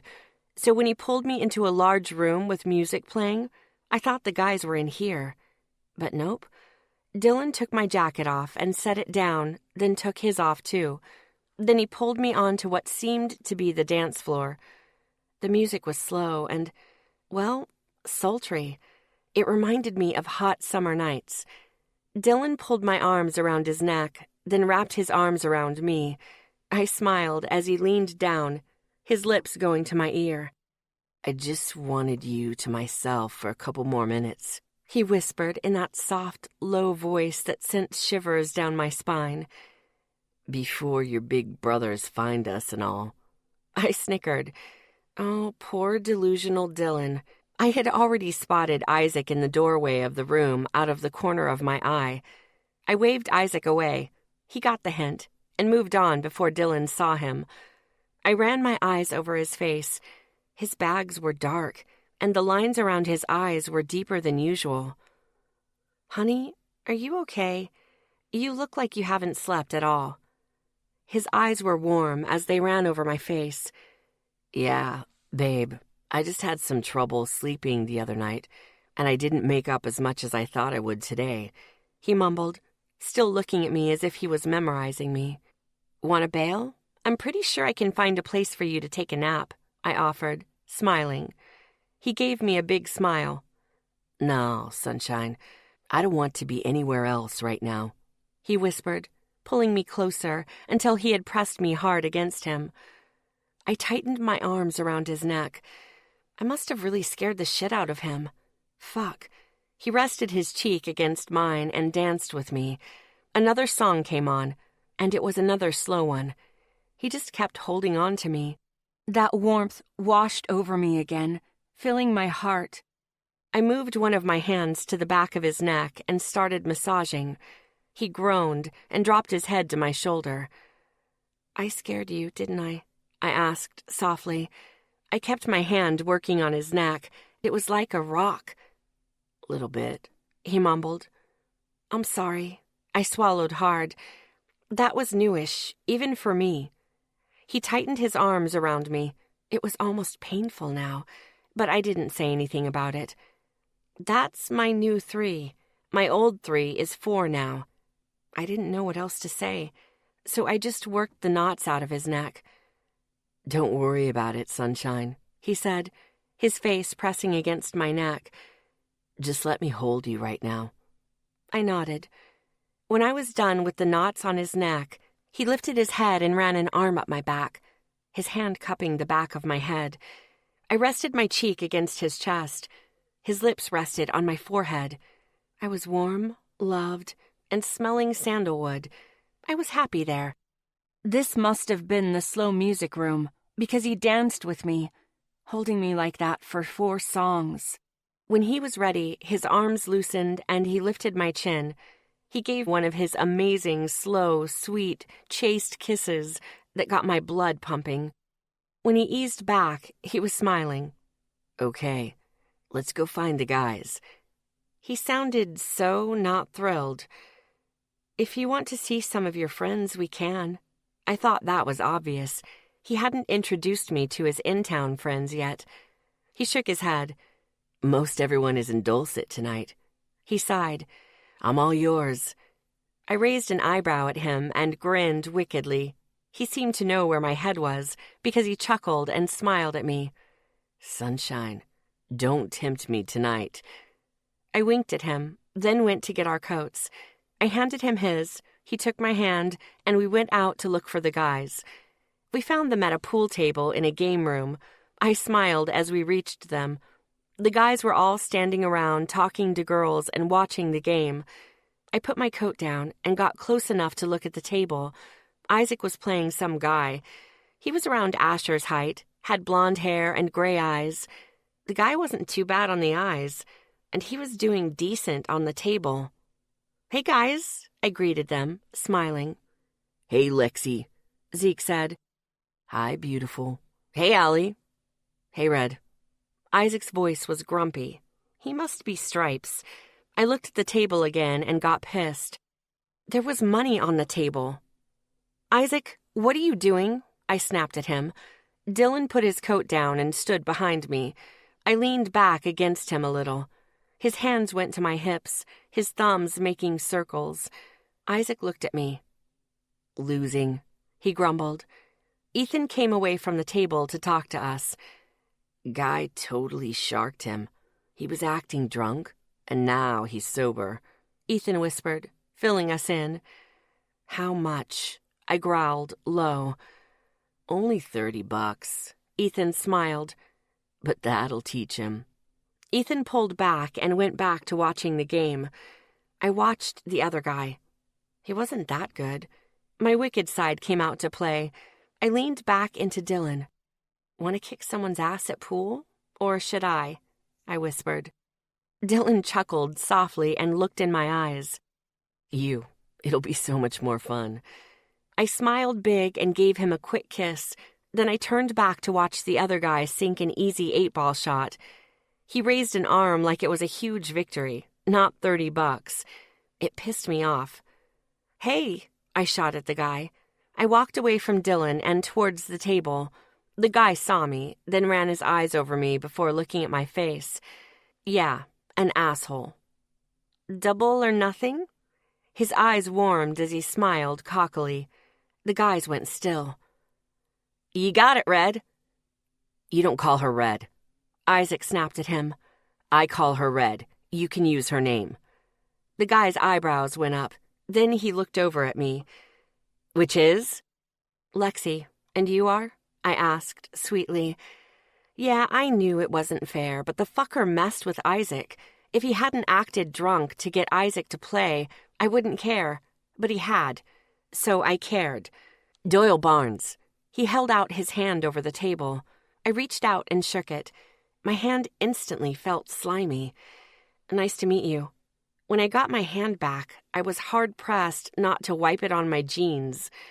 "You want to rack or break, Lexi?" His voice grew warm. Was he? Oh, no. "I'll break if you don't mind." I batted my eyes at him. Isaac turned away, having a hard time not smiling. Doyle grinned at me. "No problem." He went to rack, and I went to find a cue that was right for me. I had just found a good straight one when Doyle spoke up. "You want some help getting wood?" I went still. The guys went still. Oh, stupid move, pal. But he didn't know that. I turned and smiled sweetly at him. "Oh, no. A girl never has trouble finding a good stick to use when she needs it," I countered. Doyle smiled. Dylan chuckled, and Zeke looked like he was going to have a heart attack. Riley and the others just laughed. "Shit, Lexi," Zeke grumbled and covered his eyes. I snickered. Doyle didn't notice Zeke. I chalked my cue, taking my time because this wasn't going to take long. At least, it shouldn't. And if I were wrong, then I would learn something myself. Doyle was waiting. I kept my face sweet as I went to my favorite corner to break. I noticed the guys smiling out of the corner of my eye. I focused on my shot. Then I took it. The ball scattered everywhere, and 3 went in during the break. I stood and smiled at Doyle. He was frowning at the table. Then he looked up at me, catching on. "I'll take solids." The guys burst out laughing. Dylan had a big smile on his face. I smirked and moved around the table to a good shot. Doyle kept frowning. And after I sank 3 more balls, he got pissed. When I didn't have a shot, I gave him a shitty one. He glared at me and went to try his shot. He missed. I made another shot, then another. I called my pocket for the 8-ball and made it without scratching. He cursed. "Are you fucking kidding me?" he growled, glaring at me. I smiled sweetly as I went to the money pile we both had added to. I picked it up and counted it out. Doyle was still gaping at me when I walked around the table. Never play pool, Shark, because there is always someone bigger and badder than you that will tear you to pieces. I smiled sweetly. This one just happens to come in a smaller and cuter package than you. I held up his half of the money to him between 2 fingers. He wasn't glaring at me anymore. He was grinning. He took his money and counted it. Then he looked back down at me. "You're giving the rest to Isaac?" he asked. "Oh, hell no," I snickered. Doyle laughed. "Red." Isaac sounded surprised. I turned and looked at him. "You know better than to do this shit," I shot at him. "I'm keeping your cash." Everyone was laughing now but Isaac, who was grumbling. I kept laughing. "You single?" Doyle asked, surprising me. I pointed behind me to Dylan. "Nope." Doyle looked at Dylan. "Your girl's hot, man." "Oh, ew." I backed away from Doyle and the guys stopped laughing. Dylan stayed where he was. "Look all you want," he said, which surprised me. "But touch her and die." Yep, that was more along the line that I was thinking. The guys snickered around the table. Doyle eyed Dylan playfully like he was sizing him up. Yeah, I didn't like that. Neither did the guys. They shifted in their seats. "I think I can take you," Doyle said jokingly. Dylan chuckled. "Oh, it wouldn't be me." Dylan tilted his chin to me. "It'd be her." Doyle gave me a contemplating look. Oh, double ew. "Yeah?" I smiled sweetly. "And if that didn't work?" I smiled sweetly and pointed to the boys. He turned and froze. Zeke was glaring at him now, popping his knuckles. Riley was watching from her seat, but all the guys had moved forward. Doyle went white. Every Lexi action figure comes with a boyfriend and 4 enormous best friends. Well, 5, but one of them isn't here tonight, I said sweetly. The guys burst out laughing. Even Doyle laughed at that one. He held his hands up and backed away, smiling. His eyes ran over me one more time. "Damn, girl," Doyle mumbled before walking off. I burst out laughing and looked at the guys. Oh, that was funny. Dylan snagged my hand and pulled me back to him. He wrapped his arm around my waist. I leaned back against his chest. The guys all sat back down. "Red, you're giving me my money back, right?" Isaac asked, hopefully. I just smiled and shook my head. He grumbled. The guys laughed. I was happy. It wasn't long before Dylan pulled me away from the guys to dance with me in the slow music room again. He held me close and whispered in my ear. "So what are your plans this summer?" he asked. I smiled as I remembered the surfing trip he wanted to take me on, but I was hoping to get a part-time job at the tattoo place in town, just to learn about how a shop is run. I shrugged. They probably won't hire me. He kissed my cheek. "Then you'll need to show up every day and be a pain in the ass until they do."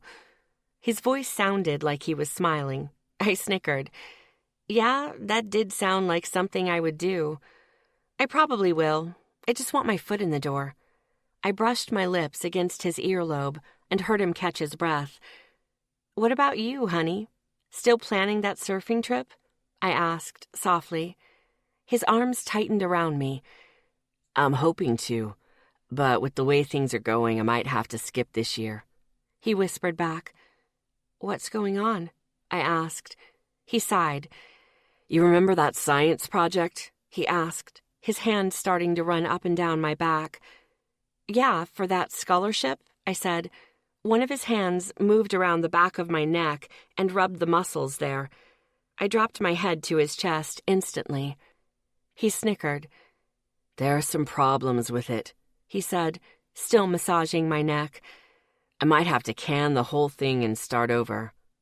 I made a moany noise to let him know I'd heard him. His fingers felt like magic. I focused on what he had said. "I'm sorry. I know you've been busting your ass on it." I didn't know what else to say. I didn't understand it enough to try and help him figure it out. I suddenly wished I was Miles, or as smart as Miles at least. I felt his lips on the back of my neck before his fingers let go. I looked back up at him. I wish there was something I could do to help. His warm eyes ran over my face as he gave me a small, sad smile. "Me too, sunshine." He pulled me close again and rested his forehead on mine as he danced with me. It wasn't long before my cell vibrated. I pulled it out and checked. "Ethan." "Your turn. Game room. Poker table." I sighed and looked up at Dylan. "I need to go take Isaac duty," I grumbled. He raised an eyebrow. "Isaac picks fights when he's drunk, so we watch for the signs, then yank him out before it happens." He shook his head and sighed. "Want to come with?" He nodded. Before I could walk off, he pulled me back and kissed me. It was a hard, desperate kiss on the dance floor. It felt like our kiss the other night in the parking lot, just reversed. My body filled with heat as his mouth kept moving on mine. I kissed him back, forgetting where we were. He didn't, thankfully. He eased back and looked down at me. Wow. I was trying to get my thinking thing moving again after that kiss. He smiled and chuckled. "Just needed to do that," he whispered, leaning down and kissing my forehead. I smiled. Okay. Boyfriend, amazing kisser. I loved kissing him. It took me a couple minutes to get my wits back. I blinked hard and looked around. Okay, yeah, Isaac duty, yeah, I mumbled before turning away and heading through the crowd. Dylan kept hold of my hand, laughing the whole way. We joined the poker game with Isaac. Dylan sat across from me, throwing me flirty winks and smiles for the next hour. It kept making me smile. The guy was nuts, or crazy about me. Was there really a difference anymore? I decided there wasn't. I looked over and saw that Isaac had gone quiet. Not good. "Cookie Monster, go for a walk," I said firmly, as I reached for another card. Isaac looked up at me and met my eyes. I winked at him. He gave me a half grin and nodded. He got up and went to take that walk. Dylan raised an eyebrow at me. I shrugged. "And if he didn't go?" he asked, smirking. I smiled. "Then it wouldn't have been a suggestion," I admitted unrepentantly. "I'd make him go, and the guys would be following." Dylan smirked. I picked up my soda and found it empty. "I'm getting another soda. You want one?" I asked, looking at him across the poker table. "Yeah, thanks, sunshine." He gave me a warm smile that warmed me to my toes. Soda. Definitely soda. No beer tonight. Not a good idea. I got up and dropped the cans into the trash, then went to the big cooler across the room. I pulled out the sodas and was heading back when some guy stepped out of a group of people into my path. I went to walk around, and he moved with me. I looked up, smiling, thinking it was an accident. He had short-cropped black hair and brown eyes. That was all I got before he leaned in closer to my face until I could smell the tequila on his breath. "Hey, fire crotch." His words were slurred, but I heard the fucker. My temper flashed. I pulled back, instantly wanting blood. I dropped the cans, balled my fist, reached back, and clocked the bastard across the face. He went down hard. I wasn't done yet. That fucker was never going to say that to me again. I walked over to him still on the ground, and I kept punching my fist into his face until I heard his nose break. I saw red. I still wasn't done. A big hand grabbed my arm and spun me around. I felt a wide shoulder in my stomach, and suddenly I was upside down. A big hand was on the back of my knee, keeping me on his shoulder. I smelled leather and engine grease. "Zeke, put me down. I'm going to kill that fucker," I shouted. I started smacking his back and tried kicking to get him to let me go. He didn't even bother answering me. "I'm going to break that fucker's balls," I shouted. pushing myself up on his back to see the others following. Dylan was checking on the asshole I'd hit. Allie, calm down until we can get you outside, Asher called to me. I flipped him off. The guys laughed. Oh, laugh it up, shitheads. Wait till I was on the ground again. Put me the fuck down, Zeke. I started hitting him in the back with my fist, but I wasn't managing to get much momentum. He didn't seem to feel it at all. The air got cold as Zeke strode outside. I stopped fighting and just hung there. There was no point. The shithead was too strong for me. Isaac joined the others as they followed. When we were almost across the lawn to the cars, Zeke finally put me down. I immediately tried to go back inside, but the guys had spread out in a line to keep me from getting past them. So I paced, fuming. Riley was watching from the front porch. I was shaking. I was so pissed off. What did he do, Lexi? Zeke barked at me. I was so angry I answered without thinking. He called me firecrotch, I snapped. Zeke's face grew hard, his eyes darkening. He turned and headed back towards the house, furious. Oh no. If I didn't get to kill him, Zeke sure as hell wasn't going to get to. Riley, stop him, I shouted. How? Riley asked, moving to the porch stairs. Block him, grab him, fuck, kiss him. He's not going to hurt you. Zeke had reached the porch. Riley stepped in front of him. Zeke tried to go left. She went left. He tried right. She went right. He glared down at her. She smiled. Zeke's jaw was still clenched when he looked over at me. You fucking cheat, Lexi, Zeke shouted. No shit, I shot back sarcastically. If I don't get to kick his ass, then you sure as hell don't. Dylan walked out of the house, his face dark as he passed Zeke and Riley. His eyes were on me as he crossed the lawn. When he got here, the others backed off. You got her? Ethan asked. Dylan nodded, his jaw clenching. The guys went back in the house. They wouldn't go far. When they were out of sight, Dylan turned back to me, his face furious. What the hell, Lexi? He all but shouted at me. You broke that guy's nose. He called me firecrotch, I shot back. His face went blank. He did? I nodded. His face relaxed, but his eyes were still storming. Yeah, that's why I hit him, I pointed out sarcastically. I stopped pacing and pulled on my coat the guys had brought out with them.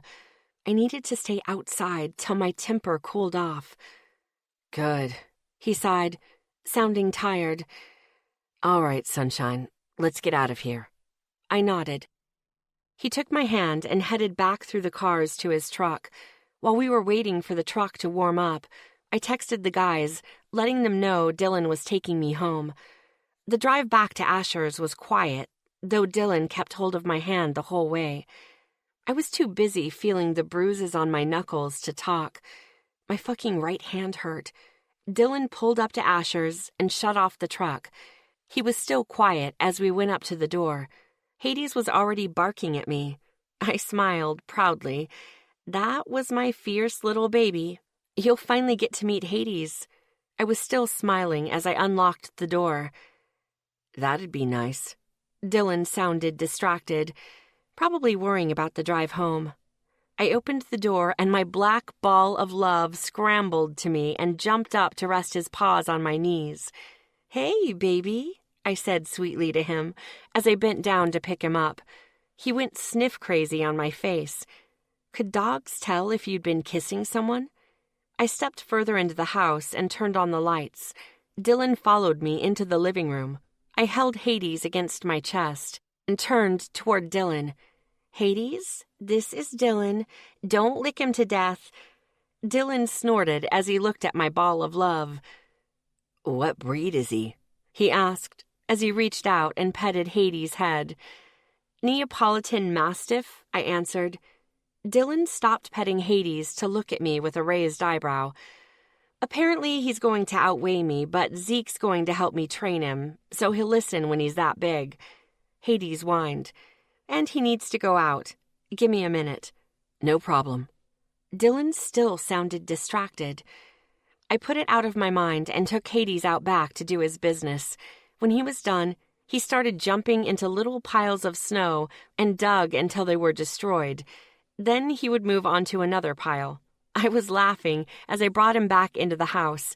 I put him down in the kitchen and he ran to his food bowl. I headed back to the foyer and started taking off my jacket. That little bugger apparently hates snow piles.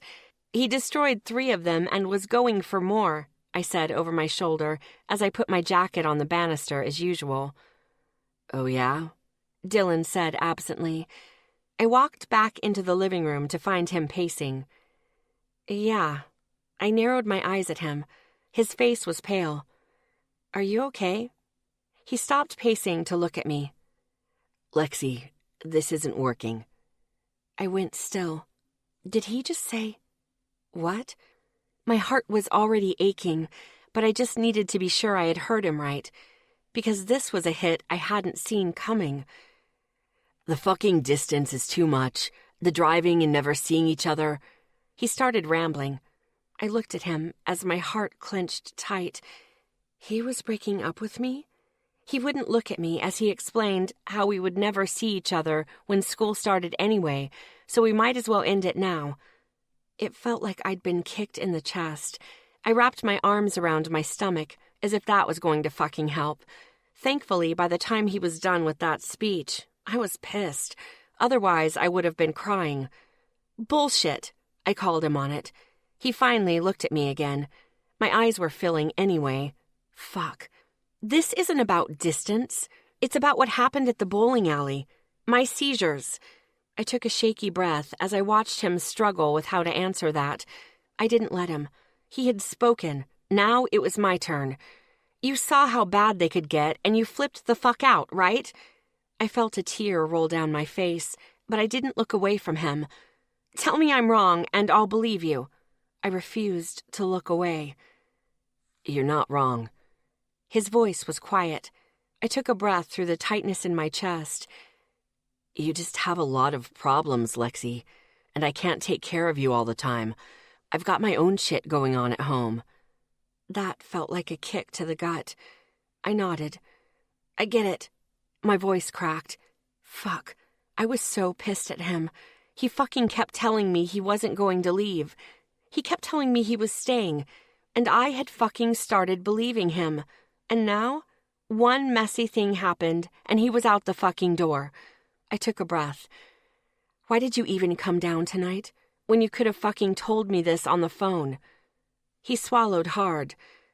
I wanted one more good memory before. His voice was thick now, like he had something to be fucking upset about. Anger burned through me. Well, thank you for fucking with me all night so you could have a good fucking memory. I snapped at him. I couldn't fucking believe this. I just spent all night thinking we were fine and that I was I stopped myself. No, he didn't get to hear that. I looked at him again. His face was pained, drawn. And you were already gone. His throat worked hard as he swallowed. He looked at the foyer over my shoulder. It doesn't mean I don't care about you. That's exactly what it means, Dylan, I told him, my voice almost calm. But inside I was raging. You're breaking up with me because I have seizures, I scoffed. And if that is all it took for you to stop caring about me this much, then fuck off. I felt another tear fall, and this time he saw it. He stepped closer, the lines on his face becoming deeper. Sunshine. Don't you fucking dare. I growled at him. He closed his eyes, then looked down at the foyer.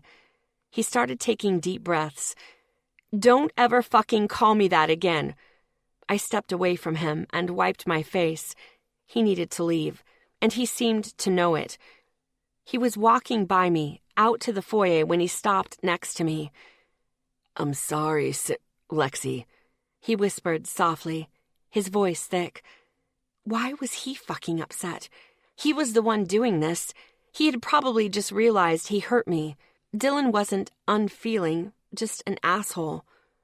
Drive safe, I muttered, looking down at the wood floor.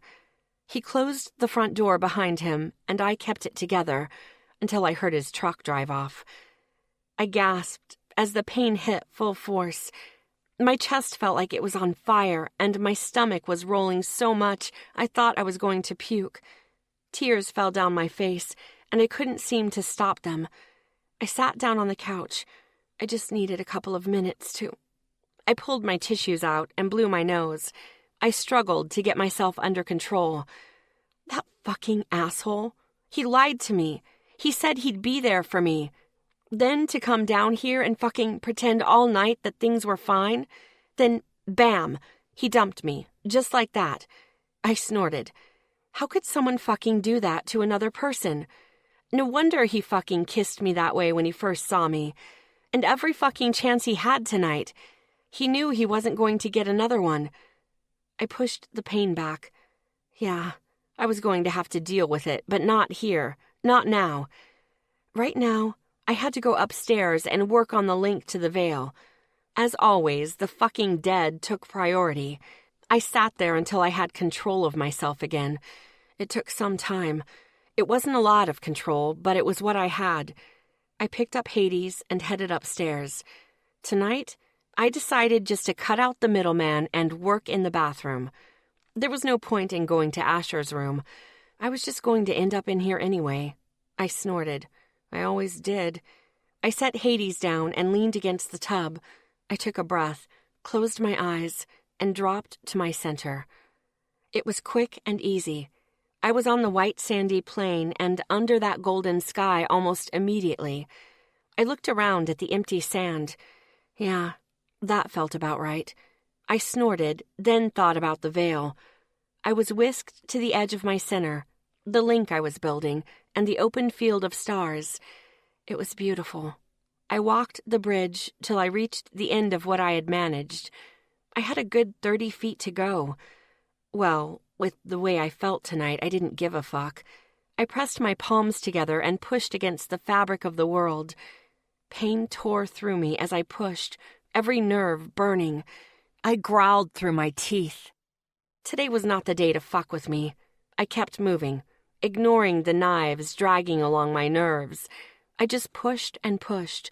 I couldn't help but think about Dylan and the way he left me, the fucking fake he'd been all night, the lies I had believed. It helped me keep going. I passed my usual stopping point, then I passed my next. I was a few feet further when I got dizzy and I stopped pushing. I felt the wetness on my face and knew I had a bloody nose in the real world. Like always, it didn't fucking matter. I looked out over the distance I had left. I had covered a third of the distance left. I had to stop. I closed my eyes and focused. I went back and up. I opened my eyes and the world spun. I would have closed them, but my stomach lurched. I moved to the toilet and was sick again and again. I held my own hair back as I emptied everything I had in my stomach and destroyed any desire to eat ever again. My body felt like it had exploded. My vision was fading in and out with my pulse. When I was done puking, I tried to sit up, but the room tilted, and I was back on the tile. Fuck. It felt like the world was on a boat in rough seas. It kept rising and dropping, throwing me from side to side. I closed my eyes and reached for the toilet paper. It took me a few tries. The cold tile felt good against my cheek, so I just stayed there. No point in getting up right now. I couldn't. I just laid there waiting till my nose stopped bleeding. When it was done, I figured I should get up. I could do this on my own after all, right? I snickered at myself as I sat up, and the world spun like a tilt-a-whirl. I held on to the tub and waited for it to stop. It didn't. It kept spinning. Of fucking course. I tried to get to my feet. The world gave a lurch, and I hit the tile again. Fuck it. I gave up. I stretched out on the tile, enjoying the cold against my face. I'd just stay here and die. Then everyone's problems would be solved. My head kept throbbing. I could hear my pulse in my ears. Stupid fucking Lexi. Can't even get your ass to the next room without help. This necromancy shit was just going to keep coming and coming. It was never going to go away. It was going to drag me down, and I was going to take the boys with me. I felt tears falling. and didn't give a shit. They had to fucking sleep next to me so that I could sleep. You broken shit? I'd taken over their lives. I felt something wet on my face. I opened my eyes to the tilting and spinning world to find Hades licking my forehead. I smiled. I'd probably destroy your life too. I closed my eyes again. Too many problems. I snorted and immediately regretted it. My face felt like I had taken a hit. At least my nose hadn't started bleeding again. Dylan was right. I did have too many fucking issues. My temper and tendency towards violence alone were hard to take. Add in the other bullshit. No one could handle that shit. Not all the time. It was too much. The guys had to juggle me already. I needed to stop letting them. They needed to stop babysitting me. They needed to enjoy their lives. I didn't have much time left anyway. Every woman in my family had died before they were 30. The dead just took over their lives. They either went out being jumped or by committing suicide. Claire hadn't been the first, but she'd be the last. No kids for me. I gave a sick, twisted laugh that echoed off the tile and bounced around the walls. I couldn't even have that. Why the fuck was I bothering with anything? I was 17 and a half, and my life was gone. I didn't stop laughing. I became lightheaded. That was probably a bad thing, but right then I didn't give a fuck. I just laid on the floor in pain, and for the first time in my life, I didn't care if anyone found me or not. I needed to let the guys go. I had to let them go. For them. It was better if I was alone. The guys wouldn't get hurt. They could go back to their regularly scheduled lives. I giggled at that. Regularly scheduled. Hee hee. Normal. They could have normal. While I laid there for however long it was, I ran in dark circles through my head. Hades started barking. I didn't even bother trying to move. I wasn't going anywhere till morning, and it really didn't matter. A door opened. There were voices. A deep, gravelly voice and a rich baritone were talking.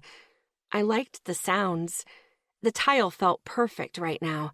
It sucked the heat right out of my body. I liked it. Hades was barking again. I couldn't do anything about it, so I tried to ignore it, and the pain still running through my head.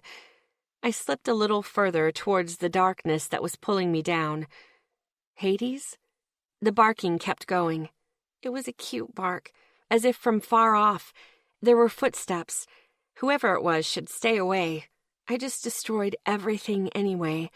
The barking wouldn't stop. Lexi! The floor shook. Rough hands grabbed me. I groaned as they pulled me up into big arms. The floor had felt so good, though. Put me back, Asher. I felt a light, hesitant tapping on my face. A loud thumping was getting closer. Wake up, baby. What's wrong? Floor good, I muttered, wishing he'd just leave. Let me stay here. Didn't he know he should stay away? What happened? The rich voice asked. I knew those voices. Tough Guy and Superman. I snorted. I found her on the floor. Tough Guy growled. I tried to move to go back to the floor. Tile good. Floor good, I muttered. Tough Guy changed his grip and wouldn't let me budge. Are you drunk? Superman asked. I laughed, that sick, twisted laugh again. I should be. That would probably be good. She wasn't drinking, Tough Guy reminded him. You guys shouldn't be here. You should go away, I mumbled, unable to do much else. She sounds drunk, Superman pointed out. She was planning veil work tonight. She must have pushed it too far. Better for you guys. Just leave. Let me deal. You can have normal, I muttered, with my eyes still closed. What the fuck is she saying? Tough Guy snapped. I didn't like that. I lifted a limp hand and tried to pat him on the chest, but with my eyes closed, I had bad aim. I hit something, but I didn't know what or cared. Leave me here. Be happy, I muttered.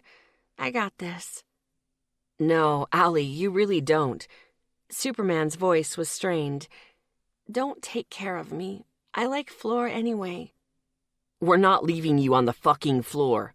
Tough guy spat at me. I felt arms move around me. I smelled vanilla and cinnamon. Then I was lifted. I didn't want that. No, you go. Don't have much time left anyway, I muttered. Tick, tick, tick. Allie, what are you saying, honey? We were moving, and I wanted them to leave, to go on with their lives without me.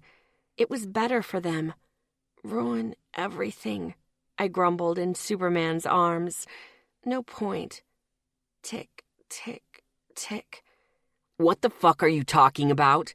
Tough guy growled. Stupid, broken Lexi. Can't take care of herself. Always needs a babysitter, I grumbled in a weird voice. I was still floating in pain. No point. I felt something soft under me. It felt almost as good as the tile. What's no point, Allie? The arms holding me went away. I missed them, but it was better this way. Dragging you down too. Want you happy, alive. Tick, tick, tick, I mumbled. Half time gone. I rolled over into the softness and snuggled down. Someone brushed the hair off my face. No more babysitter. No more taking care of. You free. Tick, tick, tick. Where the hell is this coming from? Superman wasn't happy. I giggled into the softness. Things will get worse. Not taking you with me. Tick, tick, tick. I'll miss you guys, I mumbled. Lexi, you take on our problems too, Superman said gently. I snorted. My face hurt. What problems? I mumbled. They snorted. I ignored it. My heart was breaking as the world started fading. Just remember me. The world disappeared. Chapter 21. Sunday. I woke up still hurting. I opened my eyes, and the light felt like needles to my brain. I closed my eyes a bit, taking the pain. I deserved it. I kept hurting everyone around me. When I could, I opened my eyes further. I was in Asher's room again. I snorted. Yeah, because you can't fucking sleep by yourself, you broken shit. I felt broken, numb and sad all at the same time. How did that happen? Numb and sad? I knew Asher was in bed. I could smell his vanilla and cinnamon, feel his hand on my back. I wanted to cuddle with him, have him take this empty feeling away, have him make it better. I couldn't, wouldn't do that to them anymore. They deserved to be happy. They deserved normal. I got up slowly, moved around the bed, and picked up my bag. I slipped out the door, closing it behind me. He should sleep. He needed it. He spent too much time taking care of me. I went into the bathroom, closing the door behind me. I put my bag down on the toilet lid. I washed my face, then used a towel to dry. I remembered laying on the floor in here last night.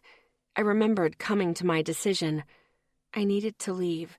They shouldn't have to take care of me anymore. I put down the towel and looked in the mirror. My skin was as white as paper.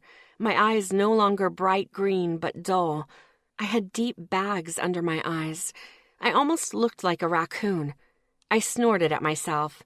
It didn't fucking matter. Focusing on one thing at a time, I changed into blue jeans, a black cami, and a pitch-black oversized sweater that almost reached my knees. I pulled on my boots and picked up my stuff. I shouldn't leave a mess for the boys. I snorted at myself again. They'd cleaned up enough of my messes already. I picked up my bag and went downstairs with that numb sadness still filling me. I found Zeke snoring on the couch with a sleeping Hades on his chest. Good. He'd take care of him. He loved dogs. I pulled on my coat, then slipped outside, closing the door softly behind me. The sun was just coming up, and it reminded me of the sky at my center. I went down the steps, cursing myself. Nothing ever reminded me of something normal. Not anymore. I headed toward the cemetery. My truck should still be there. I'd go work the link, pass out, and then do it again. However long it took, I was getting this shit done. Then the guys could go back to their lives, and I could just deal with my shit. No more calling for help. No more dragging them down with me. They deserved better than to have a life with one foot in the grave. I didn't. I was born here. I would die here. Tick, tick, tick. And that was the way it would always be. I walked the distance to the cemetery through the snow, not really seeing anything except the path in front of me. My mind was empty, clear of thought. Nothing but the tick, tick, tick of my life clock counting down till I was dead. Half my life was gone. Why the fuck was I making plans? What was the point? The dead were just going to take over. When I reached the truck, it was covered in snow. It didn't matter. I wasn't going anywhere. The cemetery was covered in a thick blanket of snow, too.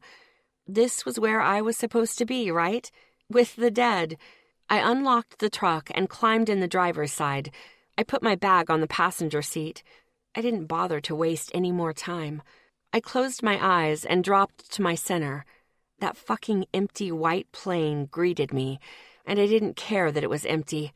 I thought about the veil, and I was yanked to the edge of my center. I didn't bother looking at the void. I went to the end of the bridge, pressed my hands together, and pushed. Pain filled me where before there was nothing. I cried today as I worked. Every nerve felt like it was scorching, but I kept pushing. I needed to be ready for Sophie. I needed to let the boys go. I needed to fucking stop taking over their lives. I pushed harder. I passed my first stopping point, then my next. When I got dizzy again, I didn't stop. I pushed until my stomach rolled. I checked the distance, everything tilting. I had closed a little more than half the distance left. One more time and I'd be there. The guys would be free of me. I was yanked back and thrown upward. My body felt like it had exploded. I opened the door and tried to be sick. I had nothing in me, so I dry heaved over and over. My stomach cramped and lurched. It hated me. My body hated me. I didn't blame it. I hated me right now, too. When the heaving stopped, I pulled out tissues and opened my eyes. The world spun and tilted. It was like last night, only worse. I used my memory of the blazer to climb into the back, using the side of the truck to keep me up. By the time I reached my sleeping bag, I wanted to barf again. I didn't. I climbed into my sleeping bag and was out almost immediately. Banging brought me back to the surface. Not a lot, just enough to hear and barely understand. A wave of cold washed over my face. I didn't care. I was going to pass out again. Lexi, what the fuck do you think you're doing? Tough Guy's voice was sharp and hard. She looks like shit. Worse than yesterday. Superman cursed. I giggled. Superman cursed. Warm hands touched my face. I felt tapping on my cheek. I opened my eyes. My eyes burned and the world spun. I closed them again. Go away, I grumbled. I'm fine. My head felt raw and sore. Everything inside was big, raw, hurting. You are most definitely not fine, Superman snapped. It hurt inside. She sounds drunk again, Tough Guy grumbled. Let's get her back to the house. I'll get her. You get the door. A zipper opened and it got cold. Stay here. Better for you. Knock that fucking shit off, Lexi. Tough Guy growled. I felt the hit inside. I was too raw right now. It was too much. Tears slid down my face. Shit. Superman snapped. You made her cry. What the fuck is going on? Tough Guy growled. I've said shit like that to her before. Zeke, she's exhausted, and for some reason she just walked 2 miles in the snow. I don't think there's a lot of thinking happening right now. Someone's arms pulled me out of the warmth and lifted me. No, I grumbled against a chest that smelled like vanilla. You go home, I stay. No more babysitting. Everything went quiet. I started slipping back under. Allie, Do you want us to stop taking care of you? No point. Waste of time. Tick, tick, tick. Fuck that, Tough Guy snapped. You're coming home whether you like it or not. You're going to sleep, and when you wake the fuck up, we're having a family meeting. Leave me here. Live lives. I was suddenly laying down somewhere warm. I liked the warmth. Why the fuck is she pushing herself this hard? Tough Guy bit out from somewhere close by. Because there's a particular soul she doesn't want to let down. No, Superman. Shh. I groaned and tried to move. A hand went to my shoulder, stopping me. It wasn't hard. The hand was heavy. Fuck the soul. She's killing herself. Tough Guy growled. It's Sophie. I made a whimpering, crying noise. Bad Superman. You told. No cookies for you, I mumbled. I had tried so hard. Sophie. Tough Guy's voice wavered. My heart hurt. Yeah, she's been practically killing herself so she can help her cross when she's ready to. Superman just wouldn't stop talking. Fuck, Tough Guy practically shouted. That's why she set this pace for Sophie? Yeah. Lexi. Calloused fingers stroked my face, brushing my hair off my cheek. It felt good. You can't kill yourself doing this. Tick, tick, tick. Doesn't matter. Halftime up. In third quarter now, I mumbled. What the fuck is that about? Tough Guy demanded. Let's get her inside and call Rory. He might know. Superman offered. No. Leave here. You go live life, get laid, do fun stuff. I stay. Someone snorted. Did she just tell you to go get laid? Superman burst out laughing. Superman, you get stick out of ass. Tough Guy burst out laughing. I loved that I could make them laugh, but I just wanted them to leave. It was better for them. No babysitter. Hands grabbed me gently, then big arms were lifting me. No babysitter. Got it, Lexi. Tough Guy said. Not listening, I grumbled, snuggling into his body heat, smelling leather and engine grease. Not one bit. Asshole. Bitch. Tough Guy countered. I smiled. Shit. Head. Harpy. Point. The chest holding me vibrated with laughter. Superman was chuckling from nearby. We were somewhere warm again. I'll take her up and put her to bed. Tough Guy sounded like he was smiling. I liked when he smiled. I'll start making that soup broth again and tell the others we found her. Zeke? We stopped moving. Don't tell the twins. No fucking shit. Tough Guy shot back.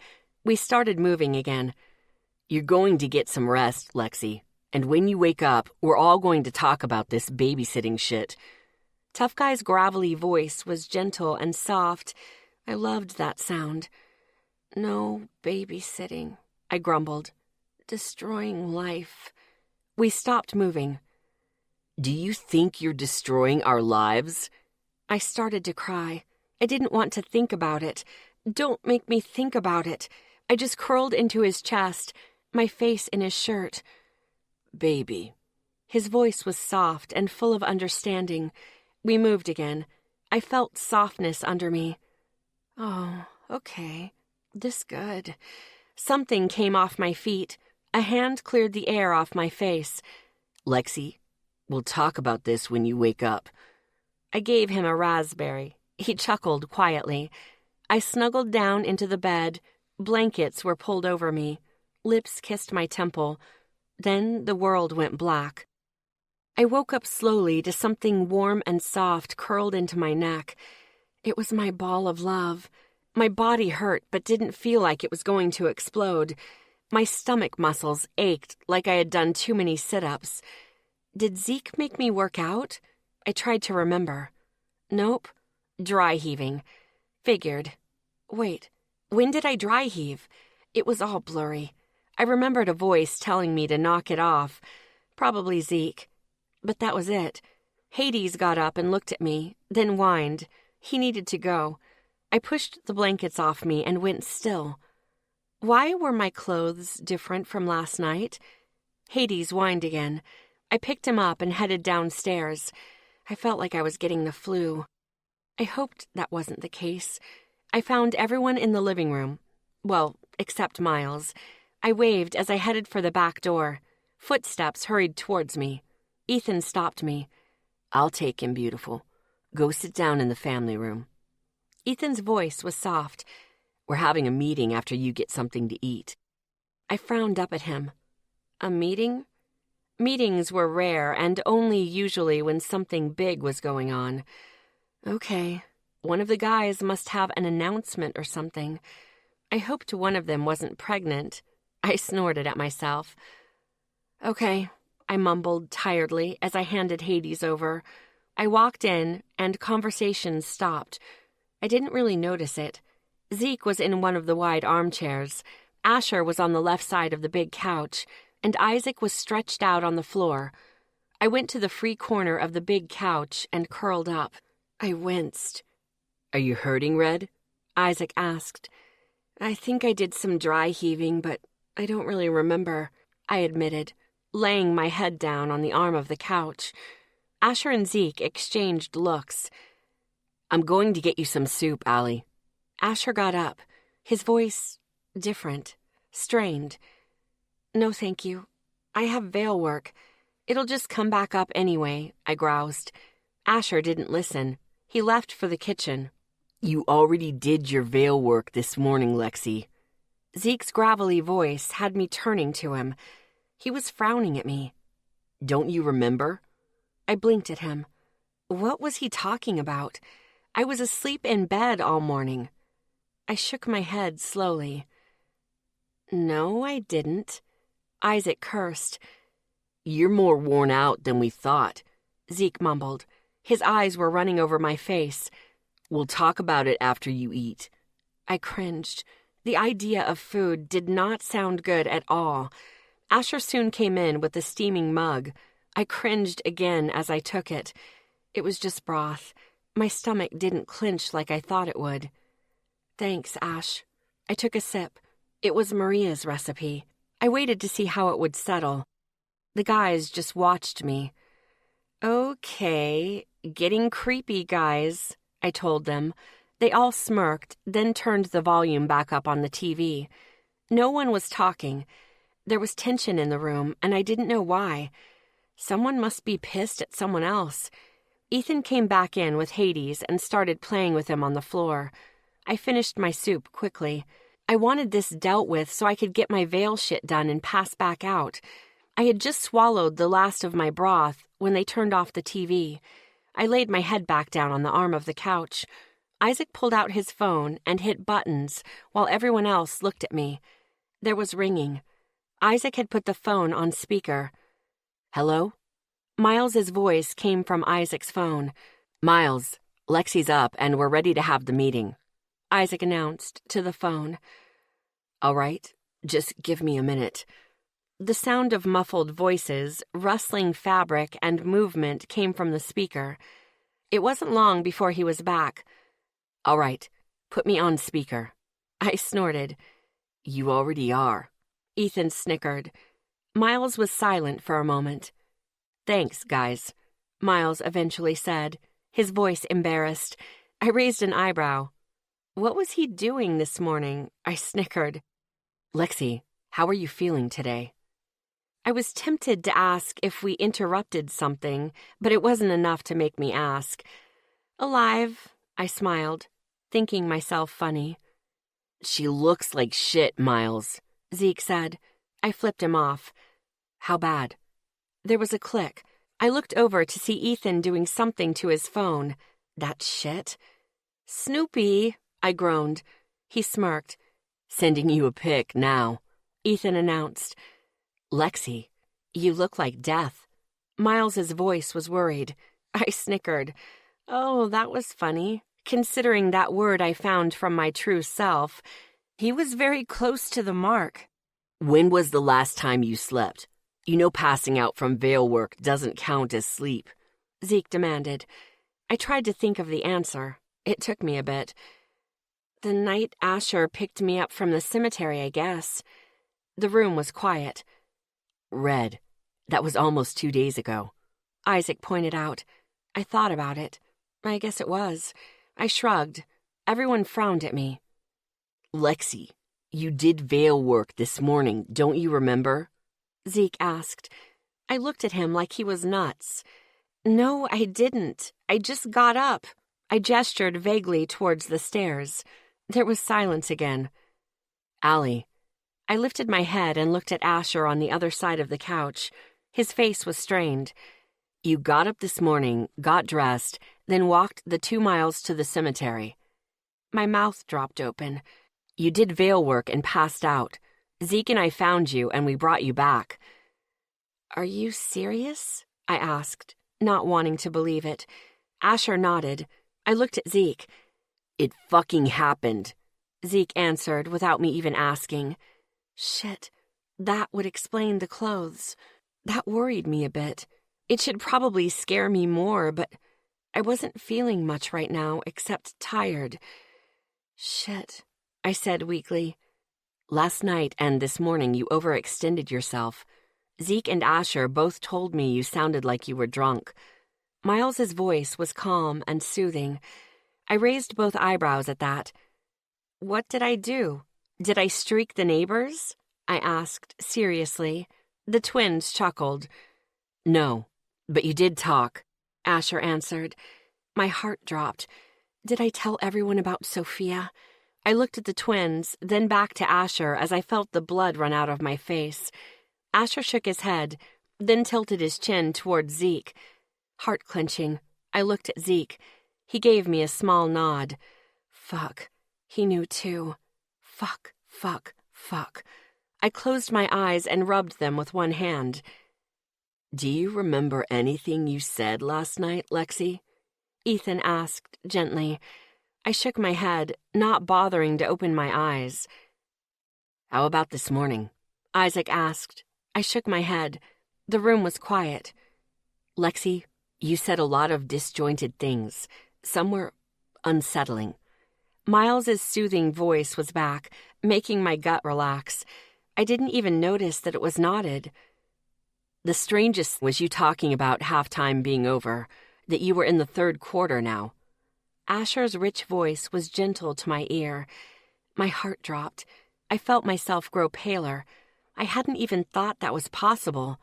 That's nothing, just gibberish, I lied through my teeth as I looked at the coffee table. Really? Zeke's voice was hard. I looked up to see his face had gone dark. Because it sure as hell didn't sound like nothing this morning. I shrugged. I wasn't telling them shit about my expiration date. Zeke seemed to understand it was something, but I wasn't talking. He took a deep breath, shaking his head at me. He was pissed. I didn't care. I still wasn't going to tell him. Zeke looked away from me towards the foyer. His jaw clenched. You kept saying something about having to need a babysitter. Asher's voice had me turning to him. You pretty much kept telling us to stop taking care of you. You did that yesterday morning, too. Ethan chimed in from the floor. I didn't know how to answer. I felt raw, exposed, and I hated it. But maybe if they knew, they would understand why they needed to stop. I looked down at the coffee table, took a breath, and let it out. I don't like having to pull you guys out of your lives all the fucking time, I began. I do it too much. What are you saying, Lexi? Miles asked, his voice careful from the phone. You guys are always having to take care of me. Always. If not one day, it'll be the next. My chest grew tight. I hate it. I took a breath. I don't like forcing you guys to do this all the fucking time. I don't like that I need this much fucking help. I don't like doing this to you guys. I don't like you guys taking on my shit. I had only hit the surface with Riley. I hadn't meant to go this far, but now that I had, I went with it. They were all looking at me like I had grown an extra head. You don't need to deal with this shit anymore. I felt like my heart was breaking again, but I refused to let them know. They were all silent. Lexi, Miles broke the silence, his voice calm and reasonable. When I told you about my mother, did you feel like you were taking on my problems? I blinked. No, I answered instantly. When I talked to you about my mom, did you feel like you were taking on my issues? Asher asked from his spot on the couch. No, I still didn't see where they were going with this. How about when I started a fight at that party? Isaac asked. No. How about my freak out in Vagabond? Ethan asked. No. How about when I talked to you about Riley? Zeke asked quietly. No. They all smirked. I imagined Miles was too, but I didn't know. Lexi, that's how we feel about you. Miles explained gently. You take on our problems without even seeing them. Because you don't see them as problems, you see them as part of who each of us are. I thought about it. I guessed he was right, but Miles wasn't done yet. You think of necromancy as a problem, something that is wrong with you, something that needs to be fixed or hidden. This thing you can do is a part of you, Isaac continued. It's part of who you are. And it's a good part. Ethan chimed in. It lets you see things differently than the rest of us. You're more compassionate than anyone else because of it, Allie. Asher added from next to me. You are because you've seen that deep down everyone is lost or messed up in some way, and they aren't always what they seem on the outside. You're not broken. Zeke bit out. You don't need to be fixed. You're not defective. You're you. He looked out of the window over my shoulder, his face pained. And we love you that way. I wanted to smile. He looked so uncomfortable, it was funny as hell. I was still mostly numb, but that was fading fast. We don't think of it as taking care of you, Lexi. Miles's voice had me looking down at the coffee table, my throat growing tight. Everything they said was soothing those broken, torn-up parts of me that had been there for years. I had lived with them for so long, I couldn't remember a time when I didn't have them. When you get a nosebleed or something happens, like at the bowling alley, all I think is, what can I do to help make this easier on her? I felt tears running down my cheeks and tried to rein in my emotions. I always think, please don't let it be too bad, Isaac admitted. I think, tell me one of us is with her, Asher added. How much damage is there going to be? Ethan's voice was quiet. Let her wake up. Zeke's voice was hard. We aren't thinking about what we're missing. We don't think that it's too much. Miles explained patiently.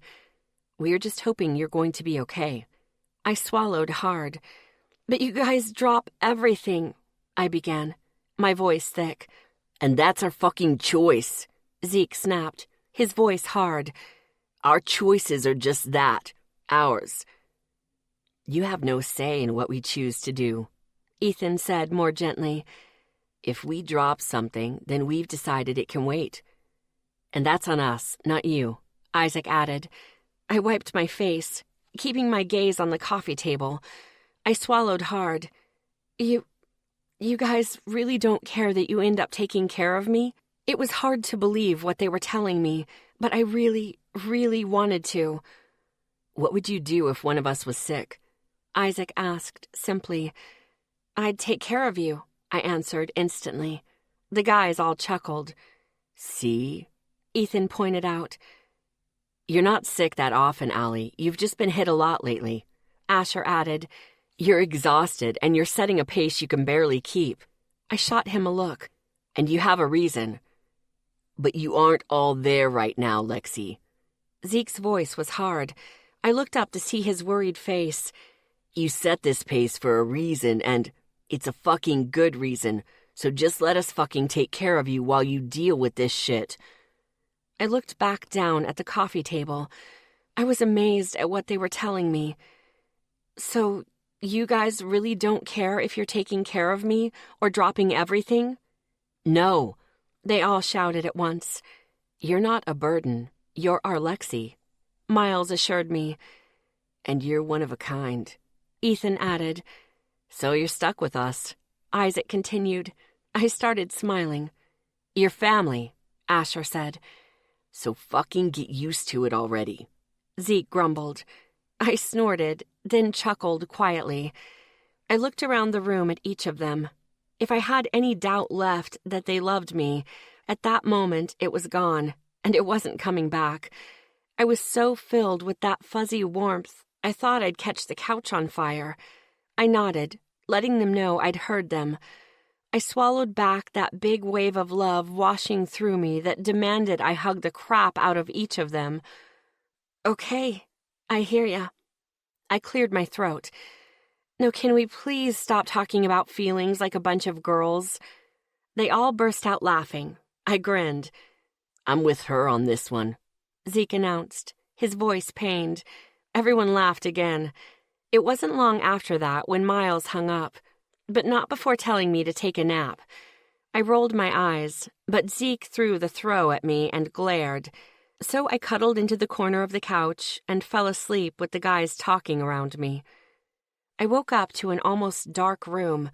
I opened my eyes to find Asher in the wide armchair next to the couch, watching a cooking show and eating dinner. I took a second just to look at his handsome face. He always seemed so perfect. I smiled to myself. He had been baking. There was a smudge of flour above his left eyebrow. It looked like everyone else had gone home. Hey, I said softly. Asher's ocean eyes moved to my face, and he gave me a small smile. Hey. He leaned forward, hit mute, and put his plate down before turning towards me. How are you feeling now? He reached out and pushed some hair out of my face. Like an idiot, I groaned, rubbing the sleep from my eyes. He chuckled. How crazy did I get this time? Not too bad. You seemed mostly depressed, he told me gently. I snorted. Sorry. Don't worry about it, Allie. Stay put. Let's get some dinner in you before you start working again. I cringed at the idea of food. He noticed it. It's just broth. It'll be easy coming up. Okay, that didn't sound so bad. Asher went into the kitchen and brought me out a mug of that awesome broth. Thanks, Superman. No problem, Allie girl. I concentrated on getting the broth down as Asher ate his dinner. I was halfway done when I had to ask, so Zeke knows now, or did I dream that? He snorted. Yeah, Zeke knows. Asher looked over at me, smirking. How much trouble am I in? I asked, cringing. None. My eyebrows went up. He was glad you kept it quiet. He doesn't think anyone should tell the twins until you have the link up and you're able to cross souls. Yay! I wasn't in trouble. I should reach the veil tonight, I told him. His eyebrows went up. You're that close? His voice was doubtful. Yeah, hopefully this will be the last shitty night for a while. I gave him a smile before drinking again. His eyes were on me but unfocused. Then he blinked, and he was focused on my face again. Allie, why do you call me Superman? He asked, quietly. Your handsome good looks, I offered, smiling. He laughed and shook his head, his cheeks turning pink.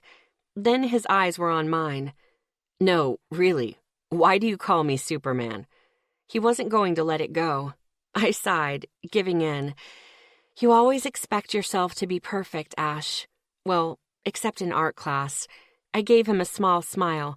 You always try to be your best, which is great, but I gestured towards him. You set this impossible standard for yourself and expect yourself to reach it. My mouth was running and it wasn't stopping. Like Superman, he wants to protect Earth, right? Yeah. But Earth is huge, giant, full of people. I tried to explain what I meant. He can't actually protect everyone. He can't be everywhere at once. He can't stop every mugging, every robbery. He can't stop all bad things from happening. But he always feels responsible for everyone's safety.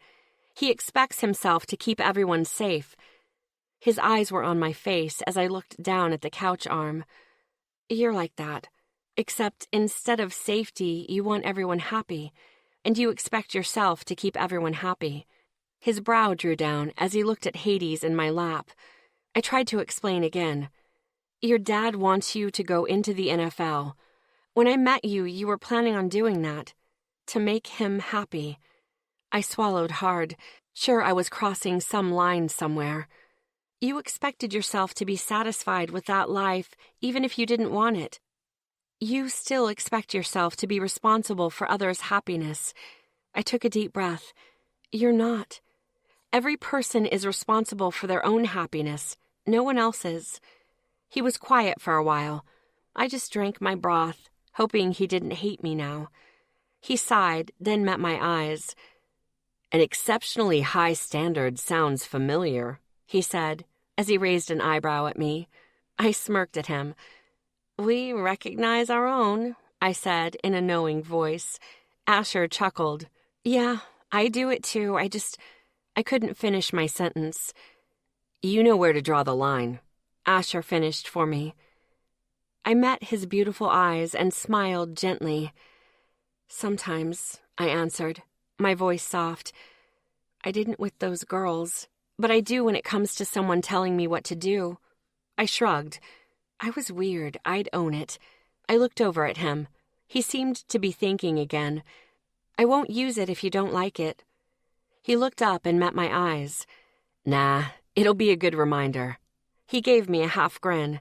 You can stop using it when I don't need it anymore. You got it, I winked at him. Then we both finished eating dinner. I stretched out on the couch. I closed my eyes and dropped down to my center. It wasn't long before I was on the white plain with that golden sky again, looking out over the bridge. I walked to the end of the bridge. I had maybe 10 feet left. Okay, I got this. I pressed my palms together and pushed. Pain poured through me, knocking my breath from me. I was so close to the veil I could almost touch it. I pushed forward, knives pushing into every nerve I had. I was almost there. I gave one last big push and made contact. I stumbled into the veil and hit the dirt. I laid on my back, gasping for several minutes. Fuck, that hurt. I was so going to pay for that. So you made it, a familiar voice said. I sat up and saw a mirror version of me, only standing. I nodded, still taking deep breaths. After your first day, I thought you'd quit. I flipped myself off, which was weird.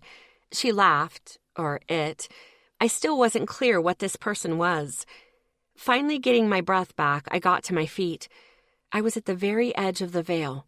The sky was still boiling overhead, lightning flashing every few seconds like a storm just wanting to break. I looked around at what was left of the trees, all of them burnt to charcoal. It wasn't supposed to be like this. The whole place felt wrong. I started walking in towards the center. The pretender me walked along with me. Why are the trees burnt? I asked her, looking towards the center. The one who did this used the energy in the veil itself to close it off, she said in my voice. Now the veil just keeps reinforcing it. So they don't have to come back to keep the veil locked? It just does it for them? Exactly. Pretender me had a small half grin on her or my face. I started walking towards the center again, my eyes on the boiling sky. She stayed beside me. Why keep the dead out? Is it just for the energy pouring into the physical world? I asked her, hoping for an answer. How should I know? This is your job, not mine, she groused. The veil is not my usual field. I looked at her, frowning. Then what is? Her eyes ran over my face as she kept her mouth shut. I wasn't going to get an answer. Is there any way you could stop looking like me? I asked, getting annoyed by it. It's creepy as fuck. She tilted her head, or my head, grinning. This was confusing. I could, but that would take time and energy.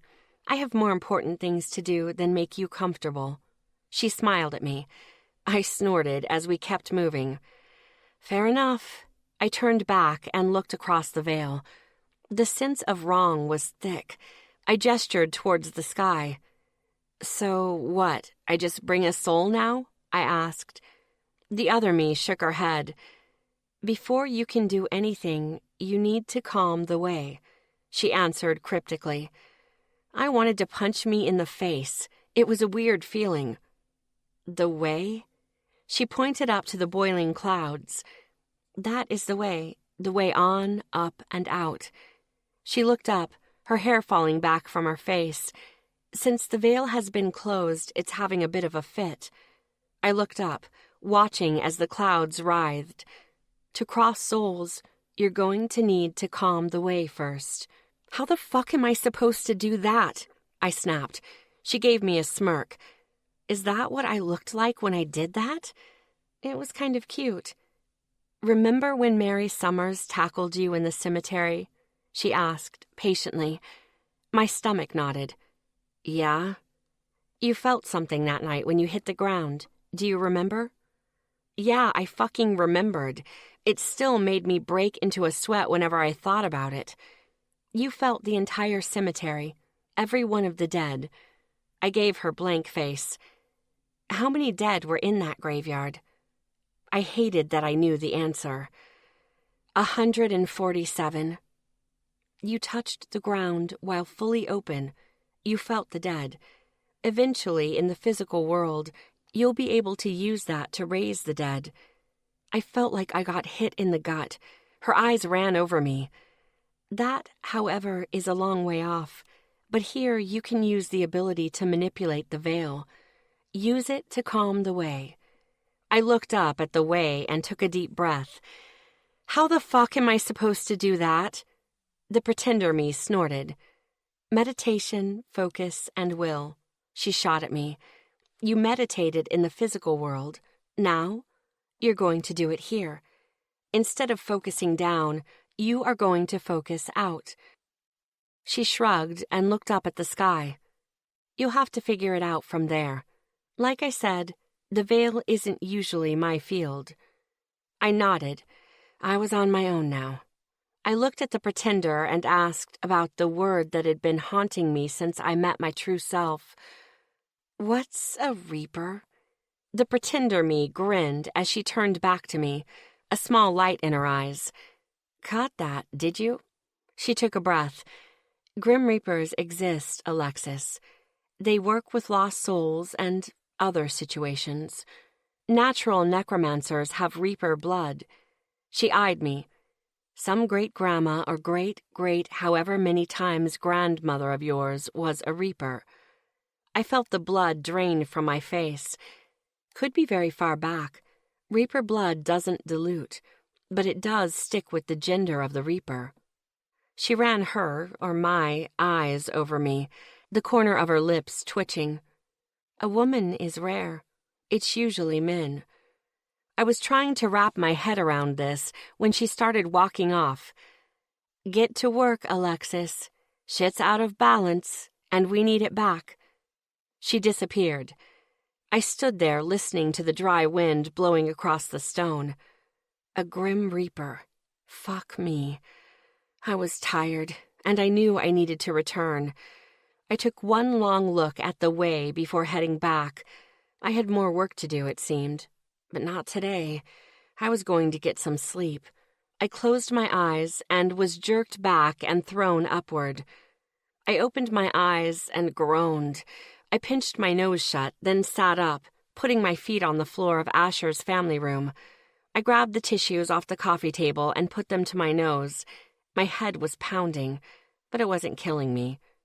You okay, Allie? Asher's voice was soft, and I really appreciated it. Peachy, I said in a nasally voice. I opened my eyes to see him still sitting in the wide armchair, a cookbook in his lap. Just give me a few. I think this will go away. I closed my eyes and focused on breathing. It wasn't too long before my nose stopped bleeding and the headache was down to a dull ache. I leaned back and rested my head on the back of the couch. I made it to the veil. You don't sound happy about it, he observed. Asher was dead right. I filled him in on everything that happened, minus the Reaper part. I needed to keep that to myself for now. In the end, he just smiled. Allie, you're a step closer to crossing the dead over. That's a good thing. He was right. I knew he was. I was just already so tired. You're right. I know it is, I admitted, smiling. It was progress I needed. He grinned at me.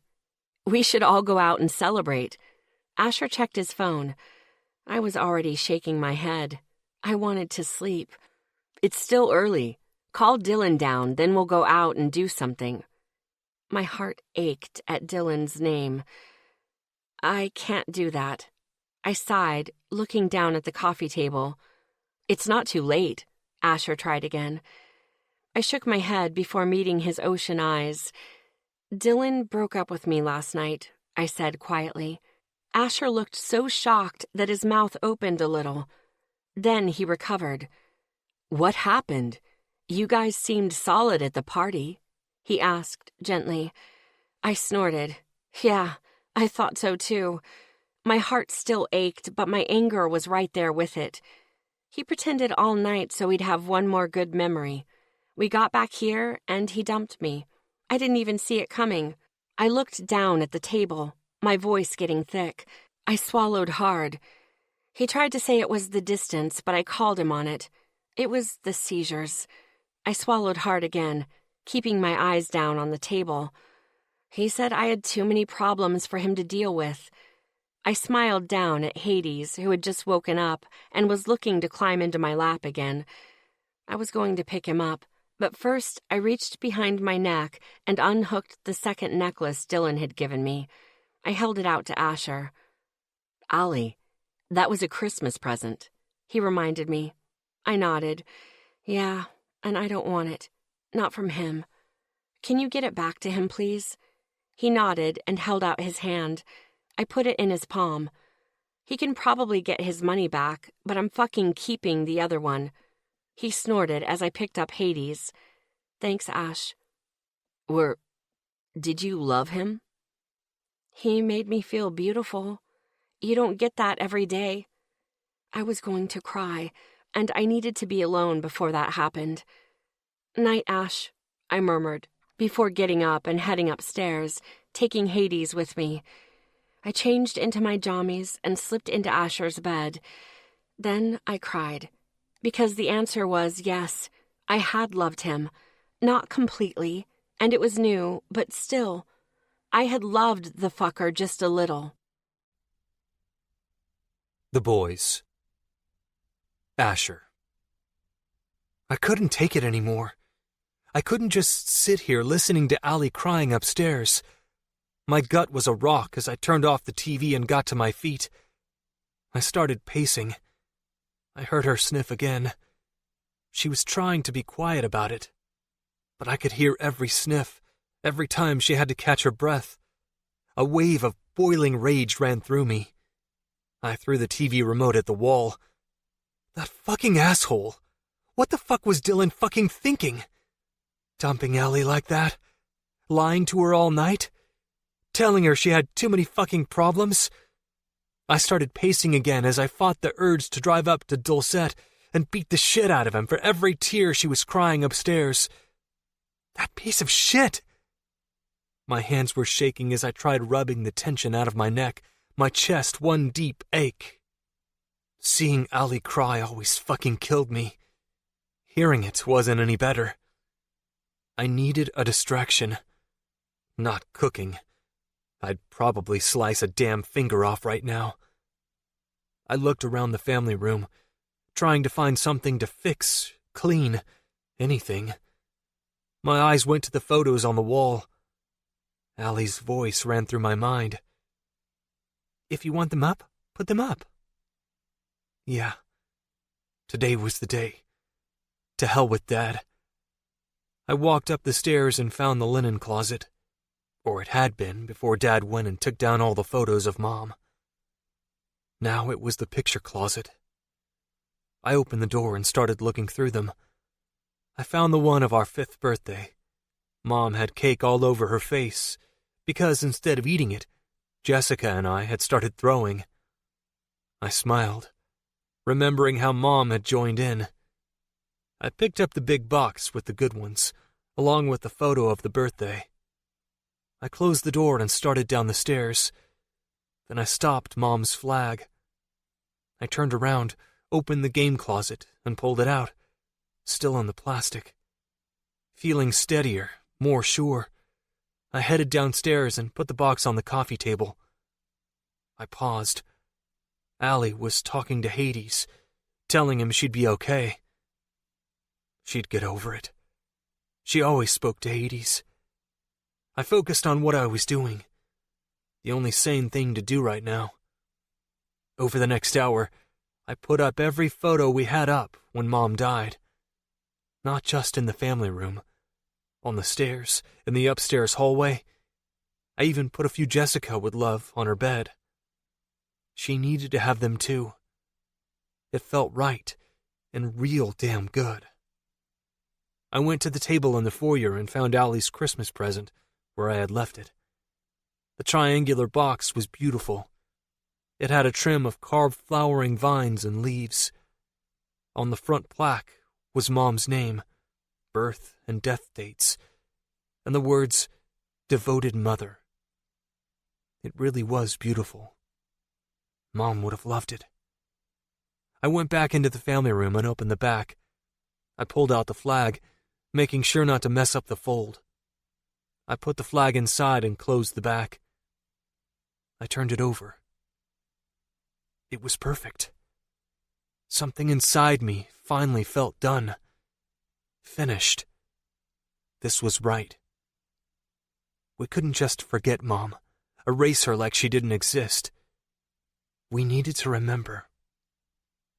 I snorted as Allie's words ran through my head again. Someone should remember. And she was right. How did she always see straight through to the heart of things? Straight through me? How the hell did she do that? Some things were so simple to her.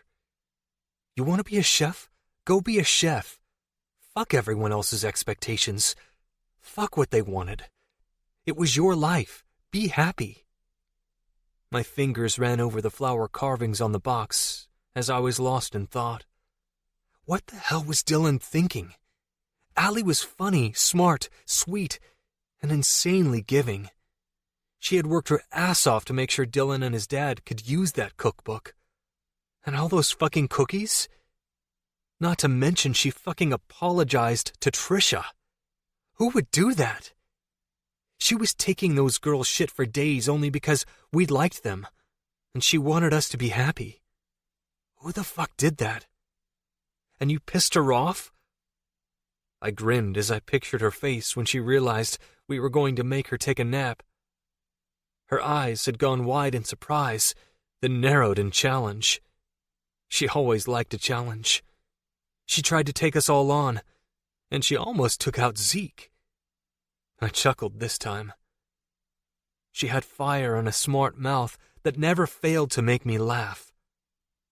I smiled. Well, sometimes even her bad jokes were just too awful.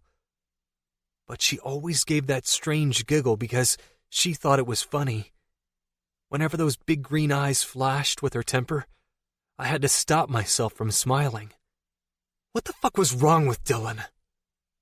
I put down Mom's box. I picked up Allie's necklace and looked at it. The initial Dylan had chosen for her was an A. It would have worked for me. I always called her Allie, but everyone else called her Lexi. No one called her Alexis. If he really knew her, he would have gotten an L. I turned over the pendant and went still. 1 in a million was stamped on the back. I snorted. At least he got that right. Allie was definitely unique.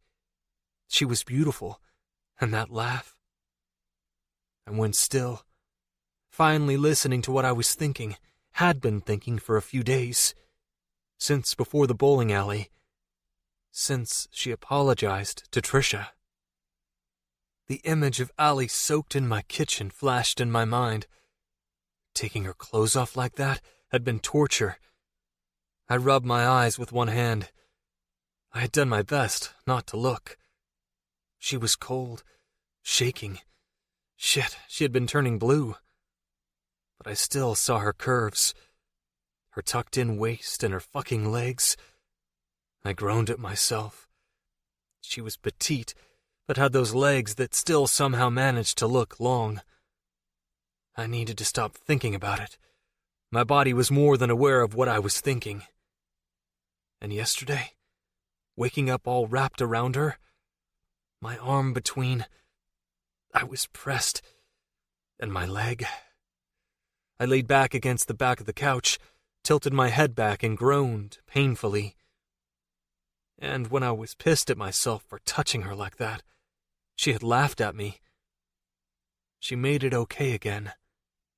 Then she smiled up at me with that fucking smile. I really wanted to just kiss. My heart dropped. I realized what I was thinking, what I was feeling. I liked Allie. My heart raced as it sank in, and not just as a friend. Oh, no, you idiot. Asher, what the hell? You know you can't date her. You know. And she's... shit. The boys. Miles. I shifted in my seat, trying to get comfortable. But it wasn't happening tonight. Autumn had worked her usual magic on me, and every muscle I had was sore. I sighed as I looked out the window of the plane as we waited to taxi out to the runway. I moved my glasses to sit on my head and rub my eyes with one hand. Then I just sat there, fingers on the bridge of my nose, leaning my elbow on my armrest, eyes closed. I ran through the conversation with Autumn tonight in my head. "Miles, baby, come back to bed." Autumn's sweet, sultry voice called from the bed. I finished washing my face and used a towel to dry. Autumn needed to slow down, or she was going to kill me. My back was already scratched to hell. "If we do, we won't talk," I reminded her. That's how the last round had started. I was trying to talk to her about our relationship, then she distracted me. "Do we really need to?" I snorted, hung my head and closed my eyes. How could she keep doing this? We needed to talk. "Yeah, we really do." I kept my eyes off her as I grabbed my pants from the floor and pulled them on. Autumn was still only wearing the white sheet. Her blonde hair was streaked with pink and blue. Her eyes were an unusual blue. And her face was pretty. I had thought it beautiful at one point, but that was some time ago. That's what I was trying to save here. I leaned against the dresser, out of reach of the foot of the bed. It was the only safe thing to do with Autumn around. I crossed my arms, looked at her face, and waited. She pouted, actually pouted. And it wasn't nearly the cutest thing in the world anymore. When she realized I wasn't going to budge, she sat up and wrapped the sheet around her body. A great body. But I was tired of this game. "Okay, you look serious. Are you pregnant?" she asked seriously. I snorted. "Yeah." She made me laugh. "Autumn, I don't like this arrangement anymore." I needed to be honest. "I want us to be us, full time." She blinked at me. I'd surprised her. That was strange. She usually knew what I was going to say before I said it. "Why the change?" she asked. Her normal voice told me she was being honest with me now. I sighed. How could I explain it? There's a girl back home that's driving me crazy, and I'm here hoping you'd date only me so I could maybe stop thinking about her? Yeah, even I knew that would be a stupid thing to say. I'm just tired of the back and forth. I licked my lips. She raised an eyebrow. "It's Lexi, isn't it?" she asked, grinning. Shit. She knew me too well. How hot is she? No, it's not really about Lexi. It was only half a lie, but I never lied to Autumn. It felt odd. She just reminded me of what I want. I tried again. I want you all the time. I know the distance stinks, but I can come down for a couple of weekends every month, or I could fly you up. Her eyes ran over me, seeing entirely too much. I fought the need to start tapping. That would be a dead giveaway. Miles, it sounds like you're saying we go full-time, or we are over. Am I hearing this right? She asked quietly. I felt that like a kick to the gut. But she wasn't wrong. This was more difficult to do than I had thought it would be. Yes. Her eyes went wide. Autumn, I can't keep doing this. I want someone full-time. I want to be able to call you when stuff happens in my life at any time. I tried to get her to understand. I want to be able to talk to you and know I'm not going to be calling and interrupting you with some guy. I want to be your guy. Her eyebrows went up in surprise. I want us back, the way we were before we started this on-again, off-again thing. That's what I'm trying to save here. She blinked. I could see from here that her eyes were filling with tears. Shit. So, if I say no, we're done? No talking? No games? Just done? Her voice started to shake. I shook my head and came around the bed to sit on the side of the bed facing her. No, not just done, Audie, I reassured her. I couldn't do that. You have meant so much to me over the last 4 years that I could never just cut you out of my life. I reached out and held her cheek in my hand.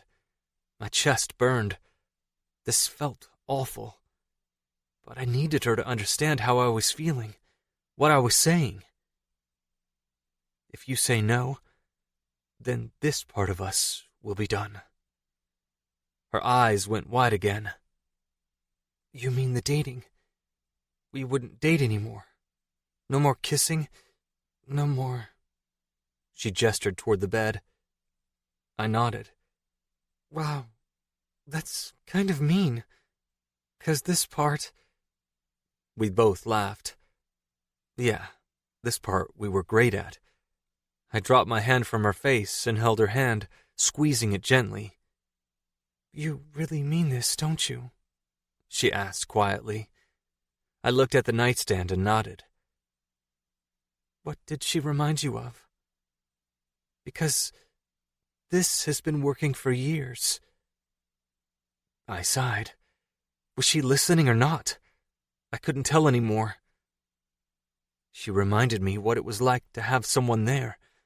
Someone who you can call at any time, who would put up with a lot just to see you happy.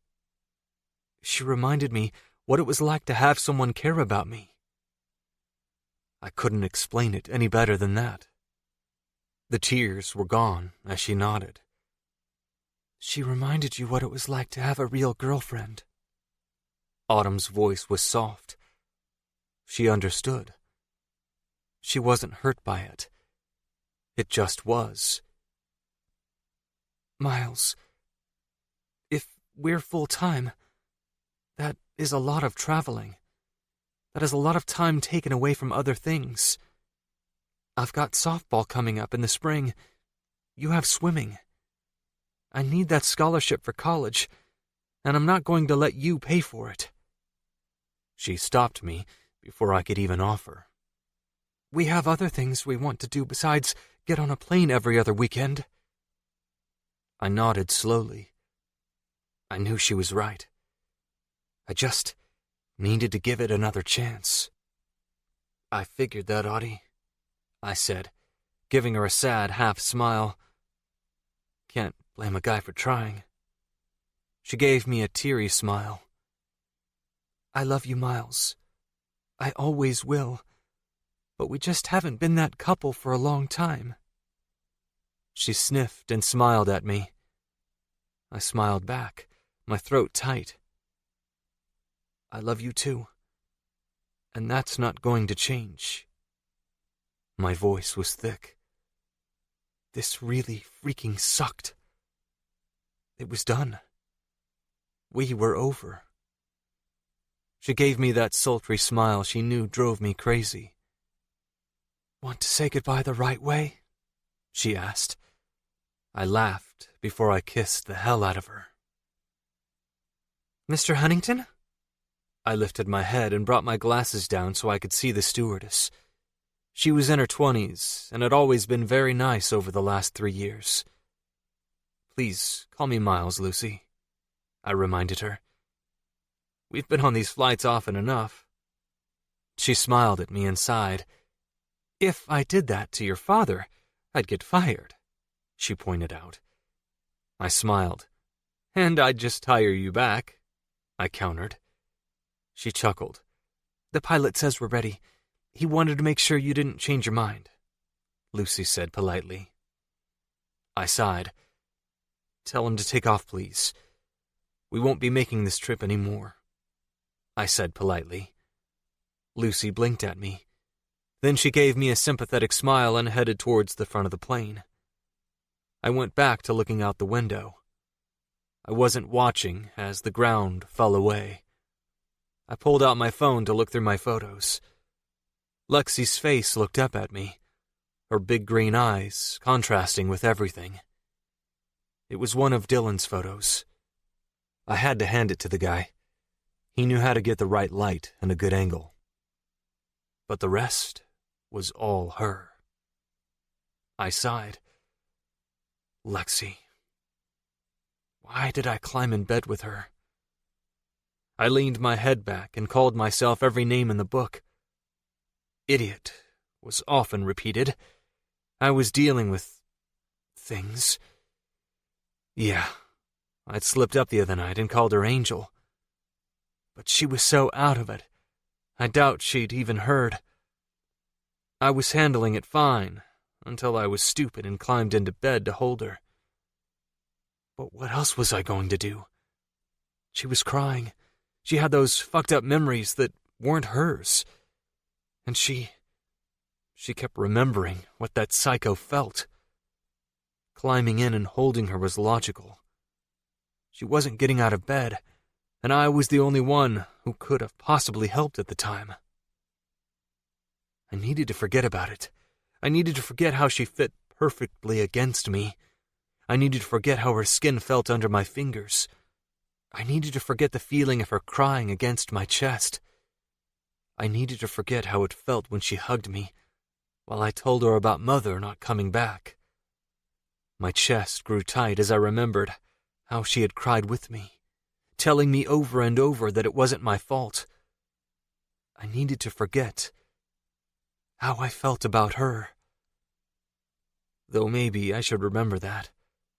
It was what made me realize how far gone my relationship with Autumn was, how far away from an actual relationship we had been in for the last year. I looked down at Lexi's face again and swiped to the next one. This one was different. I'd seen that face before. It was her "I'm thinking of sad things" face. Why would you want a picture of that? I swiped to the next one. She was laughing with Zeke. I grinned as I remembered her face, as she admitted why she was looking for scissors. She was so furious at Mother for abandoning me. She was angry for me, wanting to tear her to pieces for hurting me. Lexi cared deeply about the people in her life. I'd seen it myself, but it always surprised me when I was included on that list. I kept looking through my photos. I could deal with this. I could get over these feelings quickly. I'd meet a new girl. There was that brunette in Trig that kept sending me notes. Lexi was dating Dylan, and she was really into him. At least, that was what she said the last time they talked about it. Not to mention what Ethan was telling everyone yesterday. I needed to warn her about talking to Ethan when I saw her next. She was dating Dylan, and that would make this a lot easier. My phone vibrated. I checked my texts. I had missed a lot of them. Asher had sent out a group message, without Lexi included. It was a big red flag. Asher. Allie reached the Vale tonight. I sighed in relief. A big weight lifted off my chest. She wouldn't have to push herself so hard now. She could get some rest, remove those memories. Lexi was going to be all right. Isaac. Whoop! Ethan. Yes! Zeke. Good. Now she can get some fucking sleep. Asher. Yeah, but there's more work to do in the Vale. I'll let her explain. Ethan. Where is she? We're heading over. Isaac. Hell yeah. Zeke. Let her sleep. Asher. Not tonight, guys. Isaac. But I want Red. I snorted. Asher. Dylan dumped her yesterday in a real fucked up way. Did anyone know? Everything in my world went still. Dylan broke up with Lexi? What the hell happened? Ethan. I thought they were good. Isaac. No, what the fuck? Zeke. How did he do it? If he hurt her. Isaac. I'm with Zeke. Spill. Ethan. Majority rules. Tell us. Asher. Keep your trap shut about it. Especially you, Ethan. Ethan. I swear if I talk, I'll give up my Lexi back massages privileges. Zeke can enforce. Wait. Lexi was giving Ethan back massages now? I kept reading. Asher. He fucking came down knowing he was going to break up with her. He pretended everything was fine, then hit her with it after we dragged her out of the party, and he brought her back here. What? They had to drag Lexi out of a party? I kept reading. Zeke. I don't remember where he lives. Give me his address, Asher. Isaac. Pick me up on the way, Zeke. Ethan. I'm going too. Zeke. It was the seizures, wasn't it? Asher. Yeah. Ran like a bitch. He told her she had too many problems for him to deal with. Her concerns from the family meeting made more sense now. That would have hit Lexi right in the heart. Dylan might as well have gutted her while he was at it. I grew tense as I fought the urge to hunt Dylan down myself. He made her feel like a burden when she was anything but. That piece of shit. I took slow, calming breaths. I needed to be the calm one. Zeke. Address, now! Asher. Zeke, don't tempt me. She cared about that fucker. I can hear her crying upstairs. Zeke. I want blood. Isaac. Seconded. Ethan. Third. Zeke. Majority rules. Give it up. The last message was only a minute ago. I needed to be the calm one. The guys interfering without Lexi asking them to would be a disaster. Miles. Majority does not rule this time. Lexi does.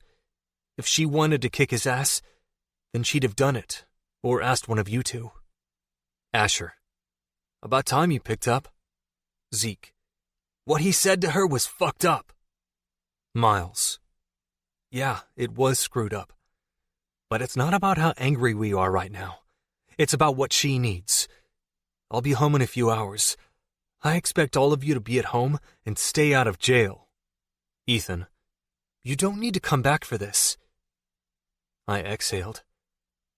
Might as well tell them now. Miles. Autumn and I broke up. We won't be dating again. Asher. Shit. Zeke. Fuck. Isaac. What the hell? Ethan. What is with this week? Is it National Breakup Week or something? Next we're going to hear that Riley dumped Zeke. Zeke. Hey! I grinned at that. Miles, you all know Lexi. Is she going to sit around moping? Zeke. No, she's going to want to hit something. Miles. Take her for training tomorrow. I'll try and make it. Asher. She gave me that necklace to give back to Dylan. Zeke. Zeke. What? Asher. You have dogs, right? The conversation degenerated from there. I watched as the guys discussed how to send Lexi's necklace back to Dylan. It was going to be messy and disgusting. Then I thought of something. Miles, make sure he knows it's you guys doing that part, not her. Asher, I was already planning a note. I can't hear her crying anymore. I grinned. Dylan deserved it. If he couldn't appreciate her, then screw him. I leaned my head back and closed my eyes. A feeling of doom swept over me. Dylan broke up with her. I am so screwed. Epilogue. I spent the next few days at Asher's house, working to get rid of the rest of those memories. Some nights I slept through the night. Others I woke up screaming. When I woke up not remembering who I was, Asher was there, gently reminding me, and sometimes not so gently. It depended on what was happening. I saw a side of Asher that I had never seen before, and it made my heart race. It was probably nothing, just hormones or something.